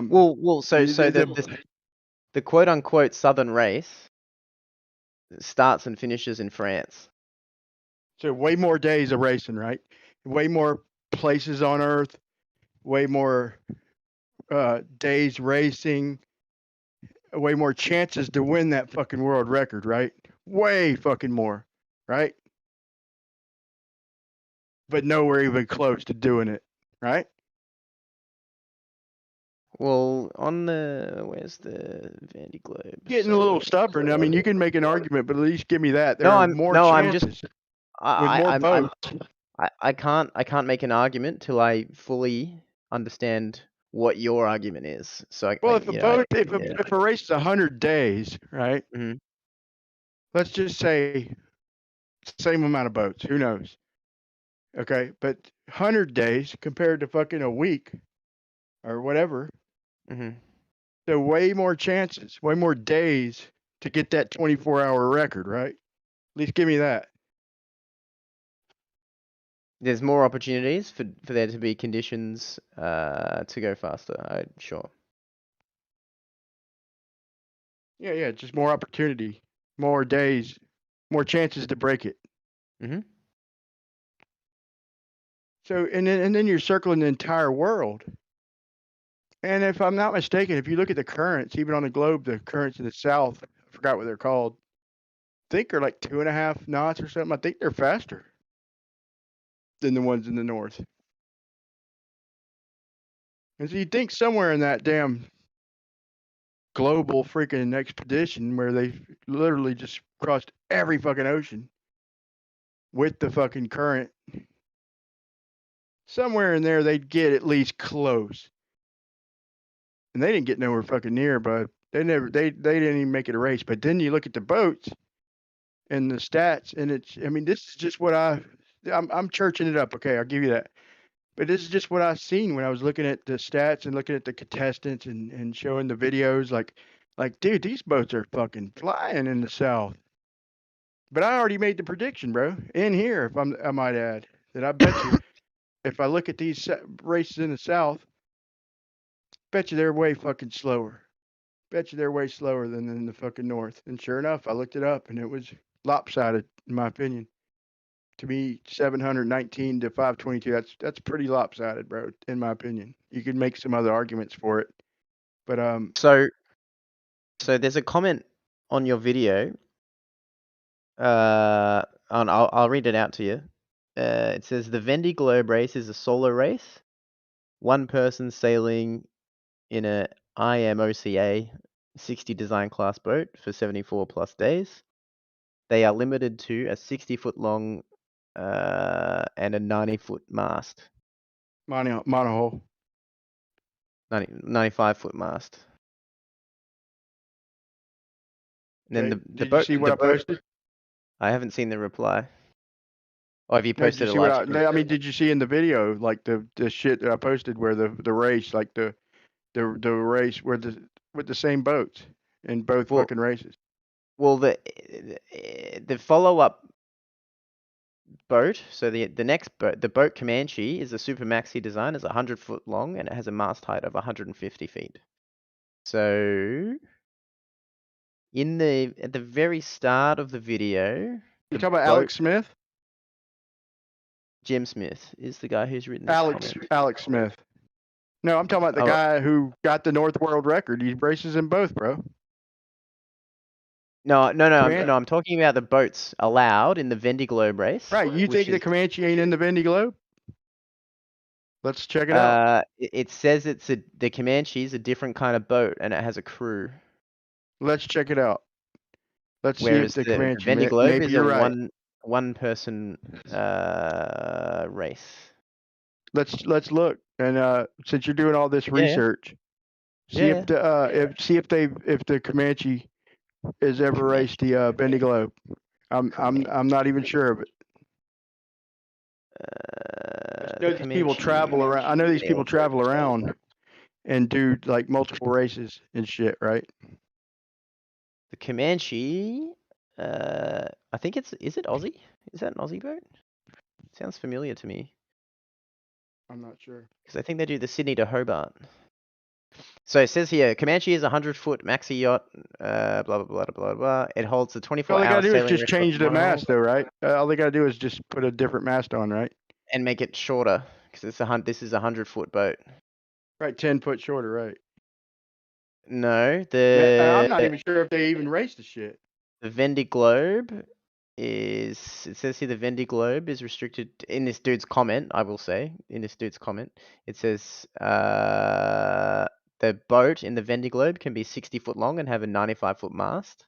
The Comanche is 100 foot long and it has a 150-foot mast.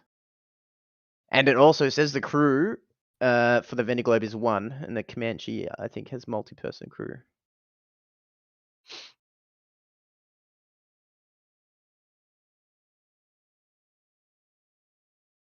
Yeah, it is. So Comanche won the Sydney to Hobart. Yeah, that's why I know the name. That sounds familiar. Moving though? Like, did you see that boat in the south compared to the Comanche? Which one looks like it's doing faster, the Boss or the Comanche? Don't say the fucking Comanche, bro. Well, I thought the Comanche looked like it was going pretty quick. Like if you look at the sides, like the sides of the boat and the water going Oh past. my god. No, dude, I didn't okay. say. Hold on. I said it looked like it was going quick, right? I don't think you can compare this like a bigger boat is gonna look like it's going slower though, because it's bigger. Like the distance it's going to cover relative to its size, going at the same speed as a smaller boat, is going to be it's going to look like less. And this boat is apparently 40 foot longer. It's more It's than way 1.5 slower. times as long. Okay, let's see. Vendiglobe. Okay, let's see if Alex Smithson is Comanche.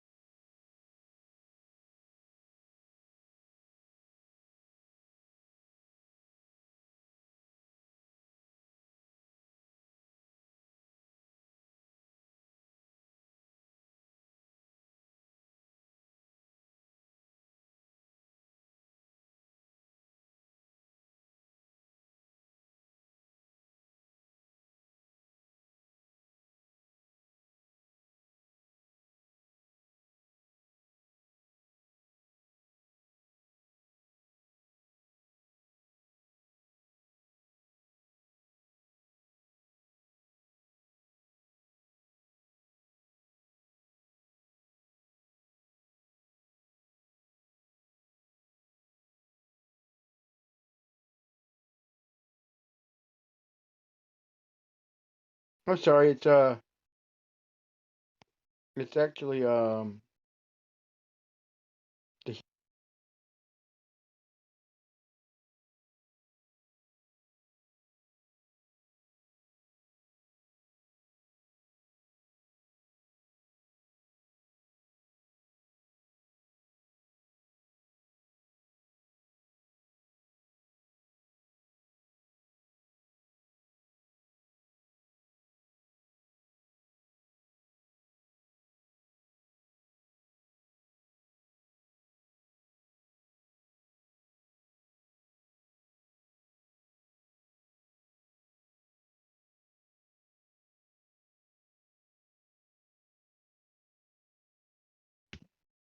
ridiculous. Well, that's my contention. What'd you say?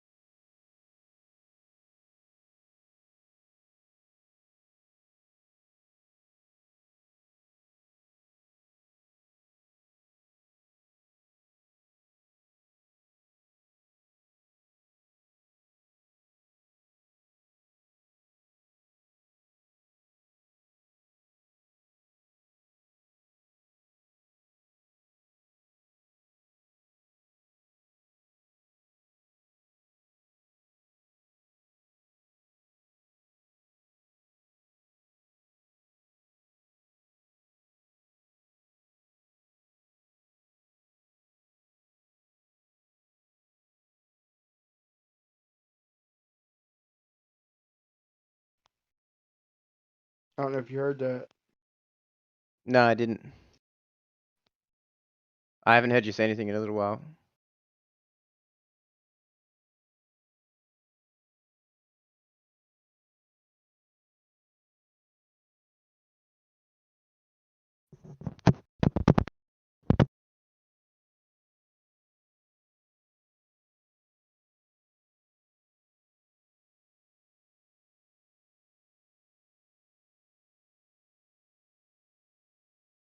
There's an enormous amount of information that if I'm going to go through it all, to be honest, but there, posted that Comanche, 2 years in the Bendy Globe.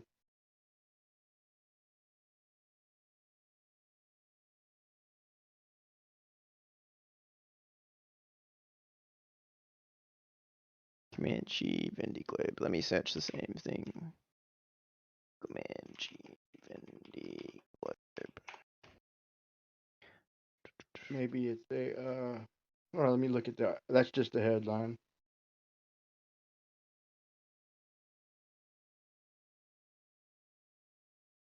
Monoholes, first and second in the Bendy Globe respectively. She differs from her closest 100 rivals by her considerable beam. Her mast stepped well aft, and her boom ending directly above the transom. This configuration allows her to have a sailplane with a high aspect ratio. Cockpit is set up for manual rather than hydraulic. Blah blah blah blah blah blah blah blah blah. She has more than achieved this goal. 3 victories in the Sydney Hobart with Ken Reed at the helm, as well as setting the new 24-hour distance record, 620 nautical miles. So how many miles is that in statute miles? 620 nautical miles.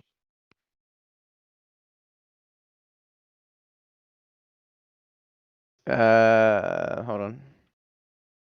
And that beam is only 8 meters, bro.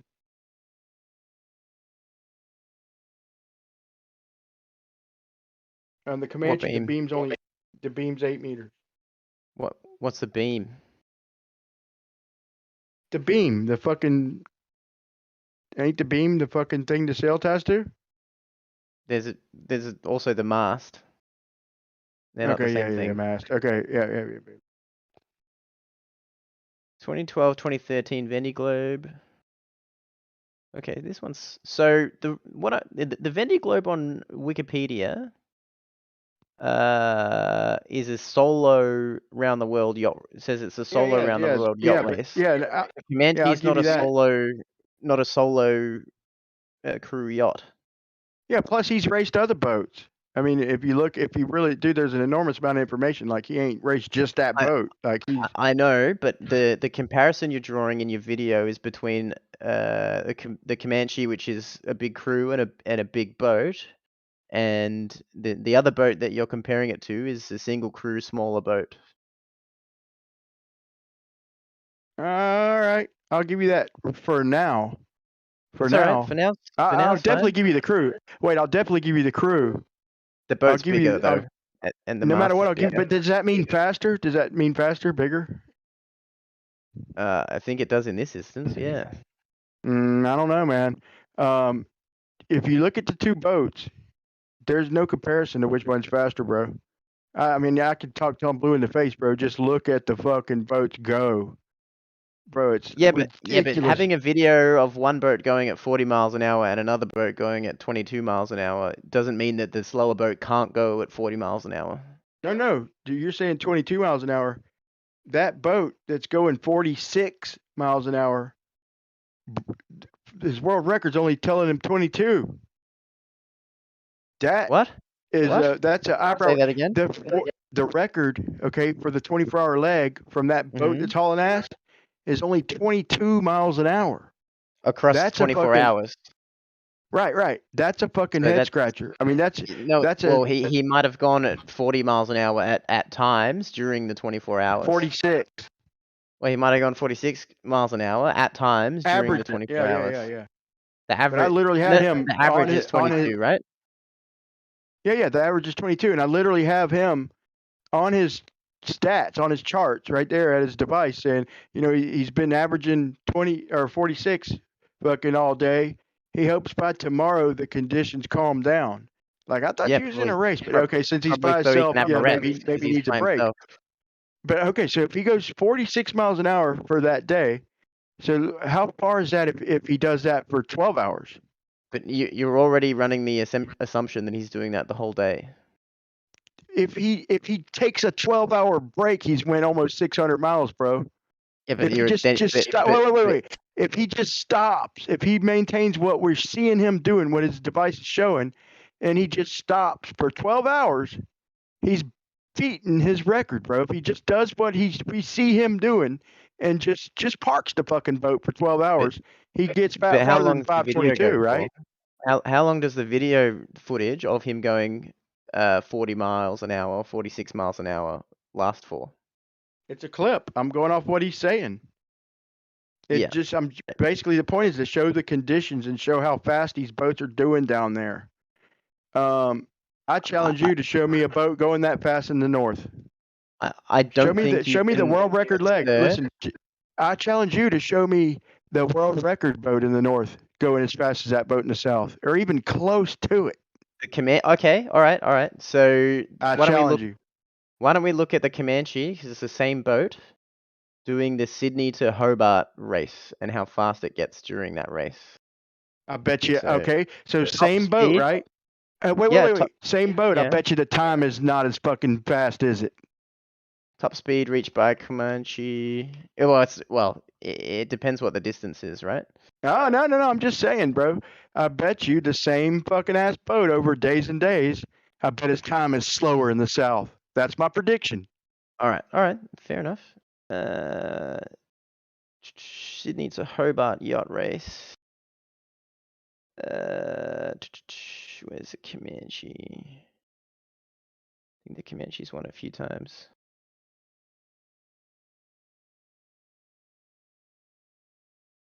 2017 Comanche one. 2015. 2017 and 2019. 2019 and 2015. Yeah, 3 years. So, so it's days, hours, minutes, seconds. So they did it in well, there's a pretty big difference, right? So in the same race in 2015. There are more chances. Wait. So in the South, way more chances, more days, more chances to break that record, right? Well, no, this is a Sydney to Hobart race of the same boat. Right. Ain't it a 12-day race or something? No, so 2015 Okay, it my was bad. 4 days and 7 hours and 27 Okay, minutes. my bad. In 2017 it was 2 days 12 hours, so that's a pretty big difference.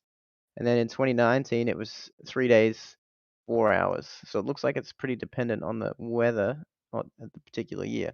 But we can look at the top speed that they got to. Should we have a look at that? Sure.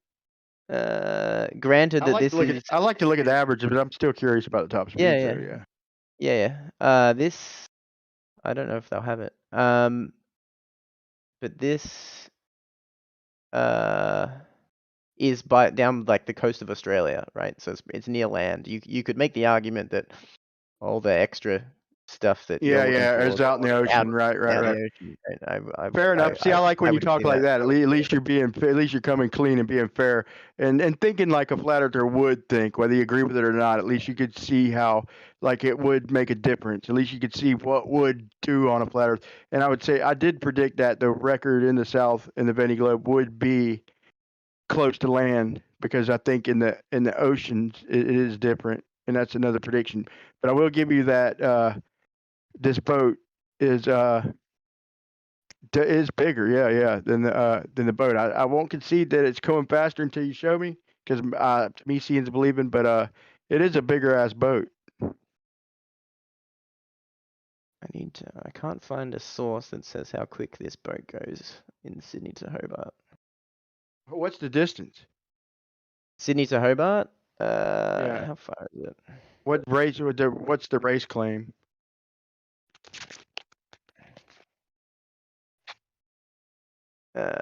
It is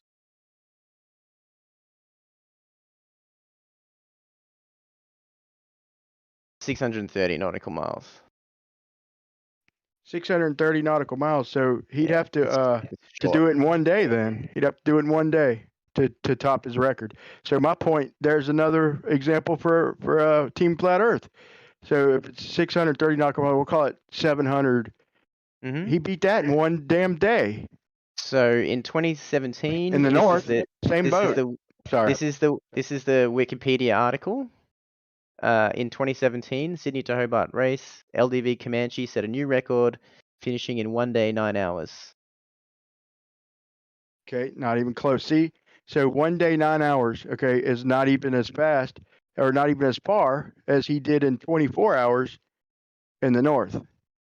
But yeah, I was wrong about the amount of chances, because if it's that short of a race, then obviously you don't have as many days to get the right conditions. So I can't really use that. It is dependent on the weather. So he did it in 1 day and 9 hours. So that's 30. How many minutes? 1 day 9 hours 15 minutes. Okay, so that's 30. Okay, so 1 day 9 hours. That's 33 hours and 15 minutes. And it's how many miles? I'm sorry. 630. Okay. You can have a look at the average speed. So let's see. So 33. I'll just say 33 hours. Fuck it. So 630 miles divided by 33 hours. That's 19. Yeah. Yeah. So that's good bit slower. What are you comparing? Wait. That's not even as fast. That's not even as fast as the Hugo Boss, the smaller boat, and that's nowhere near as fast as his average in the north, 29 miles an hour. What are you comparing it to? What's that 29 miles an hour? Wait. Wait. I think this gets worse. Hold on. I think it gets worse. I think I just way over justified. Hold on. I think I could be wrong. It could be backwards. Hold on. But so if he went so in 24 hours, so 24 times 0.33. Wait. So 30.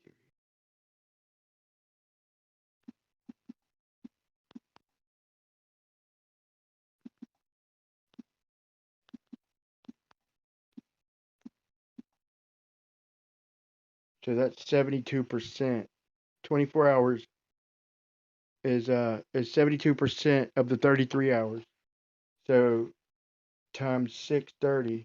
So 0.72 times So what was 30. the so that So he so did. the So his best time, if you go by the average, would be 453 miles.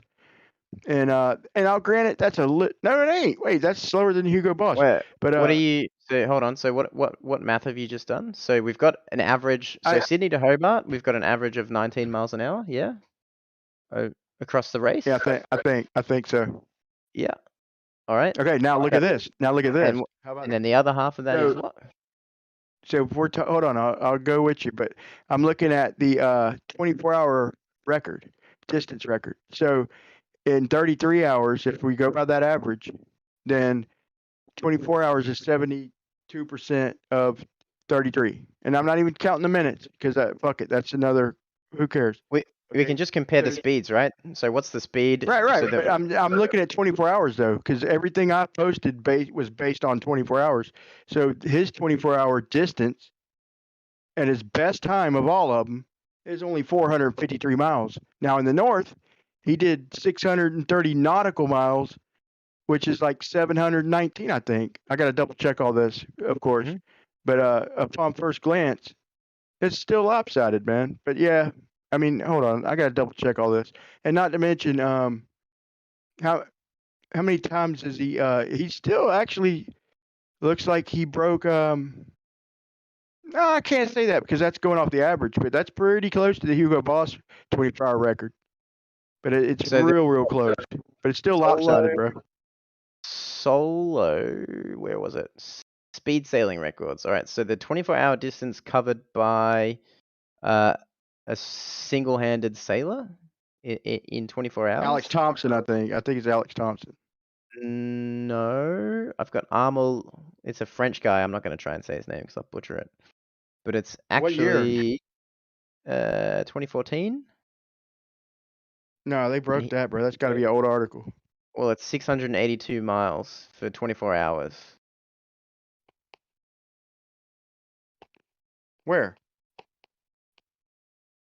So where is it? North Atlantic. There's a bunch. I don't know where it was. It's North Atlantic or the Volvo. They're all like that up there. But in the South, they're fucking not.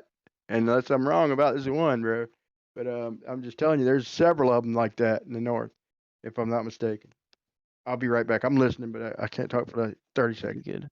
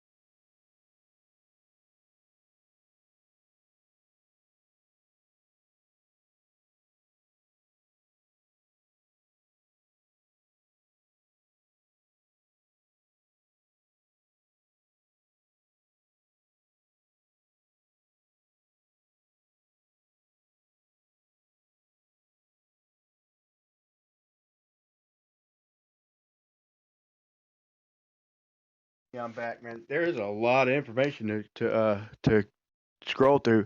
But good. How about that song choice, though, man? Like Yeah. that's like my favorite video, dude. So we've got Jules Verne. Oh no, so someone attempting for the Jules Verne Trophy, December 5th, 2020, Thomas Coville, covered 889.9 miles in 24 hours. So that's a 37.1 knot average. That's probably the Arctic race, way in the north. What's the Jules Verne Trophy? That's the Greenland to Iceland race. No, I'm just kidding. I don't know, but that'd be what I'd think. What is the? Oh, that's a crude. You know, that's a crude yeah, I was gonna ship. say that's like a motor fucking boat. But I would think like Alex Thompson's like, dude, he fucking smoked his time in the north. Like, so them. Well, if he only did it them few years, well, wait, maybe he's done it more years, but them are just a few years he's won. So he's won it all them years. So obviously nobody beat that time. That's first place, and that ain't nowhere near as fucking distance traveled 24 hours in the north. Like that's a little weird to me. But yeah, that's a 1 day race, 2 day race. That doesn't prove nothing. I'll What concede latitude? that. Jules Verne. I'll concede that. Jules Verne Trophy is awarded for circumnavigation in any type of yacht with no restrictions on the size.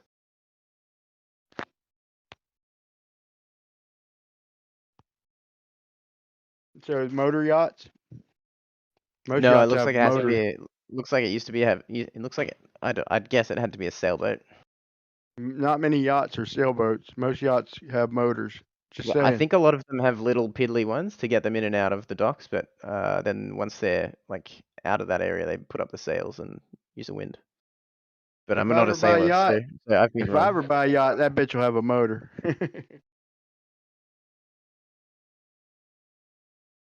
Well, you know, depending on the latitude, because you know all about trade winds and like how like every 30 degrees, like there's like prevailing winds in Yeah, like the certain roaring directions. 40s, like down in the south, the roaring 40s. Yeah. Yeah, so and so it definitely depends on which direction and what latitude that they're at, because if you're comparing their uh, time traveled for this given races, you got to really make a fair comparison by considering those things, right? Yeah, sure. You'd agree that ether's helping in the south, right? I think this is. Do you know? Oh, hell Do you yeah. know Protothed? This is probably a question for Protothed because he's a sailor. Coach just said, what?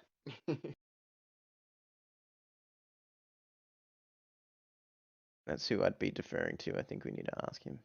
There's a lot of information to comb through, man. I just went through like the two races, the most popular races that I found, and like people who raced in both of them. Like I found a bunch of similar boats, similar people, and just went by. And I was like, nah, I'm not gonna go by. I'm gonna look at the 24-hour record. I mean, that's to me being fair. I could have dove deeper. I think you're gonna get more of the same, but maybe I'm wrong. But like I said, once again, No, just looking but at them boats, man. I still challenge you to show me the Comanche going as fast as that Hugo Boss. I'd like to see that. be You act real like fair. bigger You have boats to. better. I don't necessarily agree with bigger better in this scenario, in my opinion. You're gonna have to consider like I said, like depending on where you're at, you're gonna get prevailing winds and currents in only one direction, right? So you have to consider those things if you're just comparing 24 hours Right. But fastest time. well, here's my train of thought: is somewhere if you're circling the whole fucking globe every year, hundreds of boats, hundreds of days, one of them damn times is gonna fucking at least match the northern time. That was my thoughts on that. Like, or be close. I'm thinking all the time should be pretty consistent. If anything, probably faster in the south on a globe, because I do believe it shows the currents a little faster down there, and I do believe they're going in the direction of the currents. Maybe I'm wrong on that. I will double check that, but at least similar. At least one good fucking day out of all these few centuries of racing every year, hundreds of boats, hundreds of days. One damn day of good conditions to beat the north or or get close to it. It was a little lopsided. When I found that result, your dude, mouth, it was worth it was worth posting a video over, especially when I seen the boats and how fast they were going. Like to me, it was like, whoa, like this is information that people should see.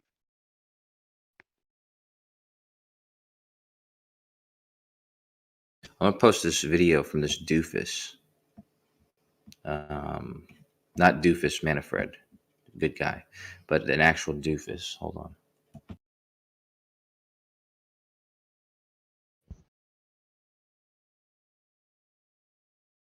This guy goes over the. Oh fuck! I just exited out of my my Don Pettit video, but Too late. I don't want to see it now. Then. do. No, I'm just kidding. But this video is good. This video I'm about to post from this doofus talking about currents and winds and shit.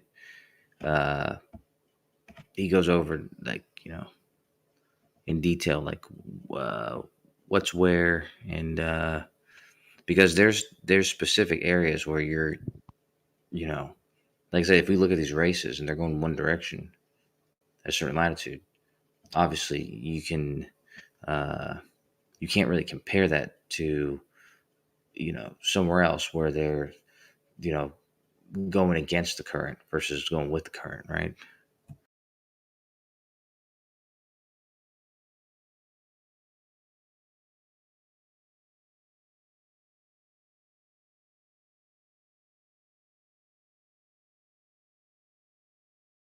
Although I think it'd be stupid if they do those Antarctica races, if they do it like against the current every time.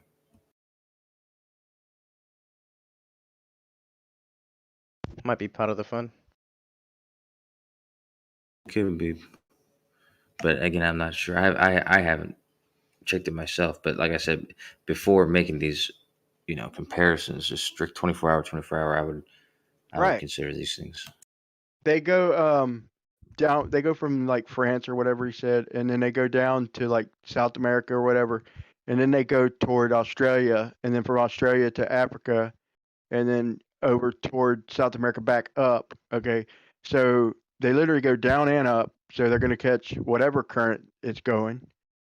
Okay, they're going with the current. So if you look at the ocean currents, if I'm not mistaken, I'm just about sure that the jet streams and the ocean currents are predominantly, I'm not saying completely, but predominantly flowing in that direction.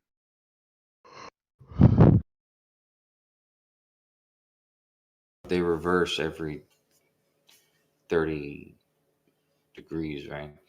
Oh yeah, I want to show this other video where this dude went north to try and take a shortcut. Like, this is a very short video. It has animations of the boats, shows them on a globe. And, well, I think it's on a globe. I don't remember, but it was enough for me to make a quick video out of it where he didn't lose no time. Like, literally went like 500 miles further in one day, but he didn't gain no time. He didn't lose no time. Like, that they can't even go that far in one day. How can you gain or lose hold on, let me post a video. I don't want to misspeak. Real short one. I know on a globe you don't go north for a fucking shortcut. For starters. Why? Because it's further. What are you talking about? Around there's the a lot to globe? consider, dude. Yeah, I'm sure there is. No, but what are you talking about? Like going north? Well, you can't call north a short, but by definition, you wouldn't call heading north to go around the globe a shortcut, right? Yes, I would. You From might. the southern hemisphere. No. Wait, from the southern. I want to No, say from this. From the southern. from What? 100% of the time, 100% of the time, you're gonna cross the equator. Depending on how far you're traveling, okay, right? Because every great circle crosses the equator twice. Here it is. This is 1 minute and 21 seconds. and this is just a follow up on these boats.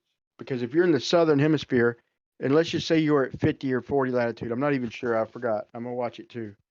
But you don't cut up toward the equator. I mean, you don't call that a shortcut. You call that like a risk or something. Like if you're gonna go further, maybe you're gonna catch better conditions, maybe. But it's a longer route, right? No. Oh wait, where is it? Where's the? Well, let's look. Where's the?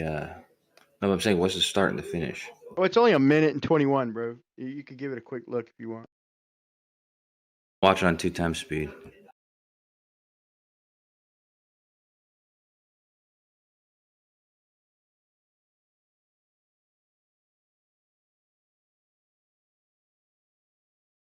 This is that fucking dude.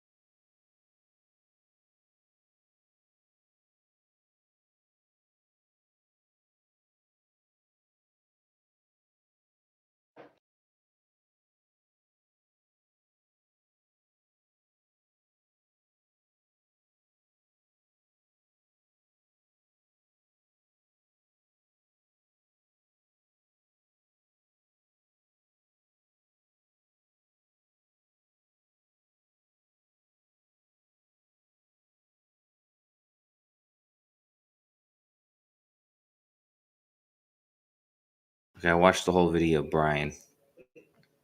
I was confused when I started hearing your voice at twice the speed. But there's not enough context there. Like, what's the start and the finish of the race?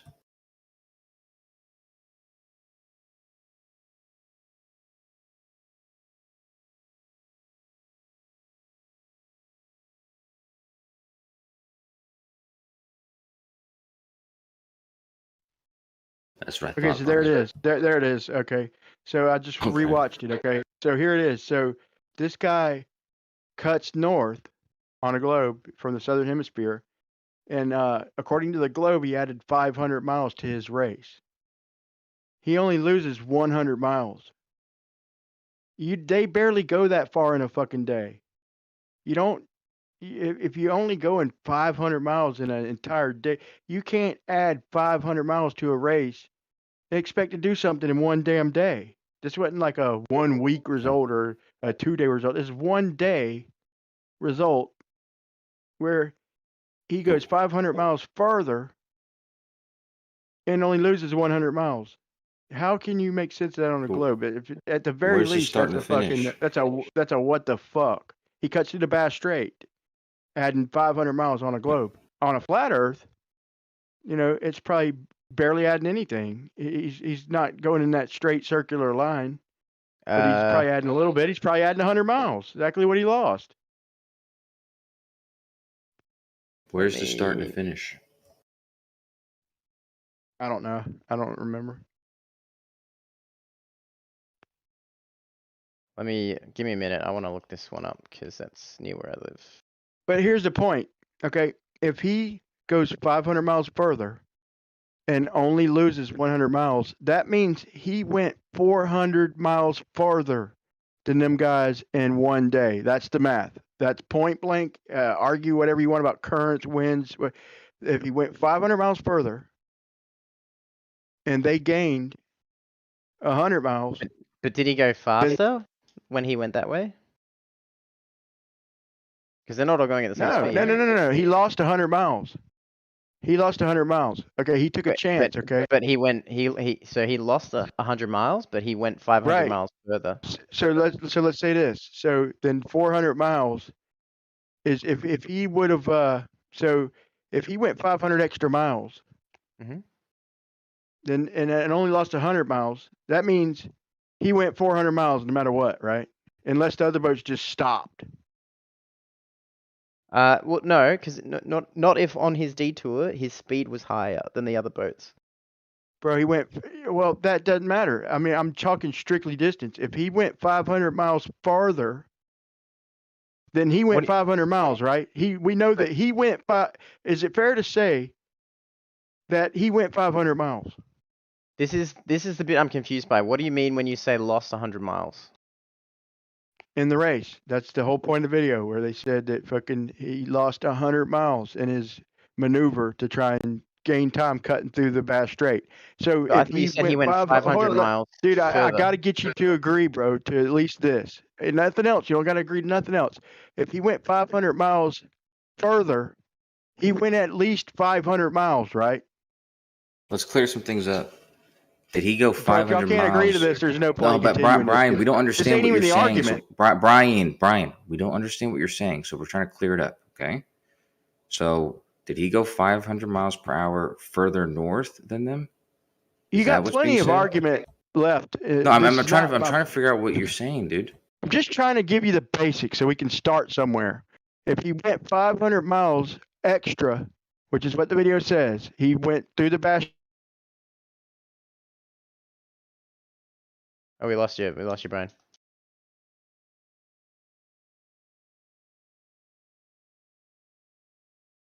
Oh, no. I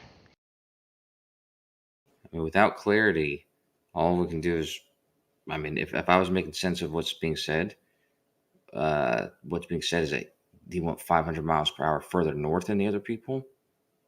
It doesn't sound like per hour. It sounds like he took a detour of 500 miles. Is what I'm hearing, but.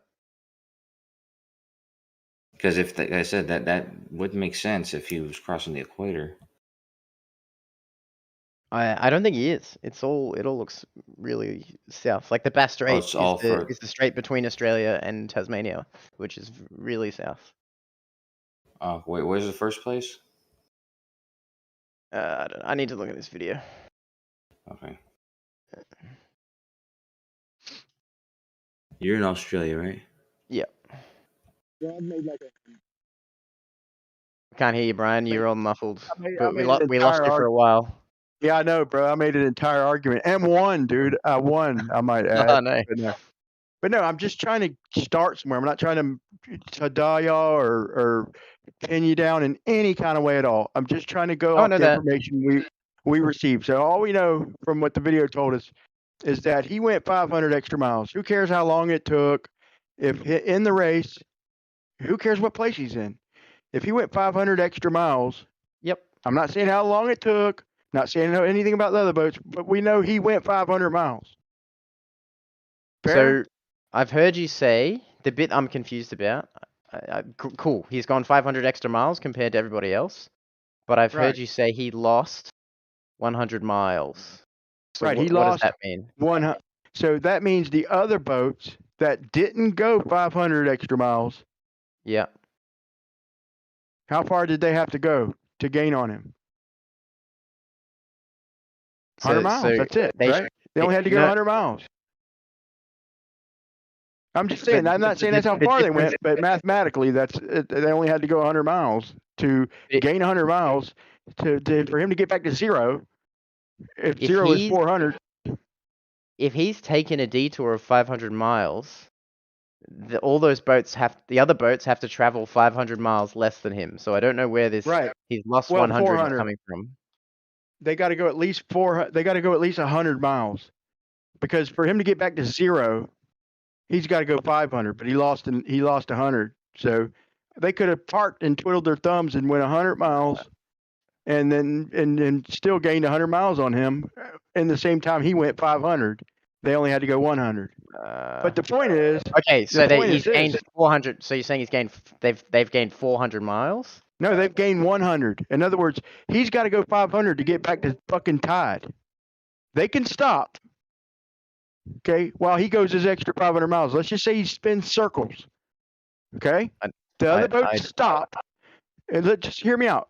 The other boats stop, and he spins circles for 500 fucking miles, and then he stopped. Now they're all still tied, because he just spun 500 fucking miles worth of circles. Okay, but for them to gain 100 miles while he spun circles, All they would have had to do is go 100 miles. I'm not trying to do a gotcha. I'm just trying to give us a starting point to review this from. Is that so far as what I said makes sense? If he spun circles and did 500 dumbass circles, all they got to do is go 100 miles, and he lost 100 fucking miles in his 500 miles worth of stupid circles. Fair? Kosher, have you got it? I'm trying to watch the video and make sense of it and draw it on the map. I'm looking Let me at give where me they a few are. minutes. Let me watch the video. Then maybe I'll understand more. Y'all are tough cookies tonight, man. Y'all tough crowd. Brian, what you don't understand is that I'm pretty sure Jimbo's and Simbo's and me, we're just trying to understand what's even happening here, where they're going to, coming from, all that stuff. We're not trying to shoot down whatever claim you're making. So you don't have to. Yeah, I'm not arguing with you. I'm purely trying to understand. I don't expect. Right. I'm good with that. I don't expect y'all not to have contention. I'm just trying to find I'm just trying to find a starting point. I'm just going by the facts they gave me, and to give us a starting point. So then we could say, okay, well, what was the winds like? How far, what place were they in to start with? There's a lot of questions to be asked. Just going by what they told us. He went 500 extra miles. So key thing, went 500 miles. Who gives a fuck what place he was in? He went 500 extra miles, so he went 500 miles. Who cares how long it took? Okay, he lost 100 miles. So if he went 500 miles and they didn't go anywhere, then he didn't lose shit, right? Then they're all tied right where they were to begin with. If the other boats threw anchor and he went 500 extra miles and then he gets there and, okay, let's start the race again. If they sat still, then fucking they didn't gain shit. If they went 100 miles, then fucking he went 400. I mean, basically, it's just simple math, dude. If he spun circles for 500 miles to lose 100 miles, that means the other boats just went 100 damn miles at least. I mean, I'm going to argue they went more. I'm just starting at the very simple fact that they had to go 100 fucking miles to his 500 to gain. So just from what you're saying, I would say that they have gained. If they've gone 100 miles, if he's lost 100 miles, then those boats in the time that he's traveled 500 have traveled 400. Right. They went at the very least they went 100. They may have done 400. Okay, we could talk about that. But at the very least they've done 100, right?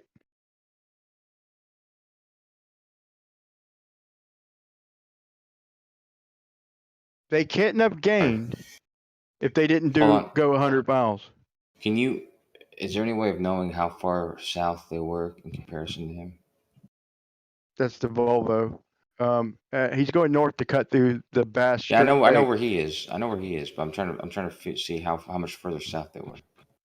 Well, we know they're between the ice and that, but Coach, would you agree mathematically that if they didn't go 100 miles, they couldn't have possibly gained 100 miles?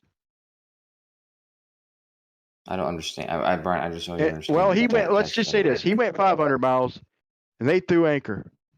At the end of the 500 miles that he went out of the way just to get right back where he fucking started, they're tied. No, nothing changed, right? He went 500 extra miles. Now they're right back where they started. So if they gained 100 miles on him, at the very fucking least, they went 100 miles while he did all that stupid shit. At the very least, that's not my argument.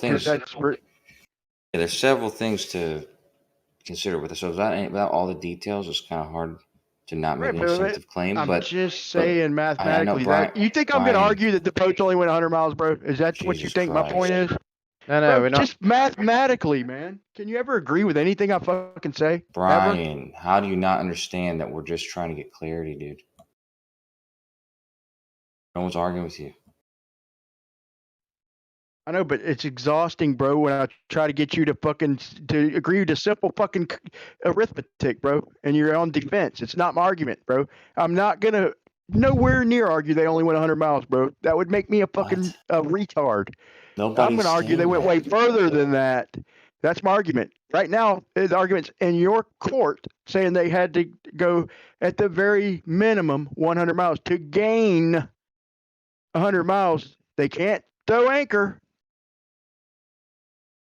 Give me. They give me can't go backwards. How long's video? It's 1 Minute minute 21 long, but seconds. Okay. maybe we need the original. I don't know. It don't like the only I can make an assumption that they were far enough south, the other people, right, to where, he's gonna have the westerly winds over there north of Tasmania. Even You south can of make that Tasmania, argument, bro. Right. You Yeah, can but make that argument. they're gonna have stagnant waves or in the other direction if they're Right. too I'm far sure he south. thinks that. Right. I'm sure there's probably doldrums or whatever that cut through that current. I mean, for him to risk going 500 extra miles, I'm sure there's benefits. But let's just start at the fucking bottom. All He right, I'm went gonna watch it. 500 I'll be extra miles. Let's say he didn't go 500 extra miles and they all threw anchor. Then nothing changed. Okay. Now let's say he went 500 extra miles and they threw anchor. Then nothing changed. Nobody gained, nobody lost. He just, while they threw anchor, he went 500 extra miles to get back fucking right where he started from. 500 extra. That's all we know. For them to gain 100 miles at the very fucking least, and this is not my argument, even close to my fucking argument, just a starting point for us to fucking talk about the math. At the very least, they went 100 miles, or they couldn't have gained on him. In the time he did 500, if they didn't do at least 100, they couldn't have gained. I'm going to argue they did way more than that, bro. This is not my argument, bro. That would be, oh my God. I would hope you would have more confidence in me than that.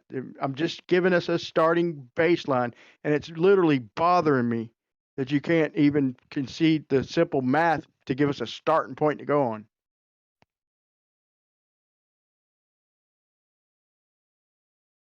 Brian, it's hard to follow you right now. I'm trying to keep up with you, dude. Not all there. Okay, I've watched it.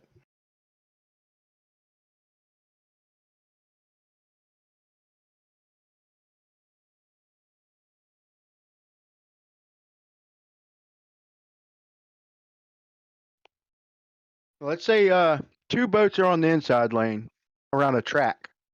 Mm-hmm. The other boat's on the outside lane. Mm-hmm. It's a 500-mile race for the guy in the outside lane. Mm-hmm. Okay. It's let's say it's a 600-mile race for the guy in the outside lane. It's a 100-mile race for the guys in the inside lane.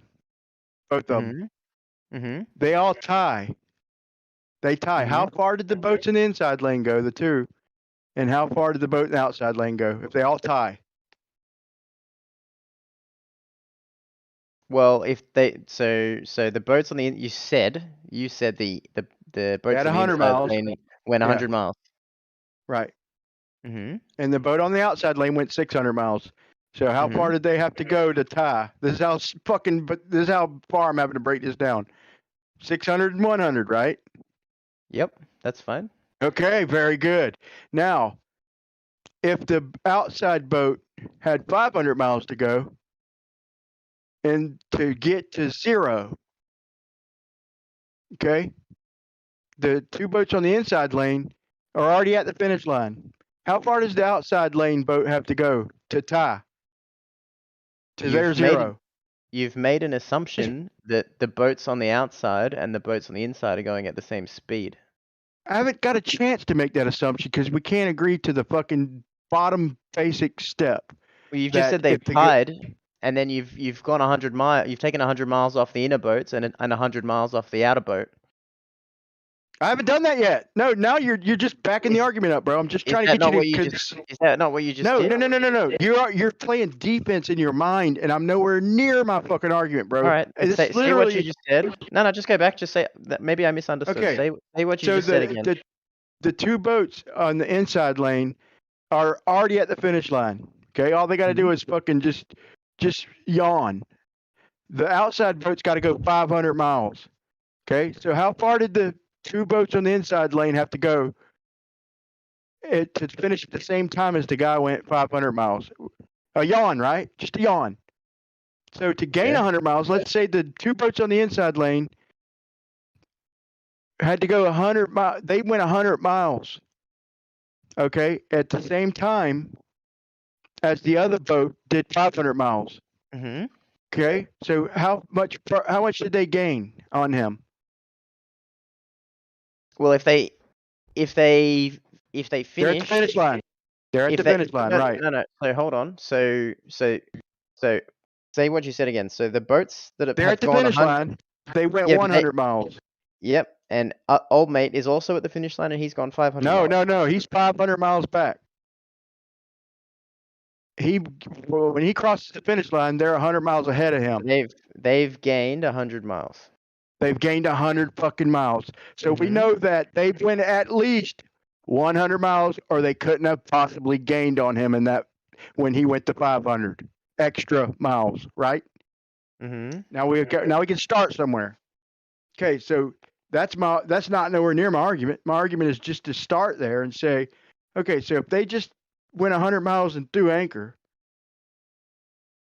and he did his 500 miles, and they gained and then they gained 100 miles on him. Okay, but for everything they did past 100 miles, so realistically, they probably did at least a few hundred miles.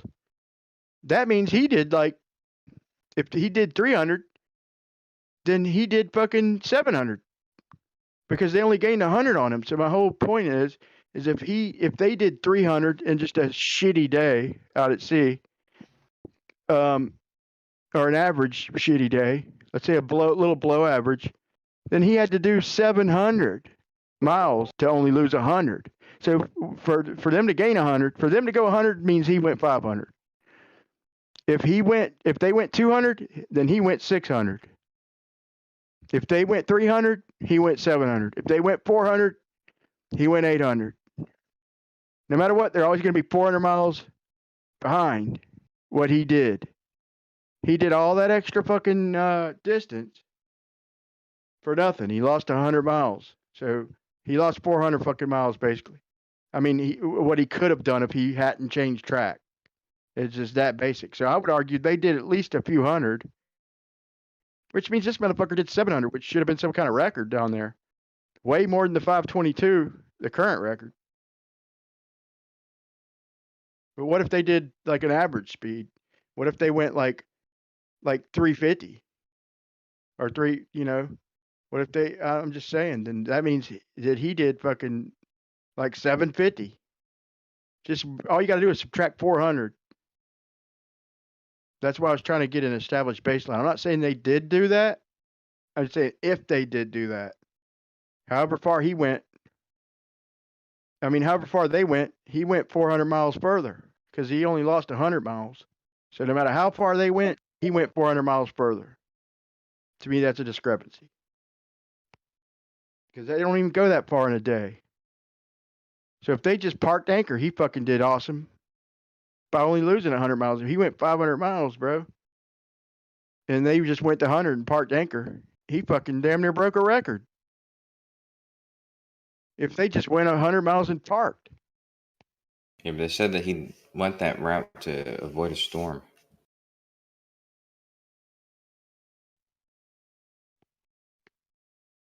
What? That's what this article says. He says he went through the Bass Strait to avoid some tropical storm. And how far did he go in that day? Mm. Damn near broke the world record.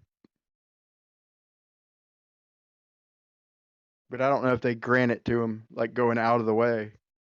That'd almost be like the same as granting him a world record for doing circles. Hey, I did 500 That's what I'm miles. saying. Okay, so here's the point. It says 400 miles north of the thumb line.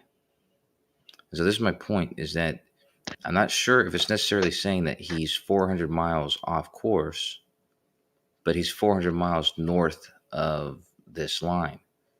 Now, that's not necessarily that much greater of a distance since... Yeah, I don't think he's that far north. It couldn't be that far north, could it? Could be. If it's 400 miles north, then it'd be way more than 500 miles out the way, wouldn't it? No, but it might not be even 400 miles out of the way. Is my point. No, because, it's 500 miles out of the way. They literally, yeah, but they literally seen, defined it. But from what they said, he went 500 miles further. well, no, well, like I But said, it- okay, hold on. Well, that's the only thing that they told us is that he went 500 miles out the way. He added. They said no. They said he added 500 miles to his race by cutting through the Bass Strait, and then he lost 100 miles. That's all that video really gave us. Okay, you said a storm. That's extra information that I either didn't know or forgot. Okay, he went. All we know is that he added 500 miles to the regular distance of the race that the other two boats went, and lost 100 miles for doing it. So all we know for sure that they've told us, unless they're lying, is that he went 500 and they went at least 100. That's all we know for sure. Now you start your arguing bid at $5. Do I hear 10, 20, 20? No, I'm just kidding. I'm just reading about, so like I said, some of the details now, so I can actually see what's going on. But like I said, going 400 miles north of the thumb line, I don't know what the thumb line is. Maybe that's the what do they call that? The whatever. Would you say that's at least worth a fucking closer look there? We're looking closer at it now. Yeah. I'm just wondering. It's you're hard to predict sometimes. Like sometimes you're on such defense, bro. Like you're on ultra defense sometimes. I think. No, we're just trying to understand what's even being said. That's all. I know that. I think all it really means is that the other two boats were slower than him because they didn't take the detour. So they've had to cover. Fucking slower though. Not only were they like slower, they were way slower. Yeah. But like they're definitely way slower. So they've gone 100 miles closer to the whatever the destination is in the time that he's had to go 500. So for that period of time, they're like they could have been stationary. Like was the storm bad enough that they had to pull the sails down and just? Well, they had to go at least 100 miles. So at the very least, he was like flying like a bat out of hell, and they went 100 miles at the very least. Well, he doesn't have to be flying if they're not moving. To go 500 miles in one 24 day? hours? That's that's world-class speed, bro. That would almost get you first place ever in the Vendée Globe. Almost. You'd be off by 22 miles. Hold on. And they didn't say he didn't go more than 500 miles. They only said he went. He went 500 miles out the way. Extra miles. Right. So I'm thinking he did probably at least 600-700. Realistically, maybe that's me speculating, and they probably did a couple hundred. But whatever they did, he did 400 miles more, and not 400 miles less, or not 401, not 399. Whatever they did, which was at least 100. He did 400. So Alex Thompson did 522. 522. So yeah. It's not impossible that he went 500 miles in 24 hours. Right. But he added 500 miles to his race. So for him to just break back even and lose the 100 miles, that means they struggled with 100 miles. But he probably, they didn't say he didn't go even further than that. But for everything the other boats did past 100, you can add to his 500 because no matter what, they gained 100. So if they did 122, he did 522. If they did 200, he did fucking 600. Whatever they did past 100 miles, you can add to his 500 mathematically.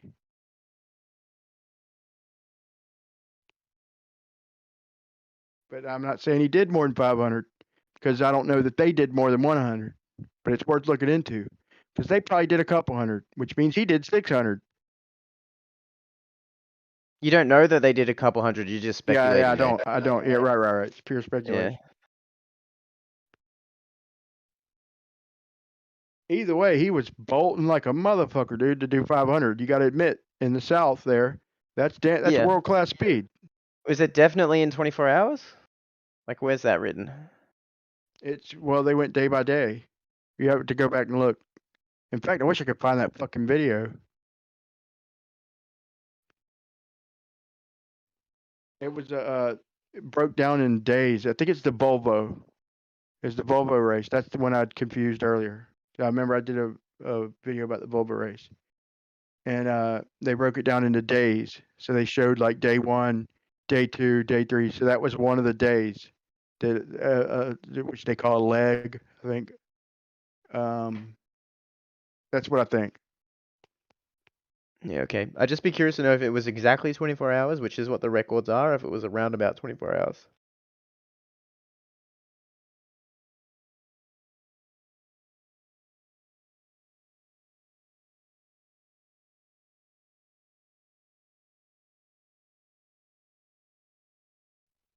I don't know, but I couldn't find any times faster than that 522 in the south by any fucking yacht.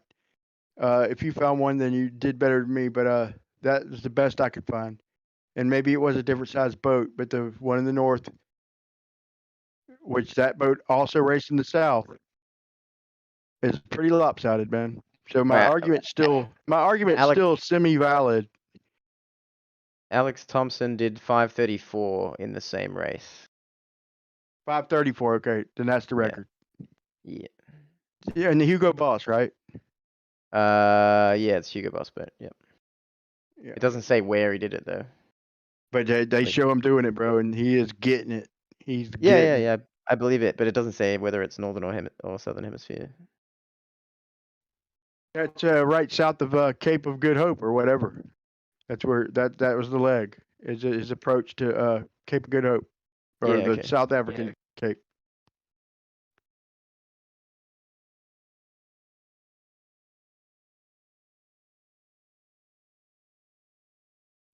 Hey, So at least you understood my side and like steelmanned it. Like that was cool.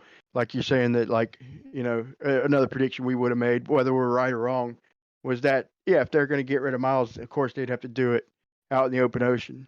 So yeah, so at least you're able to steelman that. For that, I appreciate it. You know, hold on, takes I a gotta little. ask.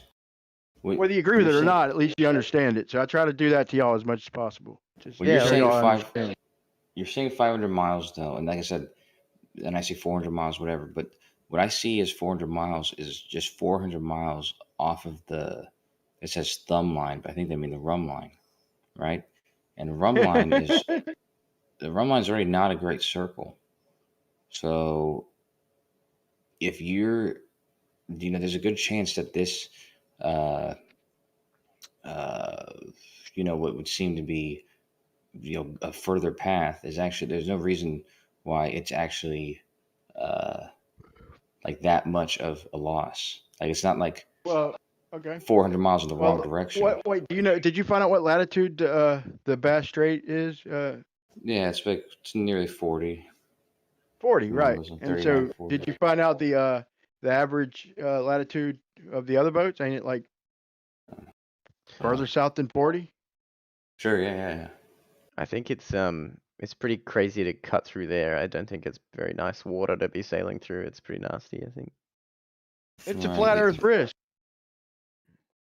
Like under no circumstances would I fucking, if they're right, okay, assuming that they're right, and he cut north, okay, assuming there's a globe, he most certainly added a lot of miles.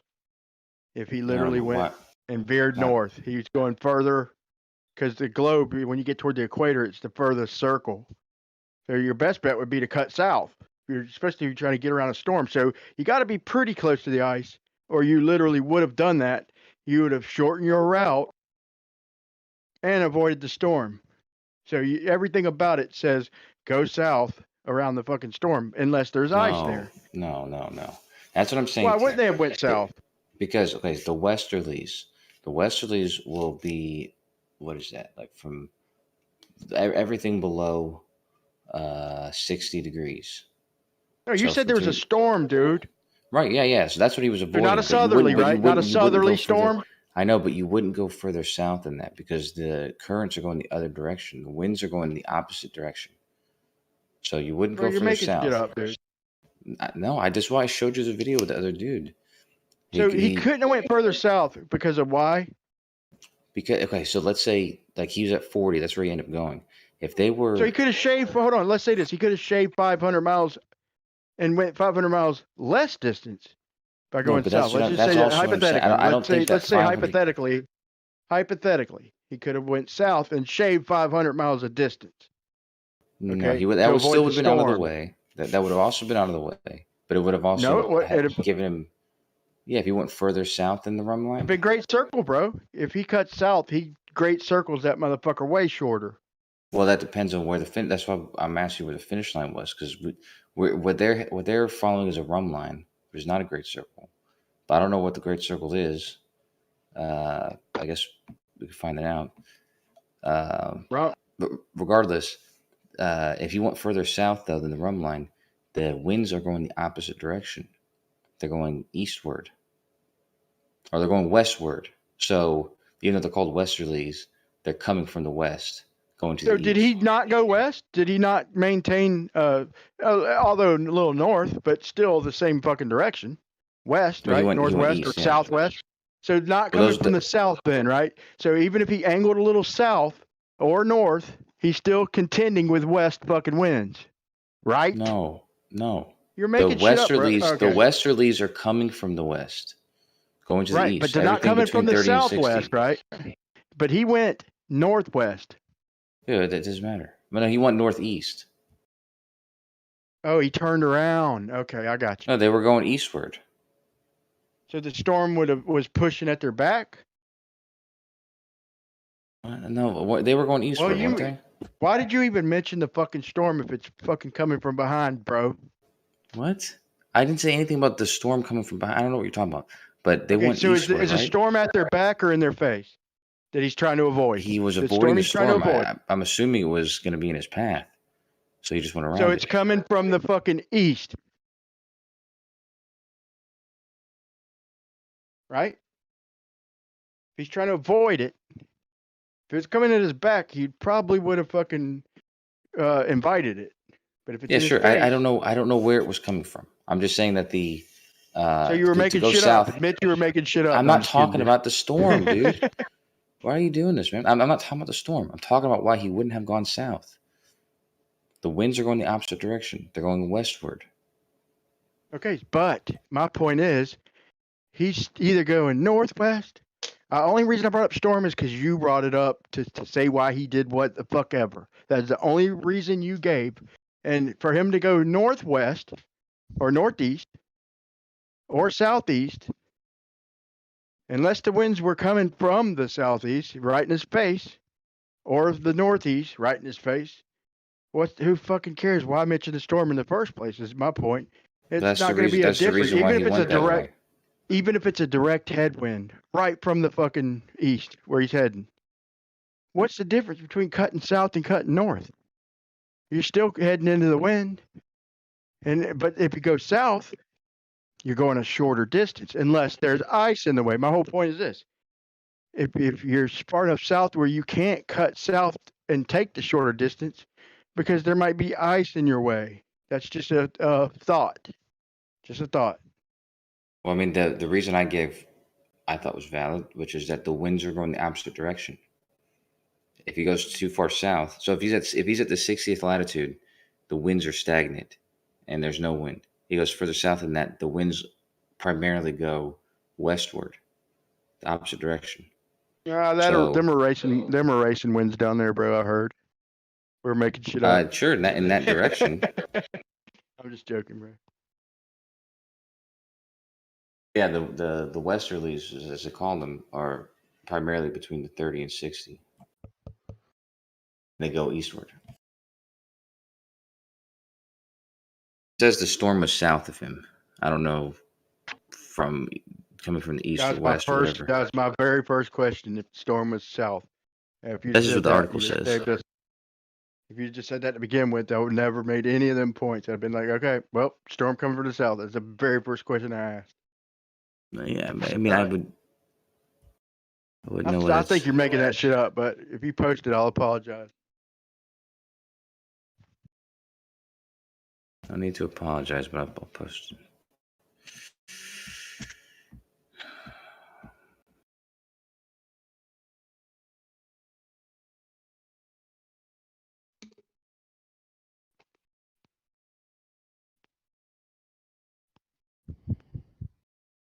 According to Kool-Aid, the side winds, crosswinds, are going to give you the best speed. So if that storm was coming from the south, he would not have avoided it. Because that's something else I definitely got wrong in that video.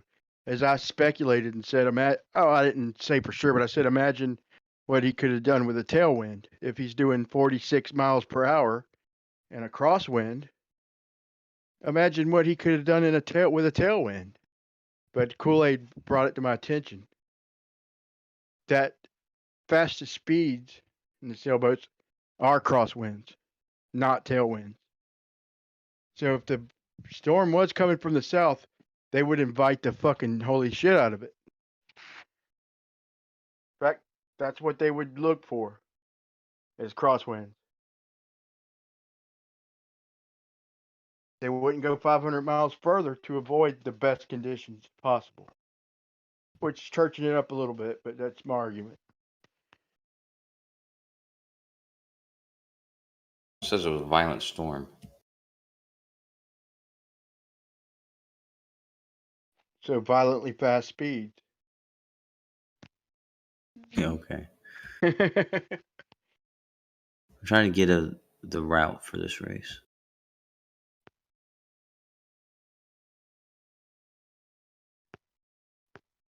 It's the Volvo, I think, ain't it?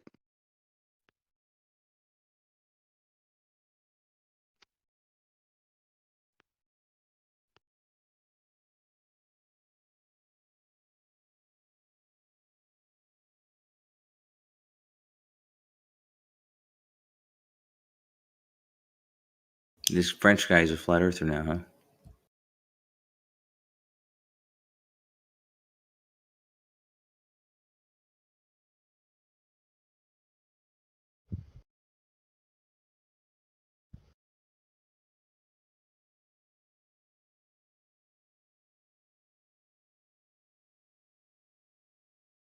Where I keep getting kicked. I mean, not getting kicked, but I keep getting booted, dropped, whatever.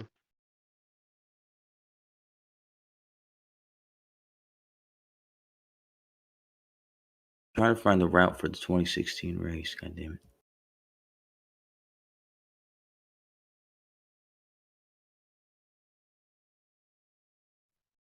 I got 2 challenges, man, on the table. I challenge to show me a boat moving even near as fast as that Hugo Boss is. That's fucking ridiculous, dude. Did not ever dream sailboats could go that fast. That's fucking like impressive as fuck. What's the speed? 46 knots or what? I mean, just the visual speed. You don't even have to tell me the specifics. Show me something that looks close to that in a northern race, north of the equator. Speed sailing Not saying you record. can't. Not saying you can't. I don't want the stats. I want to see it. That's just a challenge, you know. You can tell me whatever you want. I'm not saying don't, but I'm just saying that's a personal challenge. Challenge y'all to show me a boat moving in the north that visually even comes close to that. Also, challenge y'all, because if I'm wrong, I'm wrong. What is there another record better than the Hugo Boss in the Southern Hemisphere? I couldn't find one. But that was the I'm just record looking for as far as I know. top speed record for a 24-hour record. The current 24-hour record for this is not a. You need a single person boat, solo. I don't give a fuck what boat it is. Oh, you want any boat? I mean, no. I mean, not obviously not a motorized boat, but like a sailboat. Any yacht. Any yacht. Yeah. There's a French one, captained by Pascal. I'm gonna butcher this. Bidgori. August 2009. 24-hour distance. Average speed was 37.8 knots. Man, get the fuck out of here. Get the fuck out of here, man. August 2009. Dude, you just literally like said something like that's not even fair to the racing world.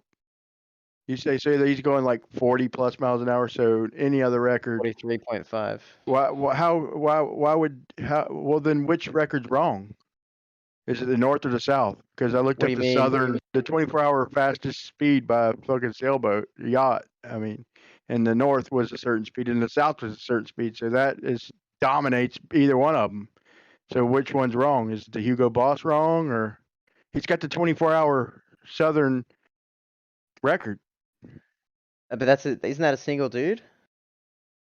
That's a Yeah, single but person boat. it's the record. No, it's the world record for the 24-hour fucking distance. Because this is this boat is very different. That boat has a fucking boat motor on it. Nah, it's a yacht, but it's much more. It's Motorized? like thinner. No, it's thinner. It's probably not good for doing a circumworld navigation sort of distance. Went 908.2 nautical miles Yeah, that's in not 24 hours. in a river or what? I'm just saying. No, during a Northern Atlantic passage of August. Northern 2009. Atlantic. See, that's another north record, bro. I'm looking for a south record. I mean, that just helps my case. But this since I done boat- dogged it out, I can't use it. This boat had the Jules Verne trophy for the circumnavigation around the world. But Right, it's so since that's been the beat- fucking since like the been beaten. Nautilus. It's since been beaten. So the Jules Verne trophy. Yeah, but that's I'm looking for something in this. I'm looking for something in like below the fucking continents. Oh, and you shit. want it in the southern hemisphere? Yeah, northern hemisphere. That's my argument. But I won't use that since I fucking stole everything I possibly could from it. I'll retract that and just let stand what does stand. I'm looking for a southern I didn't realize. hemisphere. That's my argument, is that they're going further, so they're not going to be able to compete with the speeds in the north, even So with they're the going. same boat. They're going The further, same but boat. isn't your argument that they're actually going like the same speed, but because the globes are weird, they have to portray that they're going slower? Yeah, they're doing, in good conditions they're going faster, and shitty conditions they're going slower. They're doing about the same shit. I know conditions are going to vary probably wildly, but they're going to have pretty close to their ups, their downs. My point is this: if they're going they got to go by what they're told, because if GPS or cell nav, whatever they're using, says that they went this far and it took them this long, that's how they got their speed. So my argument is, it's the same damn boats, same All right. fucking skippers, and they're just going further, so their times are going to be slower. I might have one here for you. So this is the same. Oh no, this is a different boat. I think it's the current. Hold on. Where did I click this from? So this was the 24-hour distance record holding boat in 2007. So it's before this, the last one we were talking about. That's got the speed record for 24 hours. And it says Francis Joyon rounds Cape Horn 16 days after beginning off this ride in South America. Hold on, it might be somewhere else. I don't know where this is started. Well, at least you're not just finding it with ease, bro, because I couldn't find it. I didn't just like post what I found. I'm just saying, at least you've looked far enough to see that I didn't just throw out a fucking world record. Like I did my due diligence and posted what they showed me. And that was the Bendy Globe, and that was that dude Alex Thompson's record on the Hugo Boss. And it was a what was record. the It was like 22 miles an hour. 22 It knots? was 500. It was like 500 and I thought it was 522 miles. I think somebody just said 530, which is a little difference. What was the knots? Wait. What is 630 nautical miles, Kosho? What's that? Oh, And I need to know that. What's 630? 630 nautical miles is how many regular miles? Sounds like it could be 600, but give me a second. No, it's going to be more. So If 69 is to 60. Cape Horn, where's Cape Horn? Oh yeah, right. That's south. That's in Australia. Oh no, Is it? where is it? You sure about No, that? I thought it Cape was Horn, I think it's South Chile. America. Chile. That's in Chile. Yeah, South America. So this boat, when it set the record for Jules Verne, the Jules Verne Trophy, which is circumnavigation. Oh no, this is the 12,000 miles. Is this 12,000 miles? And an average still of like to 30 hear it. knots. It's an average of, so it's a 12,000 mile course, an average of 30 knots the whole way round. How they? It's a different kind of boat. The boat's way different. I mean, out of curiosity. I would assume these sailboats in the Vandy Globe, the fastest would be when they're south of Africa. That's just my assumption. Look at this guy. Look at this boat, though. To me, it'd be South Africa or south of one of the continents. Because if they were to get like, go ahead. I was just gonna say, I'm just gonna post in the live stream. This is the boat with the top speed. 24 hour. What was that? record. What was that? 630 nautical miles. What's that in regular? 720 something miles. 720. Okay, so what's 720? And what was the south? So wait, even with the Nautilus and a better boat, that still puts the north record faster. But I'll check this out. I'll look at it before I go talking shit.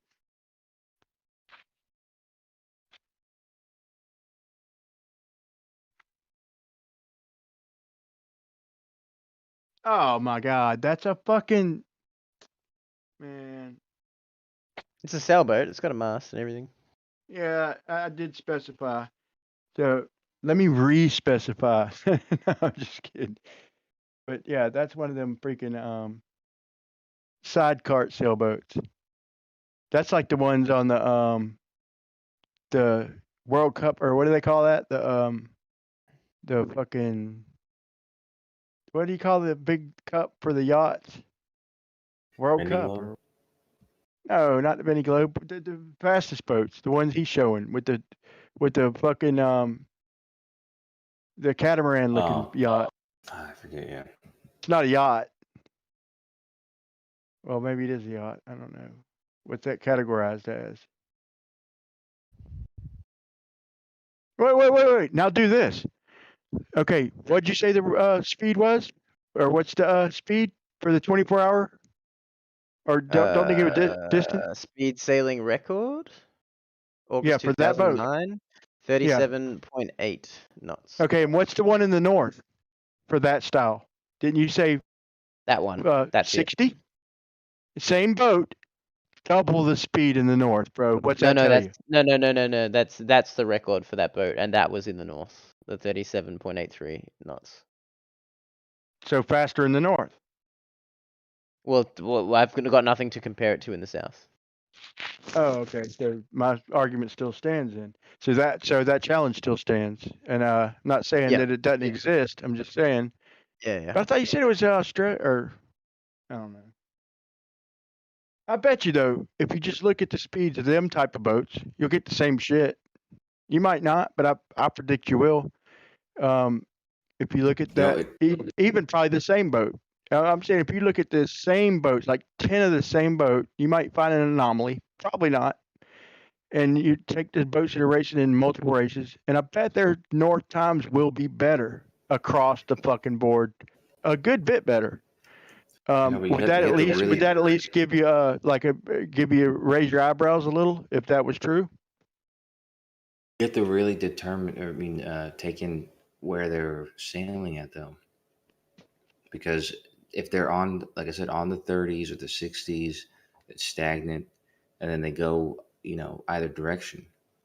So that's why I said south of Africa would be, in the Vendée Globe at least, you probably imagine that would be some of the fastest because, they have, they're sort of in that window going westward. Yeah, that's what I was thinking. I would think that I mean, common sense would tell you that the southern speeds would be faster because the currents are faster down there. I mean, even on Wiki, whatever, and not much, but they're faster in the south below the continents because there's nothing getting in the way, right?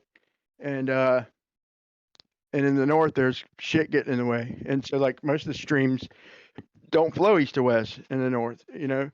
Well, no, I'm sure there's I'm sure there's sections that do, you know, and I'm sure there's shit that doesn't work perfect in the south. But I'm just saying, if your common sense standpoint would be in the south below the continents, you'd get some of them good currents, and out of all the days around the whole damn world, you'd fucking get some conditions to match the north, and just wasn't what I found, man.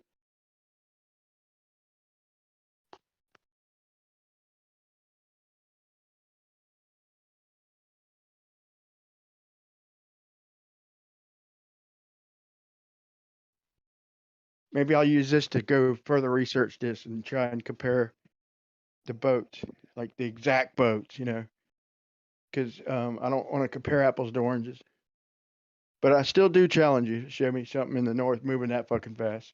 Not saying you can't, just a personal challenge. I'd be intrigued to see it. I will you mean also in look the, for it. you mean in the south? Dude, that Hugo Boss is fucking like that. That's a trip. Watching that, dude. That's like that bitch is just skating and skipping across the water, dude.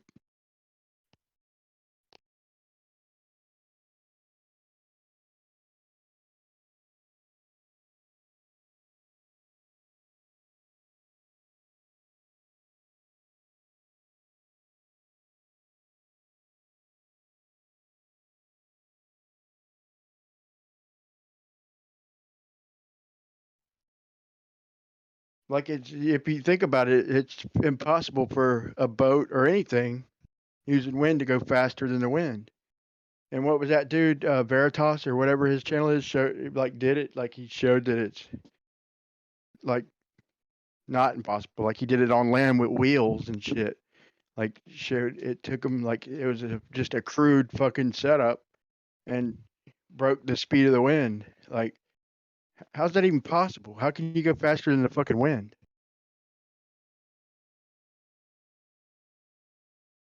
On what? If you're at On an angle anything. to it, if you're at an On angle anything. to it, let me. Yeah. I might be able to help with this one. Give me 2 seconds. I need to draw again. I love ripping out my drawings. Where are we? Counterintuitive. It is, but you can also sail upwind, I'm pretty sure, which is also counterintuitive, but it happens. All right, so this is our boat, yeah?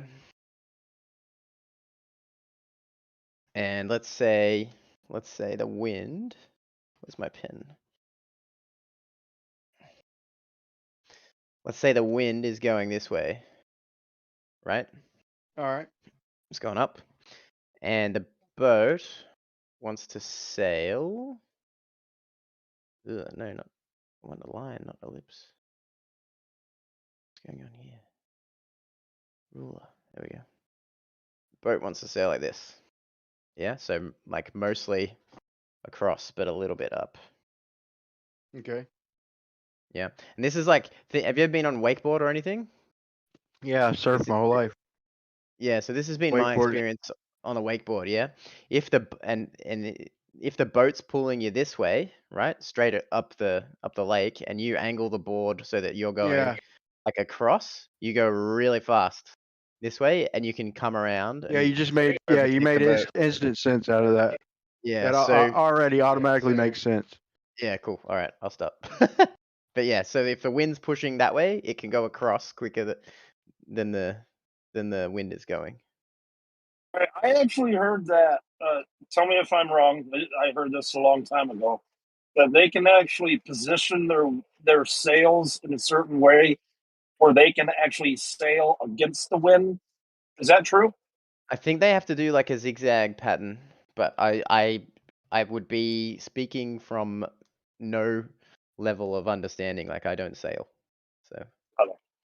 But I like mean, I have, yeah, I've heard that You they can. can. You can. Yeah, you could go your fastest at a zigzag, but yeah, the headwinds, they take like the two sails. That's why they have so many. Like they literally wrap them around and fucking angle them and zigzag. Yeah, they go So right you into can actually, the wind. so you can actually sail against the wind. That just doesn't seem logical. But, It is counterintuitive, ain't it? I'm not yeah. sure The they trouble. could go straight into the wind, but they probably, dude. From what I've seen, they could probably even go dead against it. Probably not that fast, but yeah, I think they do zigzag for optimization.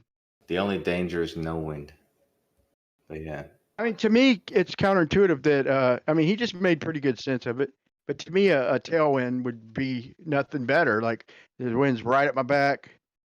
I mean, when I just think of it, basically, I think that, and like Kool-Aid, unless he's wrong, I don't think I've got no reason to believe he was wrong.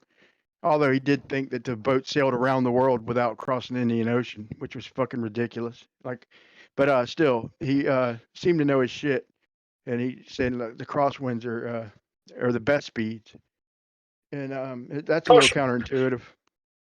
Coach, what did you say? I heard something. The danger is what?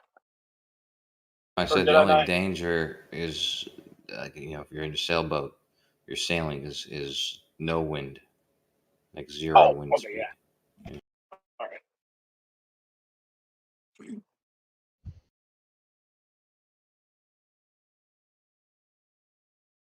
I didn't know you surf, Brian. We should go surfing Why God? sometime, man. That's why God invented paddles, or whoever invented them. Yeah, it was God. Yeah. Paddles. Dude, I what are you wonder if talking I was about? thinking about this the other day. I don't know why we're just Oh, for happening no to be talking wind. about this. I got you. You know the row teams, like like them fuckers go real fast in them skinny ass boats, and Yeah, synchronized. I've seen them off the bridge here, man. Like there's a local college that has a team, and they go real fast, man. Yeah. I It's all about wonder if they could. synchronization. I wonder if they could cross the Atlantic. The Atlantic? Yeah, I one don't of them think skinny so. ass quick boats. I don't think so, man.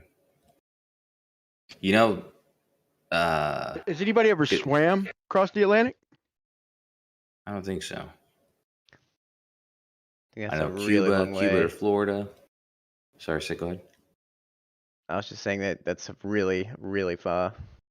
It's extremely far. That's a stupid Treacherous thing to even waters. say, bro. Like you're totally at the mercy of the current in the ocean, almost completely. Bro, I've almost drowned in Hurricane Hugo surfing that shit, dude. I've been in some crazy shit. Yeah. But No, yeah, but Cuba, you're at the mercy of the water. Cuba, that's been swam. In England,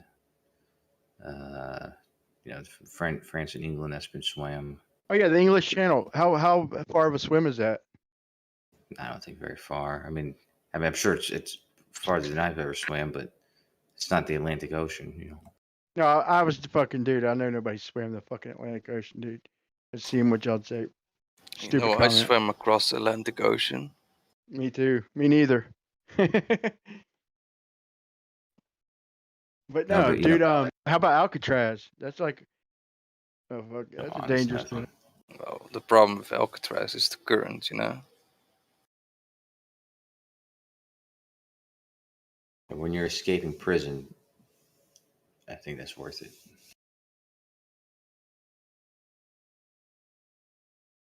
Yeah, they're crazy to think somebody wouldn't fucking pull that off. I mean, it's probably a death sentence for most people, but everybody ain't most people. Like, dude, even you heard the Titanic stories. Like, dude, I went to Ripley Museum a long time ago, man, and it was in Tennessee, Gatlinburg, I think. And I was looking at the articles and shit, and there's like always anomalous people. Like, there's a couple people, I don't know, I know it's one, it might have been two, but one dude for sure, like, who survived, like, not in a raft. Like, he's out there for like a couple hours or whatever it was. It was like 100 times longer than anybody should have survived. And it just shows you, like, there's always, you know, odd man out, like anomaly. This dude Well, yeah, survived that cold shit and wasn't even in a fucking boat. well, if you stay in the water, first of all, you actually you fare a better chance. It's like if you got out of the water. Well, he's like the only one out of all the ones who stayed in the water who didn't freeze, which made him an anomaly. Yeah, okay. Because you got like about 5 minutes, and water's that cold. You know, maybe 10. 20 if you're Maybe he a fucking wasn't even soldier. on board. It don't always seem like bullshit, dude. Like I forgot exactly how long it was, but I'm just saying a number. It's like a couple hours, or whatever. But it was fucking. You know, my brain, the way I think now, I'd call bullshit. In fact, I'm going to Gatlinburg to call bullshit on that article. You know, also in the Navy, they teach us how to, survive the longest, like treading water or whatever. Like there's ways you can kind of inflate your clothes or whatever. Put air in your clothes. Yeah, but that's not. You're not going to drown in the North Atlantic. You're going to freeze, bro. I mean, you might drown, but I don't think that's the way. I don't think that's the risk. I think a one-legged motherfucker could stay above water long enough to freeze to death. A no-armed river dancing motherfucker, Kosho.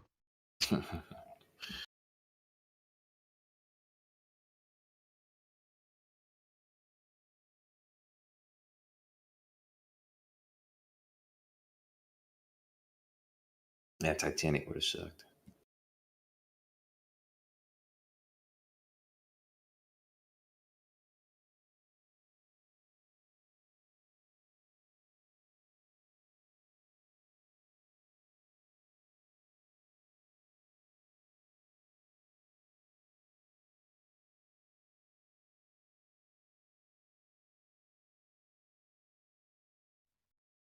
I'm gonna make up a Does anybody game, know dude. what the biggest boat is?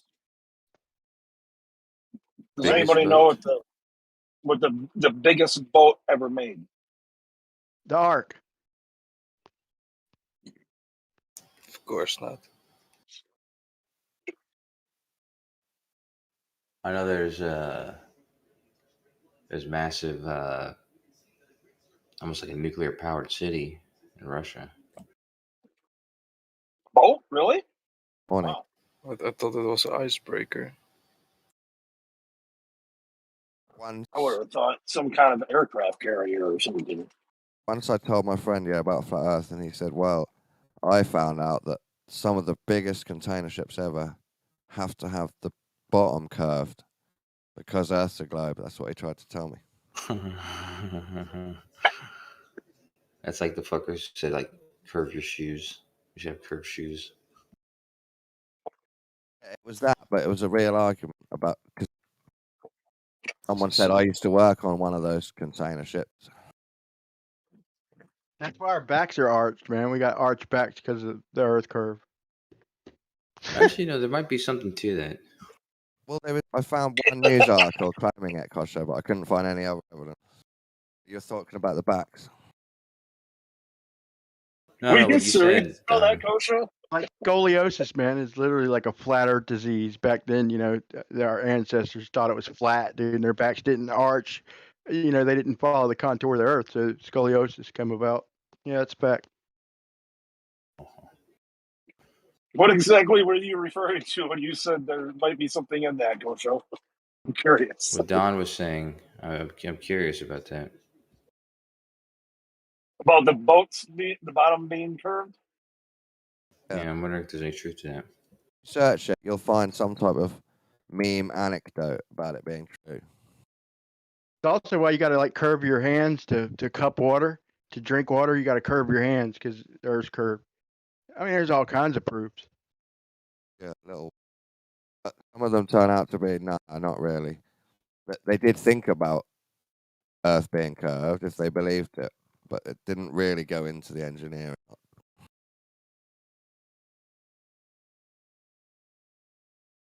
What was your challenge, Brian? Then just you saying this certain race boat route debunks the globe.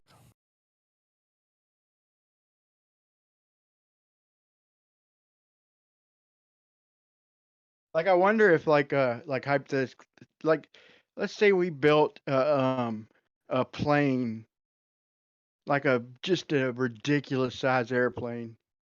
I mean, they actually got airplanes going so fast. Like even George Numchucks, dude, had to like raise his eyebrow a little bit to the Blackbird because even the angles, it has to pitch down like I think like every third of every few seconds. I forgot, like a third of a degree or something every second. Like it was might not. It was a lot. It was like way more than the other planes we talked about. So even his angle Wow. argument, like that put limits on it. I forgot the exact number. Okay, just concede the exact number, but it was enough to notice. Okay, but like a plane. How do you picture like a plane? Let's say the size of a continent or something, or a big ass blimp or airship or whatever. Just something giant, a giant plane, like Did you say curving the around a size ball. of I mean, doesn't it have to pitch its nose down? Like I know I'm going extreme, Not but purposely. it's not just gonna curve itself around a ball, bro. Like if it's Yeah, a quarter the not size of the ball, consciously. you've got to make a conscious effort, You would. a physical effort to get that nose down, to get it around the ball. First of all, a ship is a better argument because it's a smaller circle. It's the closest to the ground, to the surface, and they're longer anyway. No, But you can't compare a ship. You'd have to use submarine, bro. Fine, a submarine then. That same argument. There's no conscious effort to do so, because in all those cases, Welcome to Flat Earth. They're already maintaining their elevation or their depth. Too late. or Already their- welcomed you, bro. Too late. That's fine.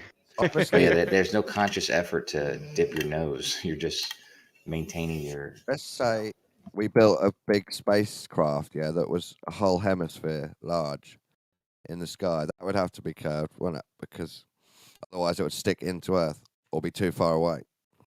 Well, I didn't want to go no further than a quarter of the size of the globe, but since you're going there, no, I'm just kidding. But Well, I you mean, went at as some far point, as continent-sized blimp.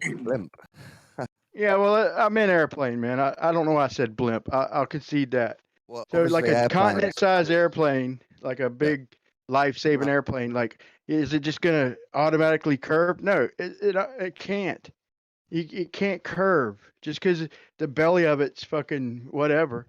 I know It's what you're not- saying. We're not saying ships end up straight, start straight and then bend because they're on a globe. No one's saying that. Or airplanes. It's going to maintain its orientation all the time. No, its it ain't. orientation, yeah, it is. Dude, its orientation. they talked Its about planes over orientation.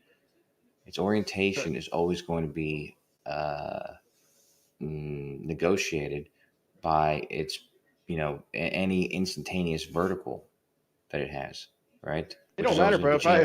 If I got a plane going straight and fast, and it's gonna go up too high, and then it might hit a speed where it's got to drop back down, and it's gonna straighten out, go up too fast. Here's the thing, dude. Like I've showed videos of a plane for minutes, going fucking Mach 1.34, right over the water, it's not like true, like 30 meters over the water, and he's following a missile, like he's literally following a fucking cruise. I don't know if it's a cruise missile, but I'm saying that. Your He's intuition literally is wrong. right next to a cruise missile, and he's right above the water. He's not gaining altitude. He's not Yes, I nosing know, down. but your intuition is incorrect there, dude. To do what you're claiming would be done naturally, it would actually take effort and energy. To gain elevation, just because you're going in a straight path, it's not. That would require conscious effort. It Okay, doesn't so require like conscious effort to maintain like a rocket, elevation. right? Like a rocket. Sure, a rocket, yeah. So I can fly a rocket sideways and get into fucking space or whatever and start free falling. Okay. But an airplane, 30 meters above the water, it looks like it's right above the water, but it's still cool. It's following a missile. It's like, how the fuck's he keeping up the missile? Because he's fucking hauling ass. And he's just maintaining right there, dude. He ain't gaining altitude. He's pitched up slightly. He's not changing angle. You don't even have to look at the water. They're You know, not just look at apples the and apples. plane. They're rockets and planes. I don't buy either one. I think y'all know instinctively that nothing's curving. It's visual. It's apparent. It's optical. There's But y'all okay. ain't So ready. there's So I'll back there's off. Y'all ain't ready. no. There's nothing. There's nothing about the way. I'm not even gonna say the heliocentric model, but the dynamics of flight. That says you have to constantly if the Earth were round, you would have to constantly like dip the nose. I promise you. But you would agree it would have to dip its nose down to go around the ball, right? No, I 100% Whether you'd have disagree. to do it or not, it still would have to happen, or it would go into space. I'm not saying that it would go into space. If it didn't change its direction on your model, it would wind up in space. If somehow it could. Yeah, but If by it, simply, but by way of moving, right? The forces, quote unquote, acting on the aircraft as it moves over the surface will change its orientation. just by virtue So of are you trying to maintaining say that its elevation. I couldn't hit a pitch and fly in a straight line until I hit a stall point? Like, are you saying that's not possible? That an airplane or a jet, let's say a fighter jet, I couldn't hit. Requires effort. Right, but I couldn't hit a certain pitch and maintain it, and then fucking stall because I fucking went too high. You could. That requires conscious effort. But that'd be a straight line, right? So in other words, if I just hit an autopilot a certain pitch, I don't care if you want to call it a 10-degree fucking pitch, Kosho, which you probably will knowing you, and tonight depends on your mood. Okay, but I could hit a certain pitch and fly in a straight line, even on a globe. It depends. It depends on how the autopilot works. So the autopilot does not mean travel straight through space. The autopilot uses a number of sensors to figure out what it has to do. Right, and if the sensors depend on things that are also part of the reason the Earth is round, then that's going to make it. I don't know how to explain this. I think Kosho knows what I'm trying to say, but it's gonna like if the aircraft knows which way is down because of gravity, that is going to locally change, like right. So as you're you just move saying it around the automatically happens without any conscious effort or any mathematical fucking proof. It just naturally happens. So when they're doing this and all the derivations, all this other shit, for every test ever for radar, planes, rockets, artillery ever was done, assuming a flat stationary plane, and then mathematically converted to the model. Well, let me was explain done. it to you. Even the flight simulators, okay, that everybody learned on, assumed a stationary. It's no secret, and pretty much, dude, everything you could look at Army, Navy, DoD, That's fucking not true, man. USGS. That is 100% true. We've showed the documents, and then not that 100% mathematically they met y'all's argument is that it's to make the math easier. But the point is there's all these cases where tests you are done can't do that. assuming they claim they're done assuming a flat, non-rotating Earth, and then mathematically it's fit for the model. Let me explain it to you this way. Sorry, Kosho. So we've got a plane, right? We've got a plane here, right? This is our plane. Yeah. Hopefully you can see my stream. This is our plane, and it is using let's say we can use either radar. This is from my limited knowledge of how planes work, but we can use radar or like barometric pressure autopilot to stay at the same elevation. So if the pressure or the radar, it's like let's do radar. Yeah, but let's start it off 30 meters above the water, like that plane I described, and I could show you chasing the missile. So it starts off 30 meters above the water, going Mach 1.34. Now go ahead. Yeah. So it's using a radar to look at the water and say, all right, keep the plane 30 meters above the water. So if the surface of the water is curved, right, and we're staying 30 meters from this, the plane, as it goes this way, is going to get higher, right? And then the autopilot's going to say, "Oh, hold on, we're too high. We need to go lower." So Yeah. if he And then changes if the water directions, hits up, if he changes directions, he accelerates, right? If that plane changes directions, I don't care what way gravity's, doesn't matter. If yeah, he changes directions, he accelerates, right? yeah, that's true. Okay, so if I'm in an airplane and I got my glass just sitting there on the fucking tray, I'm not changing direction, bro, because an acceleration is going to move that liquid around. I don't care what you say. I don't care if it's happening. I don't care if it's happening without effort. Well, It's hold still on. changing direction. It's We can still talk an about the glass. acceleration. We can talk about the glass though, right? So the glass. That's what I'm saying. Mathematically, it's treated as flat, or there'd No, be no, no, an no. acceleration But for don't level go flight. anywhere else. Just pause for a second. Let's talk about the glass on the plane. So the glass on the when you're on the plane, let's for this example presuppose that you're going around the curve of the Earth, which has a radius of 3959 miles. Yeah, the glass is going to respond to the sum of all the forces acting on it, right? So if the if let's say it weighs I can't really do pounds or ounces because So I'm Australian. let's say gravity keeps it upright. I'll give you that. If Well, we gravity's curve pulling around the it ball, this way. I'll say and this: if we then- curve around the ball, then yeah, it'll stay upright. If we curve around the ball and keep perpendicular to gravity, if we do that, or it does it by itself, then the water will stay upright, and there will be an acceleration. Yep, but so that's going to do something, right? That's going to that move the liquid. acceleration by moving in a circle, right?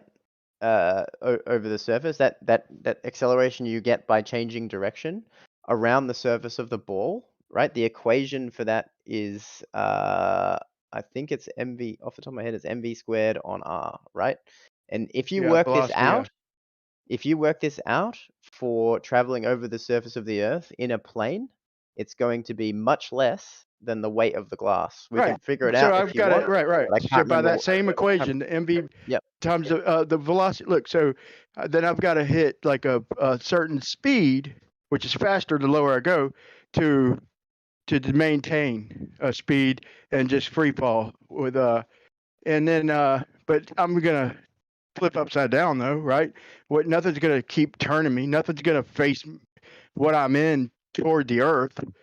Because it's the same thing as the Earth going around the sun, right? So your gravity puts you in orbit, but my north stays fucking toward Polaris. Like nothing turns me. So if I'm going around the Earth, if I'm going around the Earth in the same fashion, I'm gonna be upside down on one side and right side up on the other. But I'm free falling, right? And I've hit that speed necessary to achieve that free fall. Okay, but anything under that, really, I mean, it's all considered an acceleration. Mhm. So It is, but the difference you'd feel here would be like going at like airplanes cruising speeds is like fucking nothing. It's like less than 1% of your weight. or Mach something. 1.34. Hey, Yep, we can work it Brian. out. We can work it out. Brian, let me get in here real quick. Have you seen the F-16 pilots? Or like, there's been multiple pilots that have come out as flat earthers, like Navy pilots, Air Force pilots, and they speak on their experience flying. And one of them even said that when they were flying in Iraq and Afghanistan, they would do missions where they would be flying at like close to Mach 1 over the water, 40 feet, 20 to 40 feet over the water, sometimes so close that there would be like farmers that they would fly by and they would like scare the shit out of them. They would be doing Mach 1, and they're not going off autopilot. They're not going off anything. All they have is like a regular level that tells the plane that it's level, and they use that level to stay level. And what's insane about it is that you're going almost Mach 1, what you're doing in a couple miles. If you don't readjust, you know, there's a specific set of parameters that they had to fly by.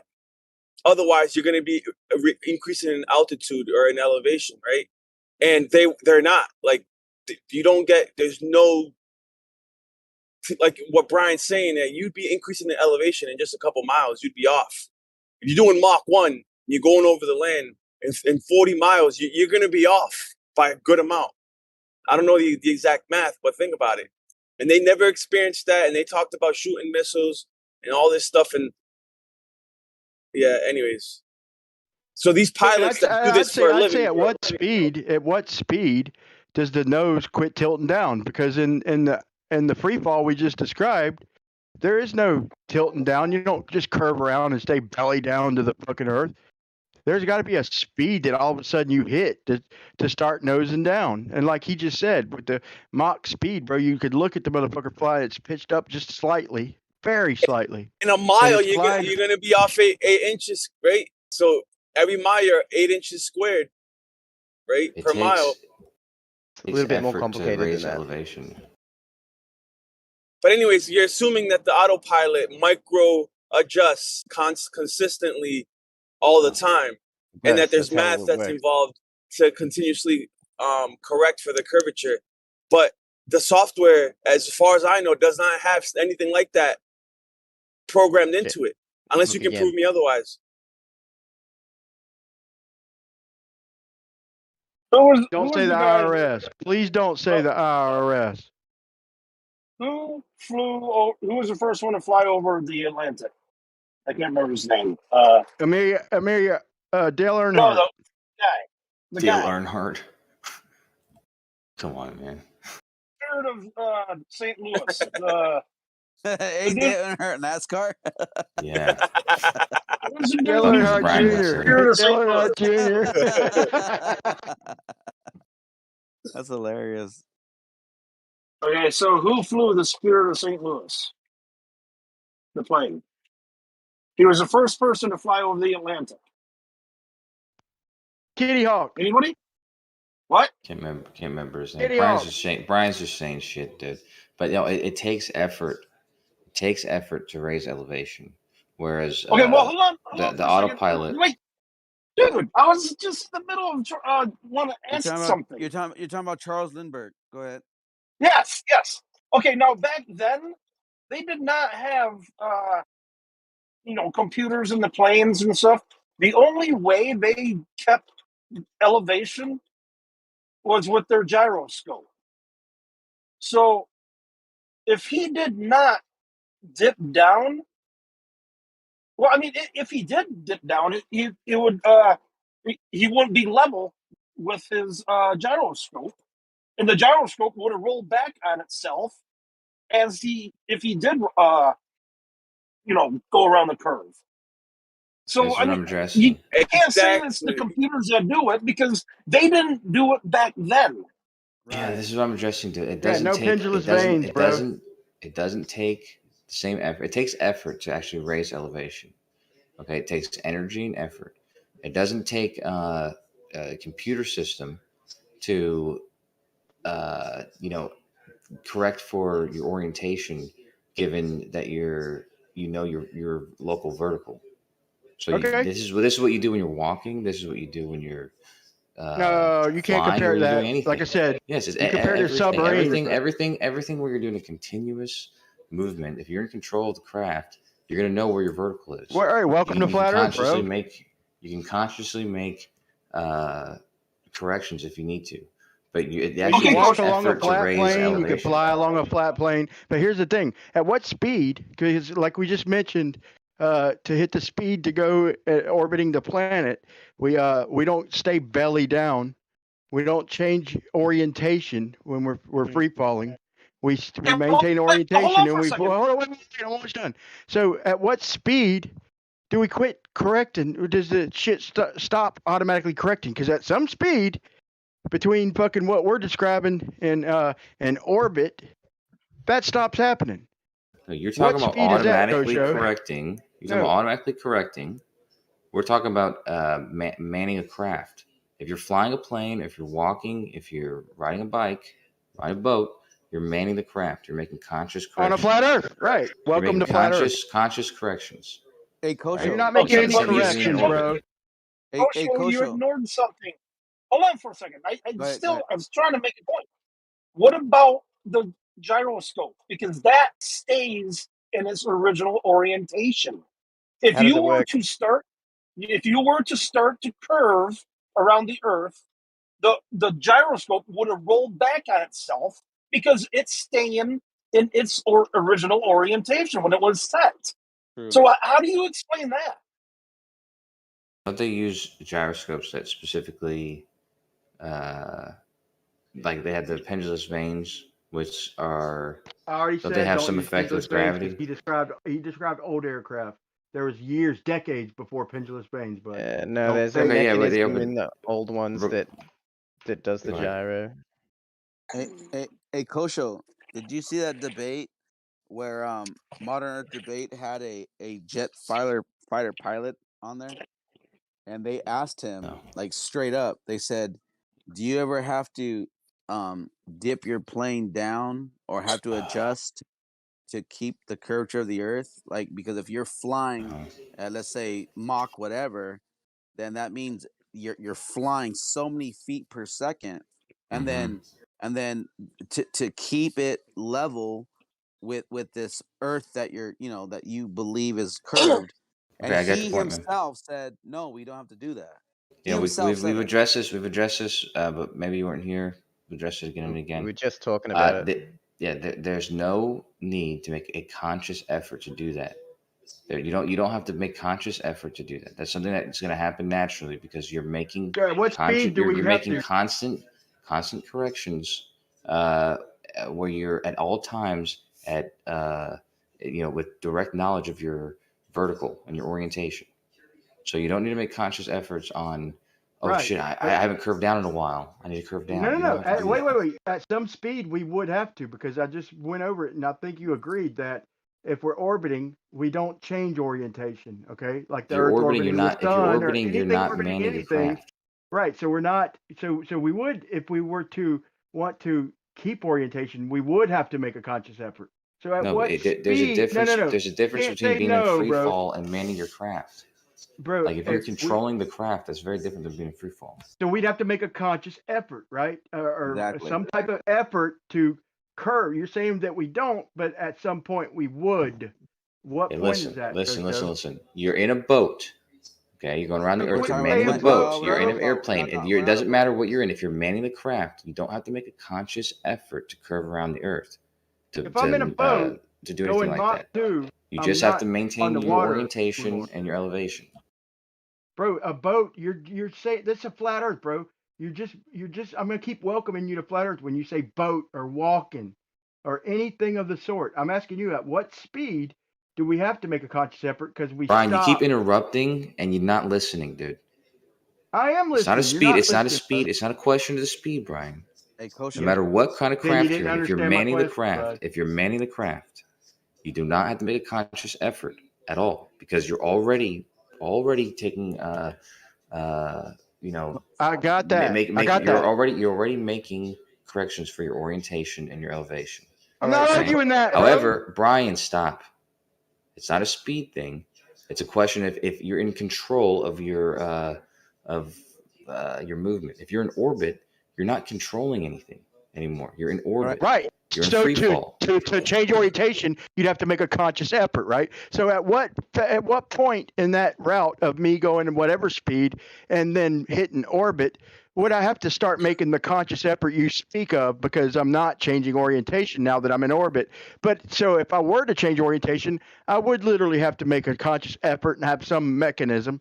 And I'm not saying there ain't one, but at what point would that happen? And please quit repeating that that it's just happening and you don't got to make conscious Just effort. not Okay, listening, fine. dude. But at some Just not speed, you're listening. agreeing with me that in orbit, there is no Brian, change in you orientation.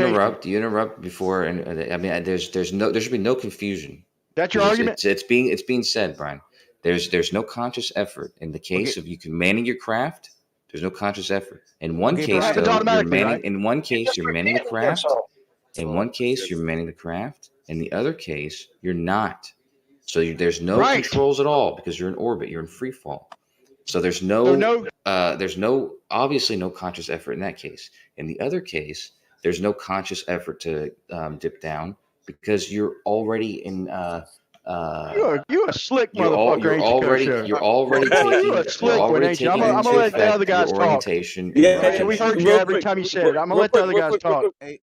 Listen, I got a question. what he's saying is it's a gradual micro adjustment that's constantly happening, even subconsciously, that you don't need to consciously actually adjust for the curvature. Okay, with And that being if he said, believes that, there's nothing you could say that will convince him, bro. Because okay, to him, it's like Okay, I have a question for Kosho. You said that orbit is free fall? Yeah, I don't plan on answering any questions, man. There's no Come talking to on, you guys right now. There's just didn't literally no you say talking. that? You guys will cut it off every time, and then just No, we make conceded up the to what answers you I'm giving. said, but you won't even fucking respond to what we're saying. What's your Scrat? What's your Hold on. question? You guys just made up the answer that I gave. I didn't even get to. Kosho. You guys aren't even listening. Kosho, you claim that. I think I heard you say that an orbit is free fall, right?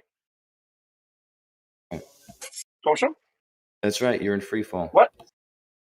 Okay. Can you give an example of something falling in a circle anywhere Sure. If you're in in orbit, nature? you just gave one. No. Can you show one other than supposing orbits? Sure. Can Can you define free fall, or do I have to? Go ahead. Free fall is simply when there's no forces acting on you except for the force of acceleration due to gravity. Okay, but Kosho, If that can be described as the only force acting on you, then you're in free fall. Okay, you can be going upward. You can a football being thrown in an arc is in free fall. Okay, but Kosho, put it this way: if I'm in a 747 leaving LAX to go to New York, there is a conscience. You keep saying you don't have to do consciously, but I'm arguing there's a conscience behind the fact of somebody flying a plane to climb to an elevation, right? So there's a conscience mind to realize and recognize that they have to go up to reach a certain elevation. Yes, that's my point. Now once they're in that elevation, there has to be a conscious mind to then make sure they're angling down as they go over the why is it, how can you get one without the other? There has to be to keep it horizontal, right? To keep it horizontally flat as to keep my plane at an altitude of 35,000 feet in the air. If I was to go straight across, I'm gonna if I'm flying over a basketball, then I have to consciously know that I have to dip down at the curve. No, you do not. No. No, you do though. All you have to do is that. Logically, you have to. maintain your orientation and maintain your elevation. Okay. If you're raising elevation, you can raise elevation. ask If you're maintaining your elevation, you can maintain it. But you don't need to make a conscious effort to angle. So, Apocryphon, do you know what trim is? Yes, I do know what trim is. Yeah. Okay. Yeah. So let's say you're flying a plane and you are gaining altitude. What will you do? You'd stall. No. Okay. No, I wouldn't stall. I would stop. Wait. Let's see if you answer this, Ruhif. And I tried to answer your question at least, but let me real quick. Kosho wouldn't answer. Okay. So you would admit that if I hit the speed to put me in orbit, that I'd have to make a mechanical effort, some type of mechanism to keep me belly down to the planet. If I'm free falling like the Earth free falls around the sun and stays pointed at Polaris, nothing keeps me tidally locked to the sun. I'd have to have a mechanism. So I would have to. Would you agree that I would have to have a mechanism and make an effort, some kind of mechanical effort to stay belly down to the planet if I'm in a plane or in a plane in the atmosphere? And whatever. I'm just saying. No, and whatever. My answer changes depending on what the answer is to that question.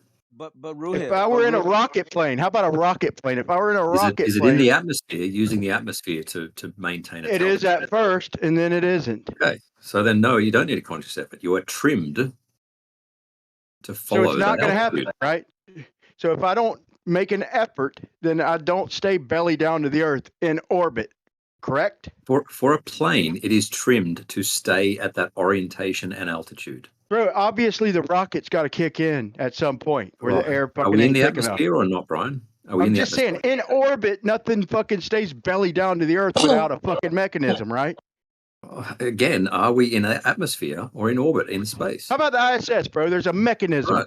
Yes. to make it stay belly down to the earth, right? Yes. So it's not just So, happening so automatically, right? hang on. So So it's, you hold on, understand? it's not. Hold on, You hold on. So it's understand the not. difference? So it's not just happening automatically, right? For the plane, it is.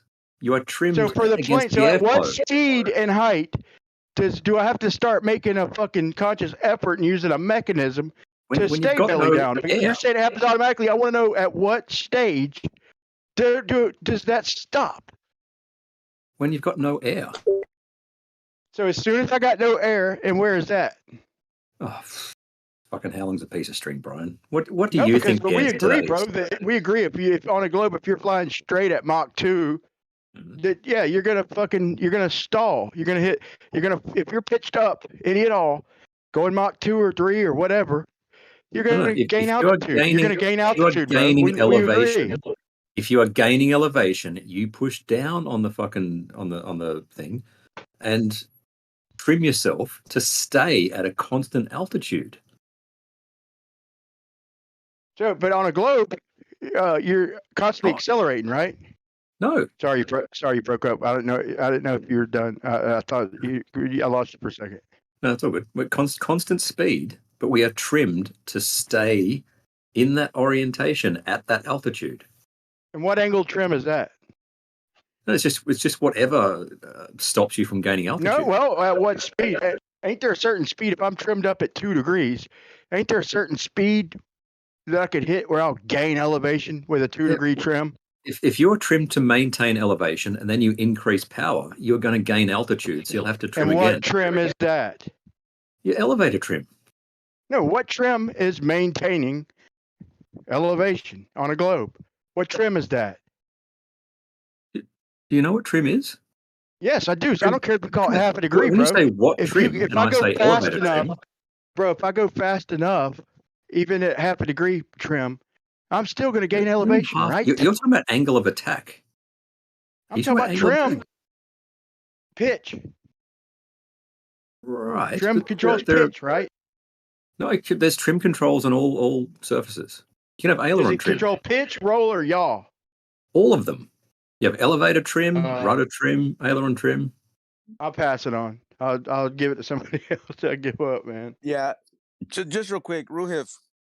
I don't know why you guys use this argument to support your side, but once we prove out a logical reasoning on the other side, you guys dismiss it, and all of a sudden that doesn't matter. So, for instance, let me explain. When you go up in a plane and reach an elevation that's horizontal to the ground below you. Now, if you were in a jet engine that's propelling itself, you would have to angle down eventually because you're No. going straight across. And No, your you ball don't curve have to below. angle Oh my down. gosh. Oh my God. To I'm maintain sorry. altitude, to Right. maintain altitude, What do you have right? to do? Generally, you've got an angle. You got a pitch angle of about 3 degrees. Right. Yeah. Go ahead. Go ahead. What Right. do you have to do To then? maintain altitude. What do you have to do? What do you mean? What have to do? Because logically, if you were to take any vessel with an engine of sorts to you're now flying in it as a projectile, you're going in one particular angle as you're flying.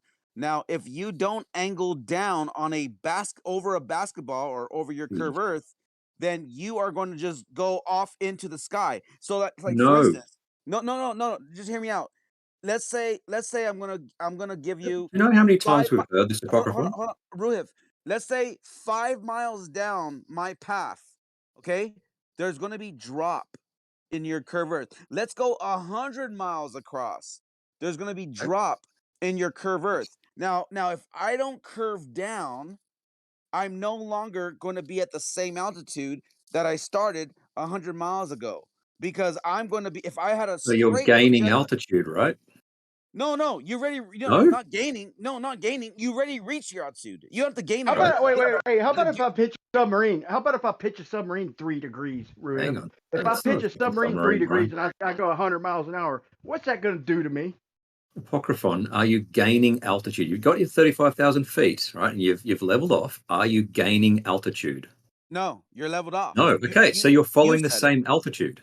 Okay, Welcome to but flat What's Earth. the problem? Yeah, exactly. What's the So guess problem? what? So no. Okay.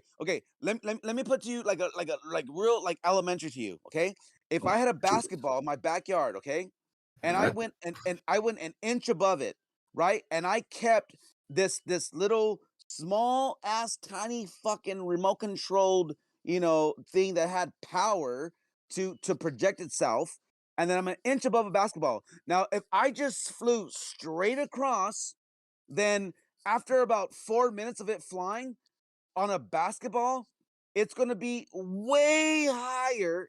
Right. So you're gaining altitude, right? You would be if you didn't have Right. to So adjust what for do it you to go do back then? down. What do you do if you're gaining altitude? That's our point. You would have to dip down to keep it.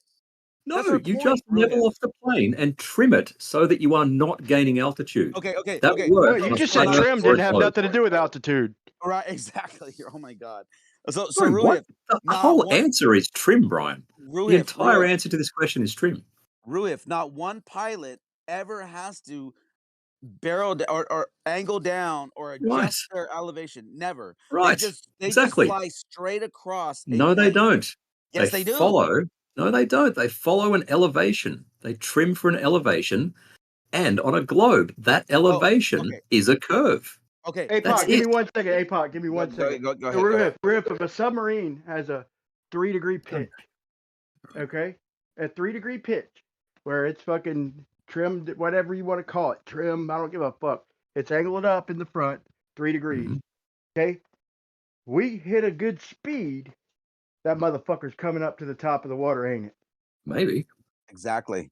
So an airplane Exactly. at Our a 3-degree point pitch, give it enough speed, it's gonna Right. get higher. Yes.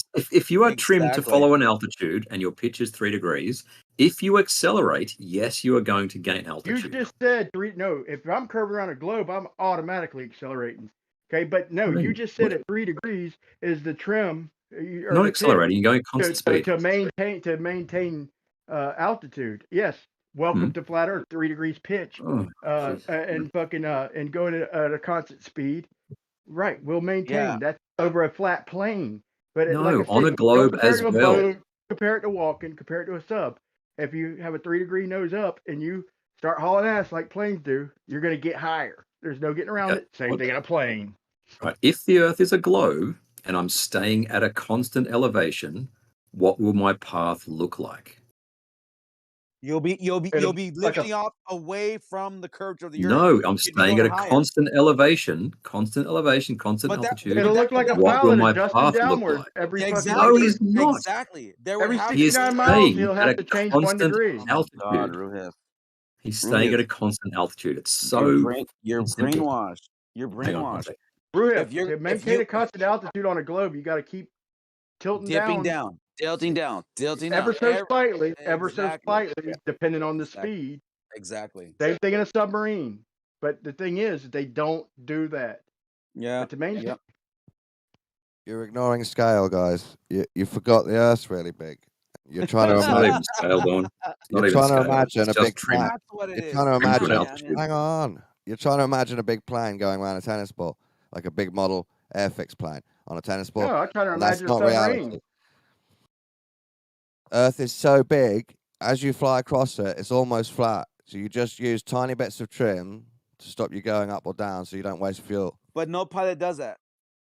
Yes, I'm afraid- they trim I'm afraid for an the plane helps altitude. them- What the plane shape helps them does do it. the constant altitude make on a globe?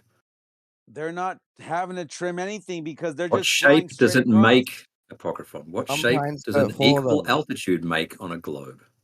Bro, drag does not give us a fucking constant pitch. I mean, a constant slope or angle change. You're acting like it does, but what it really does is it lifts us up higher. The If faster you are we gaining, go, it's not if to do you're with nothing gaining you're elevation, explaining is changing the angle of the plane or the submarine. If you are gaining elevation, you are not trimmed correctly. If that was the case, Ruhif, put it this way: if that was the case, then when a pilot picks up their speed, they Mhm. wouldn't have to angle down, because in your world, Yes, they would. well, why? Why would they do that? Why would they have to do that? Because they would Because be they're going up, trimmed. right? They're Because trimmed they'd at be their going up. current Because they'd be speed. going up, right? Because they'd be going up, right? Yeah, because you're trimmed Okay. for the current speed, Okay. right? So if you Okay. accelerate, you're going to have more lift. Okay. So with that being said, Ruhif, now you're getting it. With that being said, if you I'm sitting here laughing because you're saying now you're getting it. You Holy said shit, a few dude. changes, you're gonna have more lift, but so less angle change change. your So in other speed. words, if I speed up, I'm gonna have less angle change. Why don't you say it like that, Rue? If I speed up, I have less angle change. No. If you speed up, the aerodynamic surfaces will generate more lift. Right. And less less angle change, right?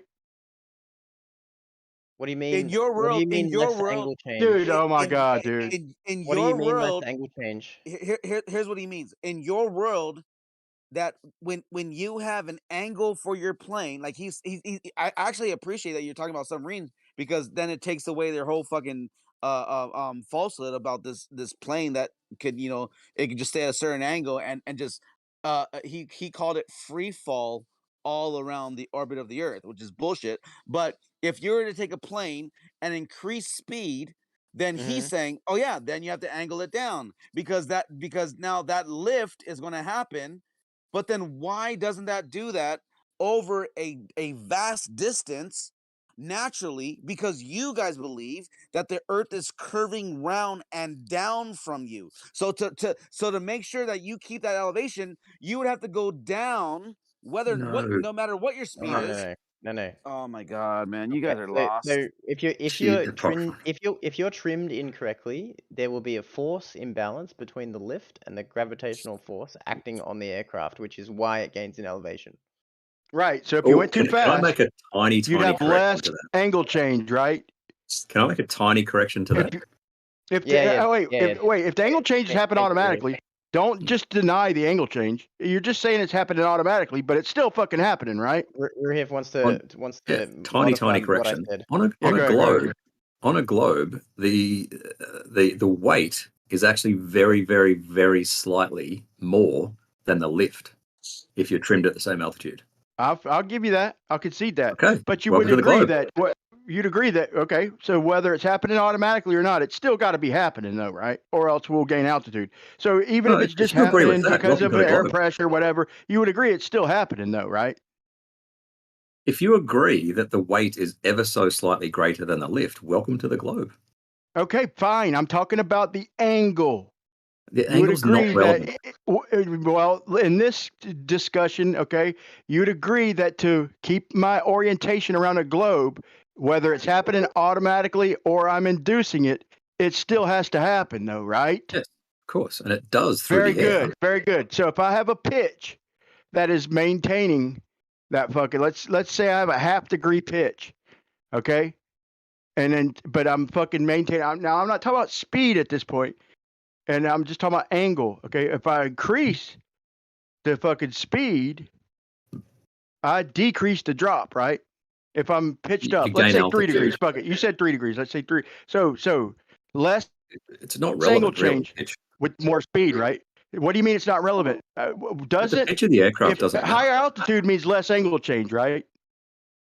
What do you mean less angle change? If that angle change you just conceded to, whether it's happening automatically or not.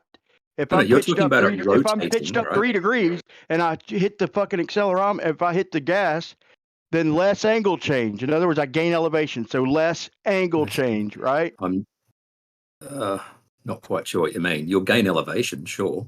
So less angle change. In other words, to maintain a constant curve level, whether it's happening automatically or not, okay, I've got to keep nosing down, whether I'm controlling it or not. It's still got to happen. So more speed, if you're gaining altitude, then less angle change. So less angle change, right? More elevation, less angle change. I'm puzzled as to what this angle change, what it means.